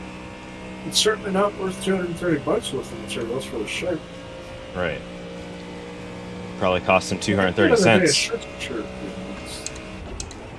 If you don't spend that much on a shirt, you're either doing it because you really like the quality or you're doing it to flex.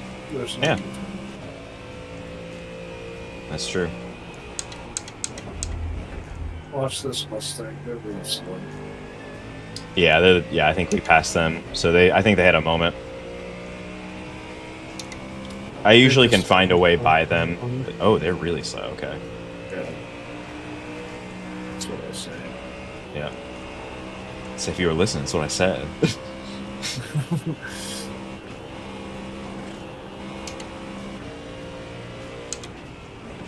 It just feels like there's always like a intangible, like, okay, I don't know how much slow they're going to be at this moment. Because it does depend on who's in the car, obviously.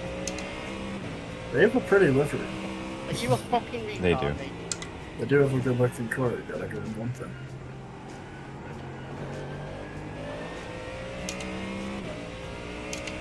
So I say pace sim racing. We approve.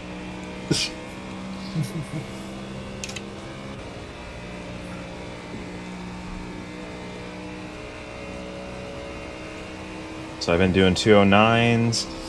That's Yeah, the worst part. Is I Mid know I could be like. 209, 210. I don't think I could be a full second faster, but I could be faster than this. Maybe half a second on average. You're about where Lee was. Yeah. So I think we were both complaining that we didn't get enough practice, and that was something that we could have very easily solved. He was gone for a hot minute, though. I didn't really have an excuse like that.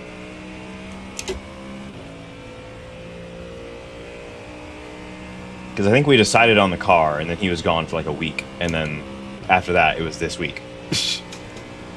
I kind of practiced in increments. I didn't practice all the time.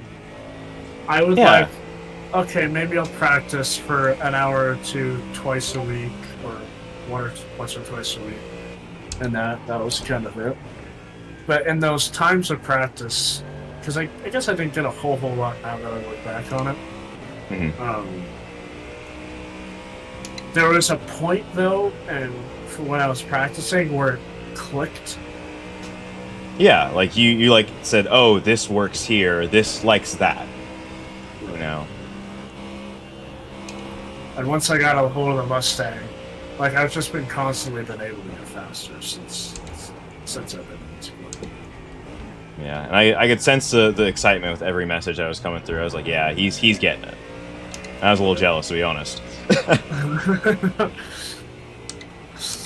I remember driving it for the first time, and I literally texted Jake, I'm like, because he drove the Mustang before I did. And he told me, hey, this car feels pretty decent off the bat. Mm. And then I tested it once we decided on it. And I texted him back, I'm like, this car fucks hard. Absolutely. Like, this thing is a fucking monster. Alright, I have been saving fuel, and I'm not that much faster, but I'm faster enough to where I should start making some motion. Also, doesn't really matter in the context of things. We got a lap on them already, and we're 3 laps off the next car. But, like, also, I want to have fun. Yep.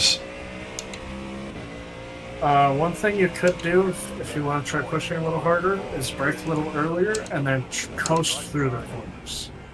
That's true.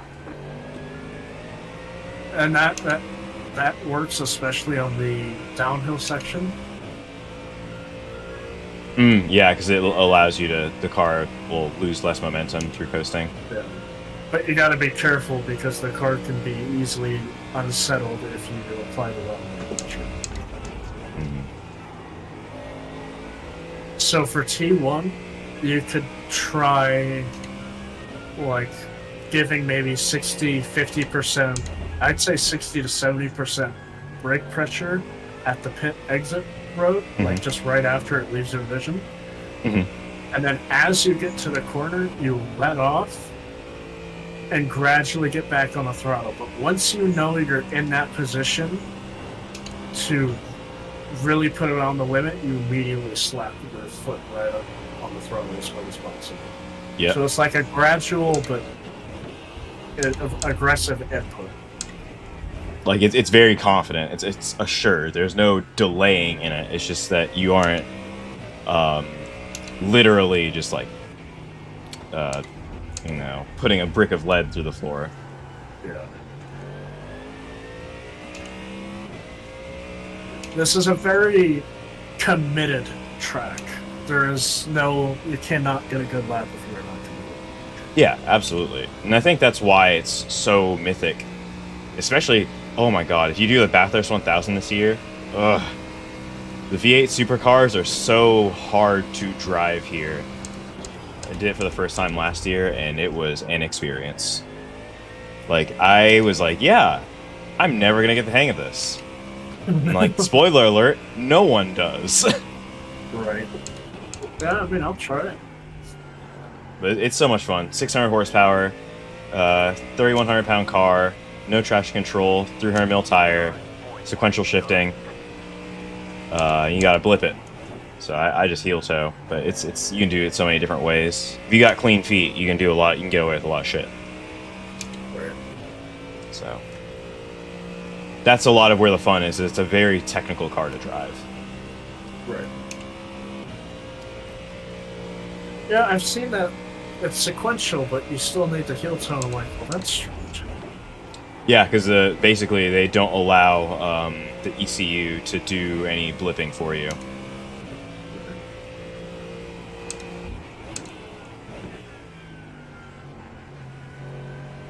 Which is why the pedal cams are such a big thing over there.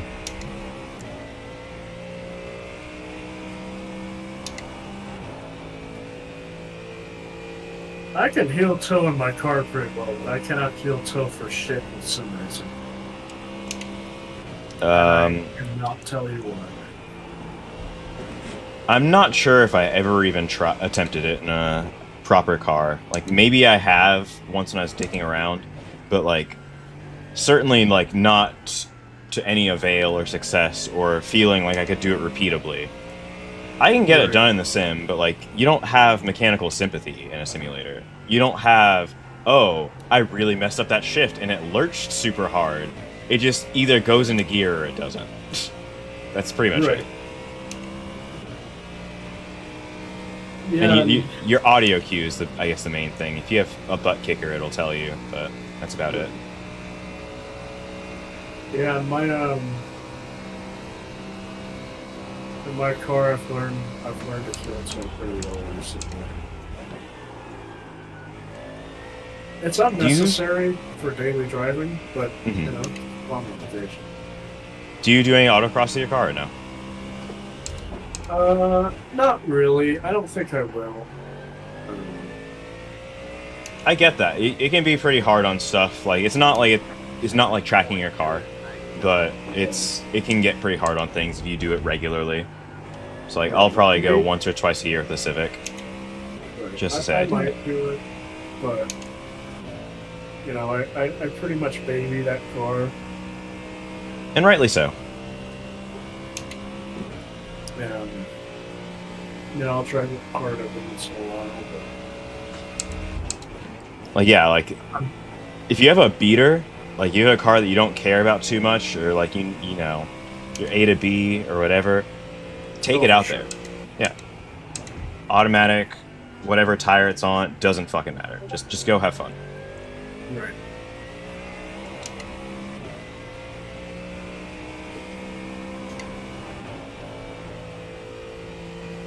Okay. So what else we planned for? Got probably 17 laps at the line, so give or take a little over 30 minutes.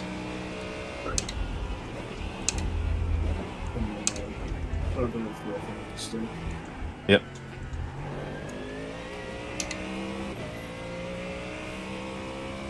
That actually does bring up a different question that I had. So there are going to be some shorter endurance events later in the year. For whatever reason, they want to front load all the big ones right at the beginning. But there'll be like 6 hours and stuff like that, where we might only have 2 drivers, or it might make more sense to just have 2 drivers. Would you and Lee want to run those, or do you want to kind of focus more on F1? Me and Lee can run those. I'll do everything. Okay. All right. And I think you guys should go for it. So I'm gonna go ahead and set that up in the calendar once we get closer to those dates. And I think also, like, we'll be paying more attention to like what the load is looking like. So if Lee's doing a bunch of other stuff with RP or with virtual to reality, then I'll probably pull him off of that so he can focus on what he needs to focus on, and then it'll probably just be you and me. Oh, You know, at the end of the day, like, the special events are just to kind of keep us sharp and keep our, you know, kind of like our morale and our accountability to each other pretty high. right. But until we're like, you know, 8K iRating drivers, I'm not super worried about like whether we do or don't do these. These are kind of like, this is just the easiest way for us to work together as a unit.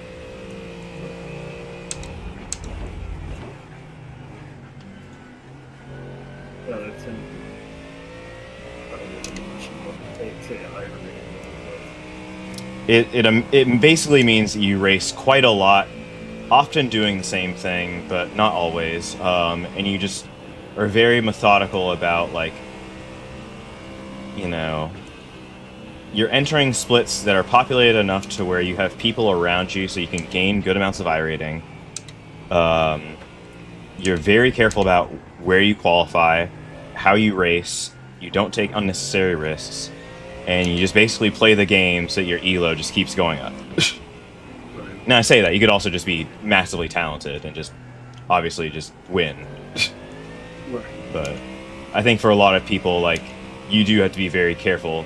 Because if you just, like, yeah, I'm going to go fuck around and do MX5 race, and you have, like, 5K iRating, and you do it at a dead time, which MX5s aren't going to have you in too many dead races, but if you do it at the wrong time, you'll probably lose, like, 400 iRating in one race. Like, forbid you get taken out or something crazy, because it can happen. Yeah.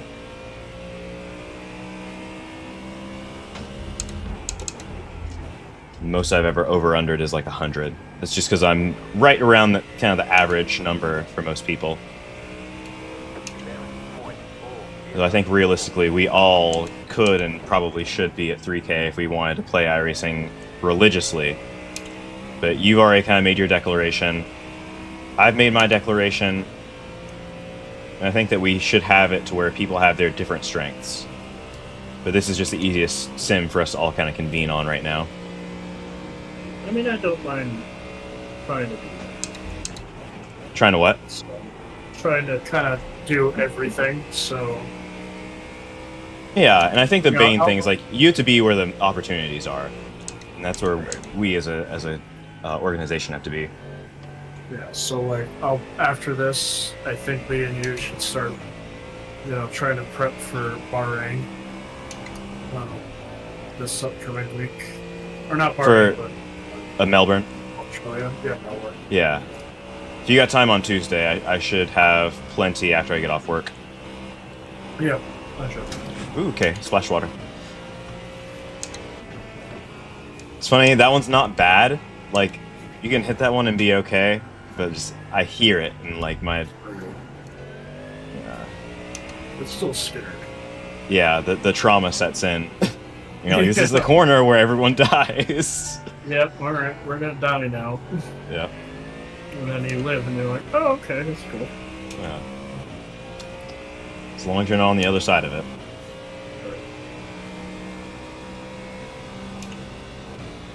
Yeah, I'm slowing down now. Alright. Oh, just your face. Yeah. Try and fix that.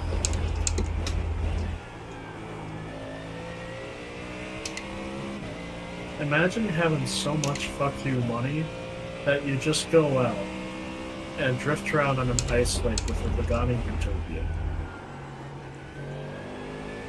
That's... I want to say it's a flex, but that's just quite an extension of one's means. Yeah. To say that you did it and also enjoy the fact that you did it. Because I'm sure they also have video of it.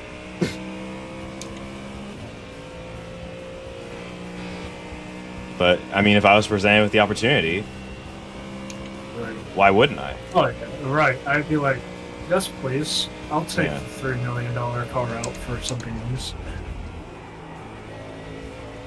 Now, if you had that versus a track, I think I might make a different decision. But you know, that's just me. And I think that both choices are very valid and good. There's also, ooh, I think I'd enjoy a track more, but yeah. Yeah, actually, while I'm thinking about it, tell me a little bit more about the ice experience. Like, tell me everything that you can, as if I know nothing about it, because I do know nothing about it, but also for the viewers. So, it was a very last minute thing. Liam called me literally 2 hours beforehand. He said, "Hey, what are you doing?" I'm like, "I'm at work." He's like, "Oh, shit. I'm about to head to Georgetown for some ice drifting on the icy lake." I'm like, "Well, I've got one more job left. Let me go ahead. Let me get this job done over with. I'll be off in an hour." I got off in 45 minutes. Immediately got home. I think I changed my pants, and then I immediately left to Georgetown. So I feel like it was an hour and a half, maybe. You hit it. You were boogieing. Yeah. Yeah, so I think I got there in an hour or so. But I got there. The CB wasn't registered, obviously. We used Liam's 323 GTX for the viewers. That's an old Mazda. It's 40 years old. It's an old homologation rally car that Mazda made back in the day. It's a very, very small group of people that keep that car in the world. But we took that out. He took me out for kind of just like a learning lap. It's so you get set up on the ice lake. You can register your car. It's like $130 for the day. Pretty reasonable. Yeah, much better than Steamboat anyway. But Steamboat, from what Liam tells me, is a much better experience. He's told me about it. That's all I can say. Yeah. He didn't have the suit registered, but he had the mouse registered. So he took me out for a lap. And what they do is they set up these. They'll have these cones set up, kind of like autocross. But a lake on ice. I'll throw some video up for the viewers. Yeah, you go around the course, and you can either try to go as fast as possible, or you can drift it, like what most people would do. And God, it maybe only like half throttle on first and second gear got the Mazda to like start drifting. So I did my little run. It was a lot of fun. Probably the most fun I've had. And then one of the runs I did, like, I want to say the third run that I did, we hit a massive hole in the lake. Oh. That had kind of appeared. And we hit it, and we just kind of screamed, "Oh fuck!"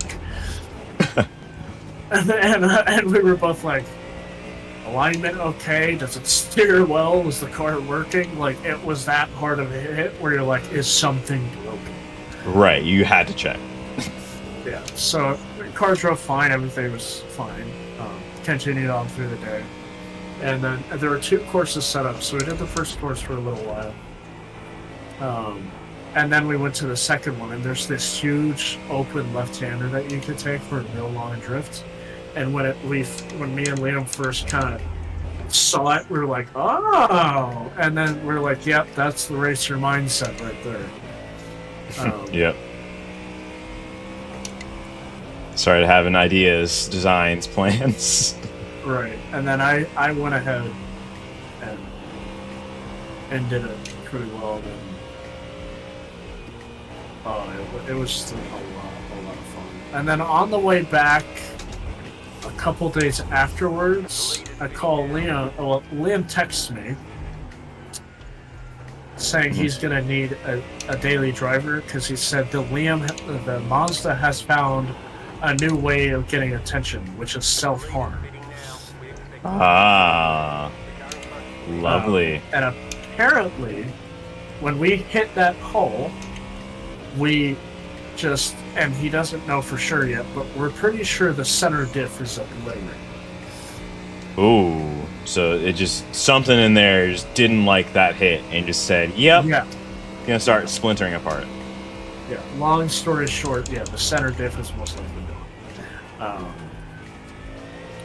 But I think he did a few runs on the lake, and then I did a few. We both got some videos. I literally told Liam beforehand. I said, I'm going to treat your car like the WRC rally game.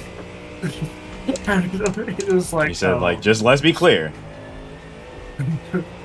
He was like, you're a moron. But I literally, it felt no different, like the way you treat the drifting. Mm-hmm. Oh, it was just a lot of fun. I kind of immediately knew what to do. I don't really know how, but it just kind of did. There's an intuition about it almost. Yeah. I really like drifting. I think once you understand it and you like try it and you get what it is, it's intoxicating, I think. But what I want to know is how does snow, because I know you've driven in quite a bit of snow as well, how does that differ from like being on the actual the lake with ice? And all the honesty, because Liam had snow and ice tires on there, and it felt fine. So the profile of the grip felt pretty similar because of the fact he had the right tires on. Right, yeah, tires is a huge difference, because I have all seasons on the Subi, and I think I'll just continue to get all seasons. Mm-hmm. I don't really have the room right now to get another set of wheels and then another set of tires. Like, as much as I want to, I just don't have the room right now. Totally get that. So I'm just gonna run all seasons for now. Mm-hmm. And I think I'm gonna get a set of Nitto all seasons for my next tire. Which, from what I've heard, is a really great tire all around. So, and I've been on these really, I don't have a whole lot of tread left on these current all-season tires I have, and they're not that good of a brand. And the snow, and a big part of it is my car just being incredible in that type of weather. But like, it can take it, yeah. It can take it, so... But yeah, no, it felt fine. Obviously, when you step on the throttle pretty hard, car gets away from you. Mm-hmm. But obviously, we did it intentionally. There was a moment where Liam was driving, and I don't know why, but he had like forgotten that his car was boosted and had a big turbo. Yeah. And we were going to one of the corners in second gear, and being Liam, he was like, "Oh yeah," as he was drifting, and then the turbo kicks in, and then he just yells out, "Shit!" And it was the funniest shit ever, because it's like, how do you just forget your car is turbo? Only Liam. Only Liam. Oh, but I wish I would have gotten that on camera. It was so funny. Oh my gosh. It is a really, really great experience. And even if you don't have a cool car, you can still do it. There was someone out there with a Ford Explorer drifting around. Like, you don't need something cool to go do it. You can just take any car that you have or anything that really just can get out there under its own power, you know, as long as it's safe to drive. It's ice. It's literally ice. So it's like, you don't have to have something incredible or something cool or something sportsy at all. You can have something completely normal. Like, there was as far as Liam's Mazda to an RS7 Avant. and then a Subaru Outback and like a Ford Explorer. Obviously, there were other cars out there, but Yep. You just go have fun. Yeah, literally, just I'm go guessing have fun. more four-wheel drive than anything, but Yeah, there was a really cool Alfa Romeo shooting, like an old shooting brake Alfa Romeo that was there that was rear wheel drive. Hmm. And they would look like they were having a blast. There was also the 392 Jeep Wrangler out there, the V8. Oh yeah. That he was sending it on the ice, like he was getting that thing sideways, and it sounded so cool because you just hear this big meaty V8 in the distance. Rob, Rob. No, exactly. Yeah. And the RS7 Avant, the big old wagon, Yep. was so cool seeing that thing get sideways because you just have this extremely long sports car just getting super sideways, Yeah. and it looked almost goofy in a way. I totally see that. Okay.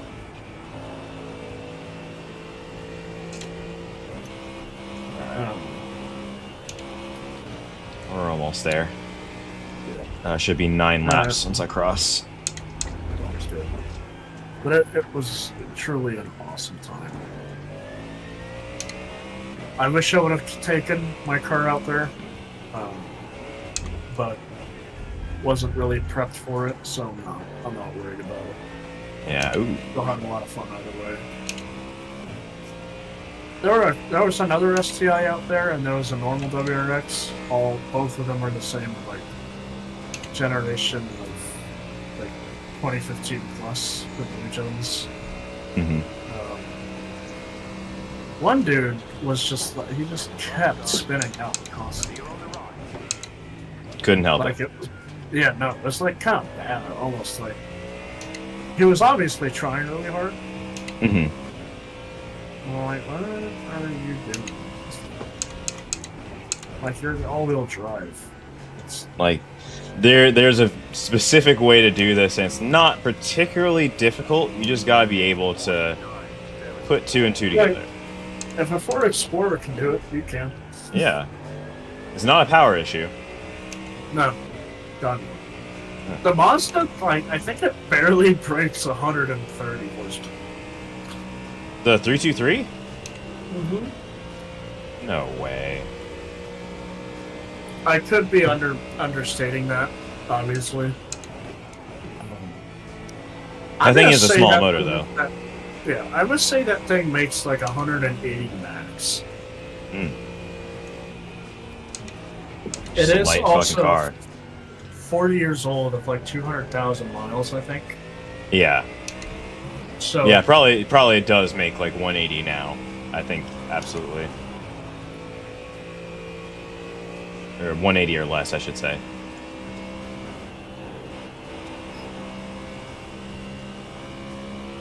Let's see. Okay. You're gonna find this really funny. The 323 GTX comes stock, and Liam's car is stock, 132 horsepower. Oh my gosh. 132?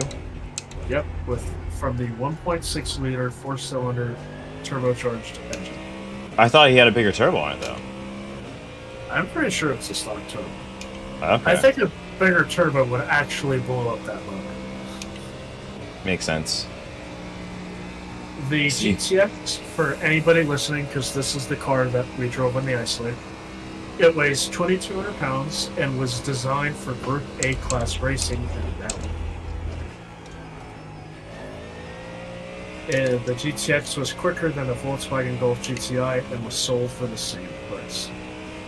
Small little hatch, and it's a lot of fun. I've ridden in it as a passenger, I should say. Yeah. Oh? They have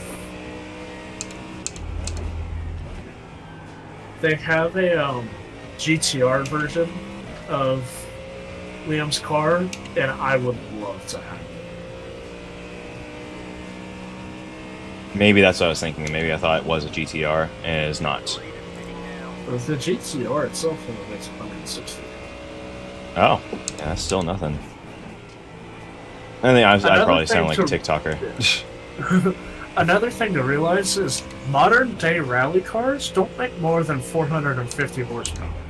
But those Maybe things like fly. 500 Yeah. max. Yeah, and they fly. So this is a car that is 40 years old that was designed for rally racing 40 years ago. So 130, 160 was more than enough back then. Yeah, absolutely.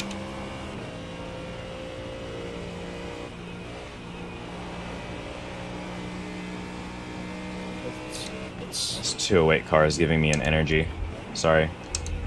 Trying to like focus in and out.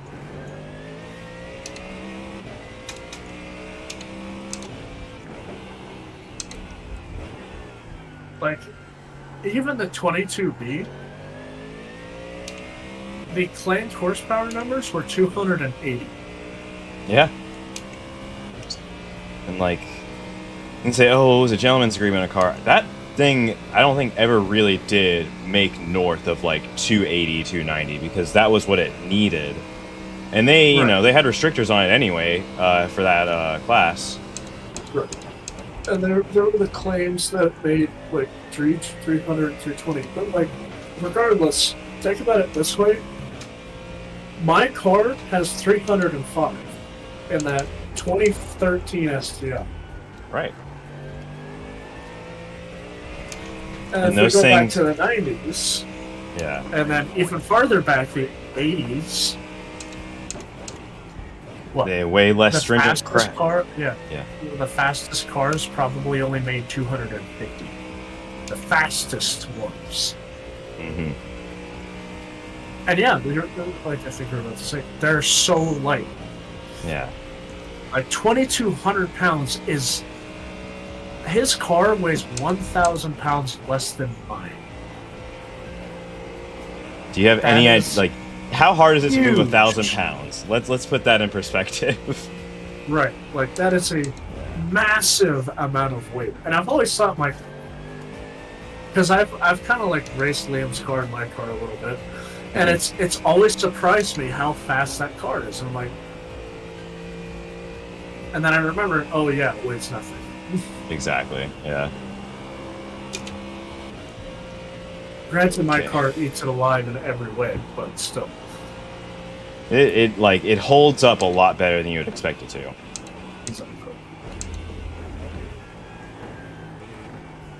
Now that was Group A rep. If we go to Group B, different story. Yeah, very different story. Very, very different story. Which again, even in period, like, we're gonna estimate here, but like, those cars could out-accelerate a lot of modern day stuff Yes. on loose surface, and they're making maybe in the ballpark of 450 to 550 horsepower. And I think it's Go ahead. good. I think it was said, I can't remember which Lancia, but it was stated that the Lancia did like a 2.4 second 0 to 60 or something. Or it was either 2.4 or like, let me find it out. Yeah, I think I know the quote you're talking about, but I want to hear the actual number. Yeah. But like anyone listening, Group B Rally were the cars that scared the piss out of the drivers. They were quite frankly too much, and for a lot of people already know, but like, they were effectively just so dangerous in a lot of ways just because of how ridiculously quick they were and how quickly they were being engineered to get to higher and higher levels of speed. Because there are a lot of homologation specials, and so there were a lot of very loose regulations on what you could do to the cars. People, like spectators, I think in a lot of cases were dying, but drivers just as well were dying. It's not like, oh, motorsports was more dangerous. it accelerated exponentially in that era just because of how much faster the cars were getting. Yeah, so the 1985 Lancia Delta S4 Corsa, a supercharged and turbocharged car, could go from 0 to 60, and this is miles an hour, in 2.5 seconds on gravel. On gravel, like... On gravel. Like, these cars were so unbelievably fast, it was outright dangerous. And they are still, to this day, the fastest rally cars in rally racing history. And there's a reason for that. Yeah. Insane. Yeah, they were just so fucking insane. It was the epitome of letting manufacturers do, just like, hey, do whatever the fuck you want, and we'll ask questions later. Right, like, there was no real... and I shouldn't say there was no grounds for safety. They obviously had safety equipment. But, like, it was so much more about just out-developing the other manufacturers. And the technology was accelerating rapidly at the time. Using that word a lot. But it was just too much to where, like... and I think you can kind of say the same thing about different motorsports of the same era. But especially, like, it was probably the most... visible in Group B rally. You could just... they couldn't get the cars to be safe enough to keep up with how much power they were able to make. And it was more just the technology was becoming available and better understood, rather than, you know, like, we're going to just make cars that people can't drive. It was just like, oh, we can do this to increase the amount of combustion and airflow that can happen in, you know, a given cycle. And basically, I don't even know how to define it. I might have to cut that part, but 2065, okay. Yeah, it's hard for me to describe, yeah. Yeah, no, it's hard. And one of the most ridiculous cars was the Rally Quattro. God, when Audi entered rally racing and just more of motorsports, Audi is probably one of the, if not the most dominant manufacturer in racing history. Yeah, and the Quattro system, I think, was a huge part of why Group B kind of came into its own the way that it did, because four-wheel drive opened so many doors, and they proved its viability as a reliable platform, because it existed before that, but...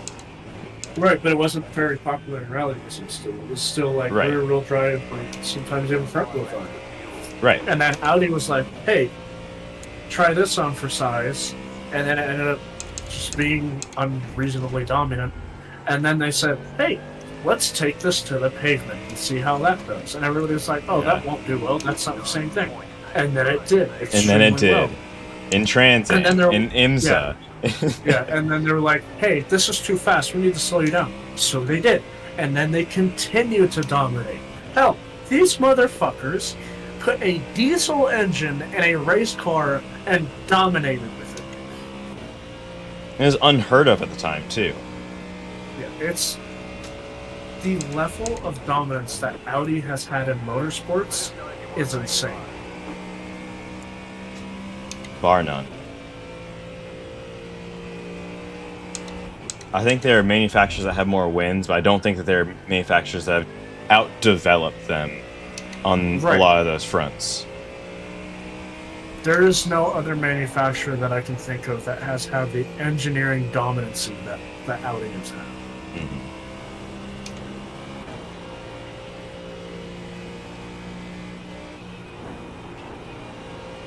Sure, Liam would have a lot to add to that discussion with his background. Oh yeah, he knows plenty more about Audi and rally racing and just racing more than me.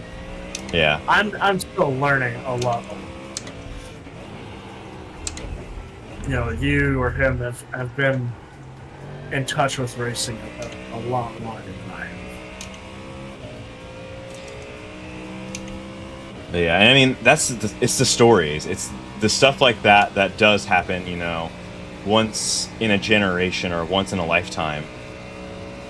Right. Like we're never gonna see that again. Yeah, exactly. Unless WRC decides, fuck it, let's. It's dangerous enough. Let's give these manufacturers. And I think they should. Think about it. Think about all the manufacturers that would come back to WRC if they did that. You know, and I'm going to say something really controversial, and I don't genuinely believe this, but I'm just going to say it to say it. Hey, I got a 207. They're like, oh yeah, like let's do the robo racing, just put AIs in the cars, and then we can just develop the shit out of them because it doesn't matter. And it's like, okay, let's make some really cool cars, and then actually let people drive them, please. Right. Yeah, please, please, please, please. Yeah. No, exactly. I think what motorsports truly needs is innovation again. Yeah. Because it's too restricted. And you know what? We're kind of seeing that lighten up a little bit with WEC in the hypercar category.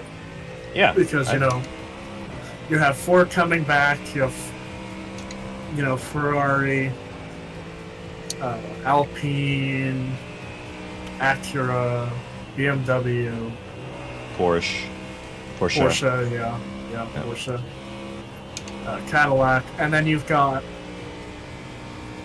Aston Martin now with the Valkyrie, and I think that's really cool.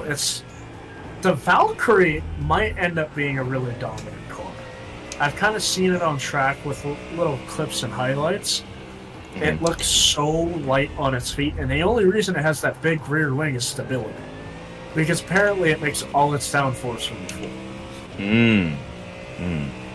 And if Newey is the way he is with that car, with what they did, then it'll be what Peugeot tried to do, and by the way, Peugeot as well. It'll be what Peugeot tried to do, but significantly better. And that's, Peugeot tried the ground effect route. Which again, that's what I do like about the hypercar category. It's a little bit more lenient for manufacturers to be innovative. Yeah, like try stuff, throw it at the wall, figure it out. Yeah, and they want them to do it. And they tried the ground effect. It just didn't work. Is Newey involved with the Valkyrie program, like the WC? I don't know if he is with WC, but he did design the Valkyries. Right, yeah. That'll be interesting to see. Yeah. Watch more WEC personally. And, it's actually pretty accessible. You can usually catch it on YouTube if you want. Yeah. Alright, and then I am in I think, next lap. They keep saying there's a threat of rain, but I don't think it's going to actually come down. I think it's going to miss us. I doubt it.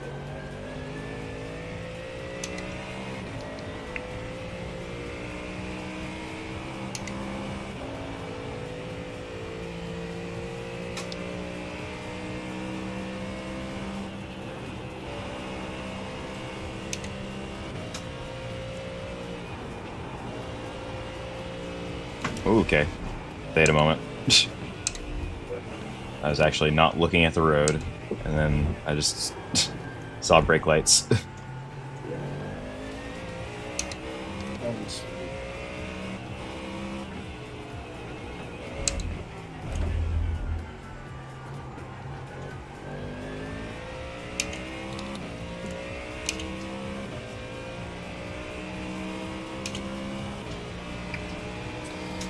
Yeah, I think that what I'll say, and change subject a little bit, I think we wanted something else from this one, but this has honestly, been a really fun experience to just be able to kind of figure out what we needed from the car, gel a little bit better as a team, and also just get to talk shop a lot. It's been a really good time. I've enjoyed it. Yep, me too. Give me one second. I will say, go ahead. Yeah, I gotta go. Okay.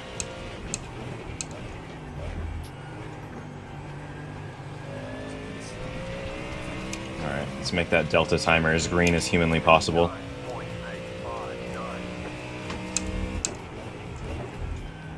He says as he messes up the first corner.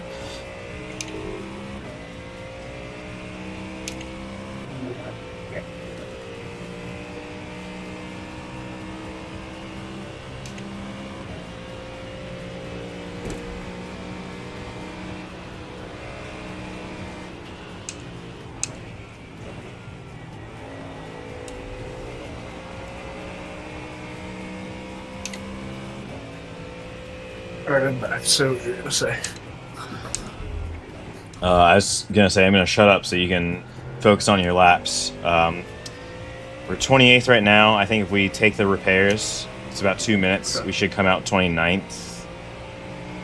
So yeah, I'm just gonna let you do your thing and like have fun with it. But if you want, I'll be here. But Okay. yeah, Yeah, I'll probably try to have a really last fast thing. yeah.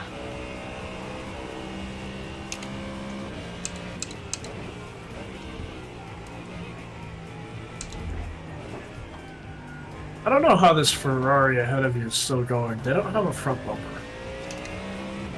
Sometimes the front bumper is the least important bit. Obviously, that's not really true, but you know, like in iRacing.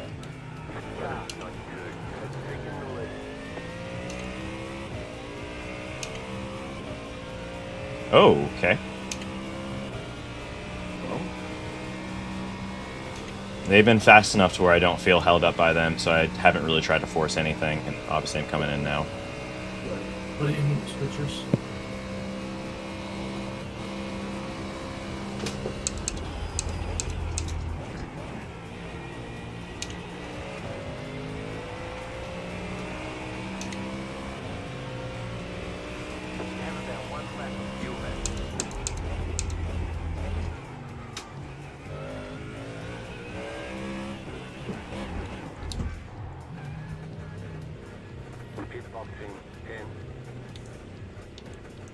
Alright. Well, Alright. good step. Thank you. Got 15 and a half going in the car. Sounds good. All the damage is repairable. Oh, I can breathe. Move it. Yeah. I will be right back. I'll use the restroom. Yep. Sounds good.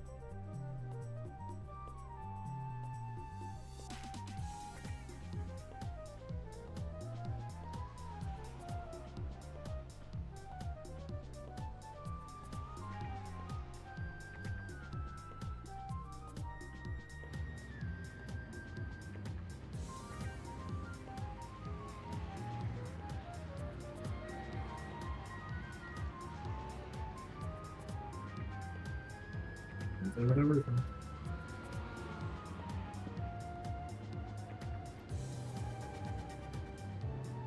The car in P16 just set the fastest.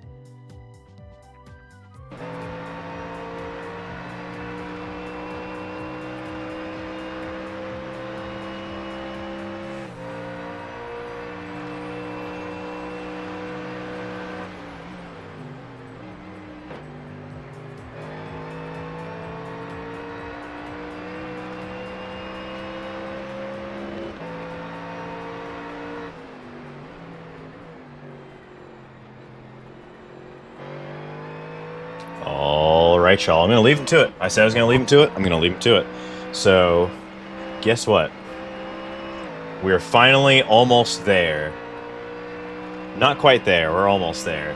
I can finally just let him have fun, get in the car, do his thing. Track's dry. We got P29. We were 28 a second ago, so we'll see if we can reclaim that one. I'm kind of doubtful, but don't really care. Main objective is just for us to get this thing home and see what kind of laps he can set.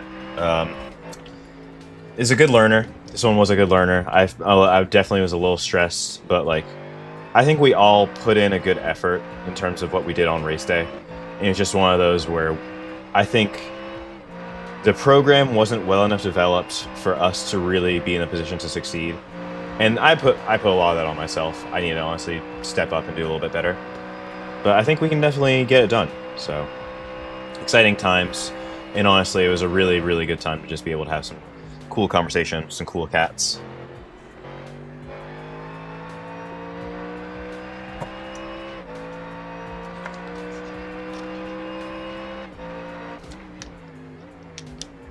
I'm gonna think about it. I need to get a better webcam. I'm gonna invest in a better webcam.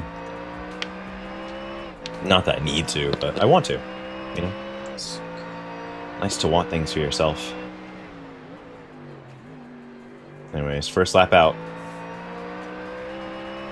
It's doing it. We've been live for 9.5 hours, and that was like after I realized that the stream had already gone down at one point. I think that was some 2 hours into the race already.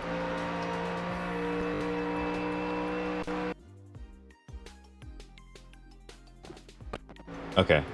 I was wondering what happened. We just had a little blink there. Might have been my connection, might have been his. Don't know.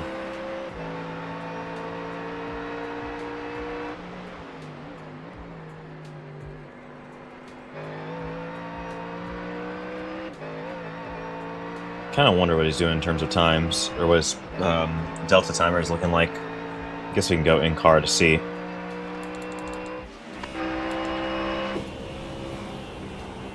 Ah, it's not showing me. Okay, never mind.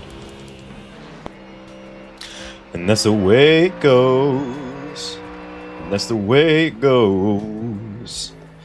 Meanwhile, wonder where P28 is on the road. Guess I can just click over here and look. Ascension. So they're about a lap, or not a lap. They're about 3/4 of a lap ahead of us. We're coming down the old back straight, and they're coming on up Forest Elbow, or the cutting. I don't know the corner names here. I don't know the corner names. I think it's turn one's Hell Corner, then something, and then I think you have the cutting, and then you have a few that are unnamed, and then you have Skyline. And then I think Forest Elbow is the one where you're coming down. I don't know, man. I'm just an American dude. Okay, he's already doing 207.8s, so he's I think in his happy place now. He just needs to get the sucker home. He's got 15 laps of fuel, according to estimations, which should be enough to get us there. Should honestly be more than enough, but we'll see. I put autofuel on 0.8 because I didn't want it to be too close. But it does depend. Because 15 laps should be a little over 30 minutes. So we should have plenty of buffer in there, but we'll see.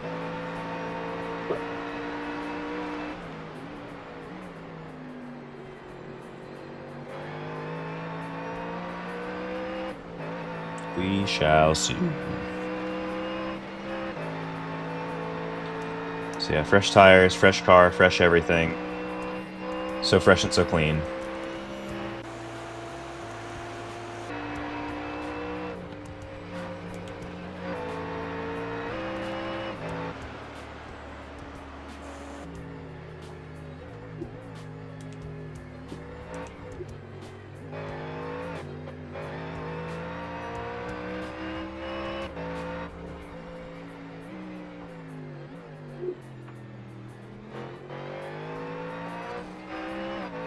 Yeah, he's going for it. It's gonna be Very interesting to see where he ends up in terms of pace.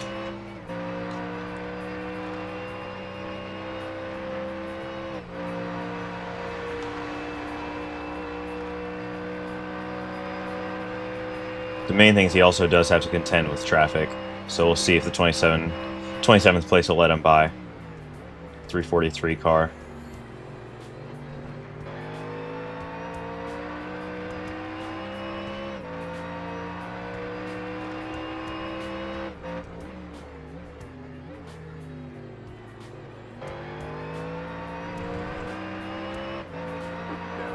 Okay. And I don't think we're going to get like those golden hour laps until he really does get it low on fuel. But if he can consistently bump out 207s, then he's in much better shape than I was.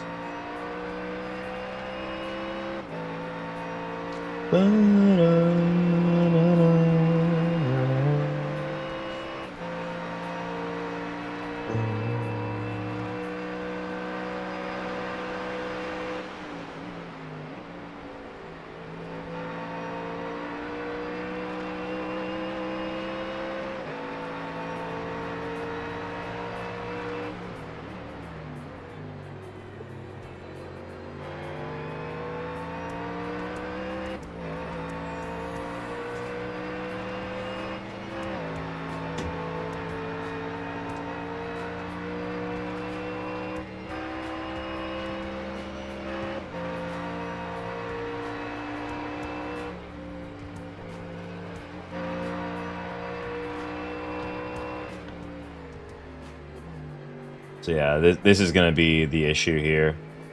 It's traffic being traffic. And that's the thing, is that like in endurance racing, it's not about how fast you are, it's about how consistent you can be over a period of time. So I think that Josh is going to do really well when it comes to the F1 stuff, and I'm excited to see how that develops. I'm a little bit nervous to be running alongside him, because like I think it's going to put into perspective how untrained I am. But the whole goal of this project is to make us all better, stronger, you know, more accomplished racers. So I think that I have a lot to learn from him in the same way that I've been able to show a lot to both him and Lee, and just we've all been able to really pick up a lot off of each other. He's going to think twice about that one, understandably. Okay. Okay. Okay. That was a very confusing exchange.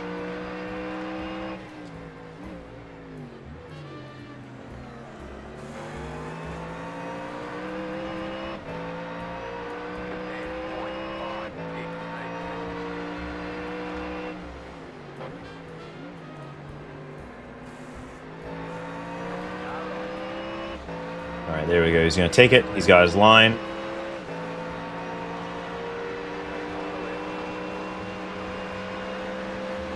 Good stuff.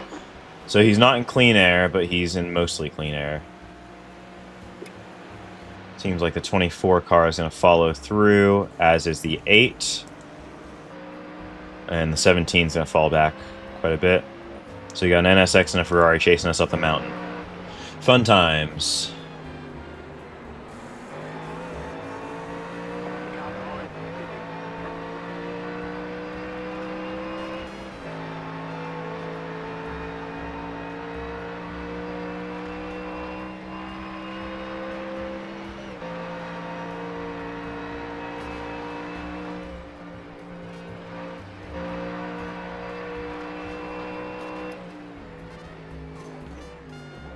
Ooh, I just realized we are on 69X. And it's just a drive-through if we get a penalty, but still, like, ideally we'd like to avoid that.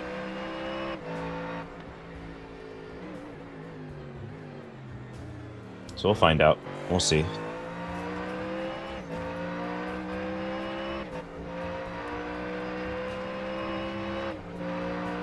The race is almost over. There is no war in Ba Sing Se.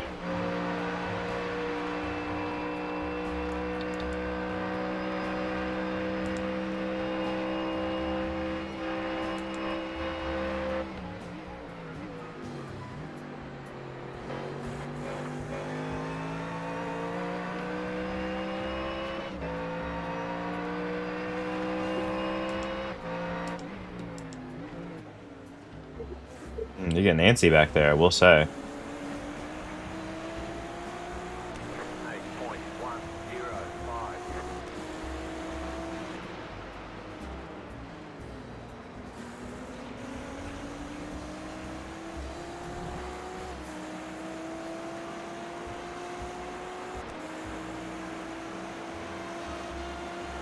the crazy part about this to me is that, like, it seems like this NSX isn't really creating the room for themselves to get a run. They're just running right up on the back of the car. That's the wild part to me about Josh's driving, though, is that, like, he seems like he has a really good handle on keeping the car really, keeping the attitude of the car really well balanced on the way into the corner. Ironically, I said that, and that happened. But keeps it well balanced on the way into the corner and still manages to get really good drive off in a way that I think I just struggle more with. Especially when you give him time to practice and get it down to a science. He's very clinical when it comes to that kind of stuff.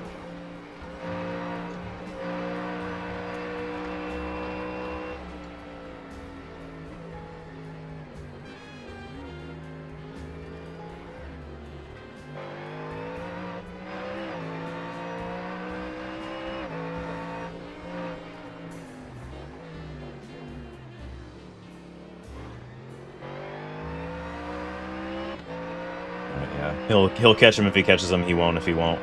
At this point, we've got 16 minutes to go. So that equates to all of about 8 or maybe 9 laps. We've got 11 in the tank. Maybe 10 at the line. So now it's just a matter of him putting it together. We already know we're just out here to get the laps, really. So no bones about that.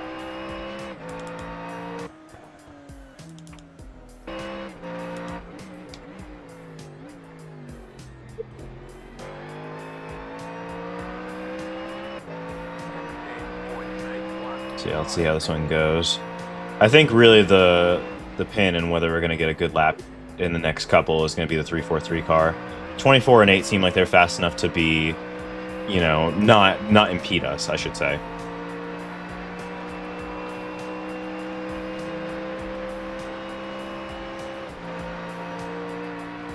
I think we were catching the 343 and then we had an issue with the 17 and they yielded kind of late, and then we had shit.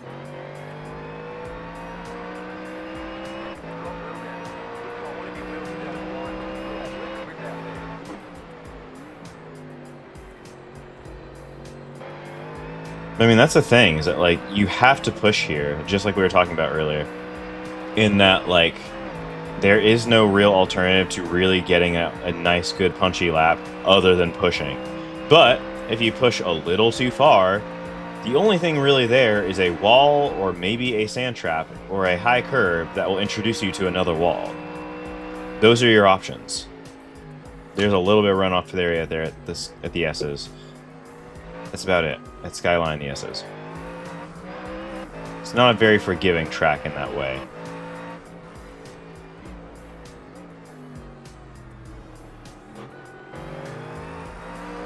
Yeah, this is definitely a trial by fire.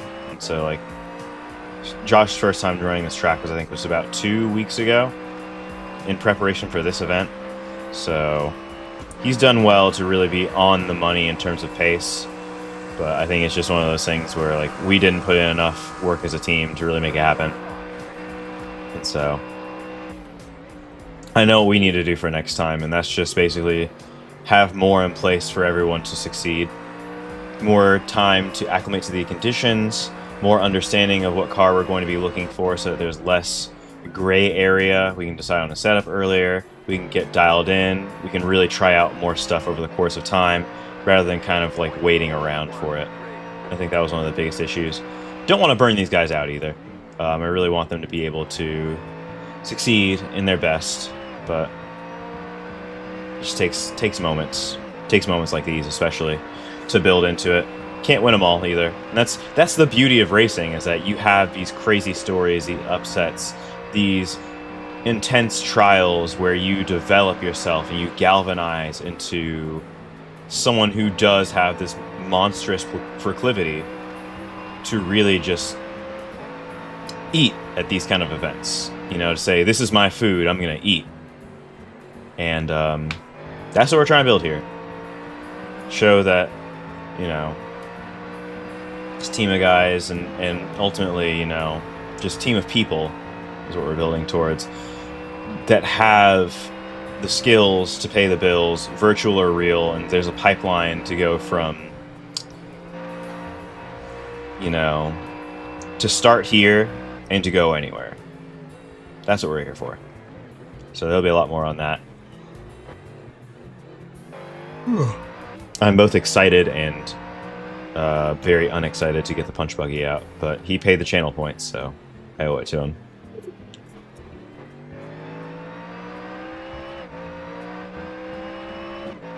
So we're going to do some rallycross action after this, because why not, you know? What better way to end it than by taking some huge jumps? Actually, you know what? I was going to like try and take like take the Beetle to like an off-road course. I'm going to take the Beetle here. We're going to bring the Beetle here, and we're going to see if we can hit the Bathurst jump in the Beetle. That would be so funny. That would be actually hilarious.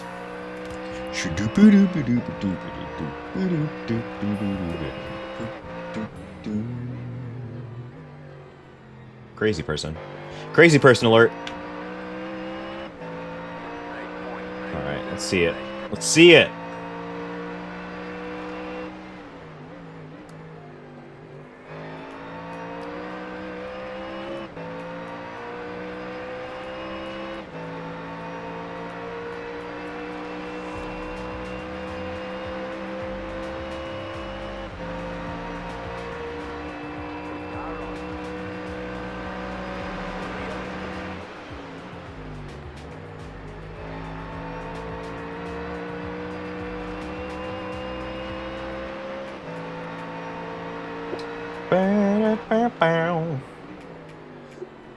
So yeah.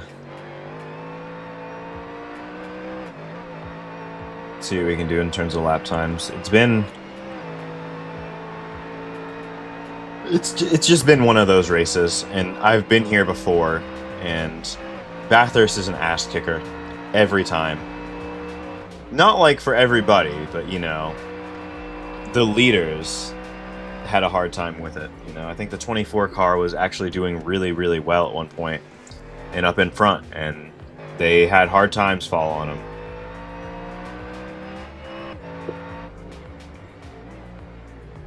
You know, tough times don't last, but tough people do.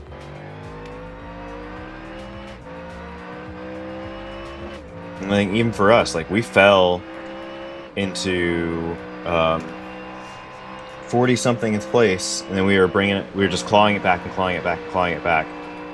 And we did the best that we could. I think there were just too many incidents that either we couldn't control or just little indiscretions that didn't need to happen. And I'll take the blame for a lot of those, but it just is what it is. So next time I'll make sure that we're more well prepared as an outfit. Sebring is going to be one of those ones that really whoops us. But I think we got more experience. I think we've all got the caddy. So we'll go ahead and run that again, and we'll figure out what we need to do. 2:07.3. All right. So he's already getting back into the swing of things. He's got 5 laps to figure it out. Don't know if the car is tracking straight. That's what I wanted to find out. But it looks like it. Looks like there's no real damage on it. It says he has wheel damage.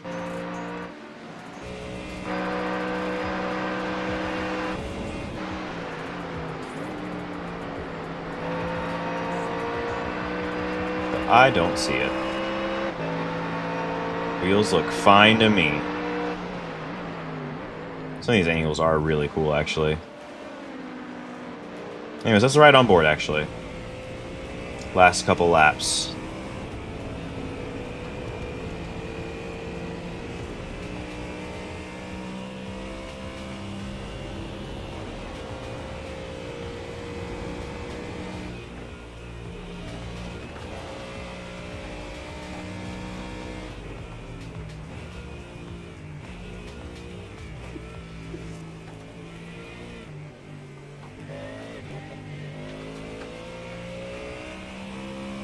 The trouble is, I really want to save this replay file, and I probably am going to, but like, I have been here the entire time. This computer has been in the session the entire time. It is going to save all 200 and whatever laps that we did, which I think we are on 276 right now. This is going to be a problem.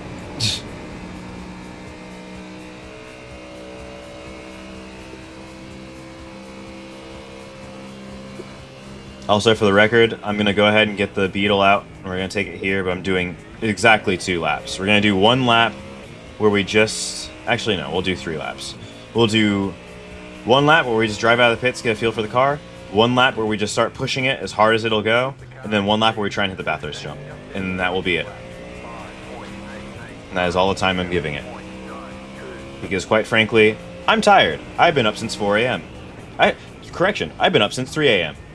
And it is now about 4 p.m. And obviously it's like, oh, but that's only 14 hours. You're gonna be fine. It's like, am I happy though? Am I good? I think the answer is no. I wanted more.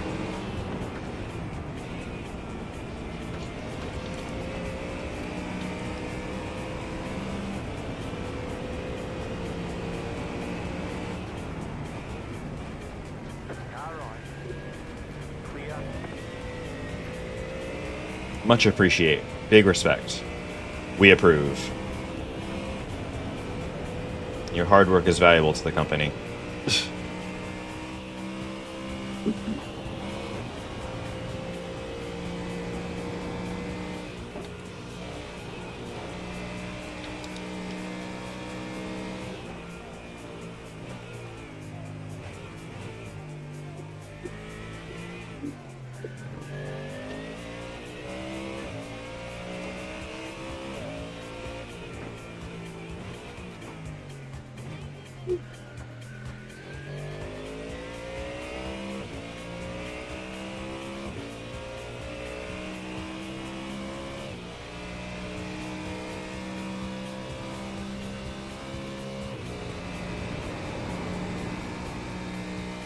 So yeah, I don't think this lap is going to be particularly special because we had to pass the 343 earlier, but hopefully we can put together a couple more.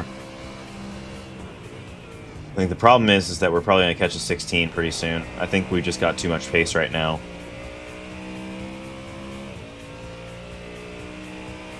But that should leave us 1 lap. 1 lap with it all to do.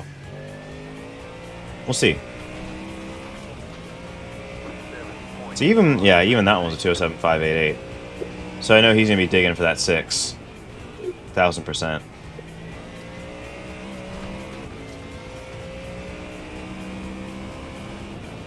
The real question is that 16 going to get in his way? We're going to find out pretty soon.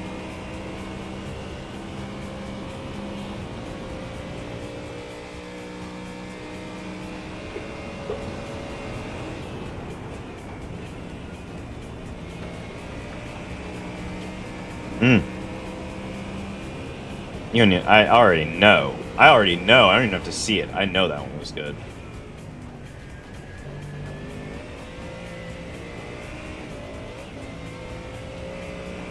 We wouldn't even do that in NASCAR, dude.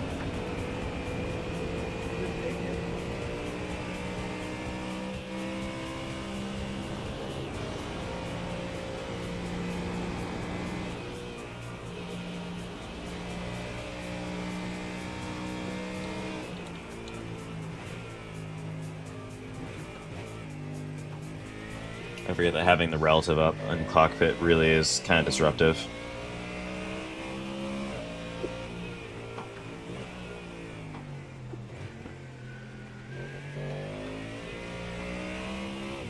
I think the next lap I'll probably go to TV because I'm sure it's going to get impeded, and then probably white flag after that.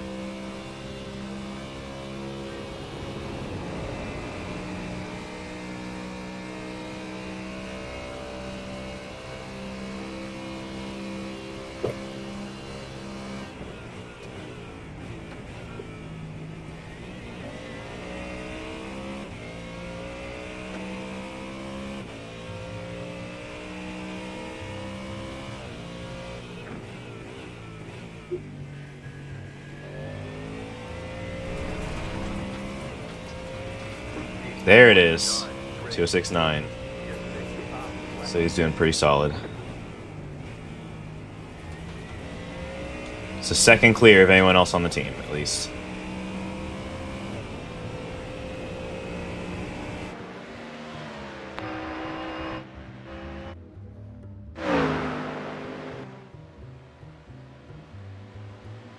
I just noticed that Porsche has a face. That's hilarious. Now I gotta get past him.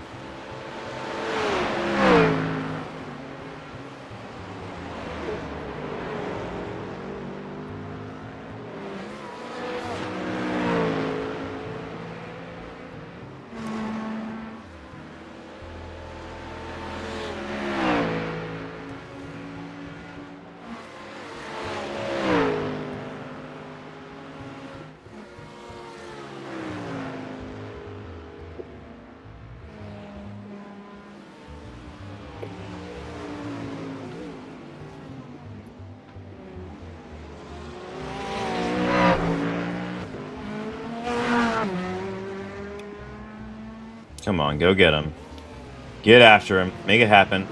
Give yourself some clear track for the final lap.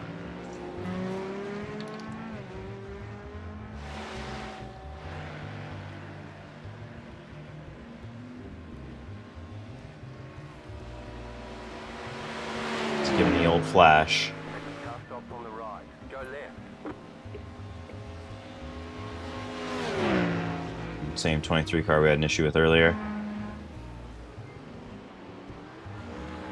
Did they short fill, or what happened there? They're still on track. Very curious. They're still on track.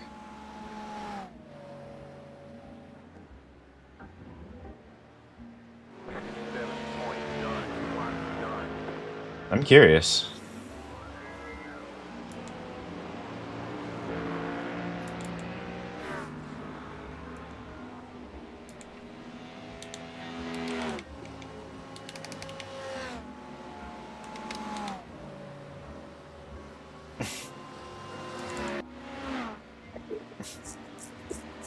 Left side, clear. Okay.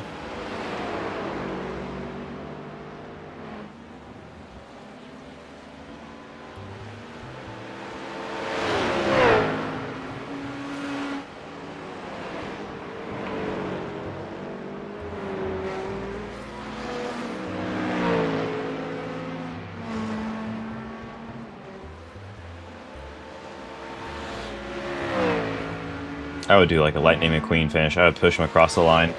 But I don't know. I don't think that they would have been here for it.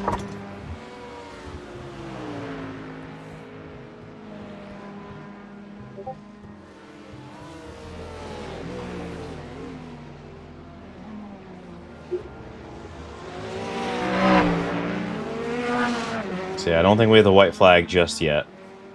Should be this time by. So yeah. Let's get some racing done. Some racing done.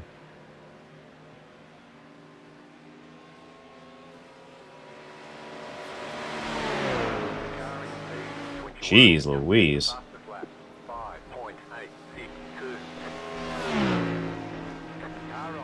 Alright, he went.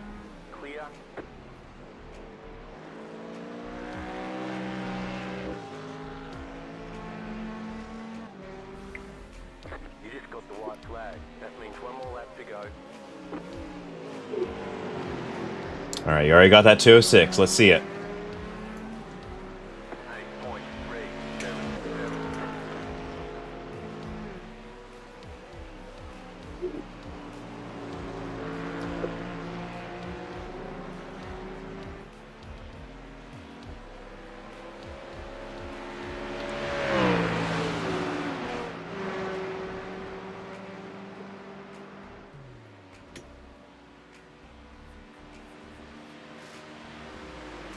Here we go, y'all. Final lap.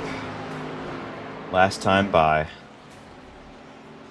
Let's go ahead and see it in sound, color, and vision. It's Mr. Dillon. Brings it on home in the Olympic Club number 12.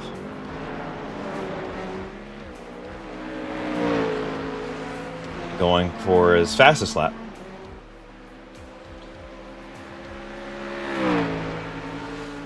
Setting the pace of the field, walking away from the blue Porsche behind.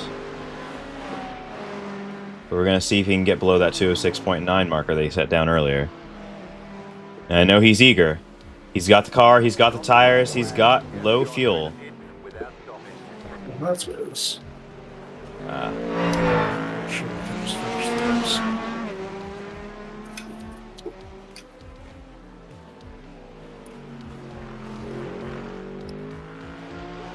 You know, I don't know if we can.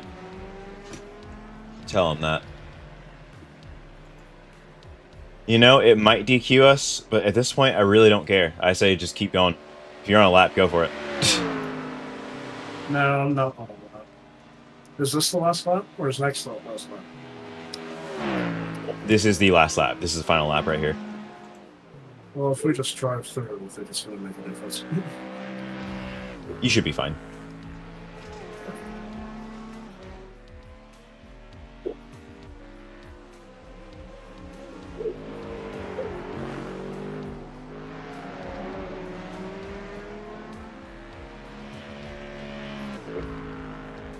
Chicken flag. Chicago, 1, you right. Okay, we'll get him next time.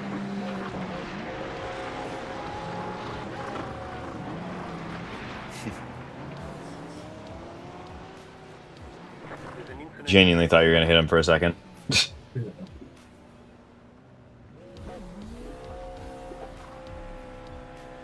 Okay, just don't do this. What was that? It will not do donuts.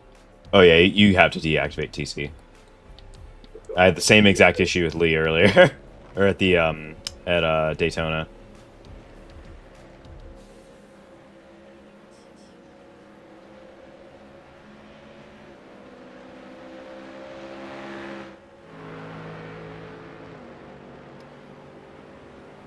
Yeah, good stuff on that one.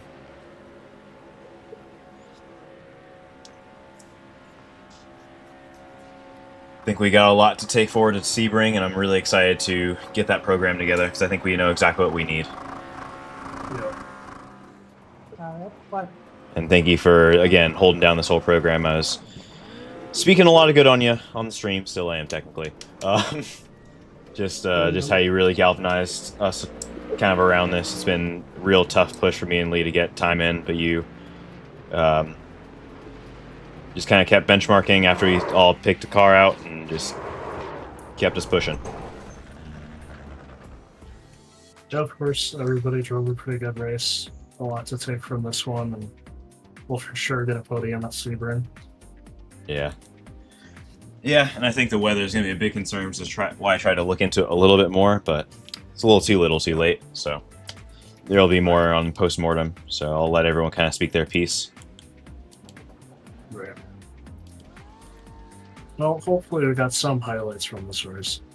Oh, we got more than a few. So, I got basically after the Daytona stream, all of my YouTube stuff for streaming went away for a while because I had an overage because I streamed for too long, and then I guess they tried to take it away for like a full month. So I just upgraded my shit and then I got it back.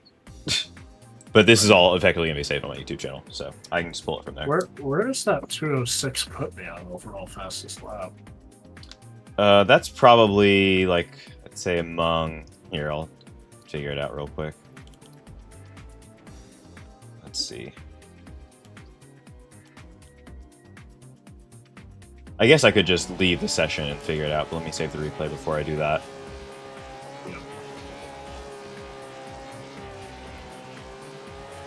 Which was a good one. Also, this is going to be a really freaking big replay file. I'm just going to title it really freaking big replay file.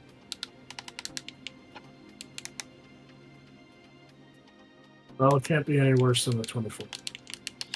Well, the 24 was broken up into pieces because I left my... That's true. I left and I turned it off. I stayed on the entire time this time. Yeah, so this is the full, from practice to checkered flag. It's got everything. Right. Yeah. So it'll probably be like 10 or 11 gigabytes in total. Yeah. Well, I'll get my highlights from it that I personally like, and whatever highlights you get from me, Lee, and yourself. We'll, yeah. We will pull what we can. That's all I'm going to say. We will pull what we can. I'll probably go back at some point tonight and just like watch through, have it like playing in the background, and just anything that kind of catches my ear will probably be stuff that will be highlighted. Yeah, it's still saving. 29th out of 50. Yep. 29th out of 50, and we got there at the end of the day. We got there. Yeah. Oh, Jesus. The fastest time is 2:05.862. Yeah, that was like right at the end of the race, too. I want to say within the last 5 laps. Yeah. Still saving. This can take a while, is what it says. Right. Yeah, understandably. All right. Well, I'm going to go ahead and hop off. Great racing from all of us. Lots to take from this and lots of that. For sure. Go into the next one for Sebring. We'll start practicing for F1 on Tuesday. Yeah, yeah. Take a moment, celebrate, get some rest, and we'll regroup. Sounds good. All right, later.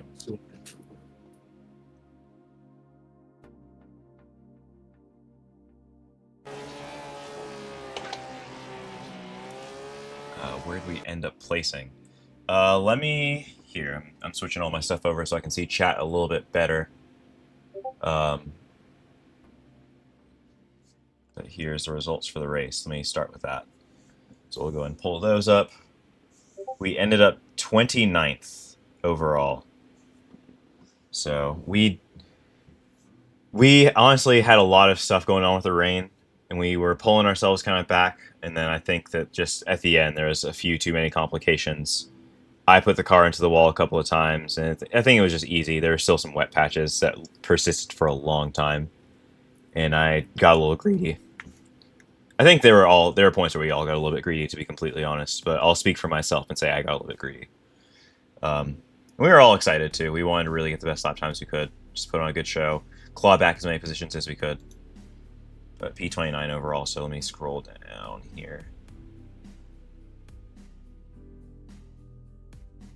So yeah, go P29, and we were 282 laps at the end of it. 206.9 was the best that we managed, and that was, I think, Josh's best on the last run. If I go up, 205.8 was the fastest that anyone managed, but the main thing was just obviously being consistent in all of it. But I will say, I think with the pace that we had, there was a lot to be said for it. Strength of fuel was about 1830. My chat window's in the way, so I'm actually going to remove that for a second.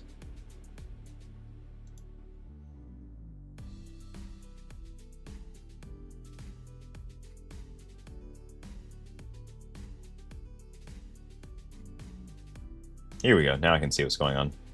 Bless. So yeah.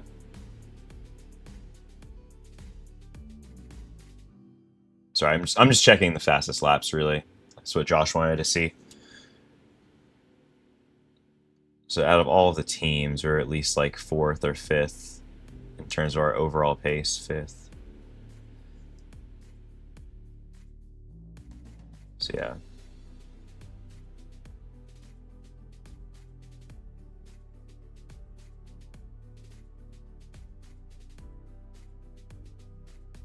Okay, maybe not quite that. So yeah, we'll say roughly out of the 49 cars that started, we had the 10th fastest FL, and we just didn't have it together in terms of consistency. But it's the way it goes sometimes. So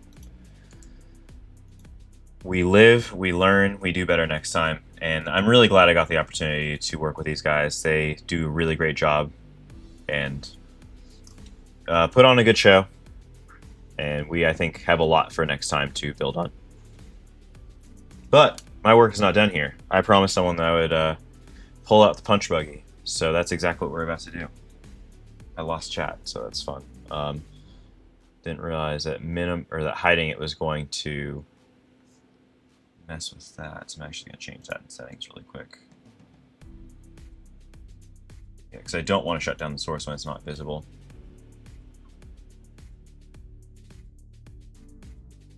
When and where is the next race? Next one that we're all doing as a team, all 3 of us, is going to be the Sebring 12 hour, and that will be, I believe, March 17th. Let me look at my calendar really quick. Come on, you know that I don't want to see that.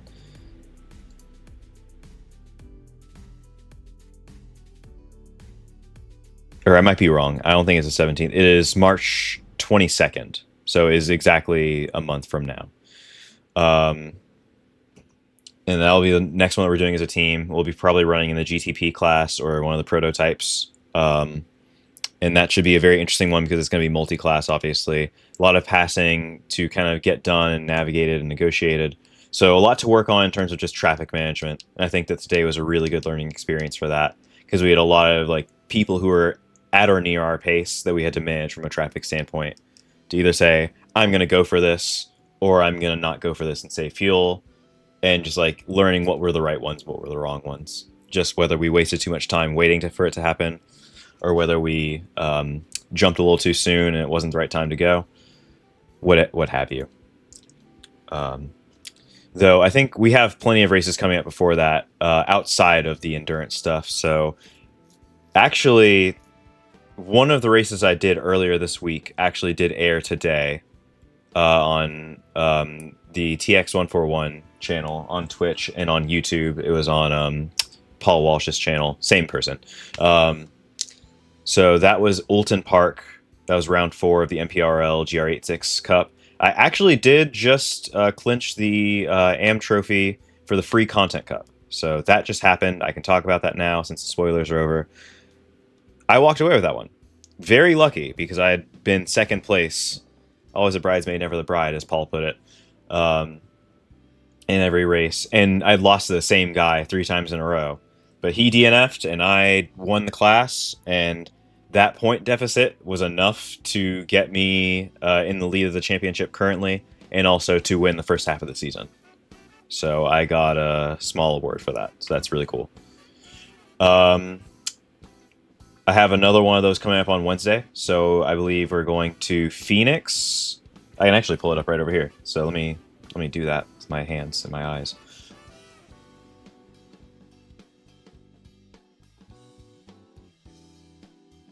So if I go to MPRL.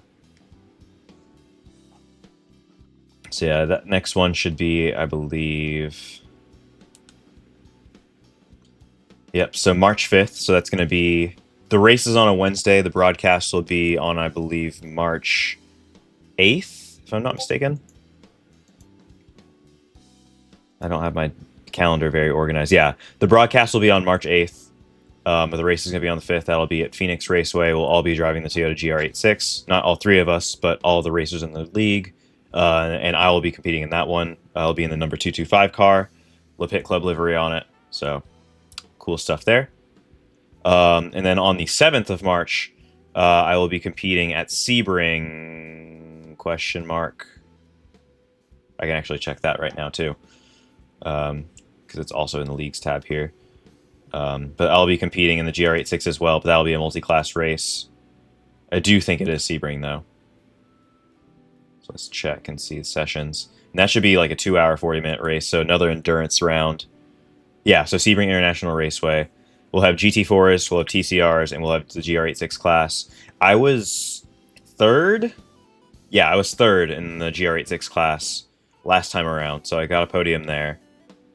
And I think that I know the format well enough to where if I can get lucky and play my cards right, we should be able to walk away with another class podium, if not, hopefully a win. So, we'll see. So March 7th, March 8th would be the next time you'll see me. And I believe the next time that we have Lee competing will be on the 22nd of March. The next time that Josh will be competing will be the 17th of March. That will be for the US F1 League. Actually, it'll be both him and I. We'll both be competing in that one. So I don't know what teams are going to be on. Like, we're both competing for Le Pit, but I don't know what car teams in game will be representing because it hasn't been decided quite yet. So more to report on that. Hopefully I'll be able to put something up on my Twitch stories. We'll figure it out. But thank you guys so much for watching. We're going to go ahead and get a couple of celebratory laps in over on... am I doing the Mid-Ohio race in June? I intend to. I'm not sure. One sec, sorry. don't know if you're talking about the one that was just on screen or not.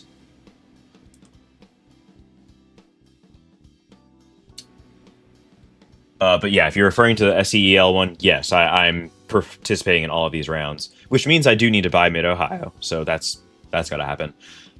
But yeah, I will be competing in that one for sure. So June 6th, mark your calendar. Place your bets. Figure out if I'm going to crash or not. But actually, I've driven at that course very seldom. But I think it's got a nice little flow about it, so I want to learn it better. I want to get better at it, and it should be a fun time.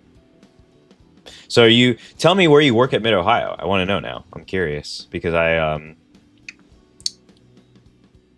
feel like working at a track is one of the best times that you can have. It's not always a very, you know, what is it? How would I say it? Not all heroes wear capes. Not all heroes wear capes. Some of them wear vests. But I want to know just what you do and how the track functions and just what what life is like when you're over there for the weekend or during the week. You know, I think just being at the track is one of the best times I personally get to have. So getting to experience that with other people and getting to understand other people's experiences is really cool. Well, I go ahead and fumble around to set up a session. And also, if you don't want to share that, if you don't want to dox yourself, that's cool too. I totally get it. I need to get my phone so I can actually look at chat while I'm setting this up. But we're going to do 3 laps. 3 laps and 3 laps only. I should do 1.2 laps, as a matter of fact, in homage. But we're going to get the...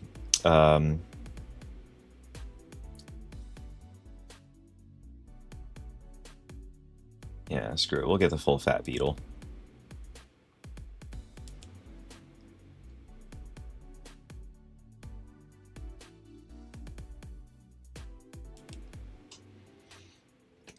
All right, back in 1 second so I can actually look at the chat more efficiently.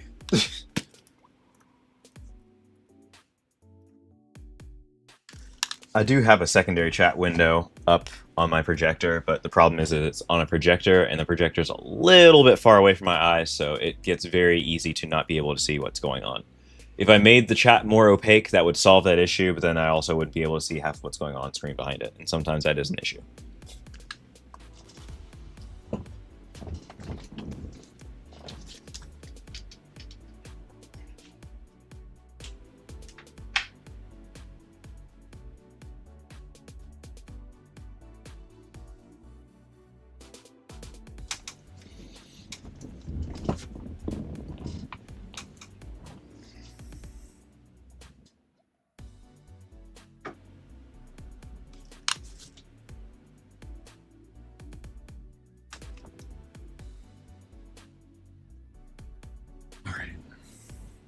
Here we go.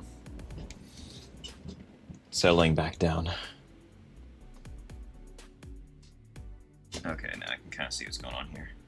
You work at the track as operations mainly, just maintenance around the whole track, including on the track, which is really cool. A big BMW crash during the IMSA race. You are on the broadcast cleaning up the debris. Heck yeah, I'm just going to go back and watch that so I can check it out. And you're all about doxing yourself. You're Josh's friend. Oh, hey Jake. Good to see you, boss. Thank you so much for checking out the stream. I appreciate it. I'm trying to get it out to more people and trying to make sure we have a bigger audience. So we will get on to doing all of that. But we gotta get good first, you know. We gotta pull ourselves out of the trenches. I didn't see what the over/under was on the iRating. I'll check that before we end the stream officially. But before that, I stalled.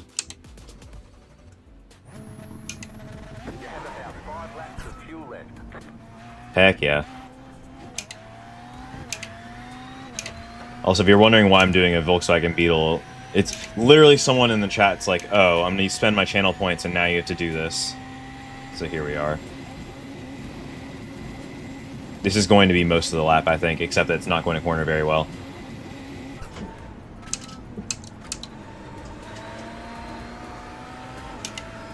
This is gripping a lot better than I kind of expected it to be real. Oh, okay. All right. I thought I was going to crash for a second there. It's a little more grippy than I think, but still not that grippy.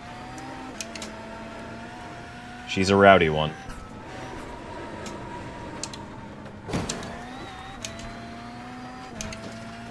You know what? I would ordinarily be more worried about hitting the wall, but like we've hit the wall enough times today. I don't care. We're gonna push through the pain.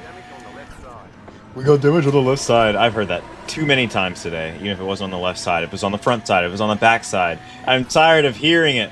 I just want to have fun. I want to hit some sick skids. It's been a long day. It's my way of letting off steam. Yeah, I appreciate you sticking around for like so much of the beginning and so much of the end of the race. We spin out. Alright, I'm supposed to be feeling out the car, but I'm very much just driving it as hard as I humanly can. I do want to see if I can mess with the gearing, though.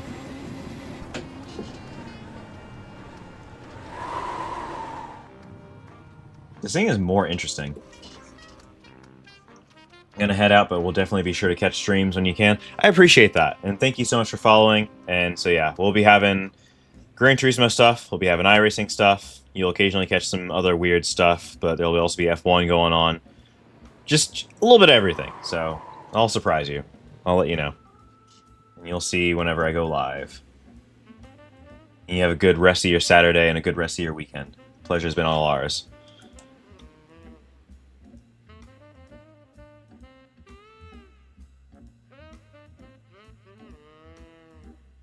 Okay, what can we mess with? Okay, we can mess with the gearing. Fantastic.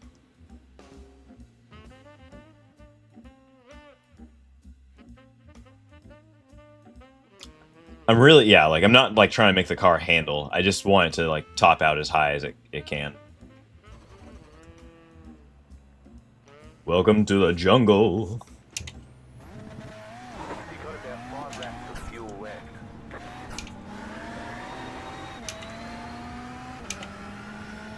Oh, yeah, we got that long 5th gear now, baby. Oh, yeah, we're doing Bathurst speeds. Heck yeah, this is what life is all about here. And then the car won't stop for the corner. What on earth is happening today? What has my life become? I never in my 30 years of life thought I would be driving a Beetle rally car, a Beetle GRC rally car at Mount Panorama in Bathurst. Who'd have thunk it?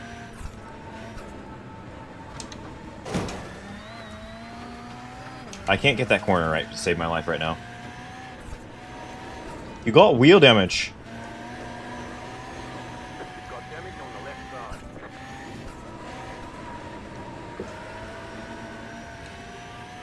Oh, this was a contact sport. Rallycross is a contact sport.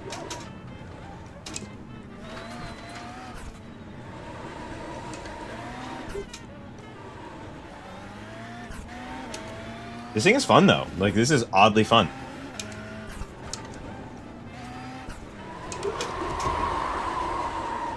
I did it again. Soiled it. Soiled it. Soiled it. I want to see something. Ooh-wee.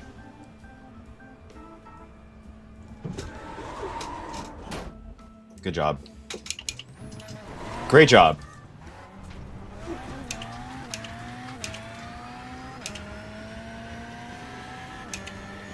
Those things be booking downhill.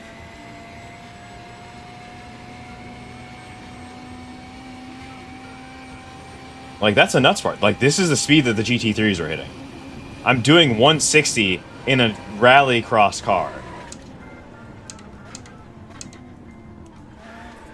Alright, we'll come back to you. We'll come back to you, Bathurst Jump. We will return. I need to set a heater first. We need to try and go for a heater. Alright, let's try and get after it. Let's set a heater.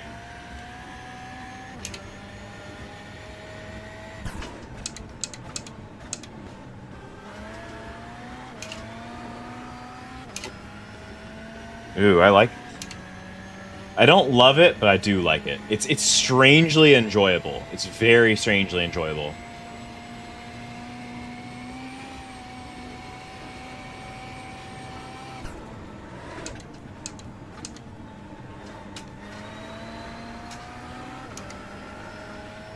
And actually, it rotates really nicely through the corner.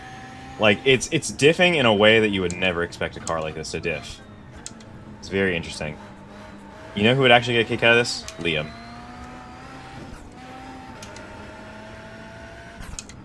Alright, a little slower.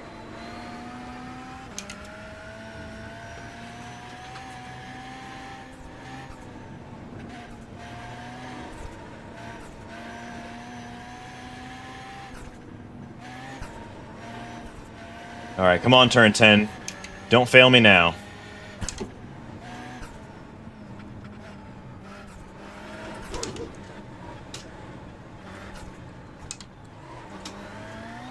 Go, go, go, go, go, go, go, go.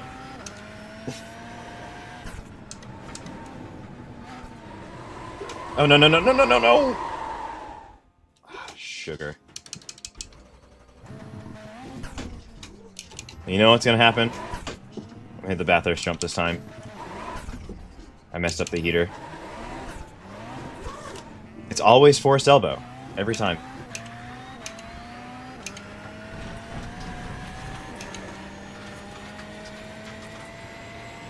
Alright, let's see if we can make it, y'all.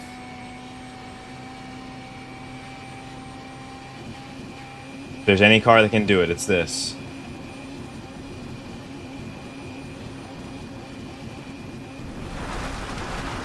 Come on, come on, come on, come on.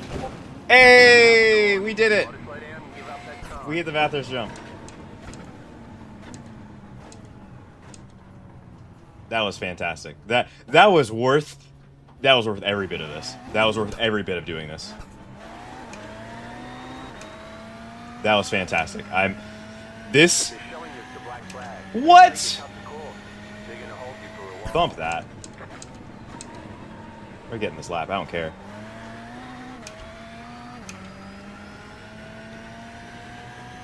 We're getting this lap. I don't care. I don't care. We hit the damn Bathurst jump, y'all. Like that's the clip. That's the clip. That's going on all the media. I don't care. You're gonna be like, why are you doing that? Like, what is wrong with you? I'm gonna be like, I had a rough day, okay? I had a rough day. I was in the office and I had a rough day, and I needed something to break the stress. And this is exactly what I needed. You know what? This actually did do it. This actually did alleviate a lot of that stress. We hit the Bathurst jump. And the funny thing is, we hit the gravel, car didn't slow down a lick. It loved it. It took it. It took it and it just kept on going.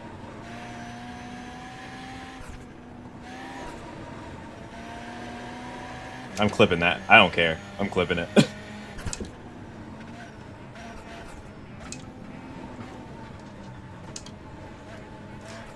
Alright, gotta be careful on the brakes coming down to elbow. Because you can hustle this thing on power, but you cannot hustle it on brakes. There we go. That's what it likes. Now you can just pull it out with four-wheel drive. I want to see what it could do with the Bathurst jump, but like, I'm not too worried about it. Actually, you know what? We're gonna do one with the Bathurst jump and one without. I'm gonna get this clean lap real quick, and we're gonna do one more.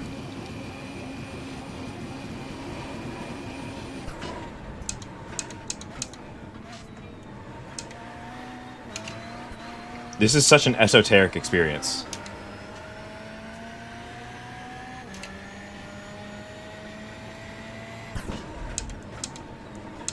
Why did I try and brake that late? And why did it work? Why did the car like it? What is going on? We did a 213. That last one was, like, it didn't record it, but that was a 213. That's nuts. We were doing slower laps in the GT3 car. Not by, you know, not by a long stretch, but like, even in drying conditions, with a semi-wet track,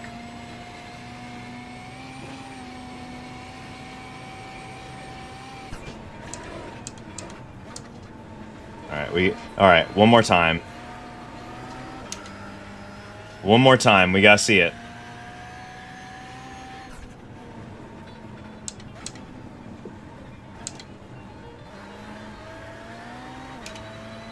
Ooh-wee. This thing is actually just a delight. Like, I cannot believe how much I'm enjoying this. Like, I did have to change gearing. Like, it was really annoying just sitting at 130 miles an hour banging the limiter. Have about 1 lap of fuel left.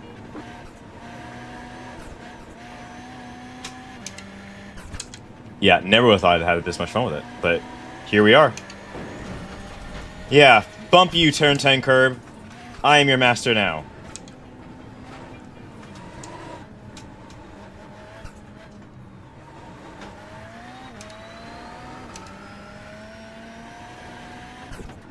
Like, I gotta send this to Chris. This is what it's all about. This is why sim racing is cool, because you can do stupid stuff like this. And I showed it to my boss. He's like, but ew. I'm like, okay, cool. You can keep your whatever. Like, yes, I like being a tryhard. I like racing. I love what it's all about. But like, come on, look at this. Look at this right here, right now.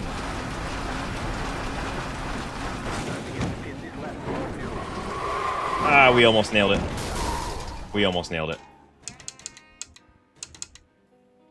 We got big problems with that engine. I bet you lost a lot of power.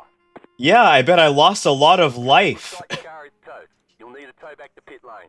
Press and hold the reset button and we'll come get you. This was an energy. This happened. This was a moment in time that happened. Y'all, whoever is here, you got to experience it with me. I don't know. Don't ask what I'm on right now. I'm not certain. That was a moment. That was a moment in time. We almost nailed the Bathurst jump, but as a matter of fact, we did nail it on the first lap of this stint. The bumper is literally still bouncing around.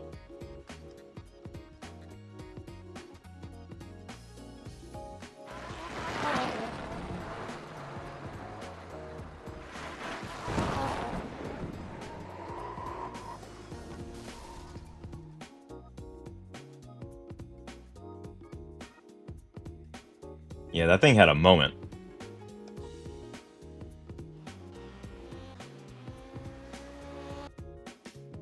All right, let's run it back.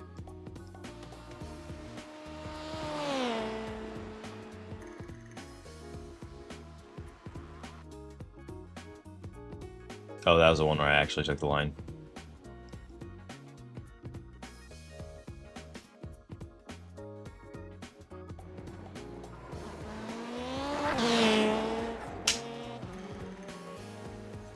And this is the one where I was like, yeah, I got mad. I got angry.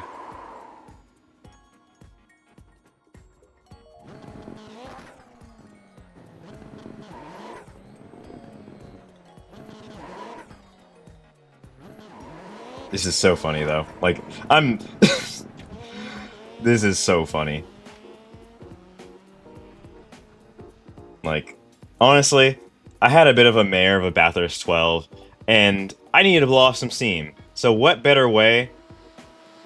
Wendy told me to come get the punch buggy, and I said, you know what? Screw it, yeah, let's do something. So check this out right here. You can keep your GT3s, because this is what I'm all about today. This is the real way to experience Bathurst. Yeah! Yeah, that was fantastic. And I slowed down to serve the penalty, and they're like, oh no, you're gonna get a black flag. That is the most oorah, hold my beer type shit that I've seen all day. That's what I want my Bathurst experience to be. And I hope you guys had a great Bathurst 12 if you compete in the iRacing Bathurst 12, or if you compete in the real Bathurst 12, or if you're there as a spectator. I hope you had a fantastic time. That is the best moment I had all day, competing this thing. That and getting to speak with my teammates and just have a good time racing. I hope you guys take care, race fair. I'll see you next time.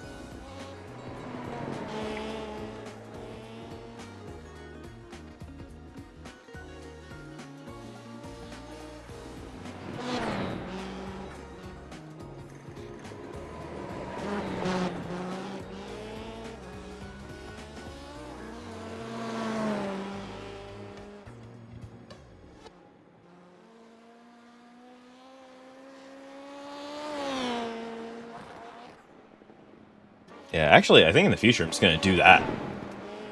This is way more efficient. I can actually see what's going on. Ba-ba-ba-ba-bum.